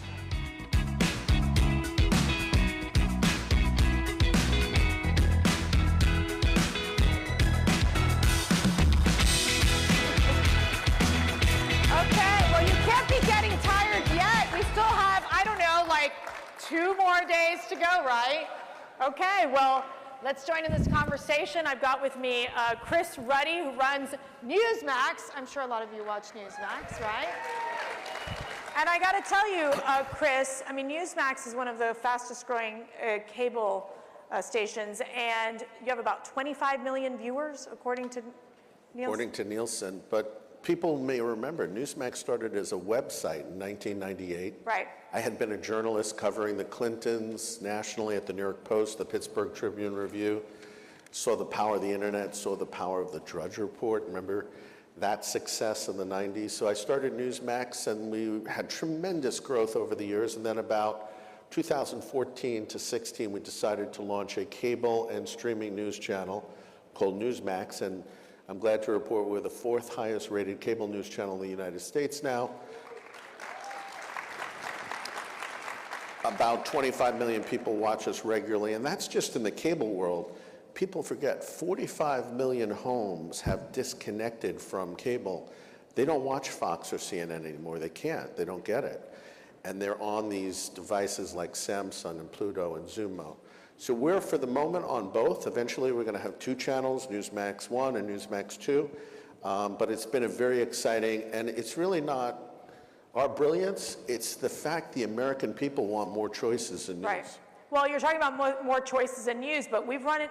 Newsmax has really run into a challenge with AT&T and DirecTV, where they've pretty much removed Newsmax from their platform. Tell us what's the status of this? Is there going to be progress being made in this area?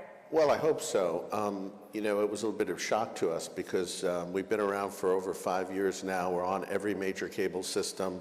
Last year, we renewed with hundreds of cable systems, including Dish and Verizon. And then DirecTV, we could not come to agreement. They removed us on January 24th. We went dark on 13 million homes. They're a huge market share player. Now, as you know, AT&T owns a significant portion of DirecTV, and they had removed the One America channel last year. A popular conservative channel, didn't have the ratings we had, but very popular. And our view was that it was censorship. Now, they say very differently that it wasn't, that they want more conservative voices. They've added a conservative commentary channel. When we heard that, we said, great, that's good, have more voices.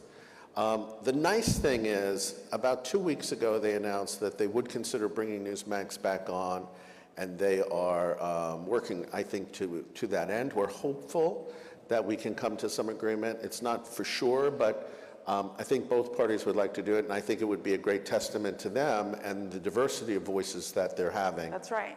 Because there's a lot of left-leaning channels on DirecTV. Don't you think DirecTV should reinstate Newsmax? I mean, I think it's a no-brainer. CPAC got involved in this fight as well in sending a letter to AT&T and DirecTV and the board basically saying, look, don't silent conservatives. We need more diversity in terms of our content. The liberals and the left basically own everything in the media world. And if you look at not just DirecTV, but most cable systems, they're by any number, at least a dozen, 2 dozen liberal news and information channels. Even the comedy channel is liberal news for millennials. Kids believe that it's news when they tune in.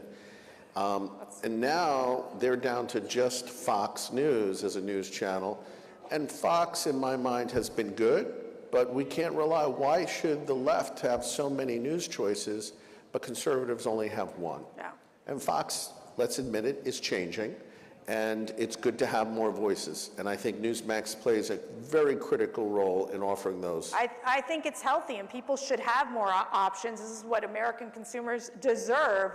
When we talk about censorship involving conservatives, how serious do you think it is, especially when you're looking at the big tech world and in essence where many conservatives feel like their voices are not being heard?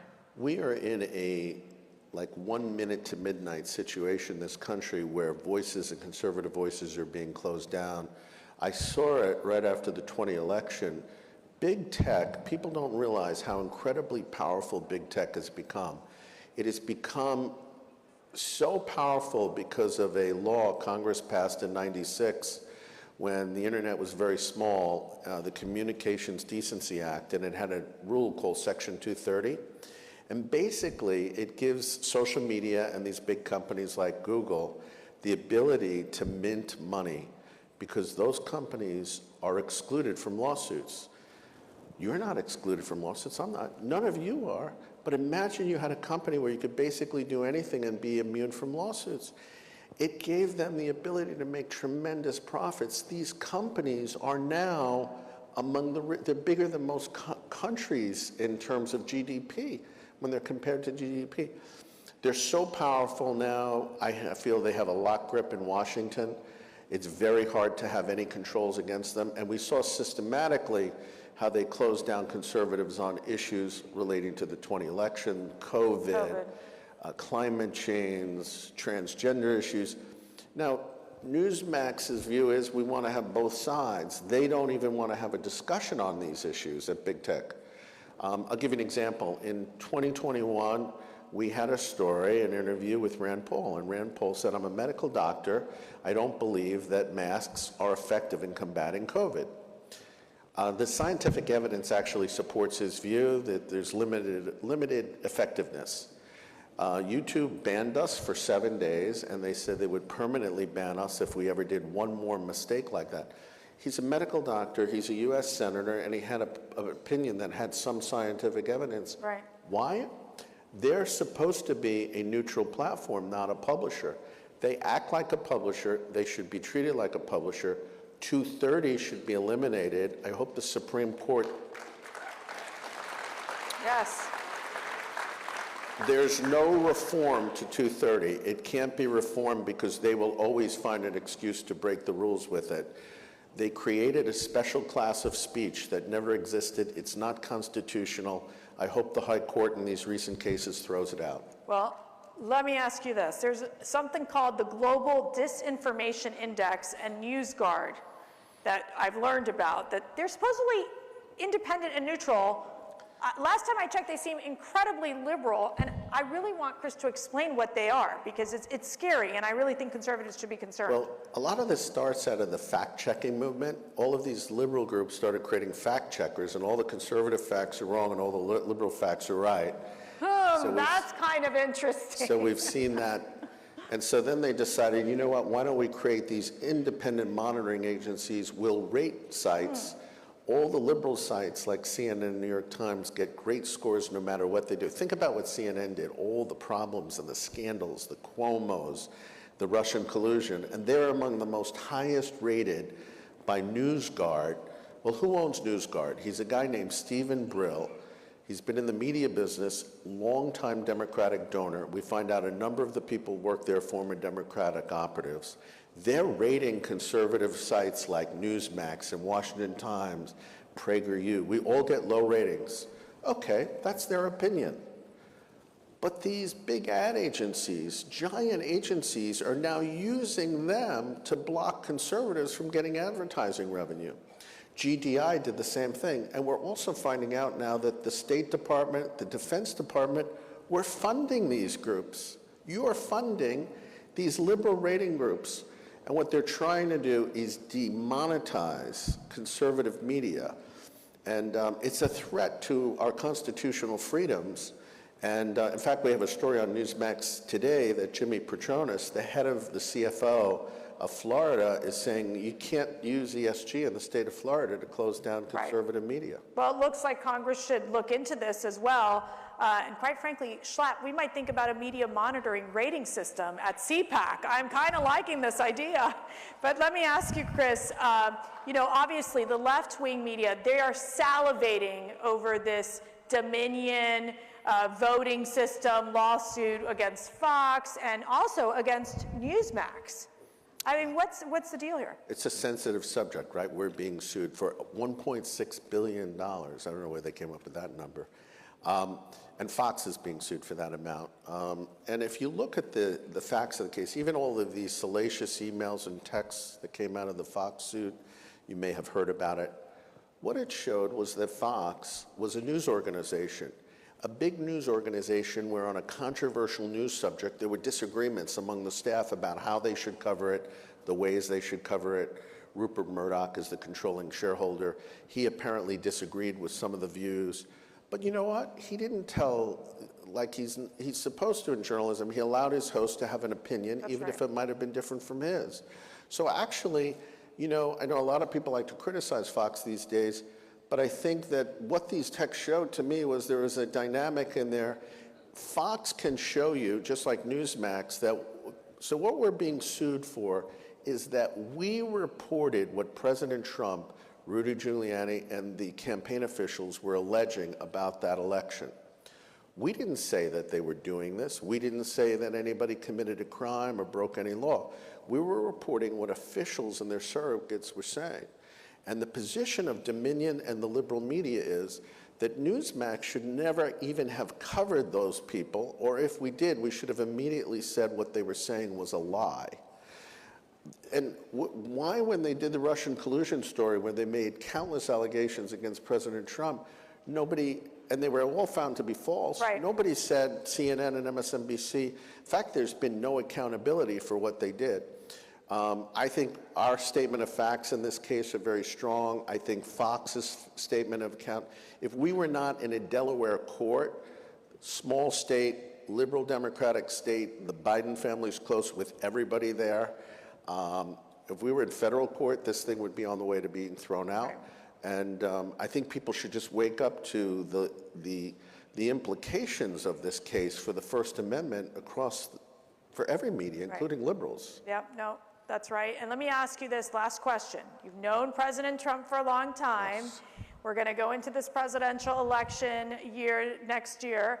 How do you expect Newsmax to cover the presidential election? Well, we're really excited about covering the election. It's always we always call it the Super Bowl for us, and it's already started. And Donald Trump adds a tremendous amount of electricity. I think he's coming here on Saturday, so it's going to be very exciting. But you know what? I've known Donald Trump since 1999, and I see him all the time because I live down in Florida, not far from him. I've been a member of his club, and I'm a great friend of his, even though we don't agree on everything, and I certainly don't agree on every approach he takes to everything. But I do respect his tenacity and his belief and love of America. And Newsmax doesn't endorse candidates. So we have covered Ron DeSantis. He did a town hall with Sean Spicer and Lindsey Keith. We cover him very nicely. And Nikki Haley's going to be on with Eric Bolling tonight. Ron DeSantis is going to be on with Eric Bolling tomorrow night. So our view, where I differ than even from Fox, is I believe Newsmax is an open platform that we should allow you, the American people, to make the decisions about candidates. And if you look at the history of Fox, they like to pick the candidate. It was Romney in 12. They really weren't happy with Trump, so they backed Jeb Bush, Rubio, and Kasich to try to stop him. They now have other candidates they're looking at, apparently. And that's their prerogative, but I personally believe that the best for the country is for the voters to have both sides. and then you to make an informed decision rather than me sort of picking a candidate that I like. And I think the network, if you look at Newsmax, we get accused of all sorts of things. I think we're one of the most balanced networks out there because we're always trying to get like the other side. And Bill Buckley used to say this, and I'm a great fan. I grew up as admiring Bill Buckley. He said, conservatives don't need to own the media. All we need is a fair shake where you get both sides, because 80% of the time, the public's going to side with us. I'll increase that to about 90%. Right. Chris Ruddy Thank from you. Newsmax, heads Newsmax News Channel. Thank you so much for being with us. Thank you, Mercedes. Thank you, Matt. Absolutely. And I just want to give one shout out. Ted Cruz has been a tremendous supporter of Newsmax. We appreciate it. Jim Comer on the House side. That's right. That's right. Thank you. Thank you all.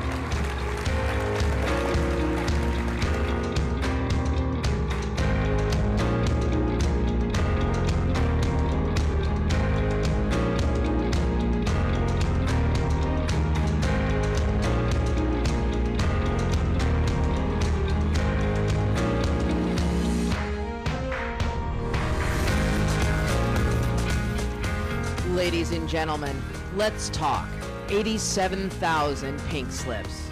Please welcome, from Missouri, Chairman of the House Committee on Ways and Means, Jason Smith, and Distinguished Visiting Fellow at the Hoover Institution, Kevin Hassett.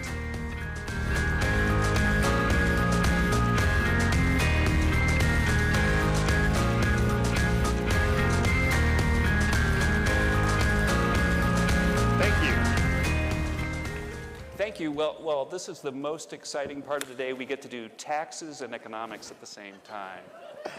You know, I gotta set the record straight though, and by the way, I'm Kevin Hassett. This is Jason Smith, in case you didn't know. Chairman of the Ways and Means Committee, really the most powerful Republican in town right now, I would say, as much as Kevin McCarthy, because you've got so many fights to fight. But I want to set the record straight to start with, that a lot of people say that Joe Biden's policies are not going to create any jobs. But it's not true. As an economist, I can tell you that he has an $80 billion bill that creates 87,000 jobs for the IRS. And if you look at the details of what they're doing, I find it absolutely chilling. Because one of the things they're funding is using artificial intelligence to take information about you from wherever, from your Facebook page, wherever, combining it with your tax data so that they can go around and audit, every American. It's Big Brother on steroids. Well, I've noticed, Jason, that you disagree with this policy and that you've been trying to stand up to it. Than disagree with this policy. It's great to be with a bunch of conservatives, right? You have definitely raised the IQ level in Washington, D.C. by just being here. So we are grateful that you're here. 87,000 IRS employees, agents, whatever you want to call it. Joe Biden has been pushing this policy since his very first president's budget. His very first president's budget, he highlighted that he wanted $80 billion of new money to hire 87,000 IRS employees. But he also put in there that he wanted to do what I refer to as the bank snooping bill. And that is, if there's an amount of 10,000 or more inflow or outflow of your bank account, it's going to be reported to the IRS. It's all about government command and control over your lives is what this administration and what the Democrat Party is trying to do, to just be completely honest. And so the Ways and Means Committee has not been a committee known for oversight, but the very first bill that we did from our committee was to eliminate that $80 billion. That was the first bill we did in the entire House of Representatives. But we got to keep up the drumbeat, because the Ways and Means Committee has jurisdiction over the IRS. And my first week as chairman, I set up this whistleblower hotline that any employee of the IRS could contact us and let us know if there's something they think we should be looking into that may not just be right, that they don't feel comfortable to tell the folks at the top. we've been getting some good stuff, I will just tell you. And so stay tuned, because our committee, we're going to be very aggressive on oversight, and we're going to expose what this administration is trying to do in targeting real Americans. And that is not going to be stood for in this Congress. We are going to be pushing back tooth and nail, I can tell you that. You know, thank you so much for that. And we were talking backstage that when Hillary Clinton first went into the White House as First Lady, one of the things she did is she asked the IRS to give her the tax returns of the Clintons' enemies. This is public. And she got them. And more recently, your colleagues decided to release the tax return for a former president. The IRS has been hacked over and over, so that probably most people in this room, you know, the Russians and the Chinese have their tax data. And ProPublica has been writing articles about the tax returns of private citizens. What are you doing to stop that? We have already started the investigation. Over 19 months ago, there was a leak of almost 1,000 taxpayers' information by ProPublica. It came from somewhere, and still we've heard crickets from the IRS of how did this leak happen? It just happened to be the same time, within the same week this administration was trying to push tax increases on those same 1,000 people, that their tax returns were released. But it's not just that. There was 113,000 taxpayers' retirement information that was posted on a website by the IRS. And then they figured out they did it wrong after 8 months and took it down and was supposed to rework it so there wasn't confidential information, and they posted the same thing again, twice.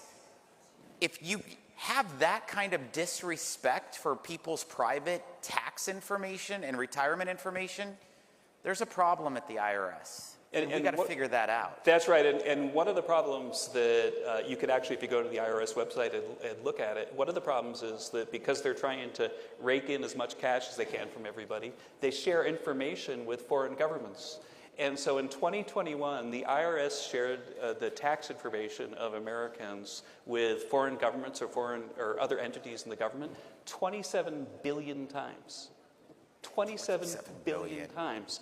And so this is a problem that, you know, thank goodness that you're on the case. But another thing that you've done recently that I've noticed that really fills my heart with joy is that there was an article in Politico, if I remember correctly, that said that that when you came in and you announced that you're going to put the American people and blue-collar workers first, that it sent all the lobbyists in Washington into a tizzy. I'm quoting.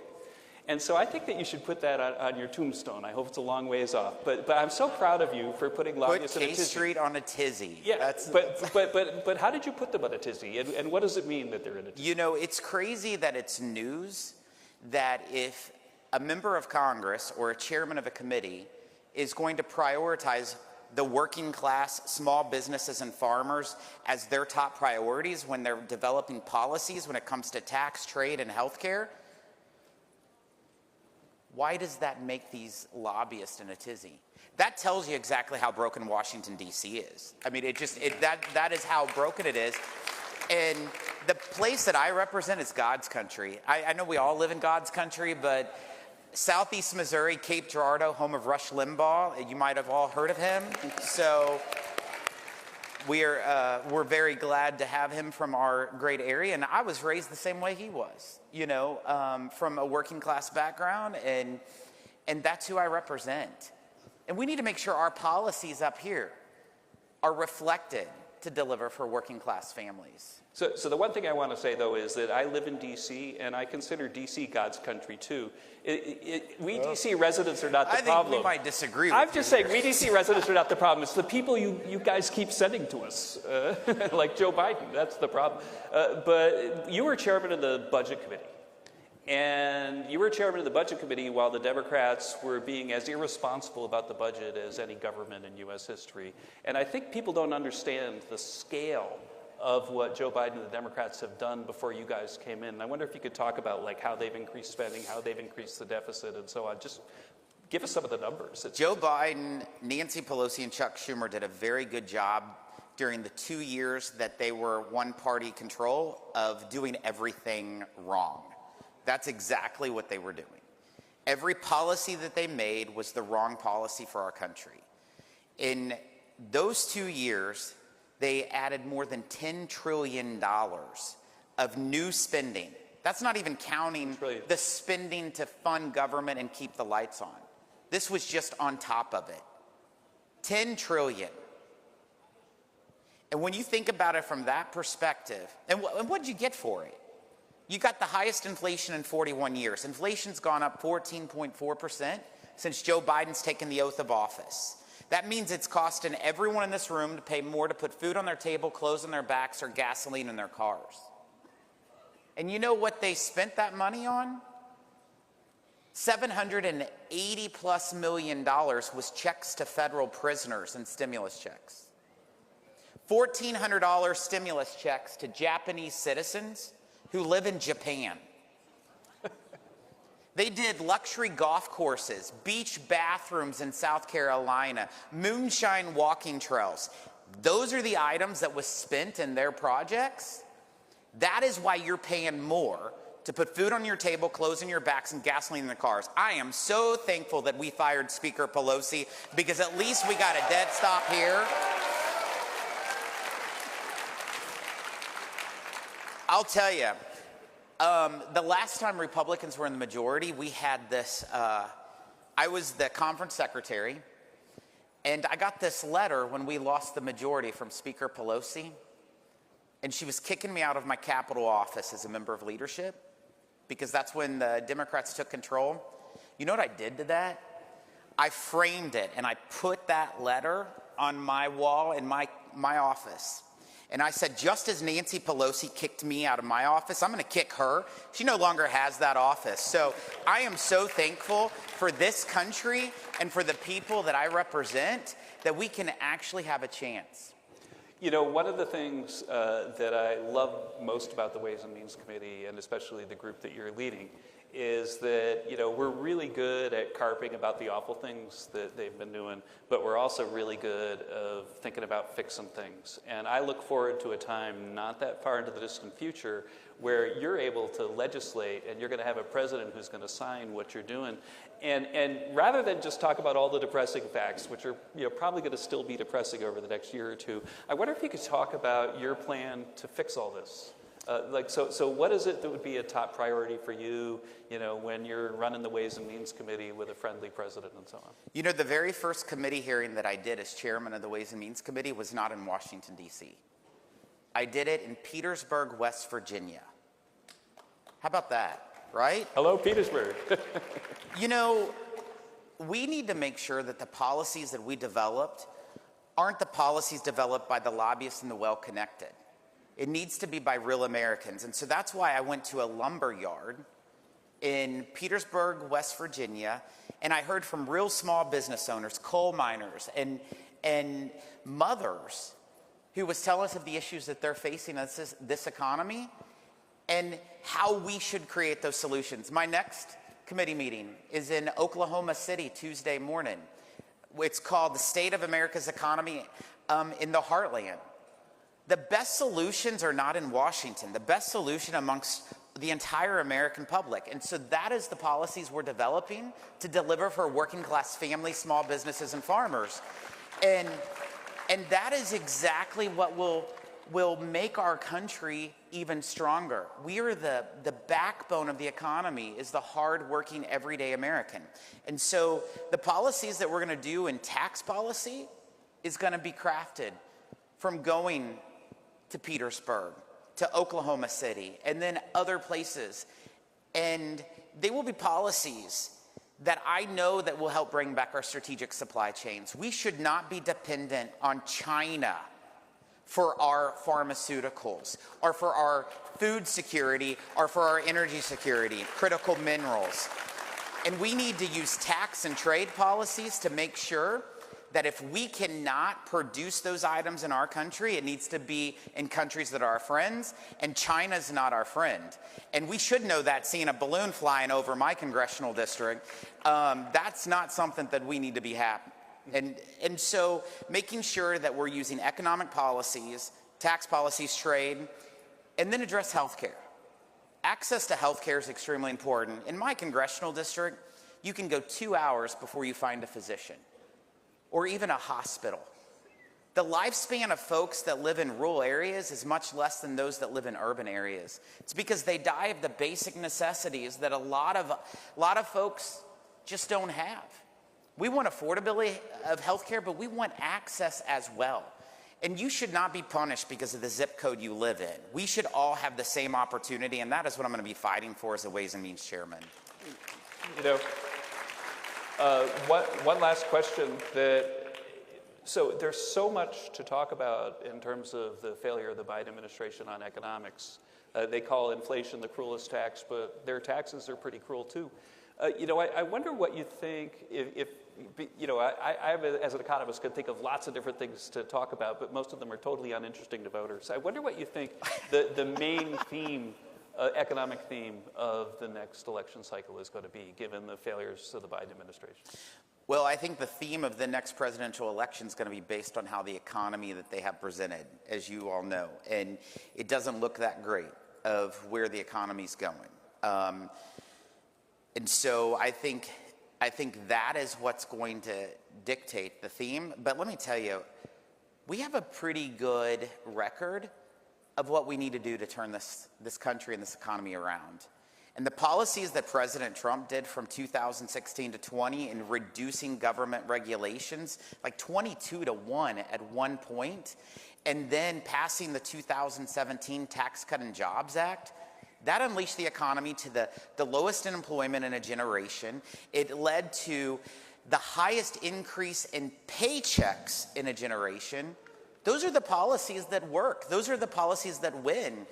That's what we need to do. I agree.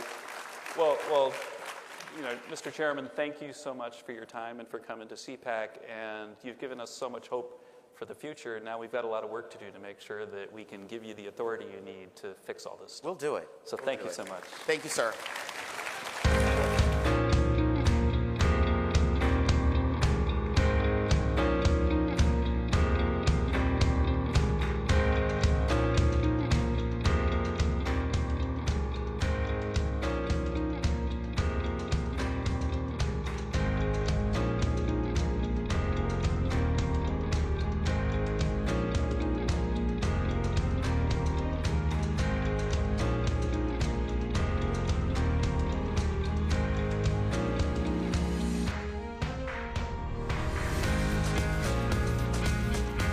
We're not just any news network. We show the crowd, we show the energy, we show the enthusiasm, we interview people, we show the smiles on everyone's faces as they fill into one of these venues to support their president, to support their values, their beliefs, their flag, their country. We show all of that to you. We bring it right up to you and make it personal, as if you're with us here experiencing it for yourself. This is one of the things that we pride ourselves in doing, is showing you on the ground experience of how people are seeing it and experiencing it for themselves. Just the energy is so electric and exciting. People recognize us everywhere we go. We have to stop and take photos. There are thousands of people that come up to us after each event and ask us to keep fighting for them, keep showing the truth. They thank us. They thank us for giving them a voice, because nobody else will give them a voice. Instead, they take who they really are and turn them into something that they're not. They try to say that these are white supremacist gatherings and they're neo-Nazis. They spin all these false narratives, but in reality, there are Filipinos, there are Thai people, they're Chinese, they're Brazilian, they're Cubans, they're Africans, they're Jamaicans, they're Americans. There are people from all over the world, to be honest with you. Everybody supports this president. Everybody supports American ideals of liberty, truth, freedom. We can't thank you enough for supporting us at Right Side Broadcasting Network. We are almost entirely viewer supported. This isn't just our network, it's your network. This is a network for the people. This is a network that's about truth, delivering the truth, showing what's actually happening in the world from the perspective of the average person. We don't take money from big corporations. We don't take money from billionaires and big donors. We are all about the people. We're an independent media corporation. Your donations keep us, so support Right Side Broadcasting. Go to our website, go to rsbnetwork.com/donate. Send your checks to our physical address or donate via Super Chat during our live streams. God bless you, and thank you for supporting Right Side Broadcasting Network. Hello, I'm Mike Lindell, and my employees and I want to thank each and every one of you for your continued support. With everything going on right now, your rest is so important. That's why we're having the biggest MyPillow sale ever. Not only are my bed pillows as low as $19.98, but you can get the best body pillows ever. Regular $89.98, now only $29.98. Take your rest on the go with our Roll and Go Anywhere MyPillows for only $14.98. And we have our new couch and accent pillows. They aren't just for looks. They have MyPillow's patented adjustable fill that gives you that amazing MyPillow comfort. In this economy, you get the best gifts ever for the best prices ever. So go to mypillow.com or call the number on your screen. Use your promo code and you get deep discounts on body, couch, bolster pillows, and so much more, including my original bed pillows for as low as $19.98. Please order now while quantities last. We are joined now by Philip at the Birch Gold Group. And it seems like, Philip, every week after week, there's a crisis in the economy, putting investors on pins and needles. But what they're finding out is an option with you guys might be best for securing their retirement. You're absolutely correct. I mean, the Biden economy is a disaster. Stock market down 20% almost for the year so far. Inflation, of course, the government cannot get a handle on it. 40-year high inflation. We've seen food prices surge over the last... Thank you. Ladies and gentlemen, it's great to be with you here today. It's incredible to be with so many freedom-loving patriots from all across the country to come together for a very, very important mission here at CPAC, Save America, to fight for our values that we hold dear, to dislodge the weaponized bureaucrats from our lives, to fight for the forgotten men and women of this country, those hardworking Americans who play by the rules and provide for their families. I see you, I hear you, and I understand your frustration and your desire to pass along an America that stands for freedom and opportunity. And I want you to know that I'm with you in this fight, and in the United States Senate, we'll fight for you every single day. Now, I'm not going to mince words with you here today. We are at a crossroads. Biden's spending spree has crushed hardworking Americans. Families are paying $10,000 more a year than they were just 2 years ago because of this reckless administration. Joe Biden has declared war on American energy. Truck drivers are struggling to make ends meet with the rising price of diesel. Farmers and ranchers are at risk of being denied loans because they have too many diesel vehicles. Massive corporations are pushing woke policies on us and in our kids. Some of those same companies are holding your retirement savings hostage by incorporating ESG into their investments to virtue signal and appease climate alarmists. The Biden administration has weaponized the FBI, DOJ, and other law enforcement agencies against conservatives. Every agency under the sun is now using taxpayer-funded dollars to push divisive DEI trainings. China is rattling their saber, preparing for war. And Biden looks weak on the world stage, even letting a Chinese spy balloon fly over critical military installations in my home state of Missouri and elsewhere for days before he finally took action. I was elected to fight for the people of Missouri and for Americans across this country, and I plan to continue to push back on these woke policies and reckless spending, and we can and should be energy dominant again. We can't let it stand. And in my opinion, ladies and gentlemen, we must recognize the biggest threat to our freedoms is found in the administrative state. That is a vague term but it is a grave threat to your livelihood and to the very future of self-government. Unelected bureaucrats at all levels of government have unparalleled power over your life, and no one elected them to do anything. They're simply not accountable to you at all. They want to tell you that you can't use a gas stove to cook dinner for your family. They want to have the power to regulate a dry creek bed or a drainage ditch on a farm because of climate alarmism. They want to tell you you can't have firearms to defend yourself.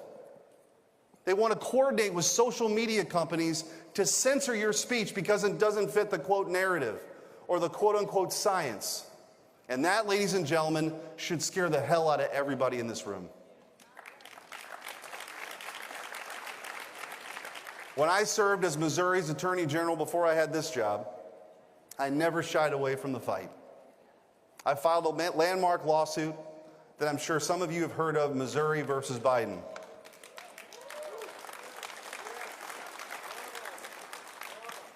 And we also had that student loan debt case before the Supreme Court that we're going to win too, by the way.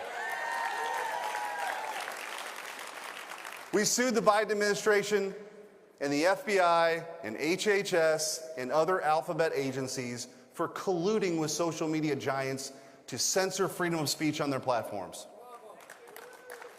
And what we found, folks, was unbelievable. It's still coming out. We found that there was direct, blatant, and brazen coordination between the federal government and social media companies.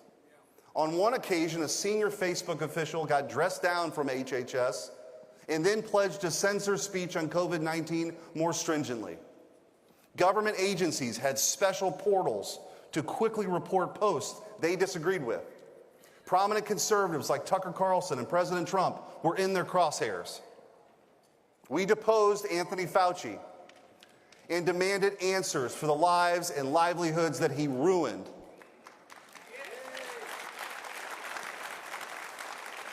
And in the middle of that deposition, I kid you not, a court reporter sneezed. What did Anthony Fauci do? He demanded that she wear a mask. I'm not making this up. This was just a couple of months ago. And this is the temperament, by the way, of the guy who was in charge of all of this, who wanted power and control, the guy who proclaimed that he was the science.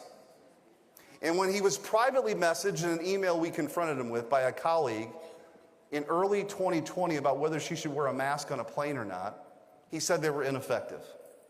But for the rest of us, we were required to wear them on planes. And our kids had to wear masks in schools all day long, all across this country. And the takeaway from that deposition was, when Fauci speaks, big tech censored. And this can never happen again, and not on my watch.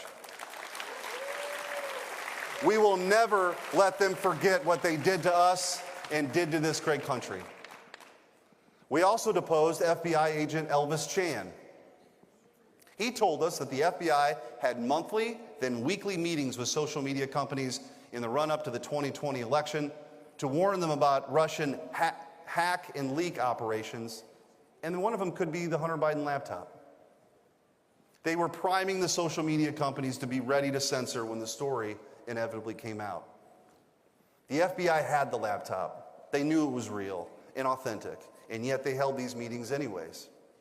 And the social media companies were all too happy to carry out their orders. That is pure and utter insanity.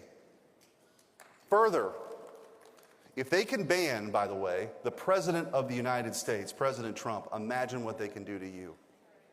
I have a quick question for the folks in this audience that took a quick poll. How many people in this room have been censored on social media? That's what I thought. That's what I thought. And by the way, you are exactly why I fought so hard against censorship in that lawsuit. We, conservatives, the people in this room, we have to be the guardians of free speech. That is our mission. That is our call. If you control the flow of information and limit speech, you can control people. And that's exactly what their aim is: power and control. That's what mask mandates were all about. That's what vaccine mandates were all about. And in Missouri, I fought mask mandates in schools, and we won.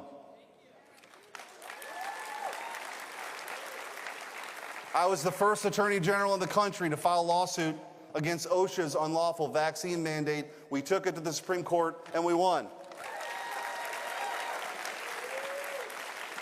I was proud to be one of the leaders in pushing back against COVID tyranny as Attorney General, and my pledge to you is to be one of the leading senators in this country to fundamentally dismantle the administrative state.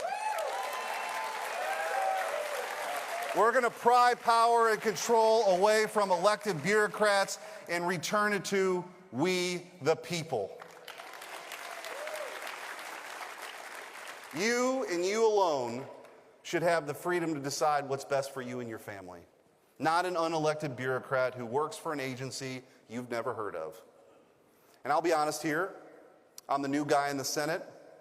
I've been here for about 2 months, but I can tell you that I'll work hard every single day to claw power away from the government and give it back to you where it belongs.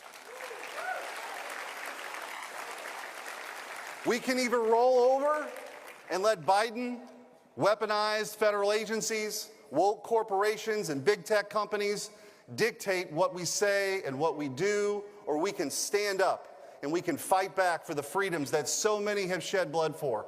I don't know about you, but I'm here and I am ready to help lead that fight. I want you to know I won't back down. I won't be silenced. I won't be intimidated. This is the fight. Let's win it together. Thank you. God bless you, and God bless the United States of America. Thank you.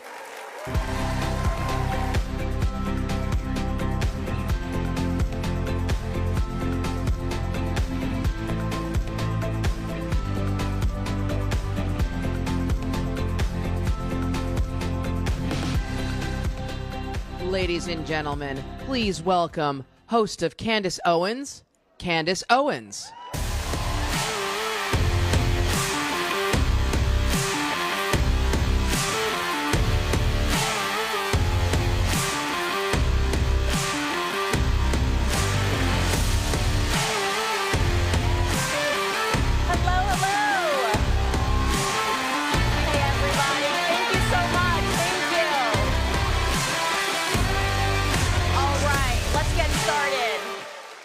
First and foremost, I just want to thank you guys for having me back. It's always such an honor to speak on this stage, and I was thinking about it today, and unbelievably, I've spoken at CPAC 5 times. It seems to have gone by so fast. They've always welcomed me, Mercedes and Matt Schlapp, and I'm just so grateful for that opportunity. And I was thinking back to those first moments and how much my life has changed since 5 years ago, how much all of our lives have changed since 5 years ago, how much the global conversation has changed. Nobody could have fathomed 5 years ago. The COVID era, nobody could have fathomed so much global governance taking place. But I think the biggest changes in my life obviously have taken place on a personal level. I think about flying around the world, traveling with Charlie Kirk when I first started, and now I'm a married mother of 2 children, which is the best part of life beginning for me. And so much changes when you become a parent. You hear it all the time, and it's so correct. And I think what really changes is your understanding of what matters in the world. You know, you look at your children, you look at your family, and you understand that this is what really matters. But in the same vein, you could say that you also understand what doesn't matter, what's not important. And then you also understand what can't matter. And I want to talk about that for a little bit, because when I say what can't matter, I'm talking about matter as a word, as a substant existence of something, things that cannot materialize. I have this thought all the time. I'm so preoccupied with thinking about things that cannot materialize now that my children are in this world, because the fight now seems so much more important.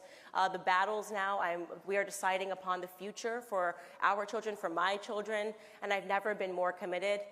So I wanted to first share with you something that a colleague of mine posted, Matt Walsh. He posted this onto his Twitter yesterday, actually, and I was really struck by it because I've read things like it from the past, and I think it really serves a reminder for everyone in this room as to where we are today in America.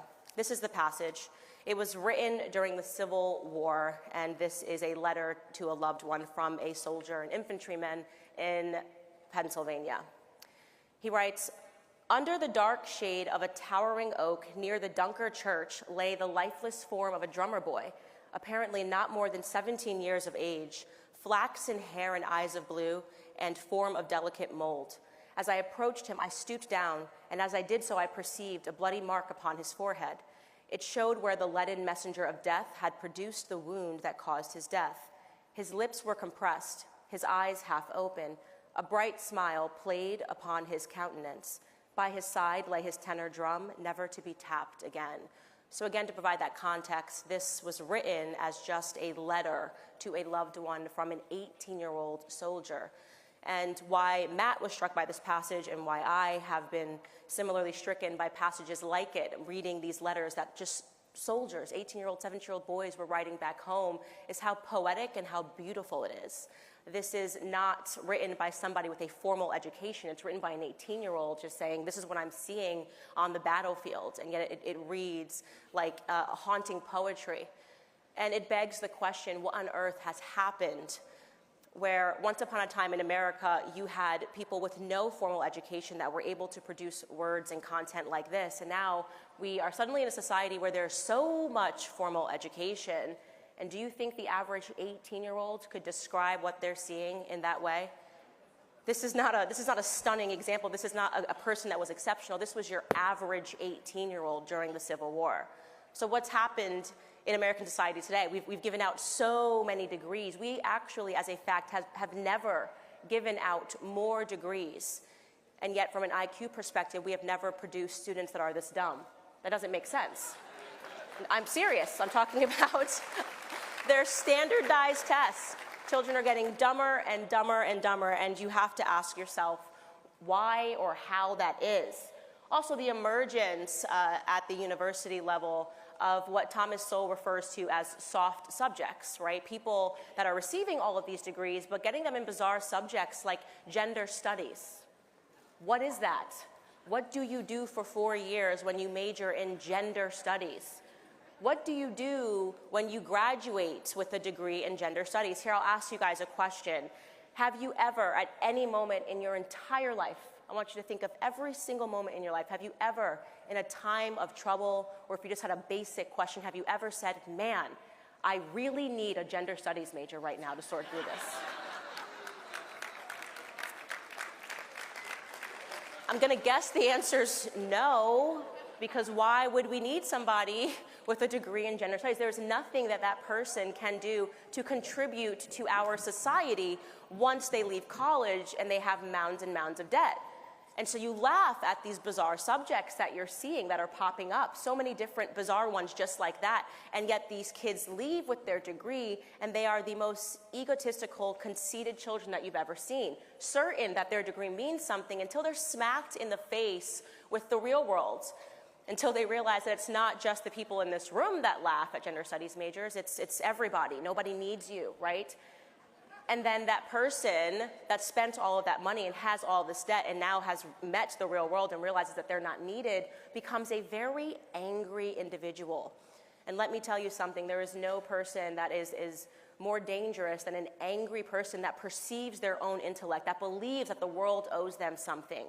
Because how could these high school kids that didn't go on to college and just learned how to fix ACs, how are they making more money than me, is what this person thinks, right? I have a degree in gender studies. How is Joe from my class back in middle school making more money and running a business? Oh, I don't know, because personally for me, I live in Tennessee. Let me tell you something about Joe from middle school class if he's running a business. When the AC goes out, I will pay any amount of money for that person to come and fix an AC. Because he has a real skill, and real skills are needed in a free market society. We will pay for people with real skills. I want to quote you something else that Thomas Sowell says about academics, because again, I laugh at these people, but they do become dangerous. This is a quote. He wrote, "People who have acquired academic degrees without acquiring many economically meaningful skills not only face personal disappointment and disaffection with society, but also have often become negative factors in the economy and even sources of danger, especially when they lash out In many places and times, soft subject students and quote-unquote intellectuals have inflamed hostility and sometimes violence against many other successful groups. Here's another Thomas Sowell quotation.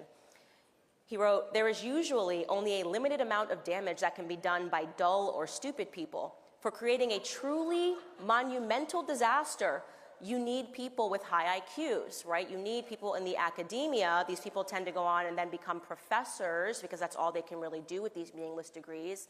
And they become angry and they become dangerous. And if you look back at the last 100 years in American society, there's evidence for that everywhere. True evil that has taken place in American society is always being thought up on a university campus. It's the academics and their solutions to problems, right? They come up with horrible ideas like during the progressive era, they came up with eugenics. They thought up Jim Crow. These people that you should be respecting are the ones that are in classrooms right now teaching themes like transgenderism. Of course we shouldn't respect them. They know nothing. They've done nothing. And yet they're convinced of their own superiority. One of the biggest uphill battles when I launched my YouTube channel so many years ago was that the #1 critique that I was getting from journalists, aside from the fact that they thought I was a black white supremacist. These people are so smart. They're really smart, guys. They're really smart. But they kept remarking on the fact that I hadn't finished college. Like that was what made them feel above me. Well, Candace didn't finish university. Yes, it's true. I had to drop out in my senior year because Sallie Mae had a big collapse and my family couldn't afford it. So these elitists and their mentality mocked me for years until I eventually finished. But they mocked me and they felt better and smarter than me because they have a meaningless degree, and that makes them feel that they are of some importance. And what they do when they are in these classrooms and when they get power, they understand what they can do, and why they become dangerous is that they are raising up the next generation of people that we are going to have to contend with society. They are brainwashing them with more bad and dangerous ideas. I'll give you just a few examples of some that we are dealing with today, some things that have materialized in our society today. There is the battle of climate change, right? It's every couple of years they change why we're all going to die. I don't know, when I was in school. Global warming, maybe when you were in school. It was global cooling. There was the ozone layer catastrophe. They told people acid rain if you're from the 70s. You know, they keep telling us we're all going to die every 10 years. We get it, right? And you wonder, why is this a focus? Why are they obsessed with making students feel this fear? Why did they make me, try to program me when I was in high school to watch Inconvenient Truth and listen to Al Gore lecture us the planet was going to be gone in 10 years unless we, of course, listened to more governance? Another one of their big ones, obviously, which I touched upon earlier, is transgenderism. Never thought we'd be here. Never thought. There's no way, I do not care if you had a crystal ball, there's no way that you could have fathomed that you would be considered a bigot if you said that men cannot be women and women cannot be men. That's crazy. You can't even... that you would be considered a bigot. I've been called a bigot for saying that only women can give birth. These things are obviously true, and yet they are teaching students. People are earning degrees in categories like transgenderism to learn that, no, actually that's not true, that there's something other than reality that you can achieve. Another category, of course, is feminism, my personal favorites. It's just rinsing women to believe that they should hate men, that they should reject men, that every problem and ill that we face in society can be described by fluffy terms like toxic masculinity, right? These women that are marching. And you look at all of these things, and I describe them as evils and things that we shouldn't laugh at. Because yes, the left is radical, but they are ever so intentional. They are Machiavellian, and they know exactly what they are doing. They know what all of these things have in common: climate change, transgenderism, feminism. We look up and we go, how? Why? What's wrong with the bathroom signs? Why? Why do they choose violence every day against random things that nobody cared about? Well, the truth is that their intentions are to go after the one thing that stands between them and absolute power, and that is the family unit.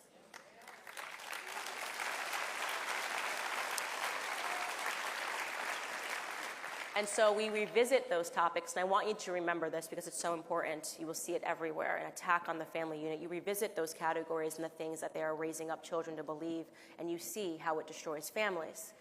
Climate change, of course, what they tell children first and foremost is that it would be irresponsible to have big families. It would be irresponsible to have children. AOC once said that she wasn't going to have children because of planet and climate change. She thought it was irresponsible. Now listen, I'm not going to fight her. I'm not going to fight her on that one.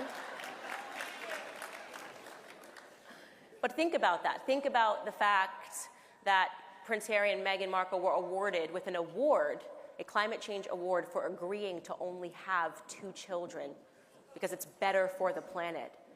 It's so evil, it's so sociopathic, but this is what they are awarding people for.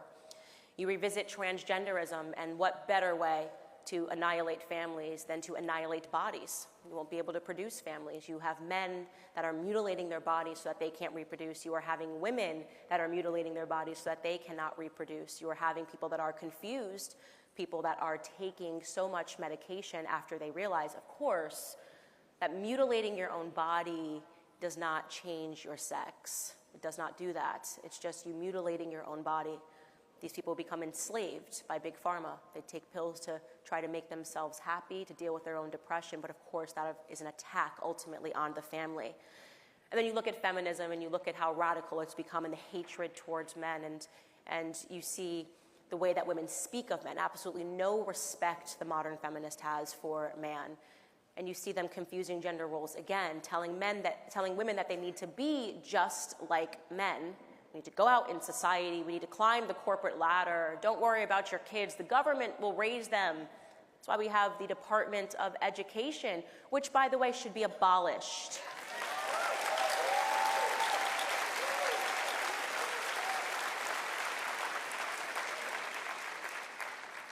But you see, they understand that as they pressure women to go out and to pursue their careers, and they simultaneously tell women that they don't need a man, they are, of course, attacking the family units because those children are no longer in 2-parent households, because at the same time their fathers, ironically, are being told to act like women. Be more sensitive, cry more, get into your feelings, right? You can be just like a woman. You can literally be a woman, right? You're telling men that any demonstration of masculinity is wrong and backwards. You're producing a society where they want men to be like dogs with their tails in between their legs. And that is because they know that there is no society that can survive without strong men, and there is no family that can survive without both strong men and strong women committed to their children.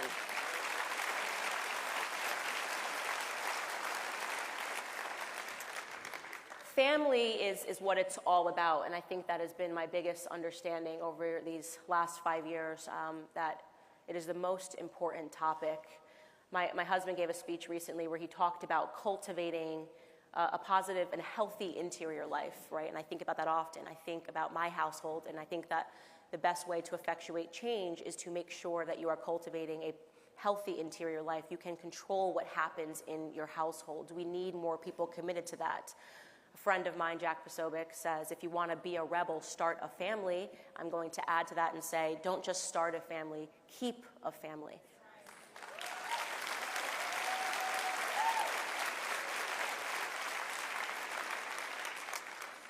The interior life, your family, is of the utmost importance, but closely following that, of course, is the exterior life. And here's what I will say, and I say this from the bottom of my heart, and I mean this well. If you are somebody who believes that we need to meet and sit down and break bread with the left on these various topics to figure out how we can come together, we don't need you. We need fighters.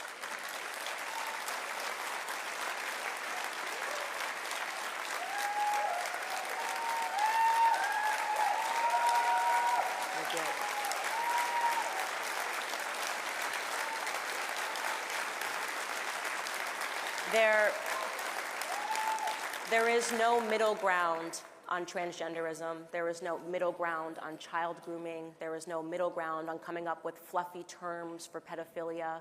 There is no middle ground. And if you are offended because some of us have the courage to say what needs to be said. We simply don't need you. We don't need you.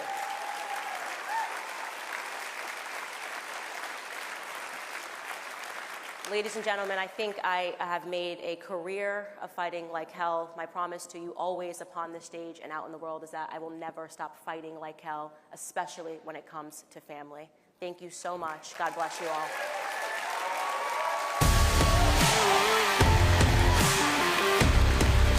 Thank you so much. Thank you so much. Thank you.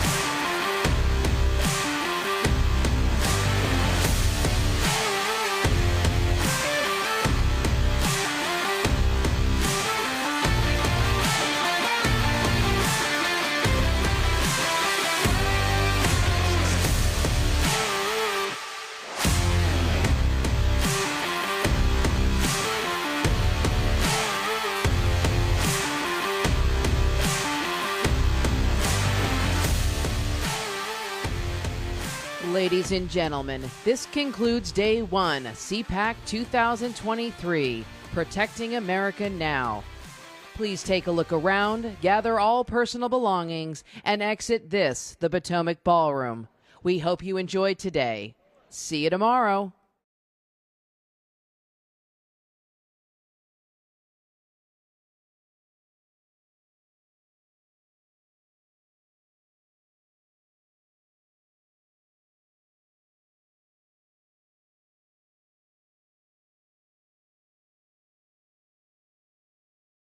Hello, I'm Mike Lindell, and in light of the recent events, your continued support means everything to myself and my employees. To thank you, we're having the biggest sale ever on all MyPillow bedding. Get MyPillow bed sheets for as low as $29.98, a set of pillowcases for only $9.98. In this economy, instead of buying a new bed, rejuvenate your bed with a MyPillow mattress topper for as low as $99.99. We also have blankets in a variety of sizes, colors, and styles, like plush, waffle, or gossamer, for as low as $29.98. We even have pet blankets from small size to the ones for your car. Get huge discounts on duvets, quilts, down comforters, and so much more. So go to MyPillow.com or call that number on your screen. Use your promo code and you'll get huge discounts on all MyPillow bedding, including MyPillow bed sheets for as low as $29.98. Get all your shopping in while quantities last. Please order now. Hello, I'm Mike Lindell, and my employees and I want to thank you for your continued support by bringing you the biggest bath sale ever. Get my 6-piece towel sets for the lowest price ever, only $39.96. His and Her bathrobes, 50% off. Bath mats for as low as $17.49. And I'm also excited to announce the